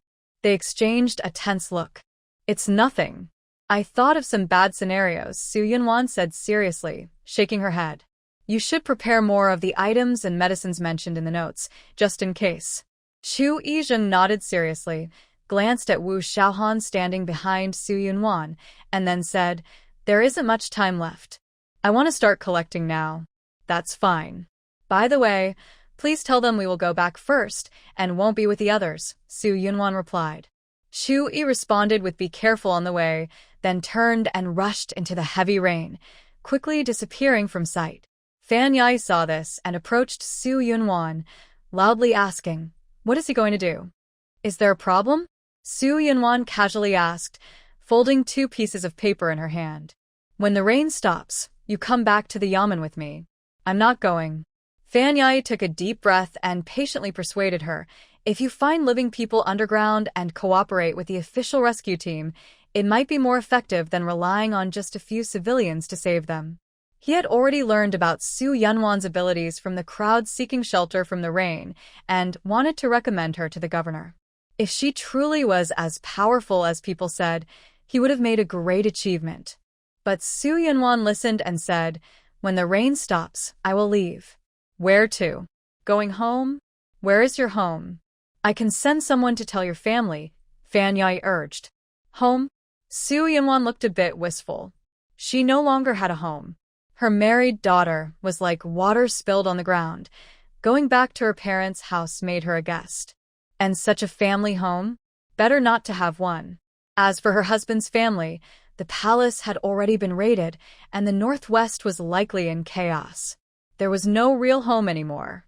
Even if she reached Yuzhou City one day and bought a house to settle down, she wouldn't feel a sense of belonging.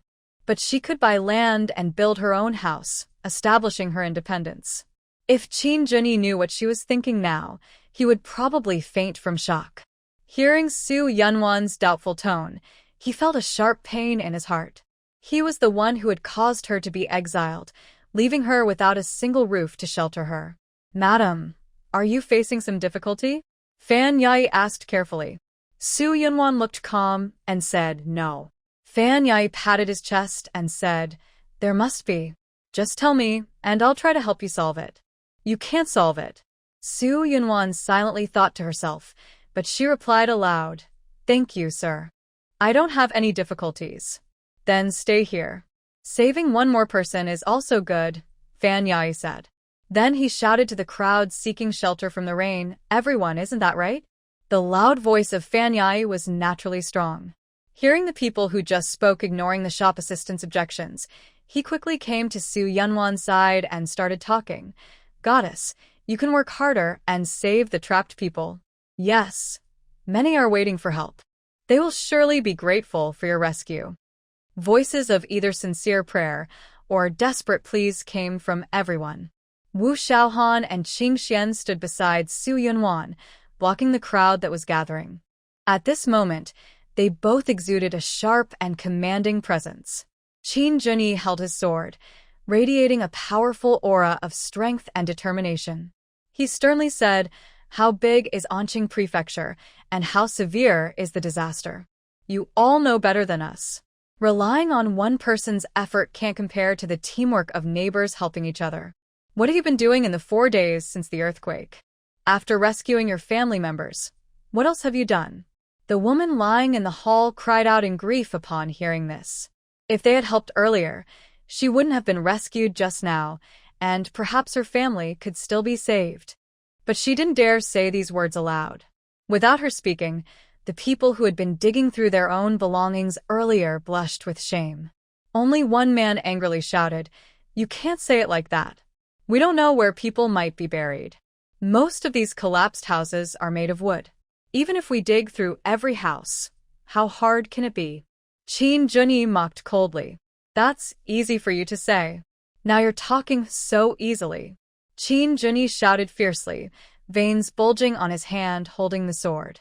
The others were frightened by his imposing manner and dared not argue further, fearing he might lose control and hurt someone. Su Yunwan propped her chin, watching Qin Junyi with interest. He, who always cared for the country and the people, refused to join the crowd in asking for more help, which was quite strange. Qin Junyi drove away the crowd and turned around to look at her worriedly. That was when he noticed her eyes shining like stars. He couldn't help but smile. She was indeed Wanwan. What he didn't know was that when it came to emotional blackmail, Su Yunwan had endured at least 8,000 hardships in the apocalypse. If she had been truly trapped, she would have already died of anger or exhaustion in the other world. How could she return to her homeland and reunite with her roots? Su Yunwan never thought herself inferior, nor was she arrogant. She was not noble enough to take the entire world's people as her responsibility. Helping others was simply within her ability. Now that her actions had attracted the attention of the officials, she decided to leave to avoid further trouble. The officials saw the crowd watching and, under the driver's urging, retreated back into the hall. He had no choice but to grit his teeth and rush alone into the rain. This matter needed to be reported to the higher-ups quickly, to prevent someone from escaping. Qing Xian watched the officials back and whispered a few words to Qin Junyi. After receiving a nod, he strode away from the restaurant. Soon, a carriage stopped outside the restaurant. Qing Xian, soaked from head to toe, carried an umbrella, a straw hat, and a raincoat, then returned inside and nodded to Qin Junyi. Seeing this, Qin Junyi asked Su Yunwan, "Shall we leave now?" Su Yunwan nodded calmly and weaved through the crowd. The crowd fell silent, watching her leave. Suddenly, the voice of the surviving woman broke the silence. "Madam, I am grateful for your help. I am willing to sell myself to serve you for the rest of my life." "No need," Su Yunwan replied, turning around and handing her a bottle of medicinal powder. "They say surviving a great disaster brings good fortune. Take care, girl." After speaking, she took the umbrella handed by Wu Xiaohan and jumped into the carriage. Qin Junyi and Qing Xian followed closely, while Wu Xiaohan put on a raincoat and straw hat, acting as the driver. Drive. The carriage moved slowly at first, then gradually sped up. Inside the carriage, Su Yunwan took off her wet, dirty shoes and used a handkerchief from her space bag to wipe her legs. Qing Xian immediately turned aside to avoid her sight, while Qin Junyi felt restless. Did Yunwan recognize him? If she did, why didn't she question his stalking now that no one else was around? But he was worried she was wandering alone in the post-disaster city, so he summoned Qing Xian and the hidden guards, who hadn't appeared publicly, to find a substitute and secretly follow her, just in case. If she hadn't recognized him, why was Yunwan so relaxed about fixing her shoes and socks? What was her relationship with 07? However, more than his own feelings, Qin Junyi cared about Su Yunwan's mood. Sitting opposite her, he looked at her tenderly. You don't need to pay attention to what they said. I'm not the kind to be bullied by others' words. Their matters have nothing to do with me, Su Yunwan said calmly. If it were someone else, they might pretend to be unaffected to hide their hurt feelings. But Qin Junyi knew she was speaking honestly. Yunwan then asked her own question.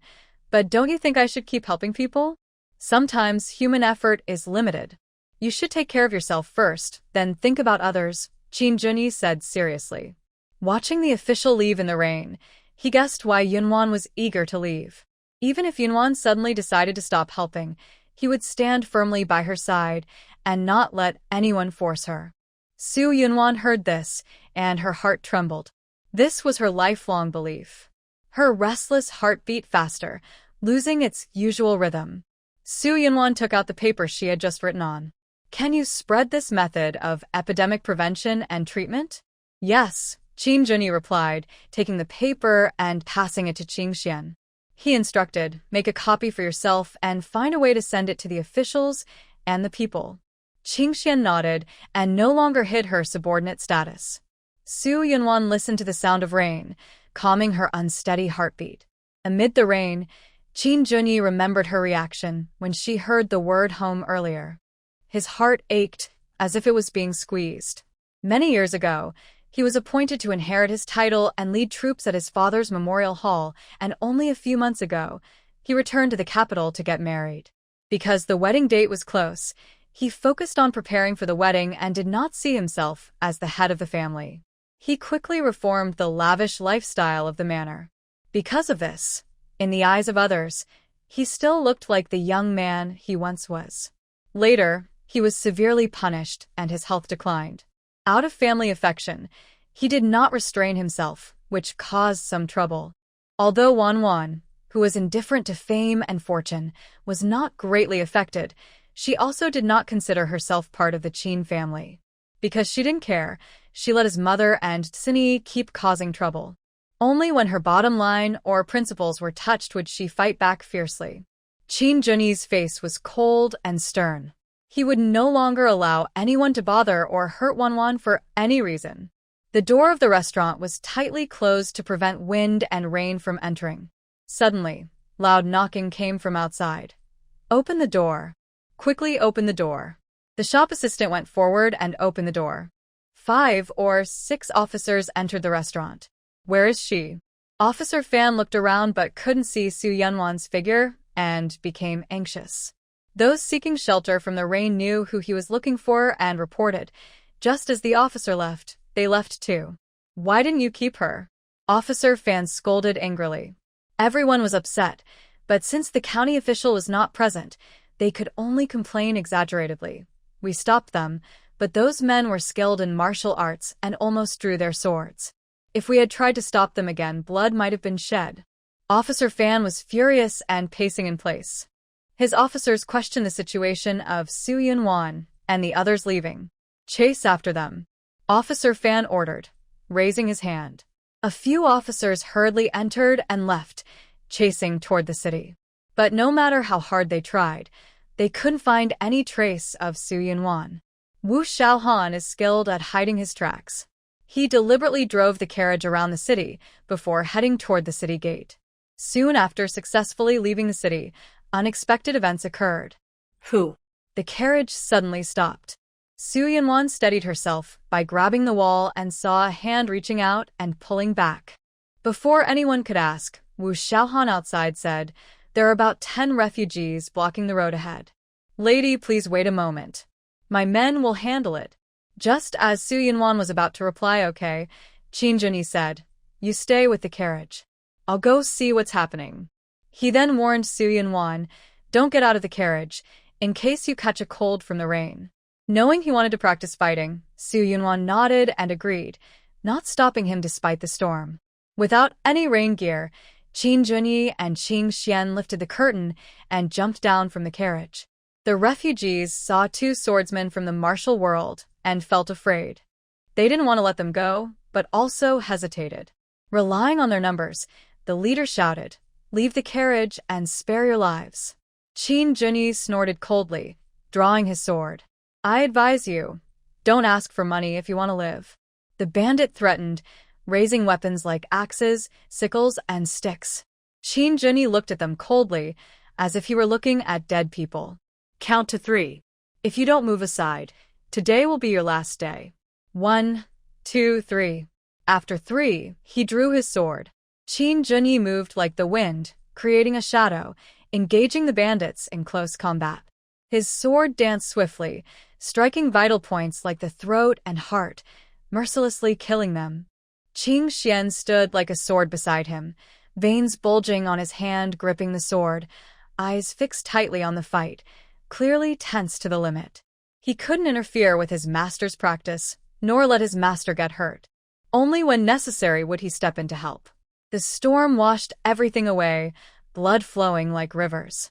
As each bandit fell, the remaining ones, terrified, turned and fled. Qin Junyi moved like lightning, quickly closing in, ignoring their pleas for mercy, killing them all. The heavy rain poured down, drenching everything. Qin Junyi looked at the corpses lying in the mud, his expression cold and sharp, his tall figure standing proud like a pine tree. Meanwhile, the pursuing officers searched the city in vain. When they reached outside the city gate, they saw the scene of slaughter. The footprints of the carriage had already disappeared under the heavy rain. His sword tip lowered, its sharpness hidden. Qin Junyi turned back onto the carriage, his legs feeling stiff and slow. He was already badly injured and just recovering, with his internal energy completely lost. He fought alone against many enemies and ended the fight. Just as he relaxed his emotions, a wave of soreness and weakness swept over his body. Su Yunwan, sitting in the car, watched the whole process nervously, knowing Qin Junyi's physical condition well. When he and Qing Xian got into the car, they were handed 2 new towels. Wipe off the water first. Qin Junyi regained his usual voice. Wan, it's me. He was caught between a rock and a hard place, telling the truth or hiding it. He didn't want to deceive Wan. Su Yunwan was about to take out clothes from her bag, space, when she heard this and paused, then smiled gently. Since you already said Ziyuan, how could I not know? Qin Junyi felt embarrassed. Seeing she didn't want to pursue it, he relaxed. Do you know Lingqi? Seeing her look confused, he explained further. Shadow Guard Lingqi. I disguised myself as him. I don't know him, Su Yunwan shook her head. Are you asking why I pretended to be an old friend? Qin Junyi shook his head. He knew the answer without asking. That was also why he hadn't wanted to acknowledge Wan at first. Fortunately, I prepared 2 sets of men's disguises.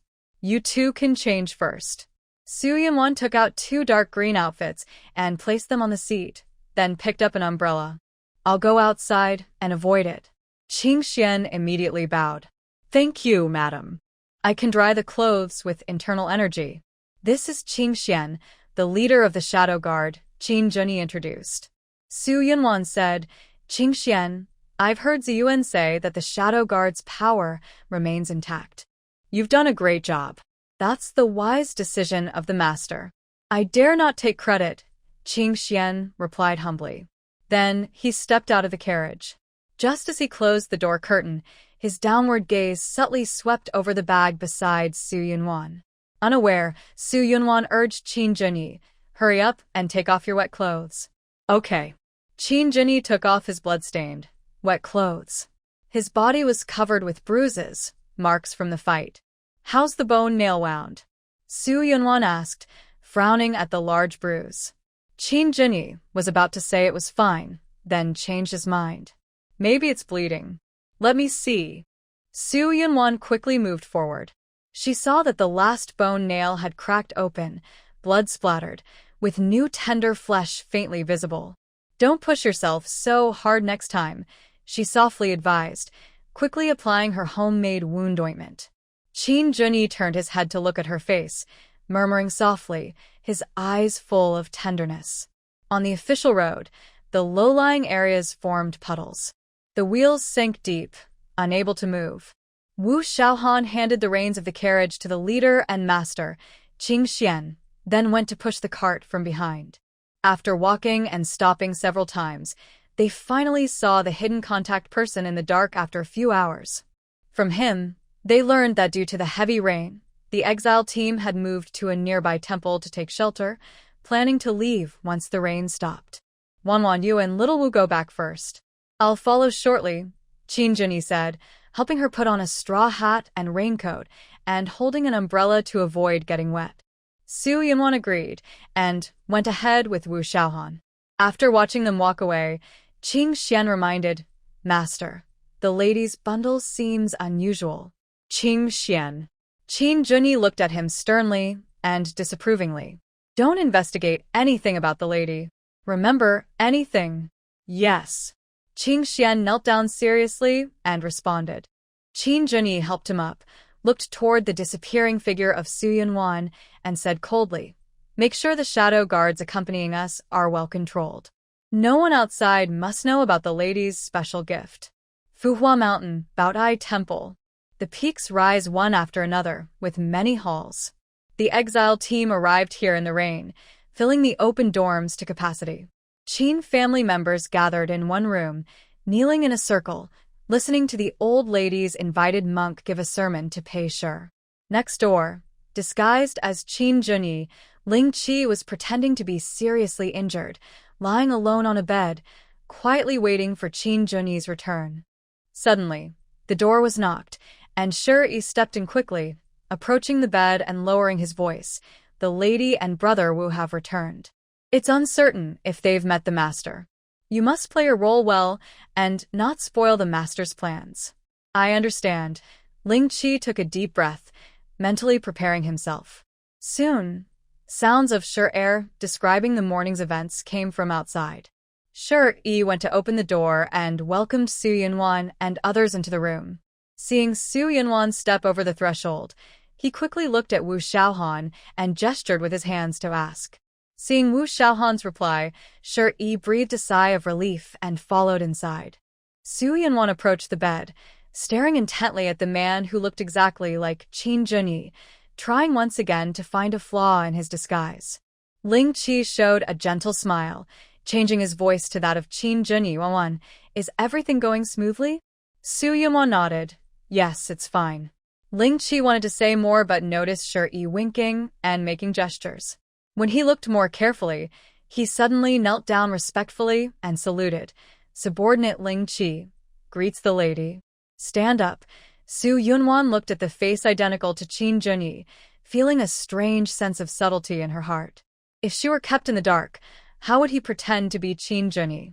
Outside the door, Zhongwei hurried over after hearing the news. Wu Xiaohan went out to handle things and told Zhongwei about the situation inside the city. Old Madame Qin, who was listening to a scripture reading, heard that Su Yunwan had returned. She immediately stopped her reading, was surrounded by others, and got up to leave the room.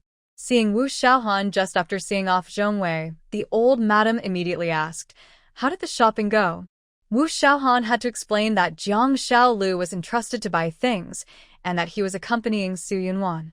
The old madam was unhappy and asked in a bad tone, What did the young madam go to do? She went to find a carpenter's shop, hoping to quickly make a wheelchair for the master. Wu Xiaohan explained himself.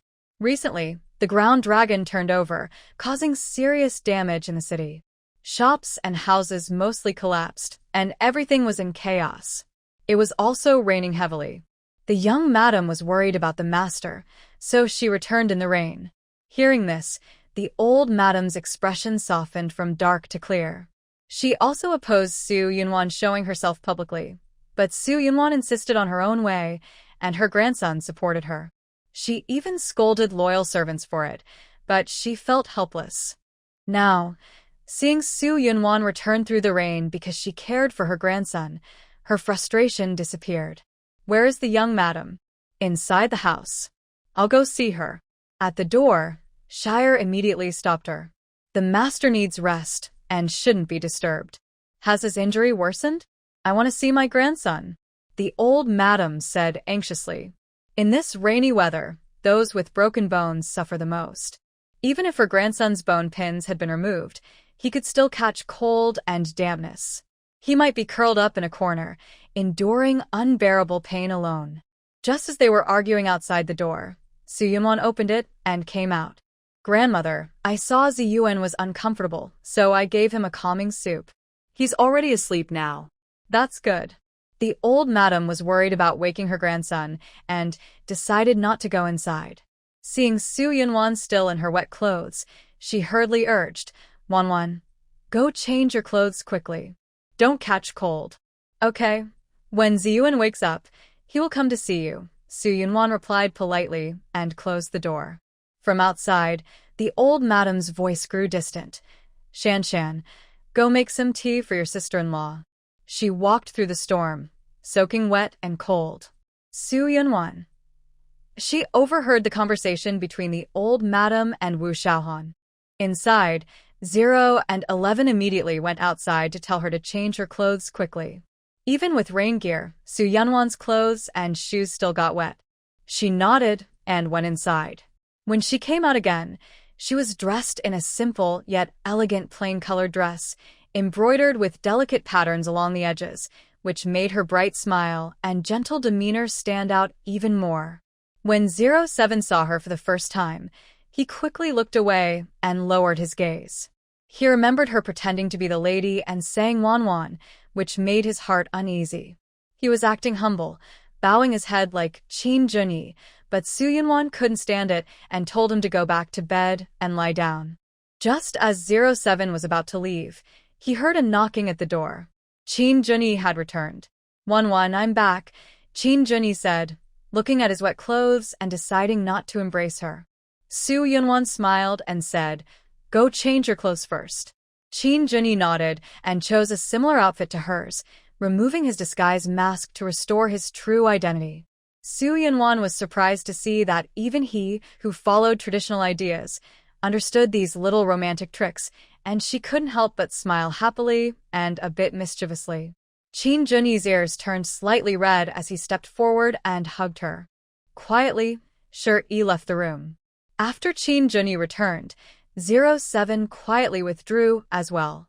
Just as they were lost in their thoughts, they heard a voice outside the house, Qin Ruishan bringing 2 large bowls of soup, apparently one for Wu Xiaohan. The 2 people, tangled in each other's arms, had to separate and catch their breath. Su Yunwan tidied her clothes and went out, seeing Shi holding a tray and Qin Ruishan already gone. Take a bowl to Wu Xiaohan, she said, then picked up a bowl and entered the room, offering it to Qin Junyi. Qin Junyi refused, saying, Wanwan, you drink it. Soon, they sat at the table, eating and sharing like they were tasting rare delicacies. The warm atmosphere filled the room, and tender feelings grew in their hearts. The heavy rain continued until midnight before stopping. In the dark night, a shadow silently slipped out of Bao'ai Temple. Wu Xiaohan used light skills to swiftly move through the woods and stopped steadily at a mountain cave. Inside the cave, a bonfire crackled loudly, and Qing Xian stood with his hands behind his back, waiting for a long time. Master, Wu Xiaohan entered the cave and bowed. Qing Xian stepped aside and sternly said, the master has ordered that no one is allowed to reveal information about the young lady. The few shadow guards who have appeared in front of others are now under your responsibility. Yes. Qing Xian responded respectfully. After finishing official matters, Qing Xian glanced coldly and said in an icy voice, do you know how the young lady recognized the master during the day? Wu Xiaohan's heart tightened. He forced himself to speak firmly, saying, the young lady is usually very clever. Maybe she recognized the master's figure. That's possible, but if you relax your guard and let her walk toward the master alone, you are giving her the answer she wants, Qing Xian scolded angrily. He noticed the smug smile at the corner of Su Yunwan's mouth, knowing she had already recognized the master before the master hinted at her identity. Otherwise, she wouldn't pretend to be cold, causing the master to reveal a flaw. Wu Xiaohan's legs weakened, and he knelt down heavily. I was careless, disciple. At that time, 6th young Master Chu was too distracted by the surviving woman to notice anything else. Normally, do you think he would have sensed something unusual? Qing Xian asked. Maybe. He continued, If 6th young Master Chu discovers the master's identity, what would happen? And if others notice something strange, what would be the result? His questions sounded like thunder, pounding in Wu Xiaohan's ears, making him kneel and bow his head. Disciple knows he was wrong. Please, Master, punish me. Qing Xian sneered coldly. I'm just reminding you. When you report back, the Court of Punishments will hold you accountable. Wu Xiaohan's body trembled violently. If he were to be blamed when recalling the Shadow Guard camp, it wouldn't be just a few lashes. Disciple accepts the punishment. Please, Master, show me what to do, he said, preferring to be beaten now rather than fall into the hands of the court. Every year, the recall and report back to the court was a nightmare for all Shadow Guards who had left the camp. Qing Xian naturally understood his thoughts and said softly, "The situation is now very serious. You must stay alert at all times and not relax for a moment." Yes, Wu Xiaohan silently cursed. This was the calm before the storm. Sure enough, the next command was, "Come here." At Qing Xian's order, a figure stepped into the courtyard. Ling Qi held a vine broken from the forest, cupped his hands, and presented it to Qing Xian. The vine, also called wisteria, has a smooth outer skin and excellent elasticity. It is a tough plant. When used on flesh, it causes intense pain but only minor injuries. Even heavy whippings only hurt the skin, not the bones. Because of this property, whips made from this material became a type of torture tool used by officials. Qing Xian held the vine, tested its feel, and coldly said, 30 lashes, no medicine." Yes, Wu Xiaohan swallowed the bitterness, sealed his inner strength, and took off his shirt. His slim body revealed scars on his upper body. Whip wounds, knife cuts, stab wounds, burned scars. From his skin, it was clear how much blood Wu Xiaohan had shed to reach this point. Swish, swish, swish. The whip fell on the back like a fierce storm, and in an instant, it was 10 lashes. Compared to the brief pain of punishment, Qing Xian preferred a long-lasting ache that served as a warning. Wu Xiaohan was sweating coldly, biting his lip tightly to prevent crying out in pain. This time, the whip strike was not very harsh, but the pain remained intense. After a few moments, Qing Xian raised the whip again. Wu Xiaohan clenched his fists on his thighs, cold sweat falling onto the moss below, shimmering faintly in the firelight. In the same mountain, the candle flames flickered before the Buddha at Baotai Temple. In a house on the east side, Qin Junyi, who was in a sacred place of Buddhism and couldn't cause trouble, had already gone to sleep. Su Yunwan, having not finished gathering supplies during the day, was planning to go into the mountains after the rain stopped to see if there were any useful seeds. So, once the rain paused in the middle of the night, she released her spiritual energy to explore the back mountain. But when she did, her face changed. Su Yunwan sensed the light from the cave and directed her spiritual power toward it.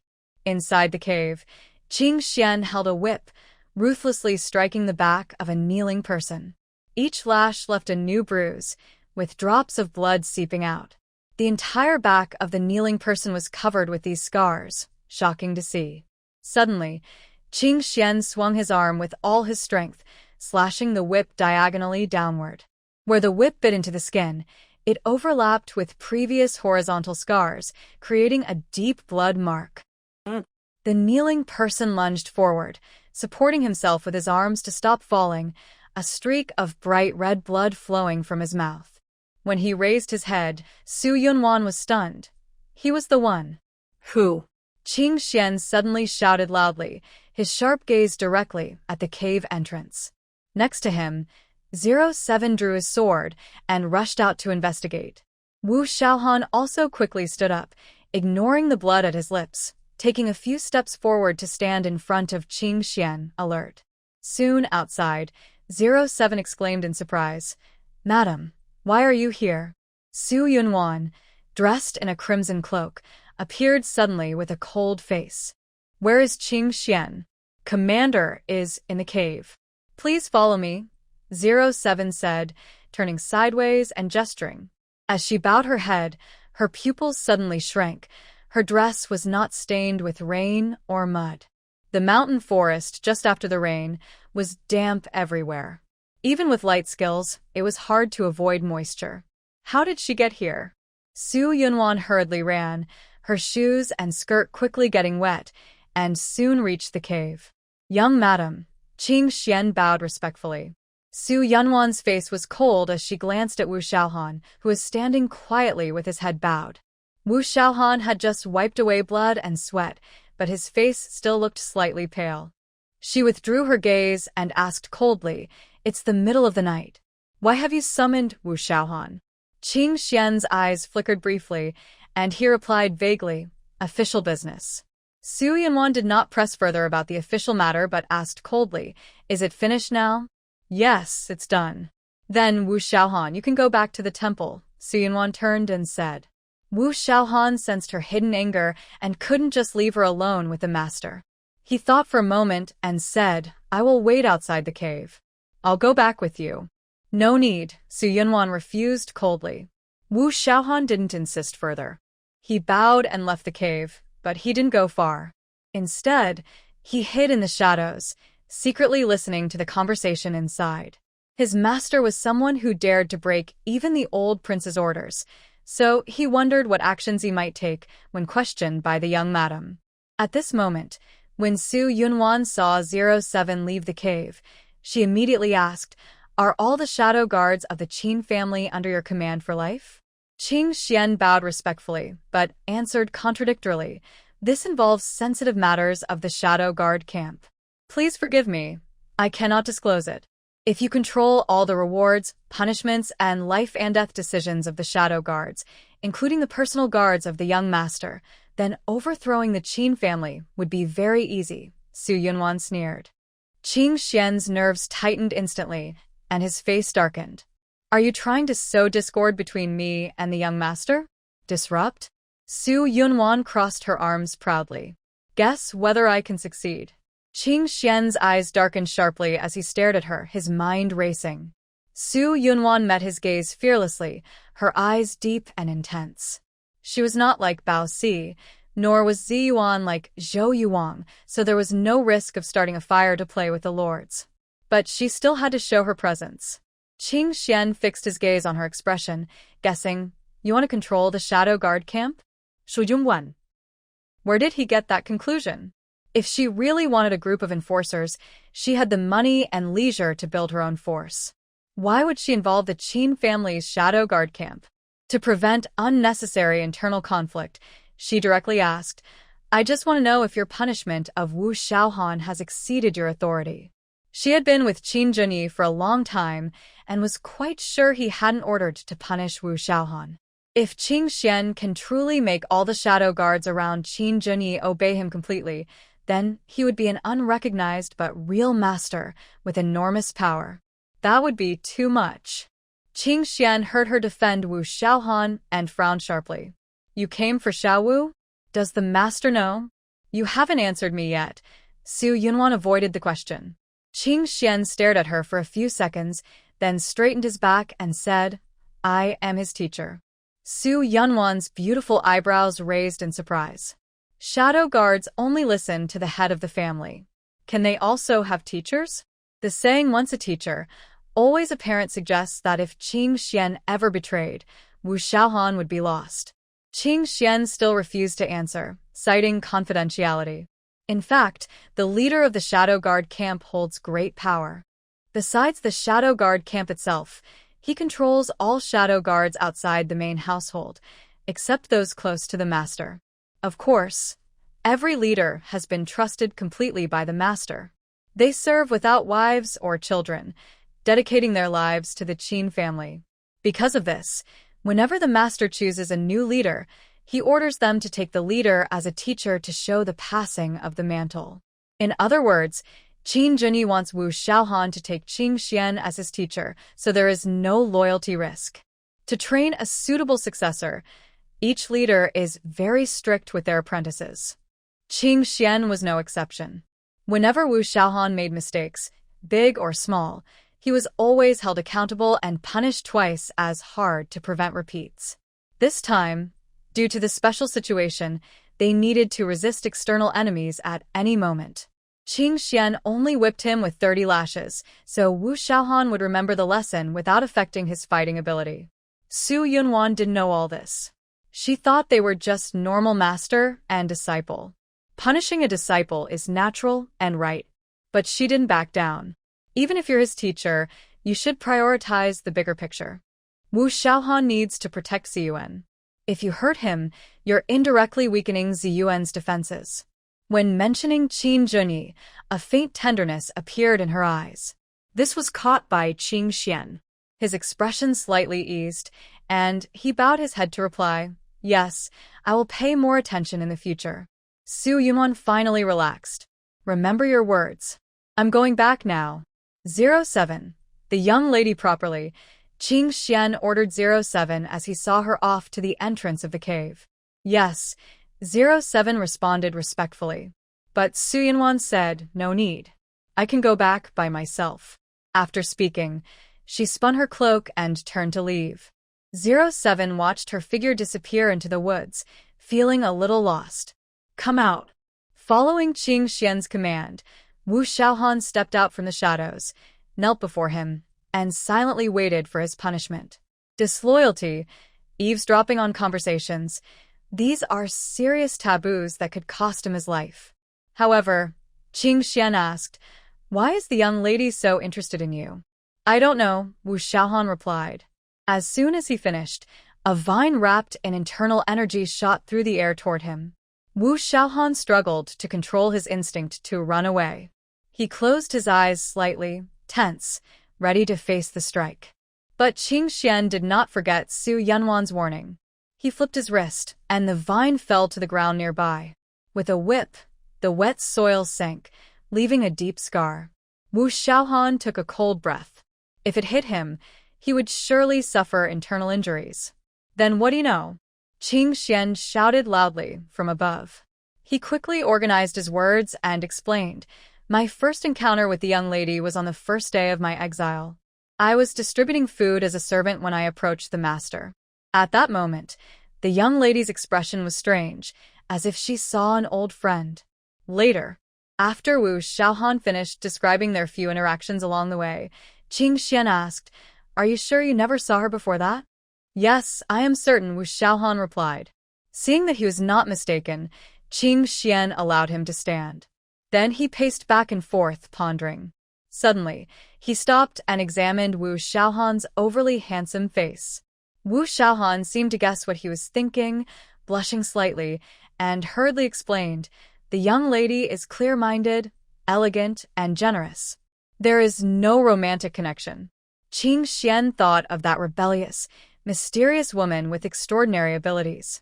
He did not comment but warned earnestly, "Go back and find out the truth quickly, and keep it in your heart. Also, always remember your identity, speak carefully, and avoid offending the master."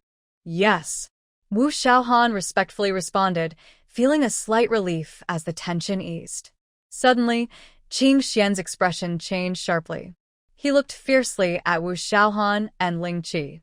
"The position of the young lady in the master's heart needs no explanation from me. You two, one serving the master closely, the other acting as his stand-in when necessary, will inevitably contact the young lady. If anyone develops inappropriate thoughts, I will make them regret coming into this world." As soon as he finished speaking, Ling Qi knelt on the ground, cold sweat soaking his back. "I will obey your orders." Wu Xiaohan's pupils shrank slightly, suspicion rising in his mind. Qing Xian noticed Wu Xiaohan hesitating and also became suspicious, his stern gaze seeming to see through his thoughts. Wu Xiaohan quickly snapped back to himself and knelt down, saying, "I will obey your orders." Lu Xian's sharp gaze fixed on Liang for a long moment before allowing the two to stand up. After 07 rose, he immediately reported, "Sir, I saw the young lady earlier. Her skirt and shoes had no dirt or rain on them, as if she hadn't walked along the mountain path." Lu Xian and Wu Xiaohan exchanged a shocked look. Soon, Lu Xian issued a strict order. "This matter must not be told to anyone else." "Yes." 07 and Wu Xiaohan responded in unison. Lu Xian looked toward the direction where Su Yunwan had disappeared. "Who exactly is she?" The side room of the temple, Su Yunwan suddenly teleported inside. The dim candlelight cut through the darkness. She reached out to remove her cloak, but suddenly sensed something was wrong. As she turned around, she bumped into a man's embrace. A familiar whisper sounded in her ear, Wanwan. Qin Junyi closed his arms around her, holding her tightly. He wished he could merge her delicate body into his bones and blood. If they became one, he wouldn't have to worry about her leaving again. Su Yunwan instinctively wrapped her arms around his neck. Feeling his emotional fluctuations, she gently pecked his lips and softly said, "I'm back." This gesture completely broke Qin Junyi's rationality. He bent down, scooped her into his arms, and strode toward the bed. Seeing the redness in his eyes caused by passion, Su Yunwan's heartbeat quickened, and she felt an indescribable urge. Their passionate kiss left fiery marks on her tender skin, making her tremble. Her legs instinctively clenched. "Wanwan, I want to," her whisper in his ear, and she was fully immersed in assent, turning passive into active. The forbidden love was even more intoxicating. They tossed and turned all night until dawn. After washing up, they returned to the bed, now with fresh sheets and lingering intimacy. Su Yunwan leaned against the man's chest, her fingers tracing his muscular lines. "Did you see everything?" Qin Junyi stroked her hair lazily and satisfiedly replied, and Su Yunwan sat up slightly, looking at his side face. "Then, do you have anything to say? Please don't leave silently again, okay?" Qin Junyi held her restless hand, gently kissed it, and his eyes shone with deep affection. Su Yunwan was slightly surprised. "Just that?" Qin Junyi pulled her into his embrace. "Of course not. I have many things I want to say, but the one I care about most is your sudden departure." It turned out that after Su Yunwan discovered that Wu Xiaohan was responsible for the mountain cave incident, she quietly stuffed her pillow into his embrace around her waist. Then she quickly got out of bed, grabbed a cloak, and teleported outside the mountain cave. After years of battlefield experience, Qin Junyi quickly noticed something unusual. When he opened his eyes, he saw Su Yunwan taking down the tent. Before he could say anything, she disappeared instantly. Qin Junyi was shocked. He quickly pulled back the blanket and got out of bed. He searched the entire room and asked the shadow guards on duty if they had seen anything, but they reported no. He sat down on a chair with a worried look, feeling a deep shock and fear. Su Yunwan had a special ability to teleport through walls. If she ever left without warning one day, he would have no way to find her. No, that would never happen. Just as his mind was sinking into darkness, Su Yunwan suddenly appeared in front of him. At that moment, he was on the verge of breaking down emotionally. What happened next was beyond his control, reckless and wild. People are not just plants. They can feel emotions. Su Yunwan, who didn't like to disappear suddenly, held him tightly and promised, "I promise you." Qin Junyi wanted to respond, but the moment had passed. All he could do was ask for a kiss. They shared a passionate moment, catching their breath. The atmosphere was intense. Qin Junyi asked a deeply hidden question. "Wanwan, are you human? Or are you some kind of divine or mystical creature?" Su Yunwan smiled when she heard this. "Of course I am human, no doubt about it." "Then, how do you have such incredible powers?" Qin Junyi asked further. "Many? Tell me what you know," Su Yunwan said, with a relaxed smile. She had never hidden her abilities from Qin Junyi before.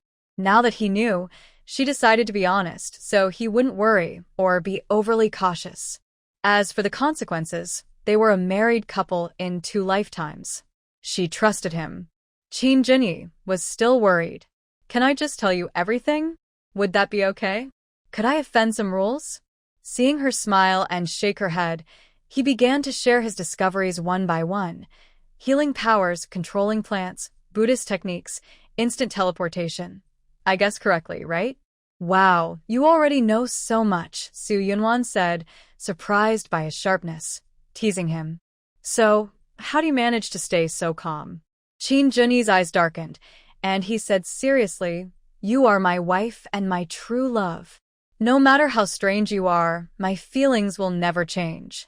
This straightforward declaration made Su Yunwan's heart flutter. Their mutual love was truly wonderful. Just as they were lost in each other's embrace, the shopping team returned after a long journey. Besides the supplies they had asked for, Zhang Xiaolu also brought back someone unexpected.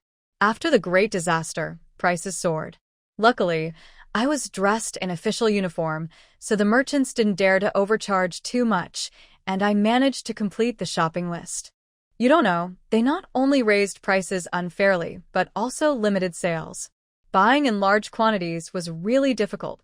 Su Yunwan was awakened by the noise of the shopping team returning.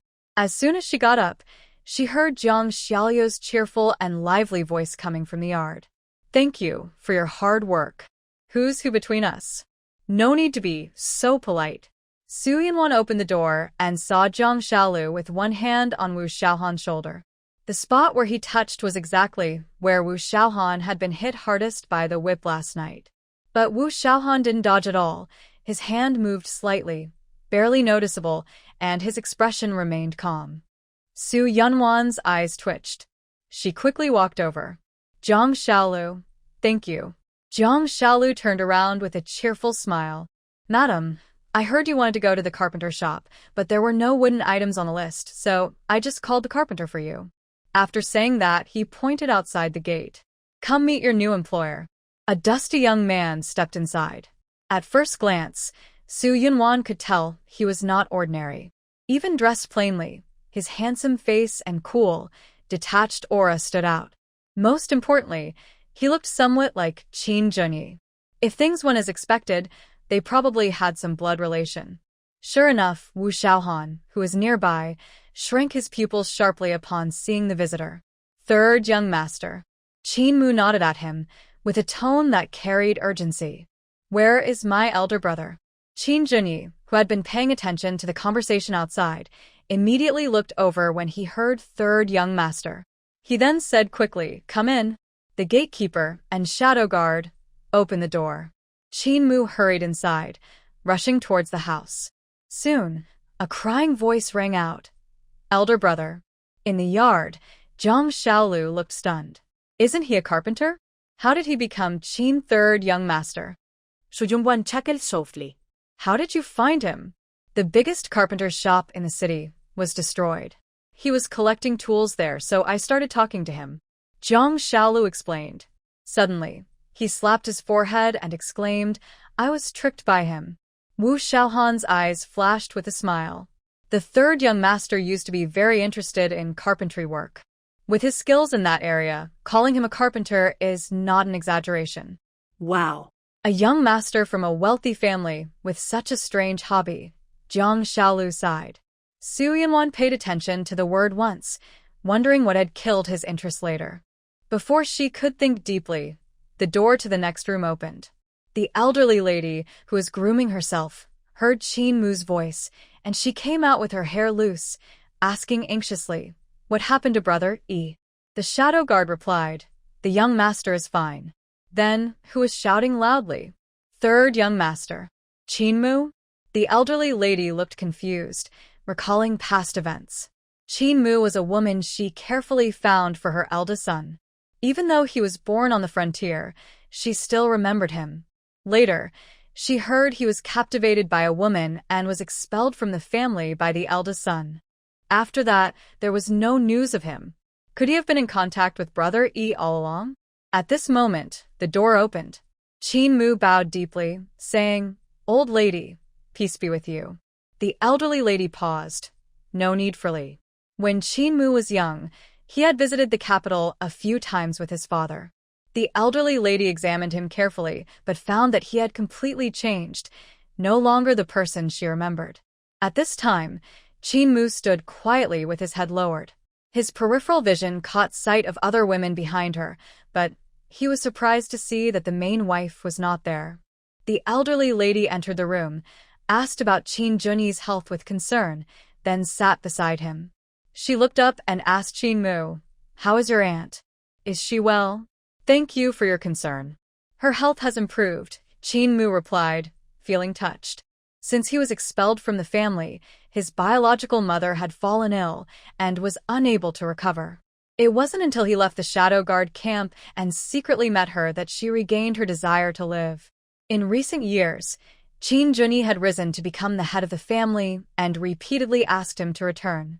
But he didn't want to be controlled by the elders of the Qin family, especially his biological mother's brother, Pei, so he repeatedly refused. Qin Junyi then appointed him as the head of the Qin family's discipline hall, responsible for punishing crimes in the Northwest Qin family. In the Northwest Qin family, the discipline hall was the most feared place. Unlike the palace in the capital, the rules in the Northwest Qin family were strict. If a family member made a mistake, they would be sent to the discipline hall for severe punishment. Qin Mu, who was in charge of punishment, became both respected and feared by the family members in the Northwest. Correspondingly, his mother's status also rose, allowing her to rest peacefully. The elderly lady asked about his experiences after leaving home. Qin Mu concealed his Shadow Guard background, saying he had joined the military. Qin Junyi added, "Third brother is still in charge of discipline in our family." Lin, who served the elderly lady, felt scared. Although the fourth branch had lived in the capital for a long time and rarely contacted the Northwest relatives, she was familiar with the discipline hall. Because whenever the old marquis returned to the capital, he would bring back the people from the discipline hall to strictly reform the family's customs. It can be said that everyone in the Wang residence has experienced the strictness of the family rules hall. The old lady's face slightly stiffened, and seeing her eldest grandson's serious expression, she stopped asking questions and simply said, "It's good that you are back." In the courtyard, Zhang Xiaolu had already left. Su Yunwan did not go inside to join the crowd. She reached out and handed a medicine bottle to Wu Xiaohan, saying, "This is my homemade wound ointment. You can use it to apply." Wu Xiaohan bowed respectfully and replied somewhat coldly, "Thank you, madam. I have medicine. If there's nothing else, I will go to check the supplies." Su Yunwan frowned slightly, looked around for a moment, and then responded with a simple Just then, the old lady and Lin Shi left the room. The old lady saw Su Yunwan and beckoned her over, inviting her to come closer and speak. Su Yunwan stepped forward and followed the old lady back to her room. The old lady sat at the dressing table, letting Lin Shi help her comb her hair, and began talking about Qin Mu's background and past experiences. Finally, she revealed her true feelings. "Wanwan, I know you are naturally free-spirited and dislike restrictions. But now that you are married, please think more about Yaigir and don't make things difficult for him, okay?" "Okay," Su Yunwan replied. The old lady continued, "Our entire family has been sentenced to exile, and hundreds of family members will gather in Yuzhou. You should set an example and not let down the reputation of our main family." Su Yunwan didn't say anything more. The old lady didn't notice and continued talking about family honor and family rules. After she finished her grooming, everyone came to pay their respects, including Pei Shi, whose head was wrapped in blue cloth. The old lady mentioned Qin Mu's return and clarified that he was the head enforcer of the family rules hall. She then sternly warned everyone, "If anyone dares to break the family rules, now that we have the head enforcer, don't think you can escape punishment." Seeing the family members bow and say, "We dare not," the old lady added, "From today on, Pei Shi will focus on studying Buddhist scriptures and other female relatives will review the women's scriptures. I will assign tasks and check them one by one. Anyone who is careless will face family discipline." Su Yunwan's gaze fell on the frightened faces of the Qin family women. The mother and daughter from the fourth house brought 2 food boxes from the kitchen, revealing the breakfast ordered last night. The main dishes included porridge, steamed buns, vegetarian buns, and a large plate of pickles. "Wanwan, sit and eat with your grandmother. As for Yaigir and his brothers, let them have a good talk." Old Madame Qin deliberately wanted Su Yunwan to interact more with the family members, so she held onto her tightly. "Sure." Su Yunwan's mood was not affected at all by the old lady's words, and she responded cheerfully. When she decided to be with Qin Junyi, she had already anticipated this kind of situation. Not only the Qin family, but other powerful families also have rules and restrictions. As the head of the family, Qin Junyi could only be truly pressured by his own mother and the Pei family. No matter how high their rank, others could not override him. Now that the Pei family has fallen, and the old lady has had a few confrontations with her, she understands her nature well. The old lady needs to consider Qin Junyi's reputation, and as for herself, she can just play along to keep a delicate balance. Brother Xian, go eat with your older brother and tell him that Wanwan is here dining. After giving the order, the old lady sat down at the main seat. Qin Junxian responded and left. Su Yunwan pulled out her chair and sat on the main guest seat to the right of the old lady. Pei Shi glared at her resentfully and sat at the side guest seat on the left. Fourth son, you and your father go back to your room to eat. The temple had conditions, and the old lady was particular about separate seating for men and women. The fourth master obediently agreed, and quickly took his son away. The remaining Qin Ruolin and Qin Ruoshan exchanged glances and sat next to Pei Shi and Su Yunwan respectively. As for Lin Shi, the wife of the illegitimate son, she stood behind the old lady, carefully serving food and tending to her, not daring to slack off. It was basic etiquette for a daughter-in-law to serve her mother-in-law during a meal. Su Yunwan only glanced at her, and then looked away. Following the rule of no talking during meals, no one spoke, only the sound of chewing could be heard. After the old lady finished eating, she allowed Lin Shi to sit at the back seat to eat. Everyone else, whether truly full or not, started eating their food, except Su Yunwan, who continued to eat slowly and carefully. Worried that her grandmother might be displeased and cause unnecessary trouble, Qin Ruolin immediately suggested, "Grandmother, I'll go outside with you for a walk to help digest." The old lady nodded and stood up. "All right, Wanwan, take your time eating." "Okay," Su Yunwan replied with a smile. She was exhausted after a sleepless night and didn't want to continue pretending with the old lady, so she deliberately stayed seated. Qin Ruolin helped the old lady out, and Pei Shi, ashamed to face others, quickly retreated to her room. Qin Ruolin, responsible for tidying up afterward, stayed behind to serve food to Lin Shi. "Mother, these vegetarian buns are quite tasty. Try one. Also, the rice porridge is well made, and there's more." Lin Shi pulled her daughter to sit down. "Eat more yourself." Qin Ruoshan, who had already perfected her eating speed, shook her head after sitting down. "Mother, I really am full." Then she looked at Su Yunwan and said, "Big sister-in-law, I see you haven't eaten much. Are you not feeling well?" Su Yunwan smiled and shook her head. "No, I'm just a little sleepy. A quick nap on the way will be fine." She guessed that the old lady had already gone far, so she also stood up to leave. As she stepped out of the room, she looked at the darkening sky, thinking it might rain soon.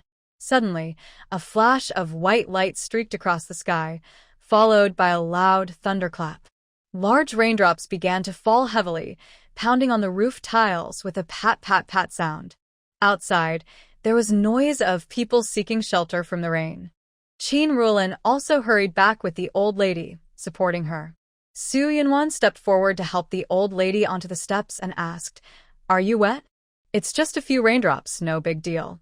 "Luckily, I didn't go far," the old lady panted. Qin Ruolin also felt a bit scared. If the grandmother caught a cold from the rain, she would be in big trouble. The sparse rain quickly turned into a heavy downpour, soaking the courtyard in an instant. At that moment, Qin Junyan came out of the next room, carrying a food box. "Big sister-in-law, your older brother asked you to go back to your room." Su Yunwan nodded, said goodbye to the old lady, then turned to go back inside. As soon as the door closed, Qin Junyi strode over, took her hand, and asked, "Wanwan, are you full? I'll have someone bring some pastries." The old lady was quite particular, and he was worried that her carefree nature might mean she hadn't eaten well. "No need. More than food, I just want to sleep," Su Yunwan yawned, covering her mouth. Qin Junyi remembered their intimate night and smiled. "Get some good rest now. I want to introduce someone to you." He patted Qin Mu, standing quietly nearby, and said with a smile, "This is my third brother, Qin Mu. Big sister-in-law. Thank you for taking care of our older brother all this time."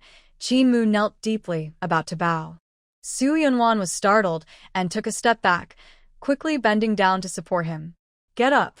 Ziyuan is my husband. No need to thank me. Qinmu still bowed deeply before standing up. Su Yunwan guessed he was probably very protective of his brothers. Third brother, go see Uncle Fourth and the others first.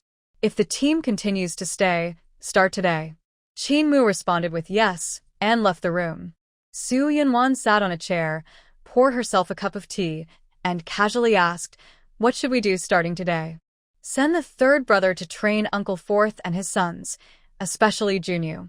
As members of the Qin family, they haven't had much opportunity to practice. Qin Junyi sat beside her. Of course, this isn't his fault. The fourth house has been stuck in the capital, lacking chances to gain experience. In this way, everyone will have work to do. Su Yunwan smiled and said, Master Qin hasn't forgotten what his grandmother told him about women studying the women's classics. He frowned and asked, has grandmother already given the order?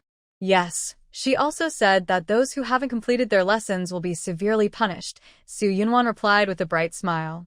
Yan, I will tell grandmother. You just need to watch from the side. I don't have that much free time. The main idea of the women's classics is male dominance and female submission, and I can't agree with that, she said.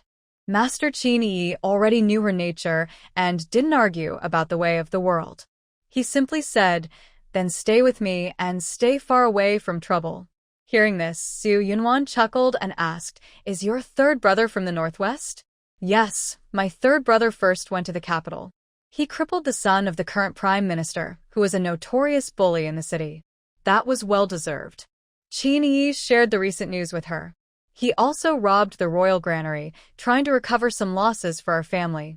But the once-rich royal granary seems to have no significant savings now. Su Yunwan giggled happily, probably stolen from the palace. All moved inside. How do you know the palace was robbed? Qin Yi asked suspiciously. Suddenly, he had a sudden insight, and his eyes widened in shock. A month ago, 2 major cases happened in the capital. The palace and the prime minister's residence were both robbed, causing huge losses. The new emperor was furious and ordered the Imperial Guard and the Court of Justice to work together to solve the case. They vowed to recover the stolen goods and execute the thieves by dismemberment. Despite their efforts, digging everywhere in the city, they found no clues. It was as if the items had vanished into thin air. Unable to solve the case on time, the commanders of the Imperial Guard and the Court of Justice were imprisoned, and new investigators were appointed. But no matter how many new officials the emperor appointed, there was no progress. During this time, the emperor even suspected the Qin family, but the idea was quickly dismissed by the top advisors. If the Qin family had such incredible skills, why would the head of the family be imprisoned and tortured? The emperor agreed and ruled out that possibility, continuing the investigation with determination. The inner treasury was stolen, and supplies to the palace were cut off. The emperor had to borrow resources from the major royal estates and punish several court officials and their allies, using the confiscated property to fill the treasury. For a time, the city was tense and on high alert. Later, facing the crisis of the Northern Army losing control, the emperor ordered the recruitment of soldiers and the formation of a new army to replace the Northern Army. After years of fighting, the treasury was empty, and the Ministry of Revenue couldn't provide the needed funds for the army. Just as the new emperor was overwhelmed, news arrived of the largest gold mine collapsing and drying up. Frustrated, the emperor turned to the major noble families for money. These families had controlled the court for hundreds of years and held great power, making it impossible for the new emperor to do as he pleased. There is a saying, ironclad families, flowing dynasties, meaning powerful families often resist change. The emperor's policies faced many obstacles, and he felt himself slipping into chaos. Not willing to be weak, he decided to fight back. The struggle between the royal family and the noble clans began and grew more intense. When Qin Junyi heard these news, he felt mixed emotions. His grandfather came from a secret family in Langya Mountain. During a trip, he met Emperor Zhou and, ignoring family rules, followed the emperor to conquer the world. Even after becoming a founding hero, being made a duke, and leading an army of 300,000, he could not return to his family. His grandfather was proud and married many wives, having over a dozen children. He also adopted children of fallen soldiers to build his own family. As the saying goes, brothers fight tigers together. Fathers and sons fight in battles. When his father took power, he also had many wives and children. Over the years, countless family members lost their lives in wars, earning the Qin family a reputation for loyalty and bravery. The living members continued to expand the family. Today, there are hundreds of relatives in the Northwest. However, the rising family couldn't compare to the major noble clans that controlled the court. The new emperor easily dismissed and eliminated rivals. Thinking that the person causing the emperor's trouble might be his beloved wife, Qin Junyi's heart was filled with turmoil. Su Yunwan smiled and did not deny it. About the theft at the prime minister's residence, she said playfully, narrowing her left eye and tilting her head. Yen, you're so wonderful. Qin Junyi hugged her tightly and kissed her forehead. This was the most exciting news he had heard since his family fell on hard times. Thinking about how the chain reaction caused by the treasury theft upset the new emperor, he couldn't help but laugh loudly. Ha. His laughter was drowned out by the pouring rain, but was noticed by the sharp-eared Qin family guards nearby. These guards were not ordinary servants. They only obeyed their master's orders. At this moment, they all agreed that the young lady must be protected at all costs. At that moment, Qin Mu was asking the two sons of the fourth house about their past exile journey. Hearing the noise, he was very surprised. Big brother was usually very reserved and never laughed out loud like this. What had the eldest sister-in-law done to make him so happy? If it were someone else, Qin Mu might feel jealous or even hostile. But since she was the sister-in-law who saved Big Brother from danger, he could only wish for their harmony and long-lasting happiness. Also hearing the noise was Wu Xiaohan, who had just finished counting the supplies. He was used to everything and calmly ate the breakfast specially prepared for him. Originally, he planned to report the unusual signs he found on Su Yunwan last night to his master. But to hide the punishment from his teacher, he asked the shadow guards on night duty beforehand. When he learned that the master had already noticed, he stopped. The master was usually forgiving and didn't like him to be controlled by others, even if that person was the leader of the shadow guards, his teacher. If the master found out he was privately punished by his teacher, he might be unhappy. The young lady's strong interference could cause misunderstandings, so it was better not to cause trouble. Female training, female discipline, female example? Wu Go, what do you want these books for? Shire, who was in the room, curiously flipped through the books Wu Xiaohan brought back, looking confused. Wu Xiaohan glanced at him and swallowed his food before replying, interested? Of course not. I'm not a girl. Shire quickly put down the books, as if they were hot potatoes. He then moved closer to Wu Xiaohan and whispered, Wu Ge, is it the old madam who wants these? Is she planning to use this method to treat the young lady? Wu Xiaohan snorted softly and shook his head. Then it must be other women relatives, Shire suddenly understood. Standing nearby, she, who was wiping his sword, suddenly stopped and quickly looked at the few books on the cabinet. He asked coldly, what does the old madam intend? To restrict the women relatives and prevent trouble, Wu Xiaohan replied. As soon as Wu Xiaohan finished, Shire quickly said, but besides the eldest lady, the other women relatives are quite obedient. Isn't she just causing trouble for no reason? Be careful with your words. Wu Xiaohan's expression suddenly turned serious as he stared at Shire. You dare say anything. Hee, it's only Wu Ge and she here. Shire grinned playfully. Wu Xiaohan knew his cheerful nature, but careless words could cause trouble. He warned him, there are ears behind the wall. If the master hears this, see if you get a good result. Shire shivered and nervously said, I understand. I won't speak nonsense anymore. Wu Xiaohan nodded and said no more. Xiao Yi slightly frowns, lost in her own world, pondering something in her mind. After dinner, Wu Xiaohan wants to clear the dishes, but Xiao Er quickly volunteers. Brother Wu, I'll do it. You can rest for a while. Wu Xiaohan stops and stands up, picks up a few books and frowns, saying, "I'll deliver these books." As soon as he finishes speaking, there's a knock at the door. Wu Xiaohan takes the books and goes to open the door, seeing Su Yunwan, who is also holding some books.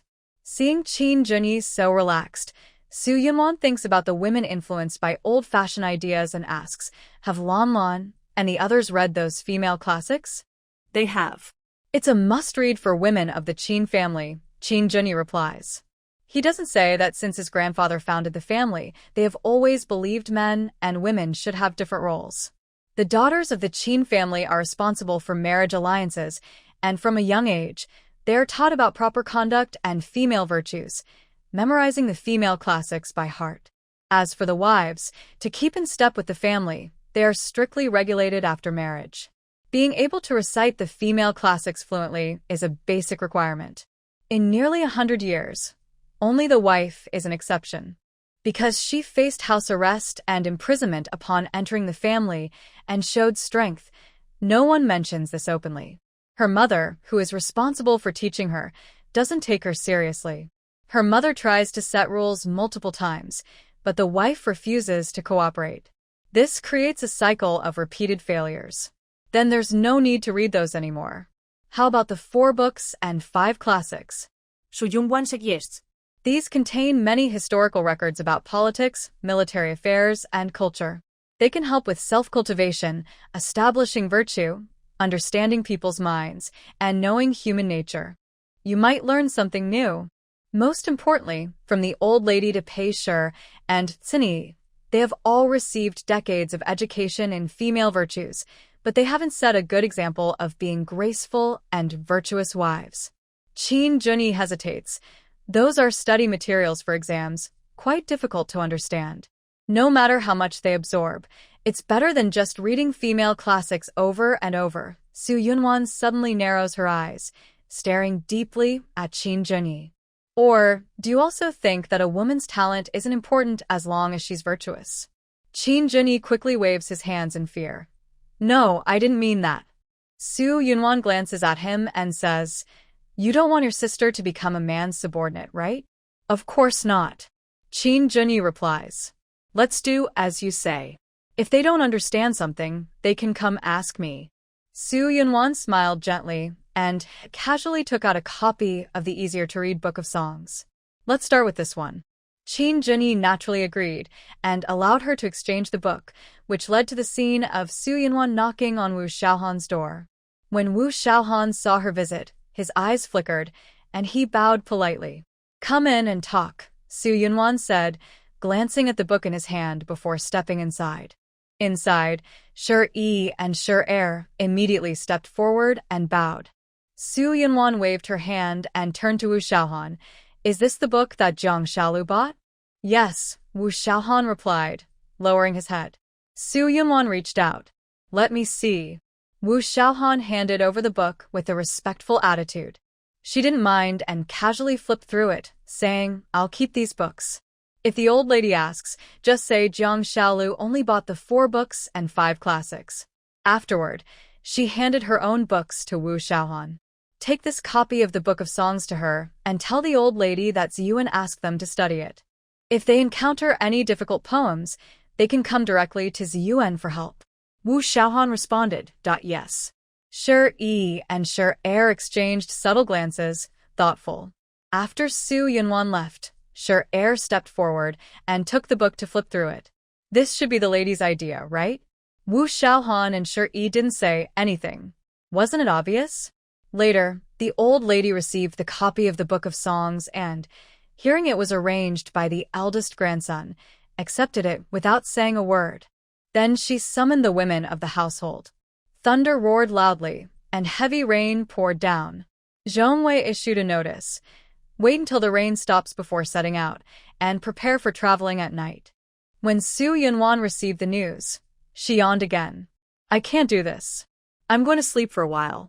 After saying that, she stood up and took off her outer garment. Qin Junyi naturally took her clothes and helped hang them on the wooden rack by the bed. "Rest assured and sleep well. I have some matters to handle. I'll go to my brother's room." "Okay, finish your work and rest a bit too," Su Yunwan said, lying down in the bed. Qin Junyi nodded, and just as she closed her eyes and was about to turn away, he heard his grandmother's voice outside. Su Yunwan opened her eyes and was patting her shoulder when Qin Junyi said, "Rest well. I'll go check on her." Since he said so, Su Yunwan nodded and watched him leave with his cane. Soon, a sudden, sorrowful cry came from the next room. Su Yunwan rubbed her head, puzzled. Who was causing trouble now? Meanwhile, in the neighboring hut, the Qin family members gathered. Qin Junyi, looking weak, sat on a chair beside the old lady, lowering his gaze silently. Qin Mu stood expressionless, tall and proud, standing behind him on his side. In front of them, the Pei family woman sat softly on the ground, holding Qin Ruolan, crying loudly with her daughter. Next to them, Qin Junxian knelt on the ground, pleading bitterly, "Grandmother, my mother has already shaved her head. Please give her one last bit of dignity. When we reach Yuzhou City, we will hold a religious ceremony. Your mother is blind to her own status. It's her own fault." The old lady scolded angrily. Earlier, the old lady had called the women of the family to announce today's lessons, asking Qin Ruolan to find her eldest sister-in-law. But she was told that her eldest grandson needed to stay close to Su Yunwan to take care of her, so she wouldn't participate in daily lessons. The old lady felt frustrated. Her grandson was healthy and didn't need to be separated from others like before. It was clear that Su Yunwan didn't want to participate. She didn't expect Su Yunwan to study the Book of Songs like others. Just having her watch nearby was enough to influence her. Su Yunwan was the legitimate wife of the eldest grandson and had taken on the responsibilities of managing the household. Publicly and privately, she would protect Su Yunwan's reputation, but Su Yunwan wouldn't even cooperate with this small matter. The more the old lady thought about it, the angrier she became. She threw the Book of Songs onto the table, letting the women look at it themselves. The women stiffened, none daring to move. Finally, Qin Ruolan, the eldest daughter of the main household, picked up the book and opened it to read aloud to everyone. "A gentle and virtuous lady, a good match for a gentleman. Green is the color of the collar. My heart is full of longing." Pei Shi grew more annoyed as she listened, suddenly stopping her daughter. "Stop reading." Then she turned sideways to the old lady and said, "Mother, what are these immoral poems and songs? If Ruolan and the others learn bad habits, what will happen?" The old lady glanced coldly at her and said, "This was arranged by Igor. You're a nun. Why do you care so much? But as a mother, I can't just watch my daughter go astray." "No, I will go find Igor," Pei Shi said, turning to leave. "Stop right there," the old lady snapped. "Look at your position clearly. Neither Ruolan nor Igor are people you can interfere with anymore." The old lady stood up, took a large stack of tripitaka from the cabinet that she had obtained from the abbot yesterday, and placed it in front of Pei Shi. She scolded sharply, "This is your morning and evening lessons. Reciting every day is what you should be doing. If you can't recite it, see how I deal with you." Pei looked at the difficult scriptures and silently complained, trying to defend herself, saying, "Mother, I haven't truly been baptized in the teachings of Buddha, so I don't understand them well. Let's just read the Book of Songs with everyone else." At this moment, she no longer cared about the many poems praising love between men and women in the Book of Songs. But the old lady would not listen to her. "It's simple. Now is the perfect time. Good weather, favorable circumstances, and harmony among people. Let's go to Bao Tai Temple to convert to Buddhism." "No, that's not what I mean." The old lady ignored Pei's protests and pleas, telling Lin to call Qin's men to come. Then she got up to find her eldest grandson. Qin Junyi left with a cane to avoid disturbing Su Yunwan's rest, heading to the old lady's room. When he and the arriving Qin men learned the full story, they all fell silent. The old lady decided to invite the master to hold a conversion ceremony, asking the fourth master to arrange it. The fourth master hesitated, under the old lady's stern gaze, waiting for Qin Junyi to speak. Qin Junxian begged the old lady desperately, but to no avail. Then he turned and knelt beside Qin Junyi, crying out loudly, "Big brother, she's our mother. Please forgive her this time. I beg you. Brother, get up first.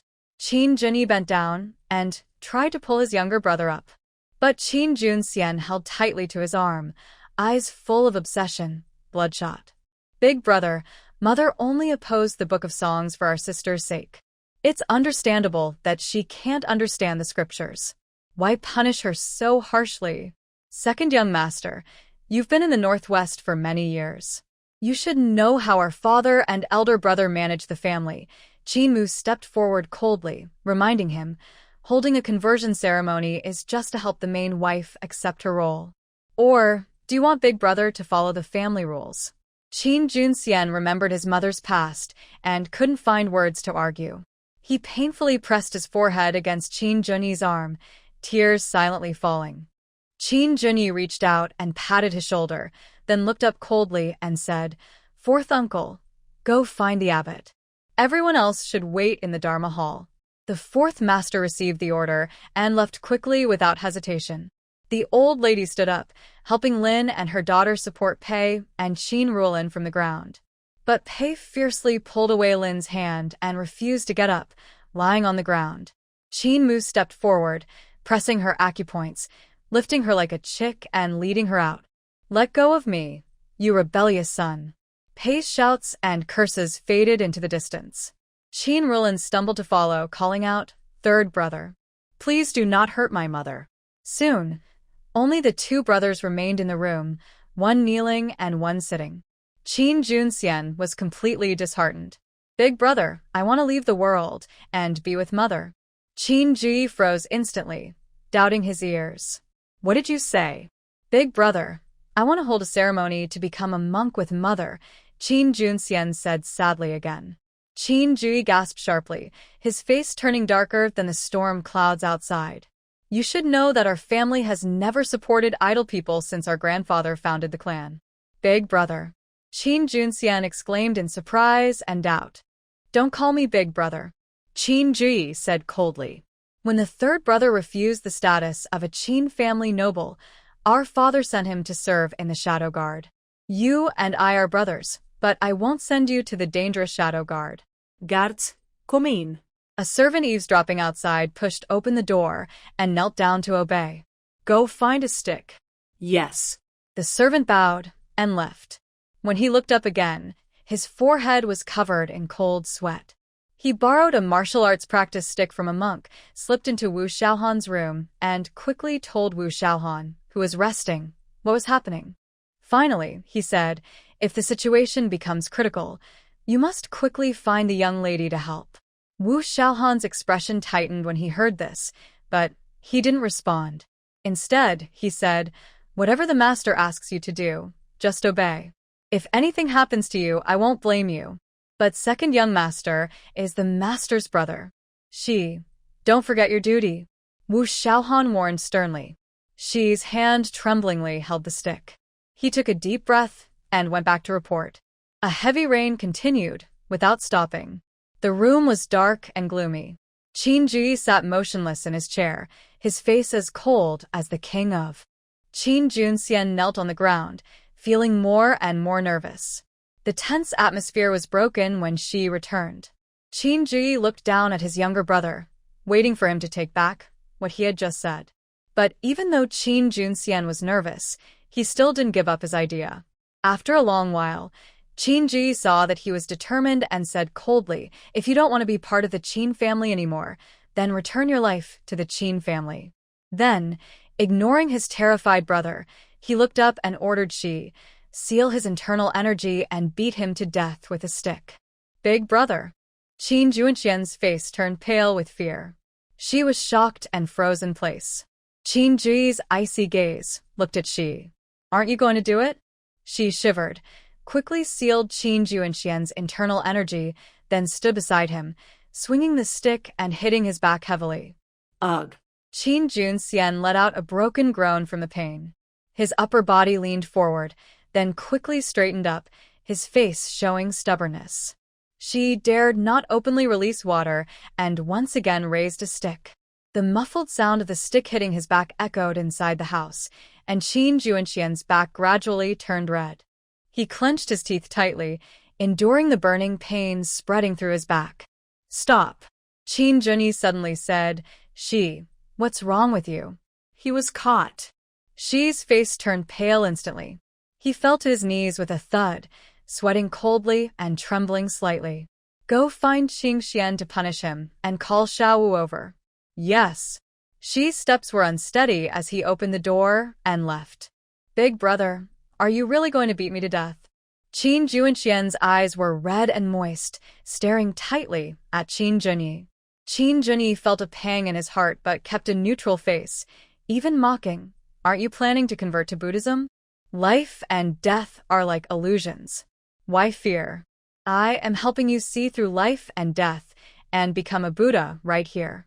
Qin Junxian was speechless. He didn't want to become a Buddha at all. Soon, Wu Xiaohan received the order and came in, picking up a thick stick from the ground.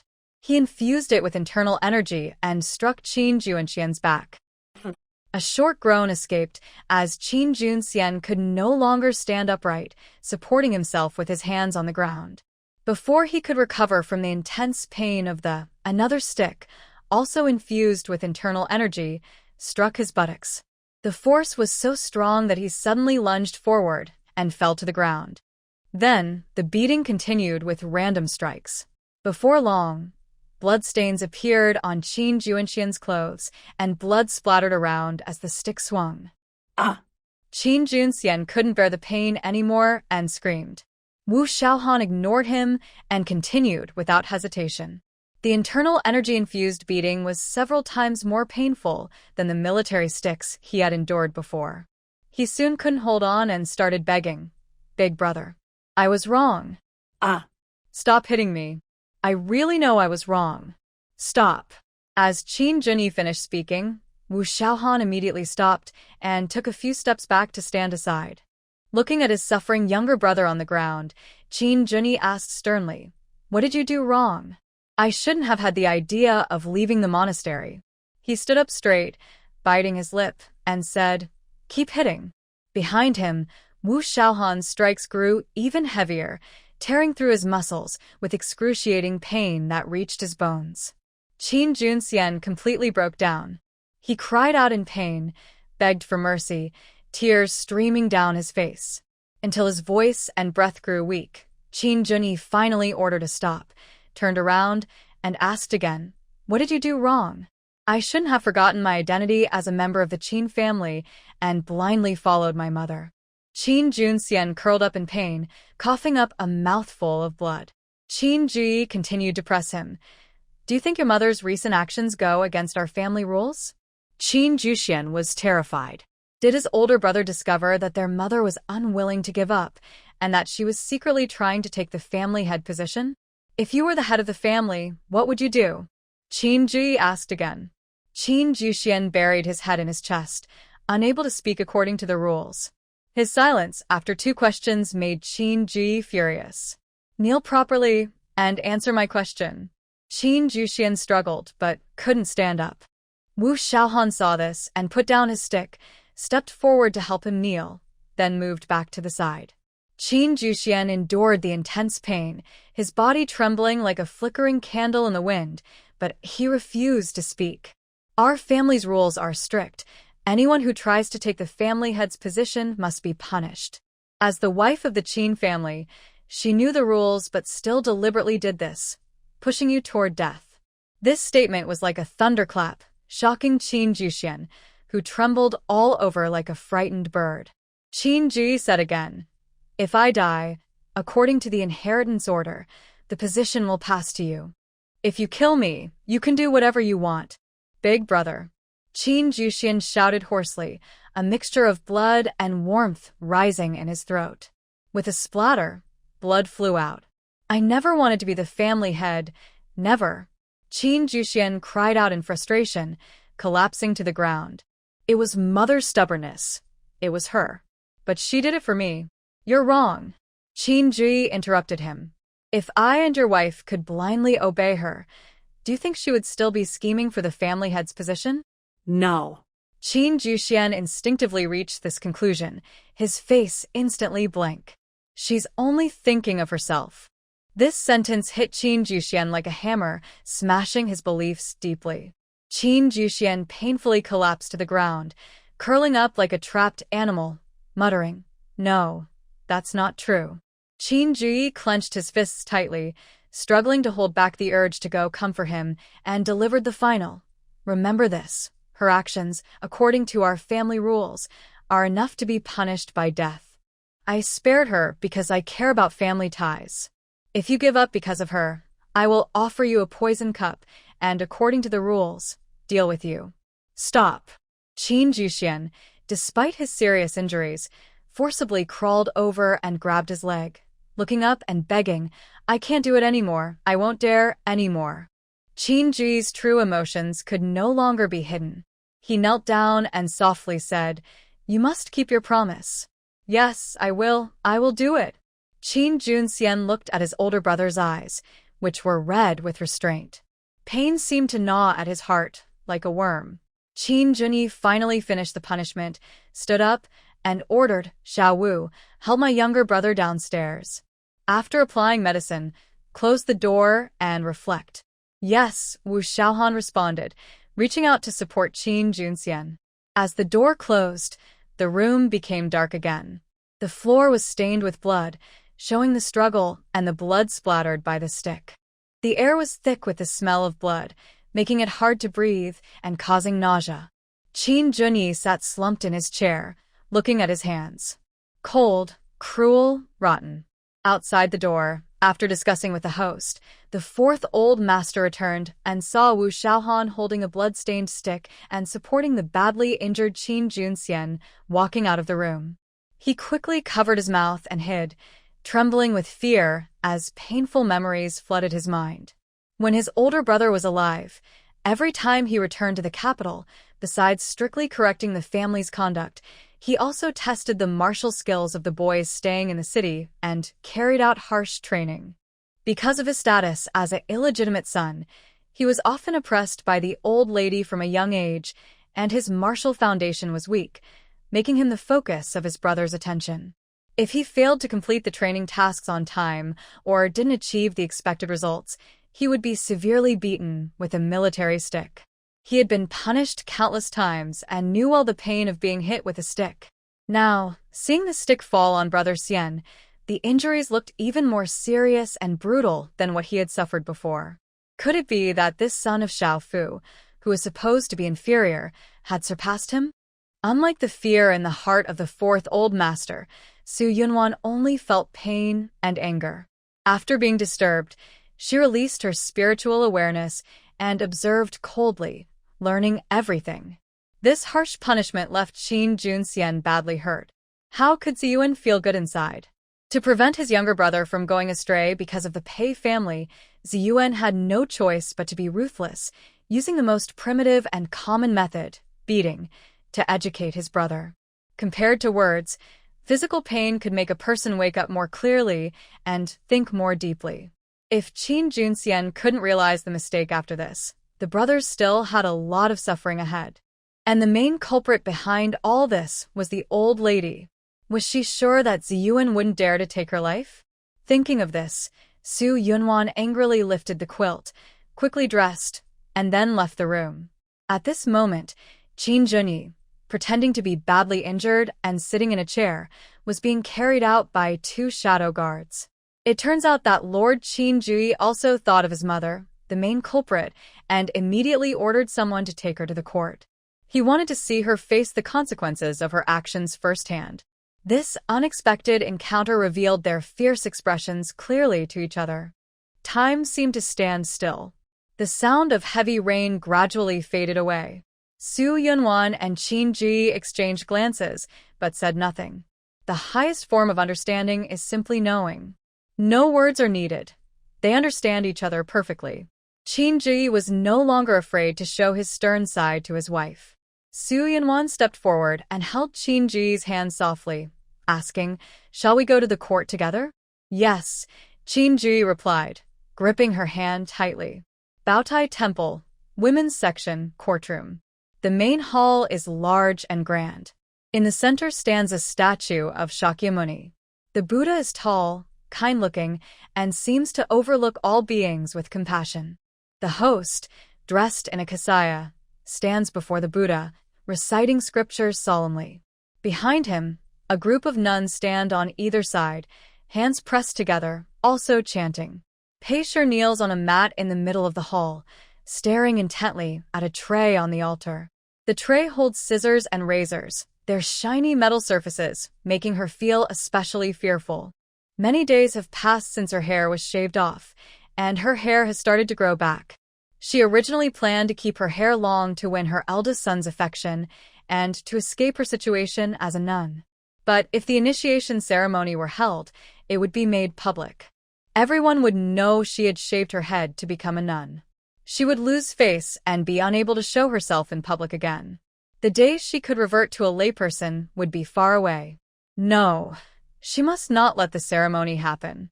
Pei-Shi's face twisted with anger as she looked at her daughter beside her. Suddenly, she came up with a plan. Lan, come closer. Mother has something to tell you. Qin Rulin obediently leaned in. After hearing her mother's words, she trembled violently. Mother, this isn't right. It's fine. Just do as I say, and you can help Mother out of this trouble, Pei-Shi said, placing all her hope on her daughter. She wouldn't allow her to back down. It's just a matter of talking. Do you really want to see Mother suffer? But what if? It won't happen. Your elder brother loves you very much. You must trust Mother and trust your brother. The relatives nearby listened in confusion, but guessed that Pei-Shi had bad intentions. The old lady angrily stomped her cane and scolded, Pei-Shi, what are you trying to make Lan do? Pei-Shi pursed her lips tightly, silently encouraging her daughter with her eyes. Lan, let's go outside for some air, Qin Ruanshan suggested, trying to distract them. Qin Rulin seemed rooted to the ground, her face full of hesitation. I don't want to leave my mother. Shan, come back. Mrs. Lin's sixth sense warned her of danger, and she hurriedly called her daughter back. Qin Ruanshan sighed helplessly and reluctantly returned to her mother. No one noticed that one person quietly disappeared from the scene, Qin Mu. As the most skilled martial artist present, Pei's whispered words were heard clearly by Qin Mu. He smirked, with a hint of sarcasm, a touch of charm, and a trace of disdain, then quietly left the main hall. In the corridor, Su Yunwan listened to Qin Mu's words and exchanged glances with Qin Junyi, unsure of what to say. Let's go take a look, Qin Junyi said, trying to hold back his growing anger, his hand gripping the chair so tightly that his veins stood out. Su Yunwan looked tense, thinking silently. Lan, you'd better not be just a puppet. They arrived at the door of the Dharma Hall. The host greeted them, Ba. Master Qin has arrived. Thank you, Master, Qin Junyi replied weakly. Blessed are those with fate. Good indeed, the host said, gesturing for them to enter. The shadow guards lifted the chair over the threshold, carrying Qin Junyi to the old lady's side. As soon as the chair was set down, Qin Rulin collapsed beside Qin Junyi and knelt down, sweating profusely. Brother, I want to. Qin Junyi remained expressionless, watching to see if she would say more. Qin Rulin trembled slightly, her pleading eyes looking at her mother. Mrs. Pei showed a mysterious smile, encouraging her to be brave. Lan, my aunt has already shaved her head. This is just a completion ceremony. Come, stand with me and watch, Qin Ruanshan said, ignoring her mother's silent protest, pulling Qin Rulin's arm forcefully, trying to take her away. Mrs. Pei angrily shouted, Qin Ruanshan. Everywhere I look I see you. Mrs. Pei. Shut up, the old lady snapped. You better cooperate, or I'll make you walk all the way to Yuzhou eating only steamed buns.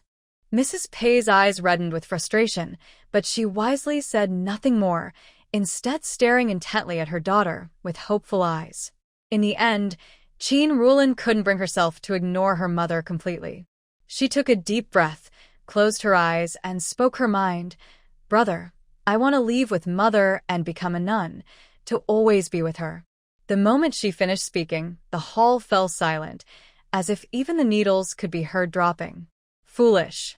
The old lady gasped, breathing heavily and coughing several times in her panic. Qin Junyi turned his head and said, "Grandmother, don't worry. Lanlan has grown up. If she wants to become a nun, we should support her." Qin Rulan's lips parted slightly, and her mind went blank. She stiffly twisted her neck to look at her mother. Mrs. Pei looked stunned, completely ignoring her daughter, her mind filled with, how could this happen? The faces of the other family members showed shock, their eyes fixed on Qin Junyi. Only Su Yunwan and Qin Mu remained calm, still enjoying Mrs. Pei's embarrassment. "Sister, who will come first, you or mother?" Qin Junyi asked coldly, without any emotion. Mrs. Pei looked at her eldest son with a blank expression, unable to believe he would let his beautiful younger sister become a nun. She gritted her teeth and said, "Lanlan, you go first." Hearing this, Qin Rulan sank to the ground, tears falling from her wide eyes as she said in disbelief, "Mother? Don't worry, I will take care of you. I won't let you suffer. I will give everything to you." Mrs. Pei tried to comfort her daughter with kind words. As long as her daughter stepped forward, there was still hope to turn things around before she shaved her head. But if her daughter backed down, she would be completely defeated. "Enough." Qin Rulan covered her ears and shouted in distress. Mrs. Pei's voice suddenly stopped. "I don't want to become a nun. I don't want to shave my head. I want nothing." After speaking, Qin Rulan covered her mouth and ran out of the main hall crying. "I'll go check on her."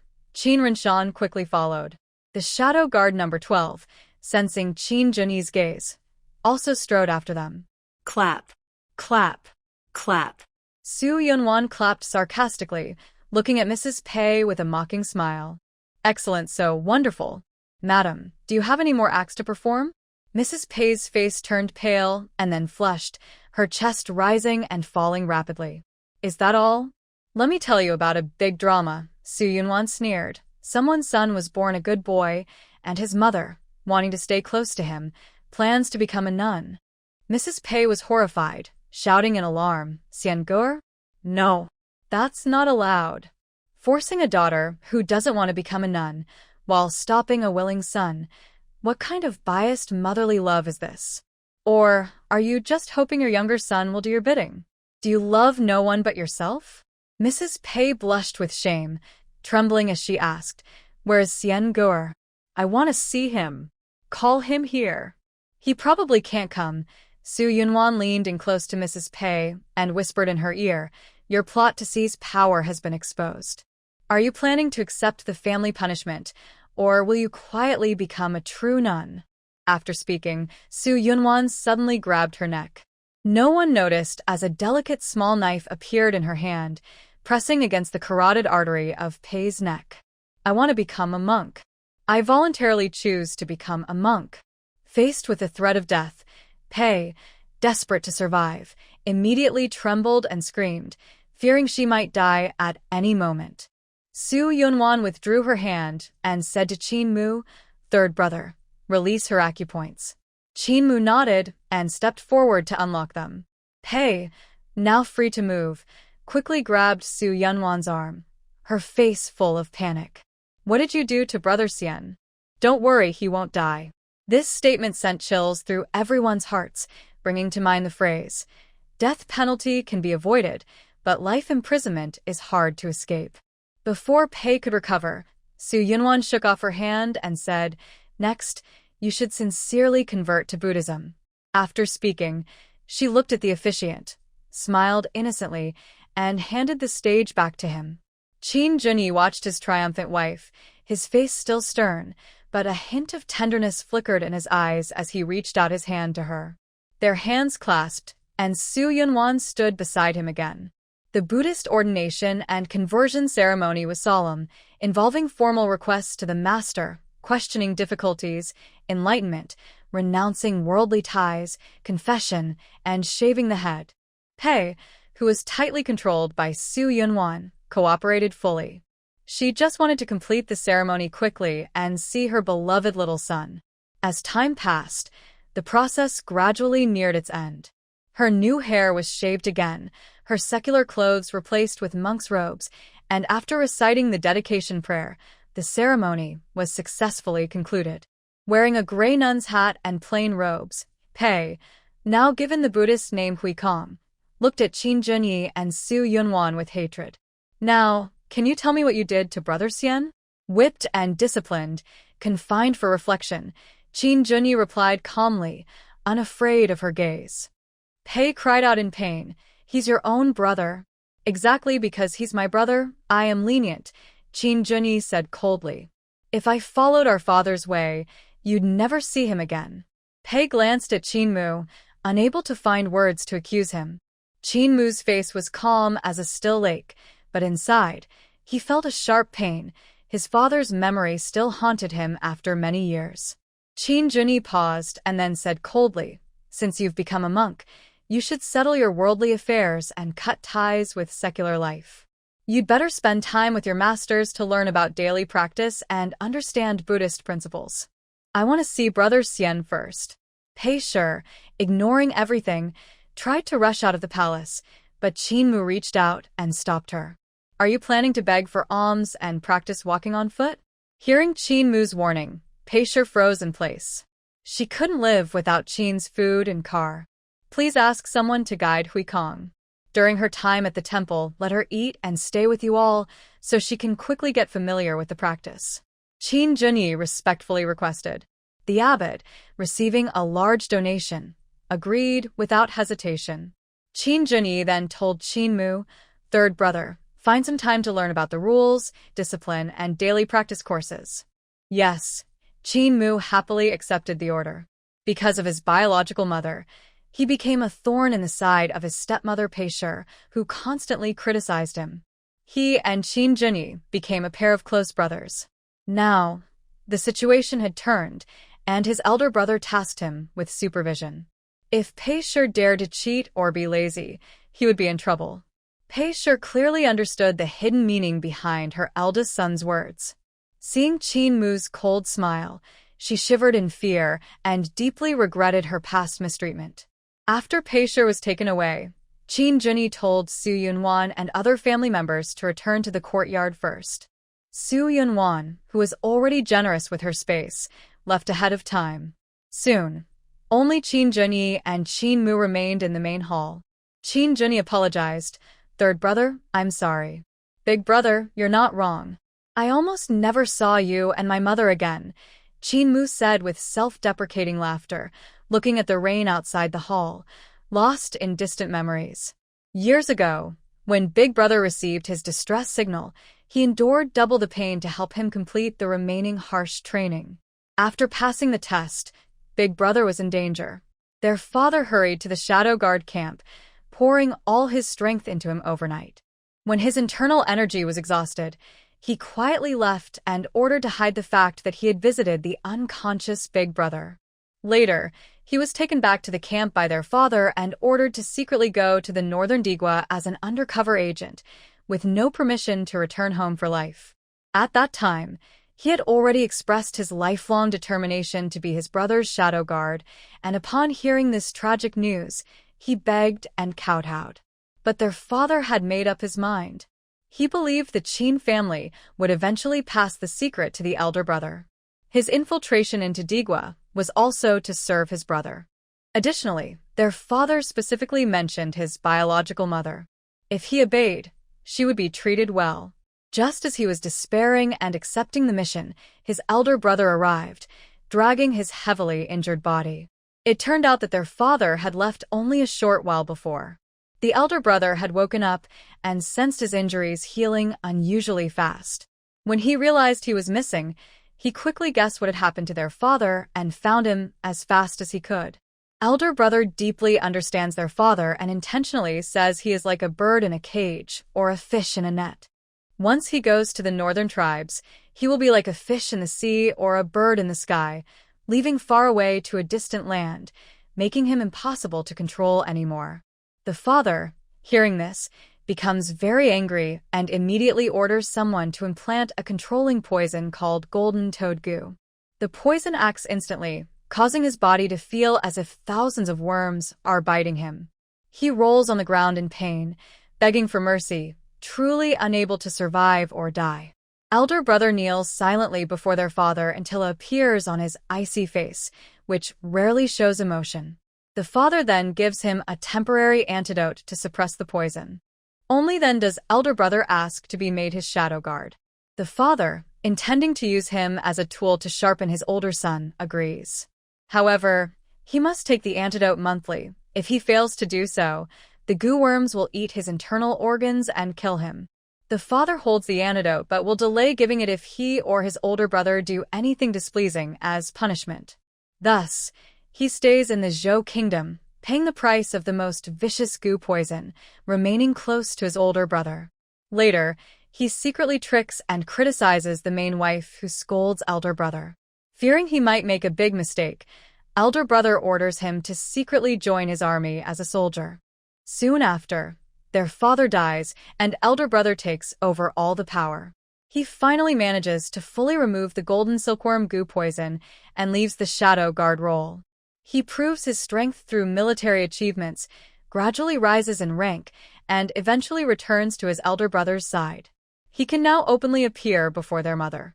Without elder brother, he might have died early in the shadow guard camp or been killed in a foreign enemy country. Even if things were better, he would only stand in the enemy land, missing his homeland from afar. Qin Junyi also recalls the same past and sighs, "Third brother, maybe one day I will live like our father." "You won't," Qin Mu firmly replies. Qin Junyi smiles bitterly, feeling he is already on that path, slowly drifting further away. "Big brother, I want to see second young master," Qin Mu suddenly says when he sees his lonely figure. Qin Junyi feels helpless about his distant tone and replies, "Go ahead." Qin Mu leaves the main hall, and the shadow guard waiting at the door carries elder brother back to his room.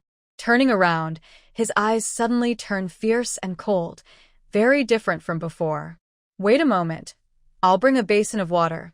In a small room in the side courtyard, Wu Xiaohan places Qin Junyan on the bed and then leaves. Qin Junyan lies on the bed, unable to move. The pain exceeds his tolerance, making him wish to faint.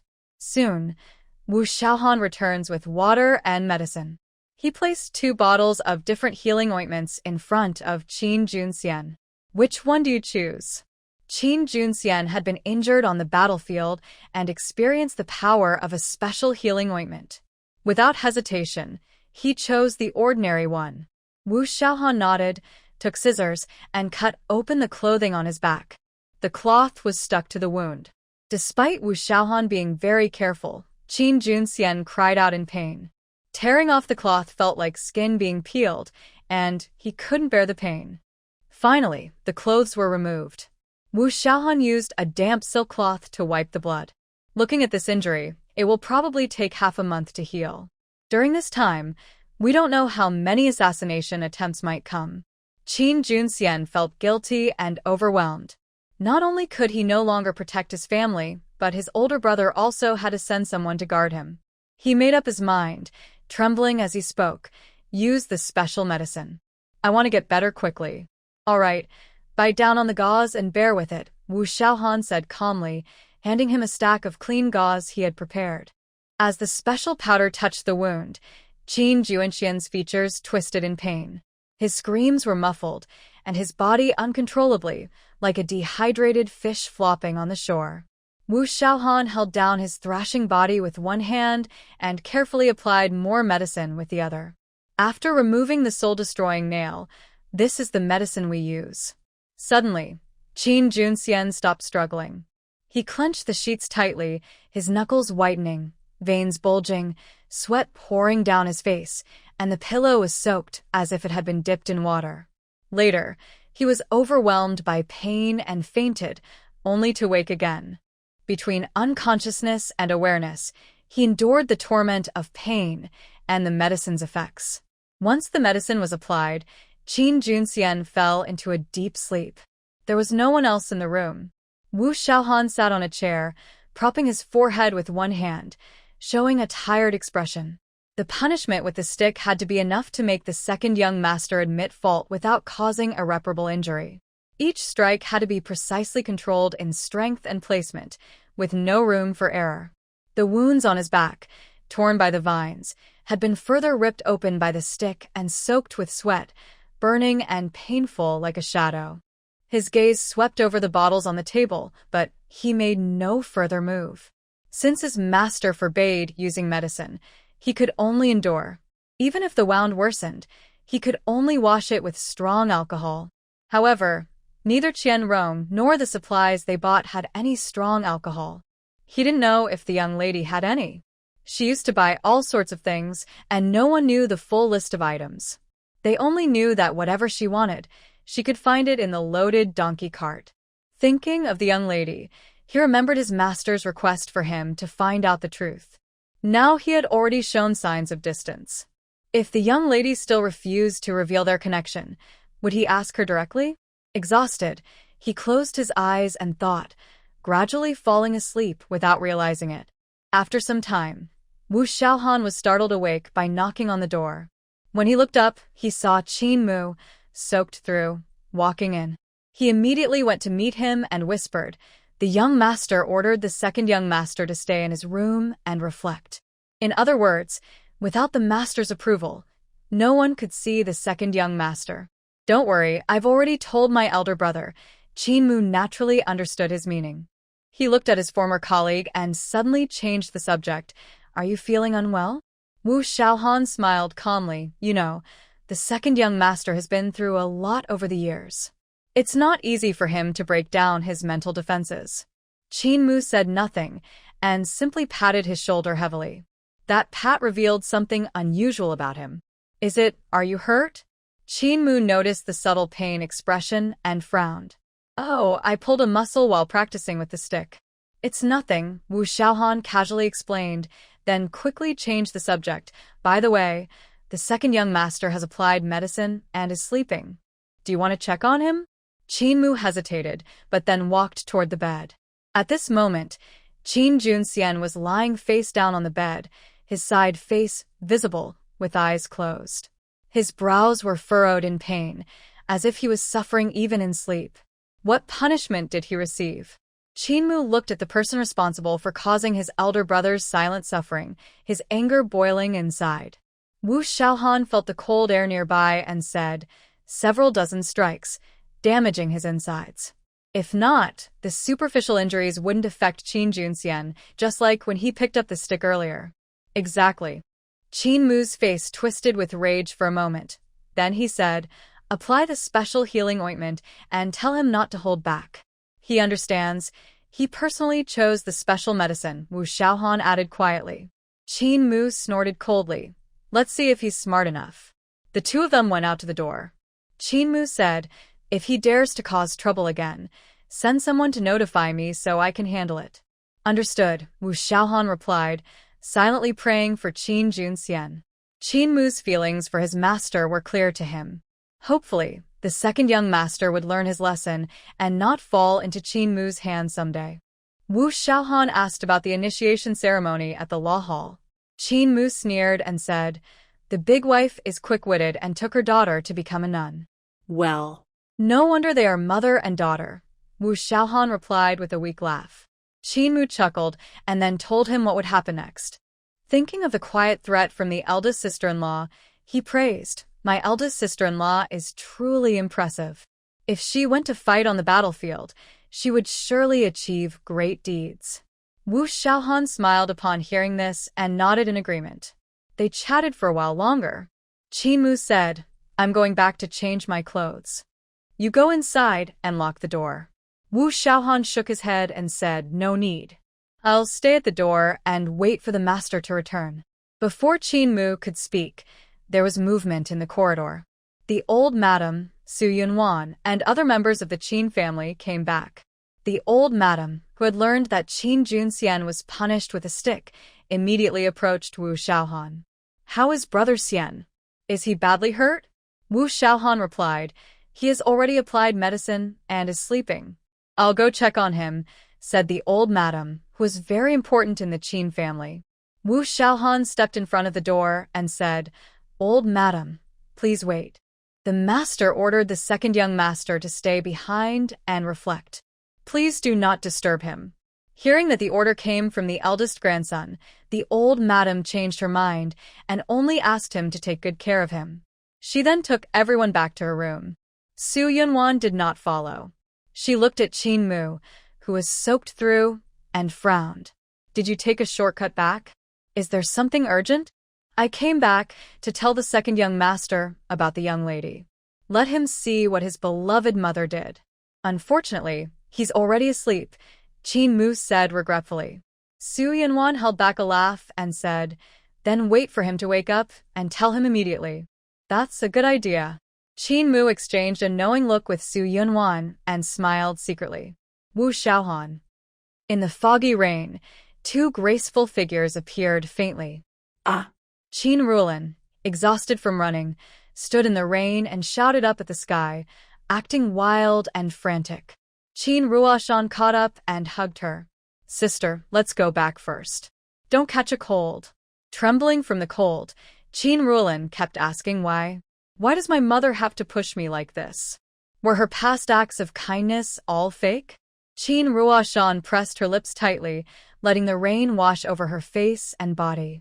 If the eldest aunt truly only used her and had no maternal love, that could be true. But perhaps she was trapped and trying to use her daughter to escape her current predicament. Auntie probably believed that Big Brother wouldn't really make sister shave her head. That's why she arranged a contest between them. If things had become truly dangerous, she would have definitely called a halt and given in. But at that critical moment, she wasn't sure if Big Brother would let sister go. Recently, Big Brother had become much stricter. If sister foolishly obeyed Auntie's commands, Big Brother might actually force her to become a nun, to keep their mother-daughter bond intact. However, whether Auntie was pretending to push sister into becoming a nun or Big Brother was harshly treating her, both ideas were based on her own guesses. She didn't want sister to know the truth. She preferred sister to think Auntie was trying to drag her down with her, so she could escape Auntie's control and avoid being used as a bargaining chip against Big Brother. Qin Ruolin saw her younger cousin not speaking and gradually stopped talking herself. Let's go back, Qin Ruolin said. She was cold and wet, feeling very uncomfortable, and pulled Qin Ruolin to head home. But even though Qin Ruolin was also cold and wet, she wanted the heavy rain to wash away her inner pain. She struggled to break free from Qin Ruolin's hand, telling her to go ahead and leave her alone to be quiet. Qin Ruolin couldn't leave her alone and ran to a nearby fake mountain sheltering from the rain. They didn't know that someone was standing quietly on the snow pavilion above, watching everything. That person was Chu Yi. Just now, he and his brother Chu Yan had been enjoying tea at the snow pavilion, watching the rain, and saw the Qin sisters chasing each other in the rain. Enthusiastic Chu Yan immediately said, "It's such heavy rain. You'll get sick." "No, I'll go find some rain gear." Before Chu Yi could speak, his brother ran off. Seeing the Qin family guards hidden in the dark, Chu Yi figured nothing would happen and decided not to interfere. He watched Qin Ruolin run alone toward the fake mountain, a teasing smile appearing on his face. Qin Ruolin, small and trembling in the rain, couldn't withstand the heavy downpour. After a moment, her lips trembling, she ran toward Qin Ruolin. When Chu Yan came to deliver an umbrella, he saw the two sisters shivering under the fake mountain. "Quickly go back inside and don't catch a cold," Chu Yan said, holding out an unopened umbrella. Qin Ruolin controlled her trembling and bowed gracefully. "Thank you, seventh young master. We'll return the umbrella soon." "No rush. Just go," Chu Yan replied politely, avoiding looking at the sisters' wet, graceful figures. Qin Ruolin noticed this small detail, blushing, and hurriedly opened the umbrella, supporting Qin Ruolin as they hurried back, their steps quick and hurried. Chu Yan followed from behind, escorting them all the way until he saw them enter the small side courtyard allocated to the Qin family. Only then did he turn back to the Chu family courtyard. Behind him, Er, watching Chu Yan's figure, quickly turned around to report back. When the news of the sisters' return reached the old lady and Su Yunwan, who was already resting, immediately sent someone to bring warm soup. The old lady told the sisters to tidy up and come to see her. Not long after, the sisters, dressed in new clothes and having drunk the soup, stood before the old lady. She sternly criticized Pei's cruelty and Qin Ruolan's weakness. Qin Rushan, however, was rarely praised by the old lady and even received a reward of 2 taels of silver. Lin's joyful face suddenly stiffened, and her silk handkerchief almost tore apart in her hand. Old Fourth, as usual, was timid and obedient. Qin Junyu, her son, clenched his fists silently. Qin Rushan smiled faintly and took the silver, saying, "Thank you, grandmother." Her trembling arm revealed her true feelings inside. She endured the humiliation of being treated like a servant by her grandmother. She stepped aside, watching her older sister sob quietly in the middle, feeling extremely uncomfortable inside. Next door, Su Yunwan listened carefully and, seeing the reactions of the fourth house, sighed quietly with some helplessness. Grandmother's way of doing things is still as simple and rough as ever. After her deliberate fair treatment over this period, the old lady had changed her view of the fourth house quite a bit. She believed the old lady valued sisterly bonds and did not see Qin Rushan as a servant to Qin Rulan. In fact, that was true. The silver she received as a reward was because the resources were controlled by Su Yunwan. She had no more expensive jewelry of her own, so she could only give silver as a gift. Her family had already handed over a few hundred taels of allowance to the government, and the last month's 20 taels of silver had been fully used to support her third son. The 2 taels of silver she still had were secretly obtained from Pei's family. Now, giving away all her remaining money was partly because the old lady liked Qin Rushan's repeated efforts to stop Qin Rulan from acting foolishly, and partly because nearly a month had passed since the last allowance was given. In a few days, she could replenish her funds, so it didn't matter if she was short. She never expected that her kind actions would backfire and cause resentment from the fourth house. The consequences of her actions were now coming back to her. Su Yunwan didn't plan to explain or justify the old lady. She simply sent thick cloaks to the 2 sisters, then relaxed her mind, listening to the soothing sound of rain and gradually falling asleep. Meanwhile, the sisters, back in their room, wore thick cloaks and held hot teacups. They sat quietly by the window for a long time without speaking. Until Yu Zhenzhen arrived, the peace in the house was broken. Yu Zhenzhen and her mother, Ding Qiutong, stayed inside the room. First, they heard that the Pei family member was taken to court. Then they heard Qin Junxian begging for mercy in pain. As members of the Qin family, they kept the door shut to avoid causing trouble. When the 2 sisters returned, Ding Qiutong stayed inside to watch over Xiaozhu, while Zhenzhen went out to comfort Qin Rulan. It was also because of Yu Zhenzhen's arrival that Qin Rulan, who had left the court hall earlier, learned about her second brother's severe punishment. Her previously calm mood was now upset again. Tears like broken pearls splattered onto the table. "I'm going to see my second brother," Qin Rulan said, wiping her tears and staggering to stand up. Qin Ruoshan did not follow. As an outsider, Yu Zhenzhen also felt it was not appropriate to go, so she looked at Qin Ruoshan with wide, confused eyes. "Don't you know about the second young master's situation? Did I cause trouble?" "It's not exactly trouble. Sister will find out sooner or later," Qin Ruoshan replied coldly. Noticing her unusual behavior, Yu Zhenzhen couldn't help asking, "Did something happen to you too?" "No, I'm just a little tired," Qin Ruoshan said. "Then you should rest well." Seeing Qin Ruoshan look exhausted, Yu Zhenzhen immediately stood up to leave. Qin Ruoshan saw her off at the door. Just as they stepped outside, they saw Qin Rulan being stopped outside by Wu Xiaohan, who was persistently bothering her. Wu Xiaohan was not a fool. Qin Rulan's pleading words did not move him at all. He only insisted, "Second young master is in seclusion, miss. Please go back."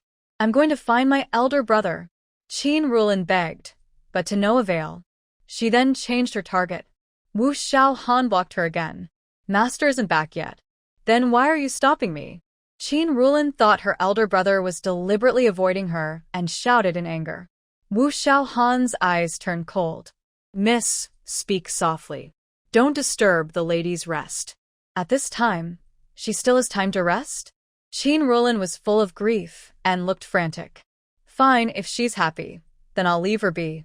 Wu Xiaohan immediately pressed on her sleep acupoint, ordered the other shadow guards to guard the door, then carried Qin Rulin back to her room. Halfway there, Qin Junyi returned. Wu Xiaohan quickly reported what had happened. After hearing the report, Qin Junyi nodded. Good. Don't let anyone disturb Wanwan. Yes. Wu Xiaohan stepped aside to clear the way. Qin Junyi went straight to his younger brother's room. While checking his injuries, he listened to Wu Xiaohan's report on applying medicine. Afterwards, he stayed outside to handle other matters. As the masked men in black come and go, messages keep arriving and commands are issued. In the dark, damp cave behind the mountain, Yi swiftly arrives and kneels to accept punishment. Qing Xian listens to the mistake, then sternly asks, "Why did you show mercy?" Second young master is the master's younger brother, and he was temporarily confused. "I thought I only needed to wake his mind," Yi replies. "The master's orders are clear. You only need to follow them properly. Why did you act on your own and guess the higher intent?" Qing Xian scolds angrily. If Yi weren't one of the master's shadow guards, he would have slapped him hard. "I was negligent and willing to accept punishment," Yi admits. Was it really just negligence, or were you trying to please the Qin family by deliberately disobeying? Qingshuan's sharp eyes never leave Yi's subtle expressions. Yi slightly frowns and retorts, "I mean no such thing." Qing Xian continues, "Don't forget, whether it's the second young master or the young lady, if the master orders you to be beaten to death, you must obey." Thinking of that situation, Yi's body tenses instantly, and his face trembles slightly. All his reactions are seen by Qing Xian, who is skilled in interrogation. "So, you not only want to please the second young master, but also the young lady?" "I do not," Yi quickly protests. "Whether you do or not, ask the torture needle in my hand," Qing Xian sneers, revealing several long, needle-like torture tools. Yi's face turns pale at the sight of these terrifying instruments. "I am the master's close guard. If you want to interrogate, it must be approved by the master." "So, you still remember your role?" Qing Xian mocks. "As a shadow guard, the most basic and important thing is to obey orders. If you can't even do that, what kind of close guard are you? You need to be retrained." Yi trembles with fear and gives up struggling. "I accept the punishment from the commander." "Humph." Qing Xian scoffs coldly, "Undress." Yi removes his shirt, as helpless as fish on a chopping board, ready for slaughter. Qing Xian steps closer, flips his finger, and a torture needle soaked with hallucinogenic drug pierces into his left waist acupoint. Yi's eyes instantly turn red, and he bites his lip tightly, adhering to the rule of not groaning during torture. As time passes second by second, Yi's sweat drips more and more, and his body begins to sway violently. "Still not telling the truth?" "I swear every word I say is true," Yi replies. "Good." Qing Xian sneers coldly, then injects another needle into his right waist. One felt a sharp pain in his teeth, causing them to chatter loudly. He quickly lost his footing and collapsed to the ground, curling into a ball. As the medicine took effect, one felt as if he had been cut in half at the waist. He swiftly bit his own arm hard to block the pain and scream. Qing Xian's cold eyes watched him convulse and struggle on the ground, but he did not forget his authority. He silently estimated the time, waiting for it to end the punishment. Failing in duty has many levels, with different punishments. Qing Xian judged one's mistake as the most serious. Because of the previous exchanges, Qing Xian had already sensed that one was hiding something. The shadow guards are the blades, swords, and shields of the master. Obedience is their basic quality. Clearly, one was no longer a qualified shadow guard. Qing Xian glanced at 07 standing nearby, then asked him to get paper and a pen and write a few lines. Once the ink dried, Qing Xian rolled the note into a bamboo tube and ordered 07 to deliver it immediately to the master. In the midst of pain, one felt something and watched 07 leave, closing his eyes in suffering. If he truly had to be remade, could he still step out into the shadow guard camp? Historically, Even those remade as shadow guards could only stay within the camp after enduring hardships and graduating. The only exception was the leader, who was highly trusted by the master and allowed to return to his original position. If the leader made a suggestion, the master was very likely to listen. His future days would then be truly bleak. At this moment, Qin Junyi was handling official affairs. He opened a message from the capital and his pupils dilated instantly. His gaze fixated on the words, "Reborn from the ashes, whoever obtains this person will gain the world." His body stiffened like a sculpture. Wu Xiaohan, assisting with the work, saw this and quietly asked, "Master, is it a difficult problem?" Qin Junyi slowly shook his head, then looked at Wu Xiaohan about to speak. Suddenly, outside the door, 07 came to report. Qin Junyi burned the note into ashes over the candle flame and then said, "Come in." 07 entered and bowed, explaining the purpose and presenting a small bamboo tube. After Qing Xian's letter was taken out and read, Qin Junyi learned everything about the cave. Seeing the 3 words miswritten clearly on the paper, his mind immediately recalled the time outside the tent when one gave candy.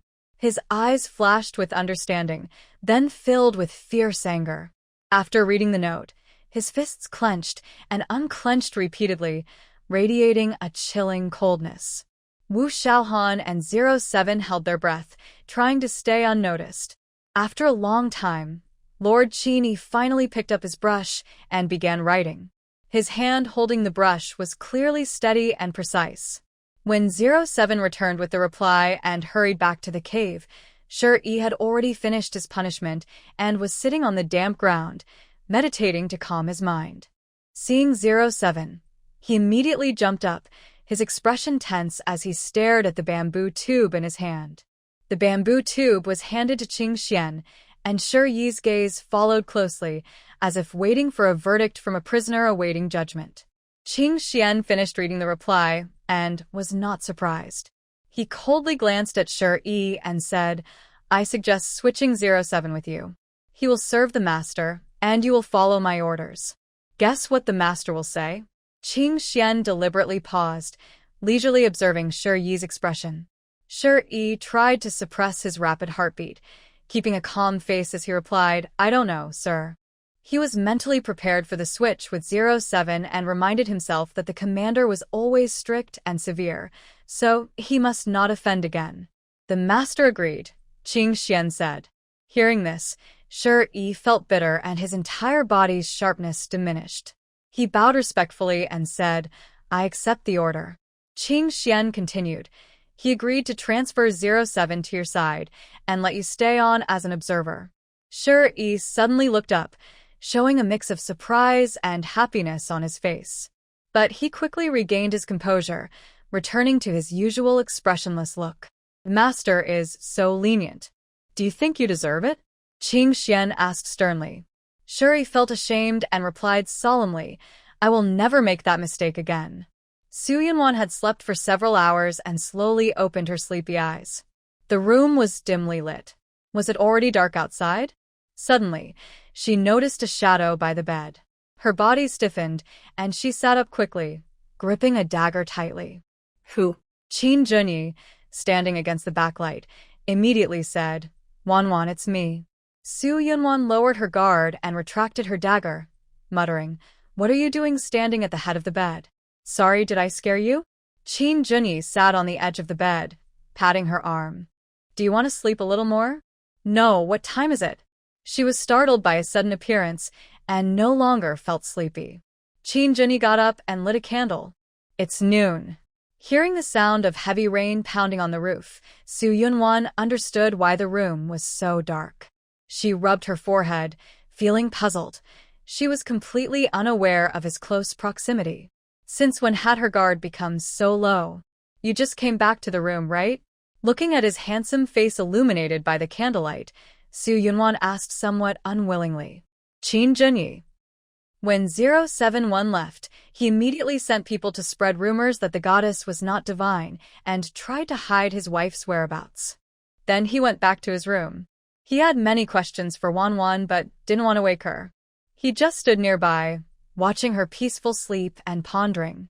Seeing the news, Qin Junyi felt no joy or ambition about gaining treasures or ruling the world. Instead, he was full of worry. If Wanwan truly is the person from the prophecy, she will attract many powerful forces trying to seize her. With his current strength, he couldn't fight back, unless he brings the North Guard army. Since before the founding of the country, the North Guard has been firmly controlled by the Qin family leader. It is truly the Qin family's army. Even without the Tiger Talisman, it doesn't affect his ability to command the North Guard's thousands of soldiers. As soon as he gives the order, the soldiers will obey completely. But if he does this, the northwest border will be wide open. The northern tribes will seize the opportunity, break the peace treaty, and invade fiercely. History might repeat itself in tragedy. If he sends his family back to the northwest, the new emperor will become desperate and resort to assassination or open conflict. Even if he returns to the northwest, the new emperor might lead a large army to destroy the North Guard. Then civil war will break out and the northern tribes will benefit. So, openly mobilizing the North Guard army is definitely not an option. He needs to find a way that balances both sides. Because he was too focused on his thoughts, he didn't notice Wanwan waking up, which startled her. Su Yunwan saw him hesitating and admitted she was careless. Noticing Qin Junyi's heavy thoughts, she leaned against the bedpost and asked, "What are you thinking about?" Someone. Who? Qin Junyi leaned close to her ear and slowly revealed, "The Heavenly Observatory's Yang has a prophecy." After speaking, he leaned back and looked at his wife intently, unsure of her reaction. Su Yunwan chuckled after hearing this. Similar stories have been seen many times in history. Which dynasty's change was caused by just one person? Qin Junyi. He had considered many possibilities, but never thought his wife would react this way. "I believe that winning the people's hearts is winning the world," Su Yunwan said casually. Qin Junyi was puzzled. The people's hearts? Throughout history, no ruler has truly loved the common people. The court treats the people like livestock, confining them in their hometowns for farming, herding, and other labor, then imposing heavy taxes to gain profit. The officials of the provinces were called Mushou, which clearly showed the authority of those in power. Now, Wanwan values the people's hearts so much that it leaves him confused about how to understand it. Seeing his confusion, Su Yunwan asked, "In the past, in the northwest, how did the local people respond when enemies invaded?" "They voluntarily sent supplies to the front lines to support the soldiers," Qin Junyi replied, his face suddenly enlightened. Because the military and civilians worked together to resist invasions, they could better protect the country and their homes. If everyone in the world united to defend the court, there would be no worries about enemies or rebels. At this moment, Qin Junyi was completely sure that his wife was the one foretold in the prophecy. With her special abilities, ruling the world would be easy. Her ideas were as good as those of the court officials, showing her extraordinary talent. Who else in the world could compare with Wanwan? Qin Junyi gently held Su Yunwan's hand and asked seriously, "Wanwan, do you want to become empress?" He preferred to support her to the top rather than just gaining power through her help. He wanted her to truly deserve the throne and not be beneath anyone. Su Yunwan was stunned by his words. She had never imagined Qin Junyi could think this far. This was a time when men held more power than women. How could he, a local native, suppress his ambition and think of making her the ruler? It was more than just a simple question. She believed that if she nodded, Qin Junyi would do everything to help her become the first empress in history, overcoming all obstacles. But sadly, even if she broke through all barriers and became the ruler someday, conquering the land was easy, but keeping it was hard. Managing a large country was like cooking a small fish, requiring gentle, careful methods, gradually planning step by step. To control the court, she also needed to master the art of imperial rule and balance power, which was exhausting. Even daily court meetings made her hesitant. If she truly reached that position, the responsibilities would be enormous, and she couldn't afford to slack off. Would she still be relaxed and free? However, if she reduced her territory to a single province or village, creating her ideal peaceful world, that might be good too.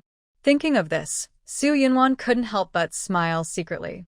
She playfully traced the handsome, strong face in front of her with her finger, saying, "If I become empress, and you are the male consort, then the male concubines in the 3 palaces and 6 courtyards will have to be very obedient."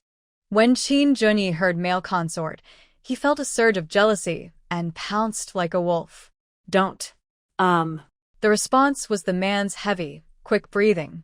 During their passionate kiss, the man took off his upper clothing, revealing his developing muscular chest.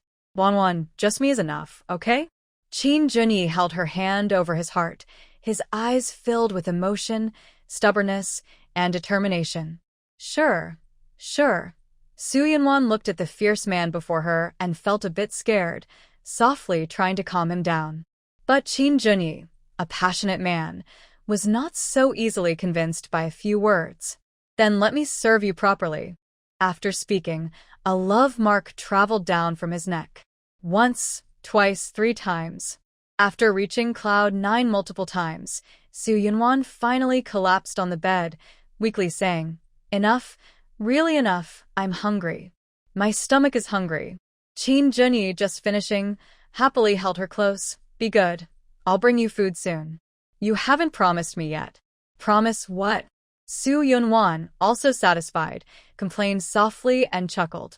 Looking at his charming and beautiful wife, Qin Junyi sighed. "Wanwan, what should I do with you?" "All right, I won't tease you anymore." Su Yunwan snuggled against his chest and playfully tugged his chin. "I don't want any throne or any noble title. But no matter what happens, you can only be mine." "Of course." Qin Junyi held her hand and gave her a sincere kiss. Even if someday the prophecy comes true and he rules the land, it would only be to protect Wanwan. Water, sitting bath, tidying up. By the time the two sat properly dressed and ate outside, it was already noon. After finishing the meal, Wu Xiaohan came in to clear the dishes. Before leaving, he reported, "Master, Shi and Lingqi are waiting outside. Let them in." Shi had already been kneeling outside for several hours, holding his thigh to stay awake. When he heard the summons, he shifted his position, and with Wu Xiaohan's help, struggled to stand. Then he took a deep breath, released Wu Xiaohan's hand, and stepped into the room first. Seeing Shi kneeling and bowing to apologize, Qin Junyi examined him for a moment, then said, "This is not to be repeated," and told him to go heal his wounds. Su Yunwan sighed secretly.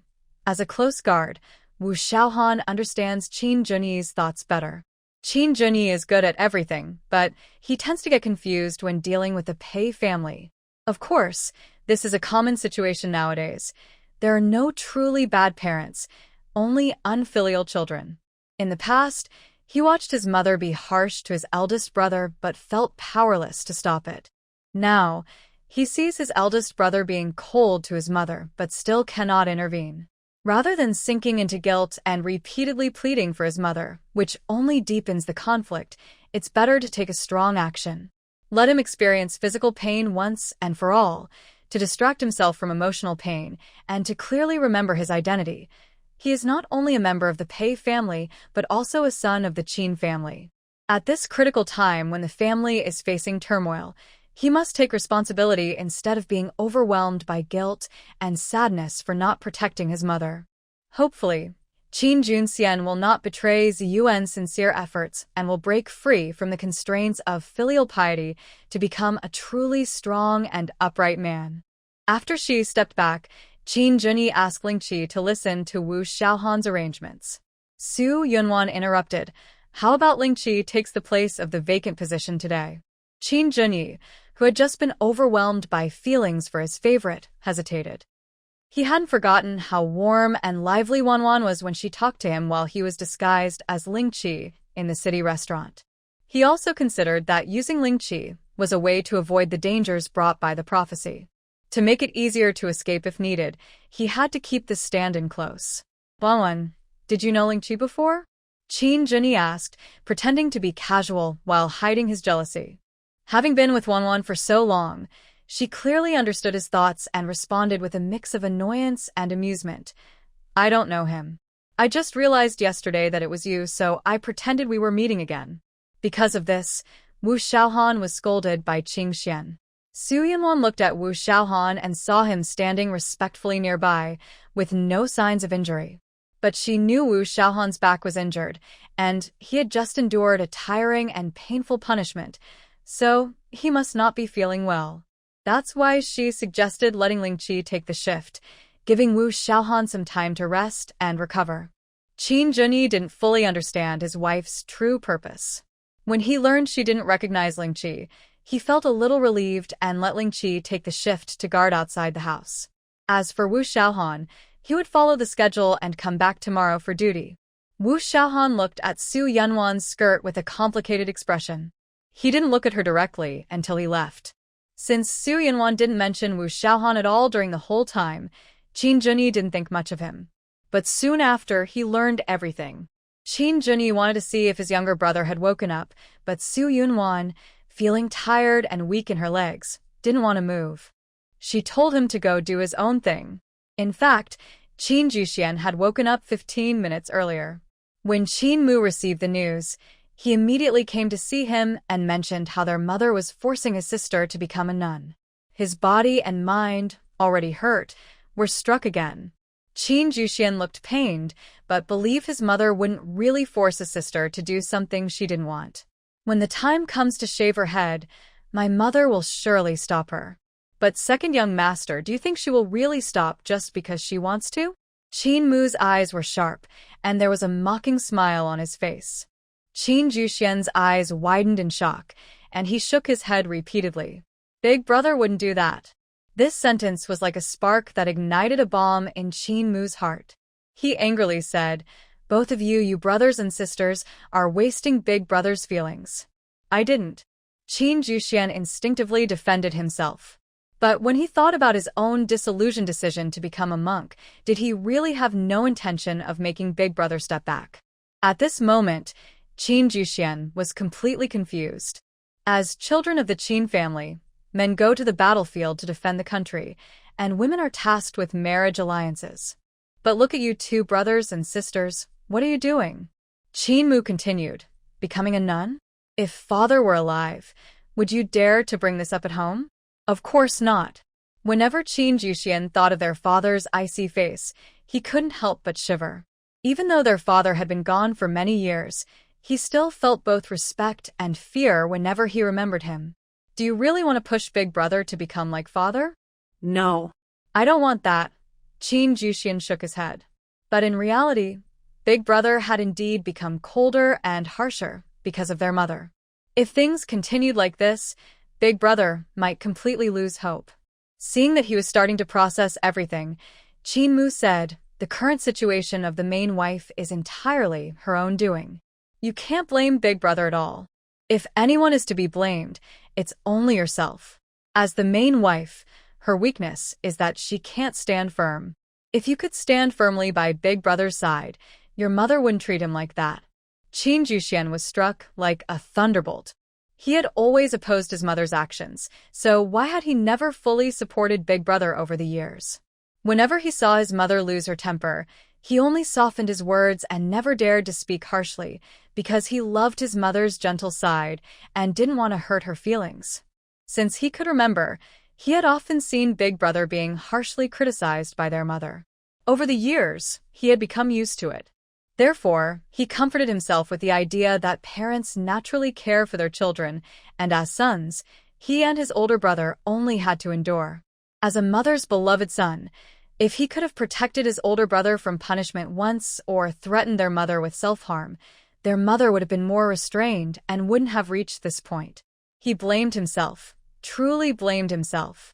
Qin Junxian suddenly realized and felt so guilty that his eyes turned red. "Don't let your older brother worry about you anymore," Qin Mu said. As soon as he finished speaking, they heard their older brother's voice at the door asking questions. Qin Mu went out to meet him. Qin Junxian pulled back the blanket and struggled to get out of bed. "Don't move around. Lie still," Qin Junyi, who entered the room, immediately stopped him. Qin Junxian's nose felt sour, and he knelt on the bed, bowing his head. "Big brother, I know I was wrong. I will never give up on myself again because of mother, and I will never hold any resentment toward you. Since you've realized your mistake, the ban should be lifted, and you should rest well. Qin Junyi softened and reached out to help him. After he lay down, Qin Junyi looked at Qin Mu and asked, "What were you all talking about just now?" It only took a short time for his younger brother to break free from the mental prison. Just some casual chat. Qin Mu touched his nose and, noticing 07 waiting nearby, quickly changed the subject. Did Big Brother change his attendance because Wu Xiaohan was punished harshly? What do you mean? Qin Junyi's pupils shrank slightly. He's injured but denies it. I think he was definitely punished again by the commander. Qin Mu had already figured it out. A shadow guard trained in brutal methods wouldn't get hurt from just a stick. Qin Junyi's gaze tightened immediately and asked, 07, do you know what's going on? 07 quickly explained a reason for the punishment and also reported that the young lady appeared in the cave to save the scene. It was at this moment that Qin Junyi learned where his wife had gone last night and understood why 07 was on duty. He immediately told 07, "Send someone to bring medicine for Xiao Wu's injuries and tell him I've lifted the ban on Qing Xian." Yes. 07 obeyed and left the room.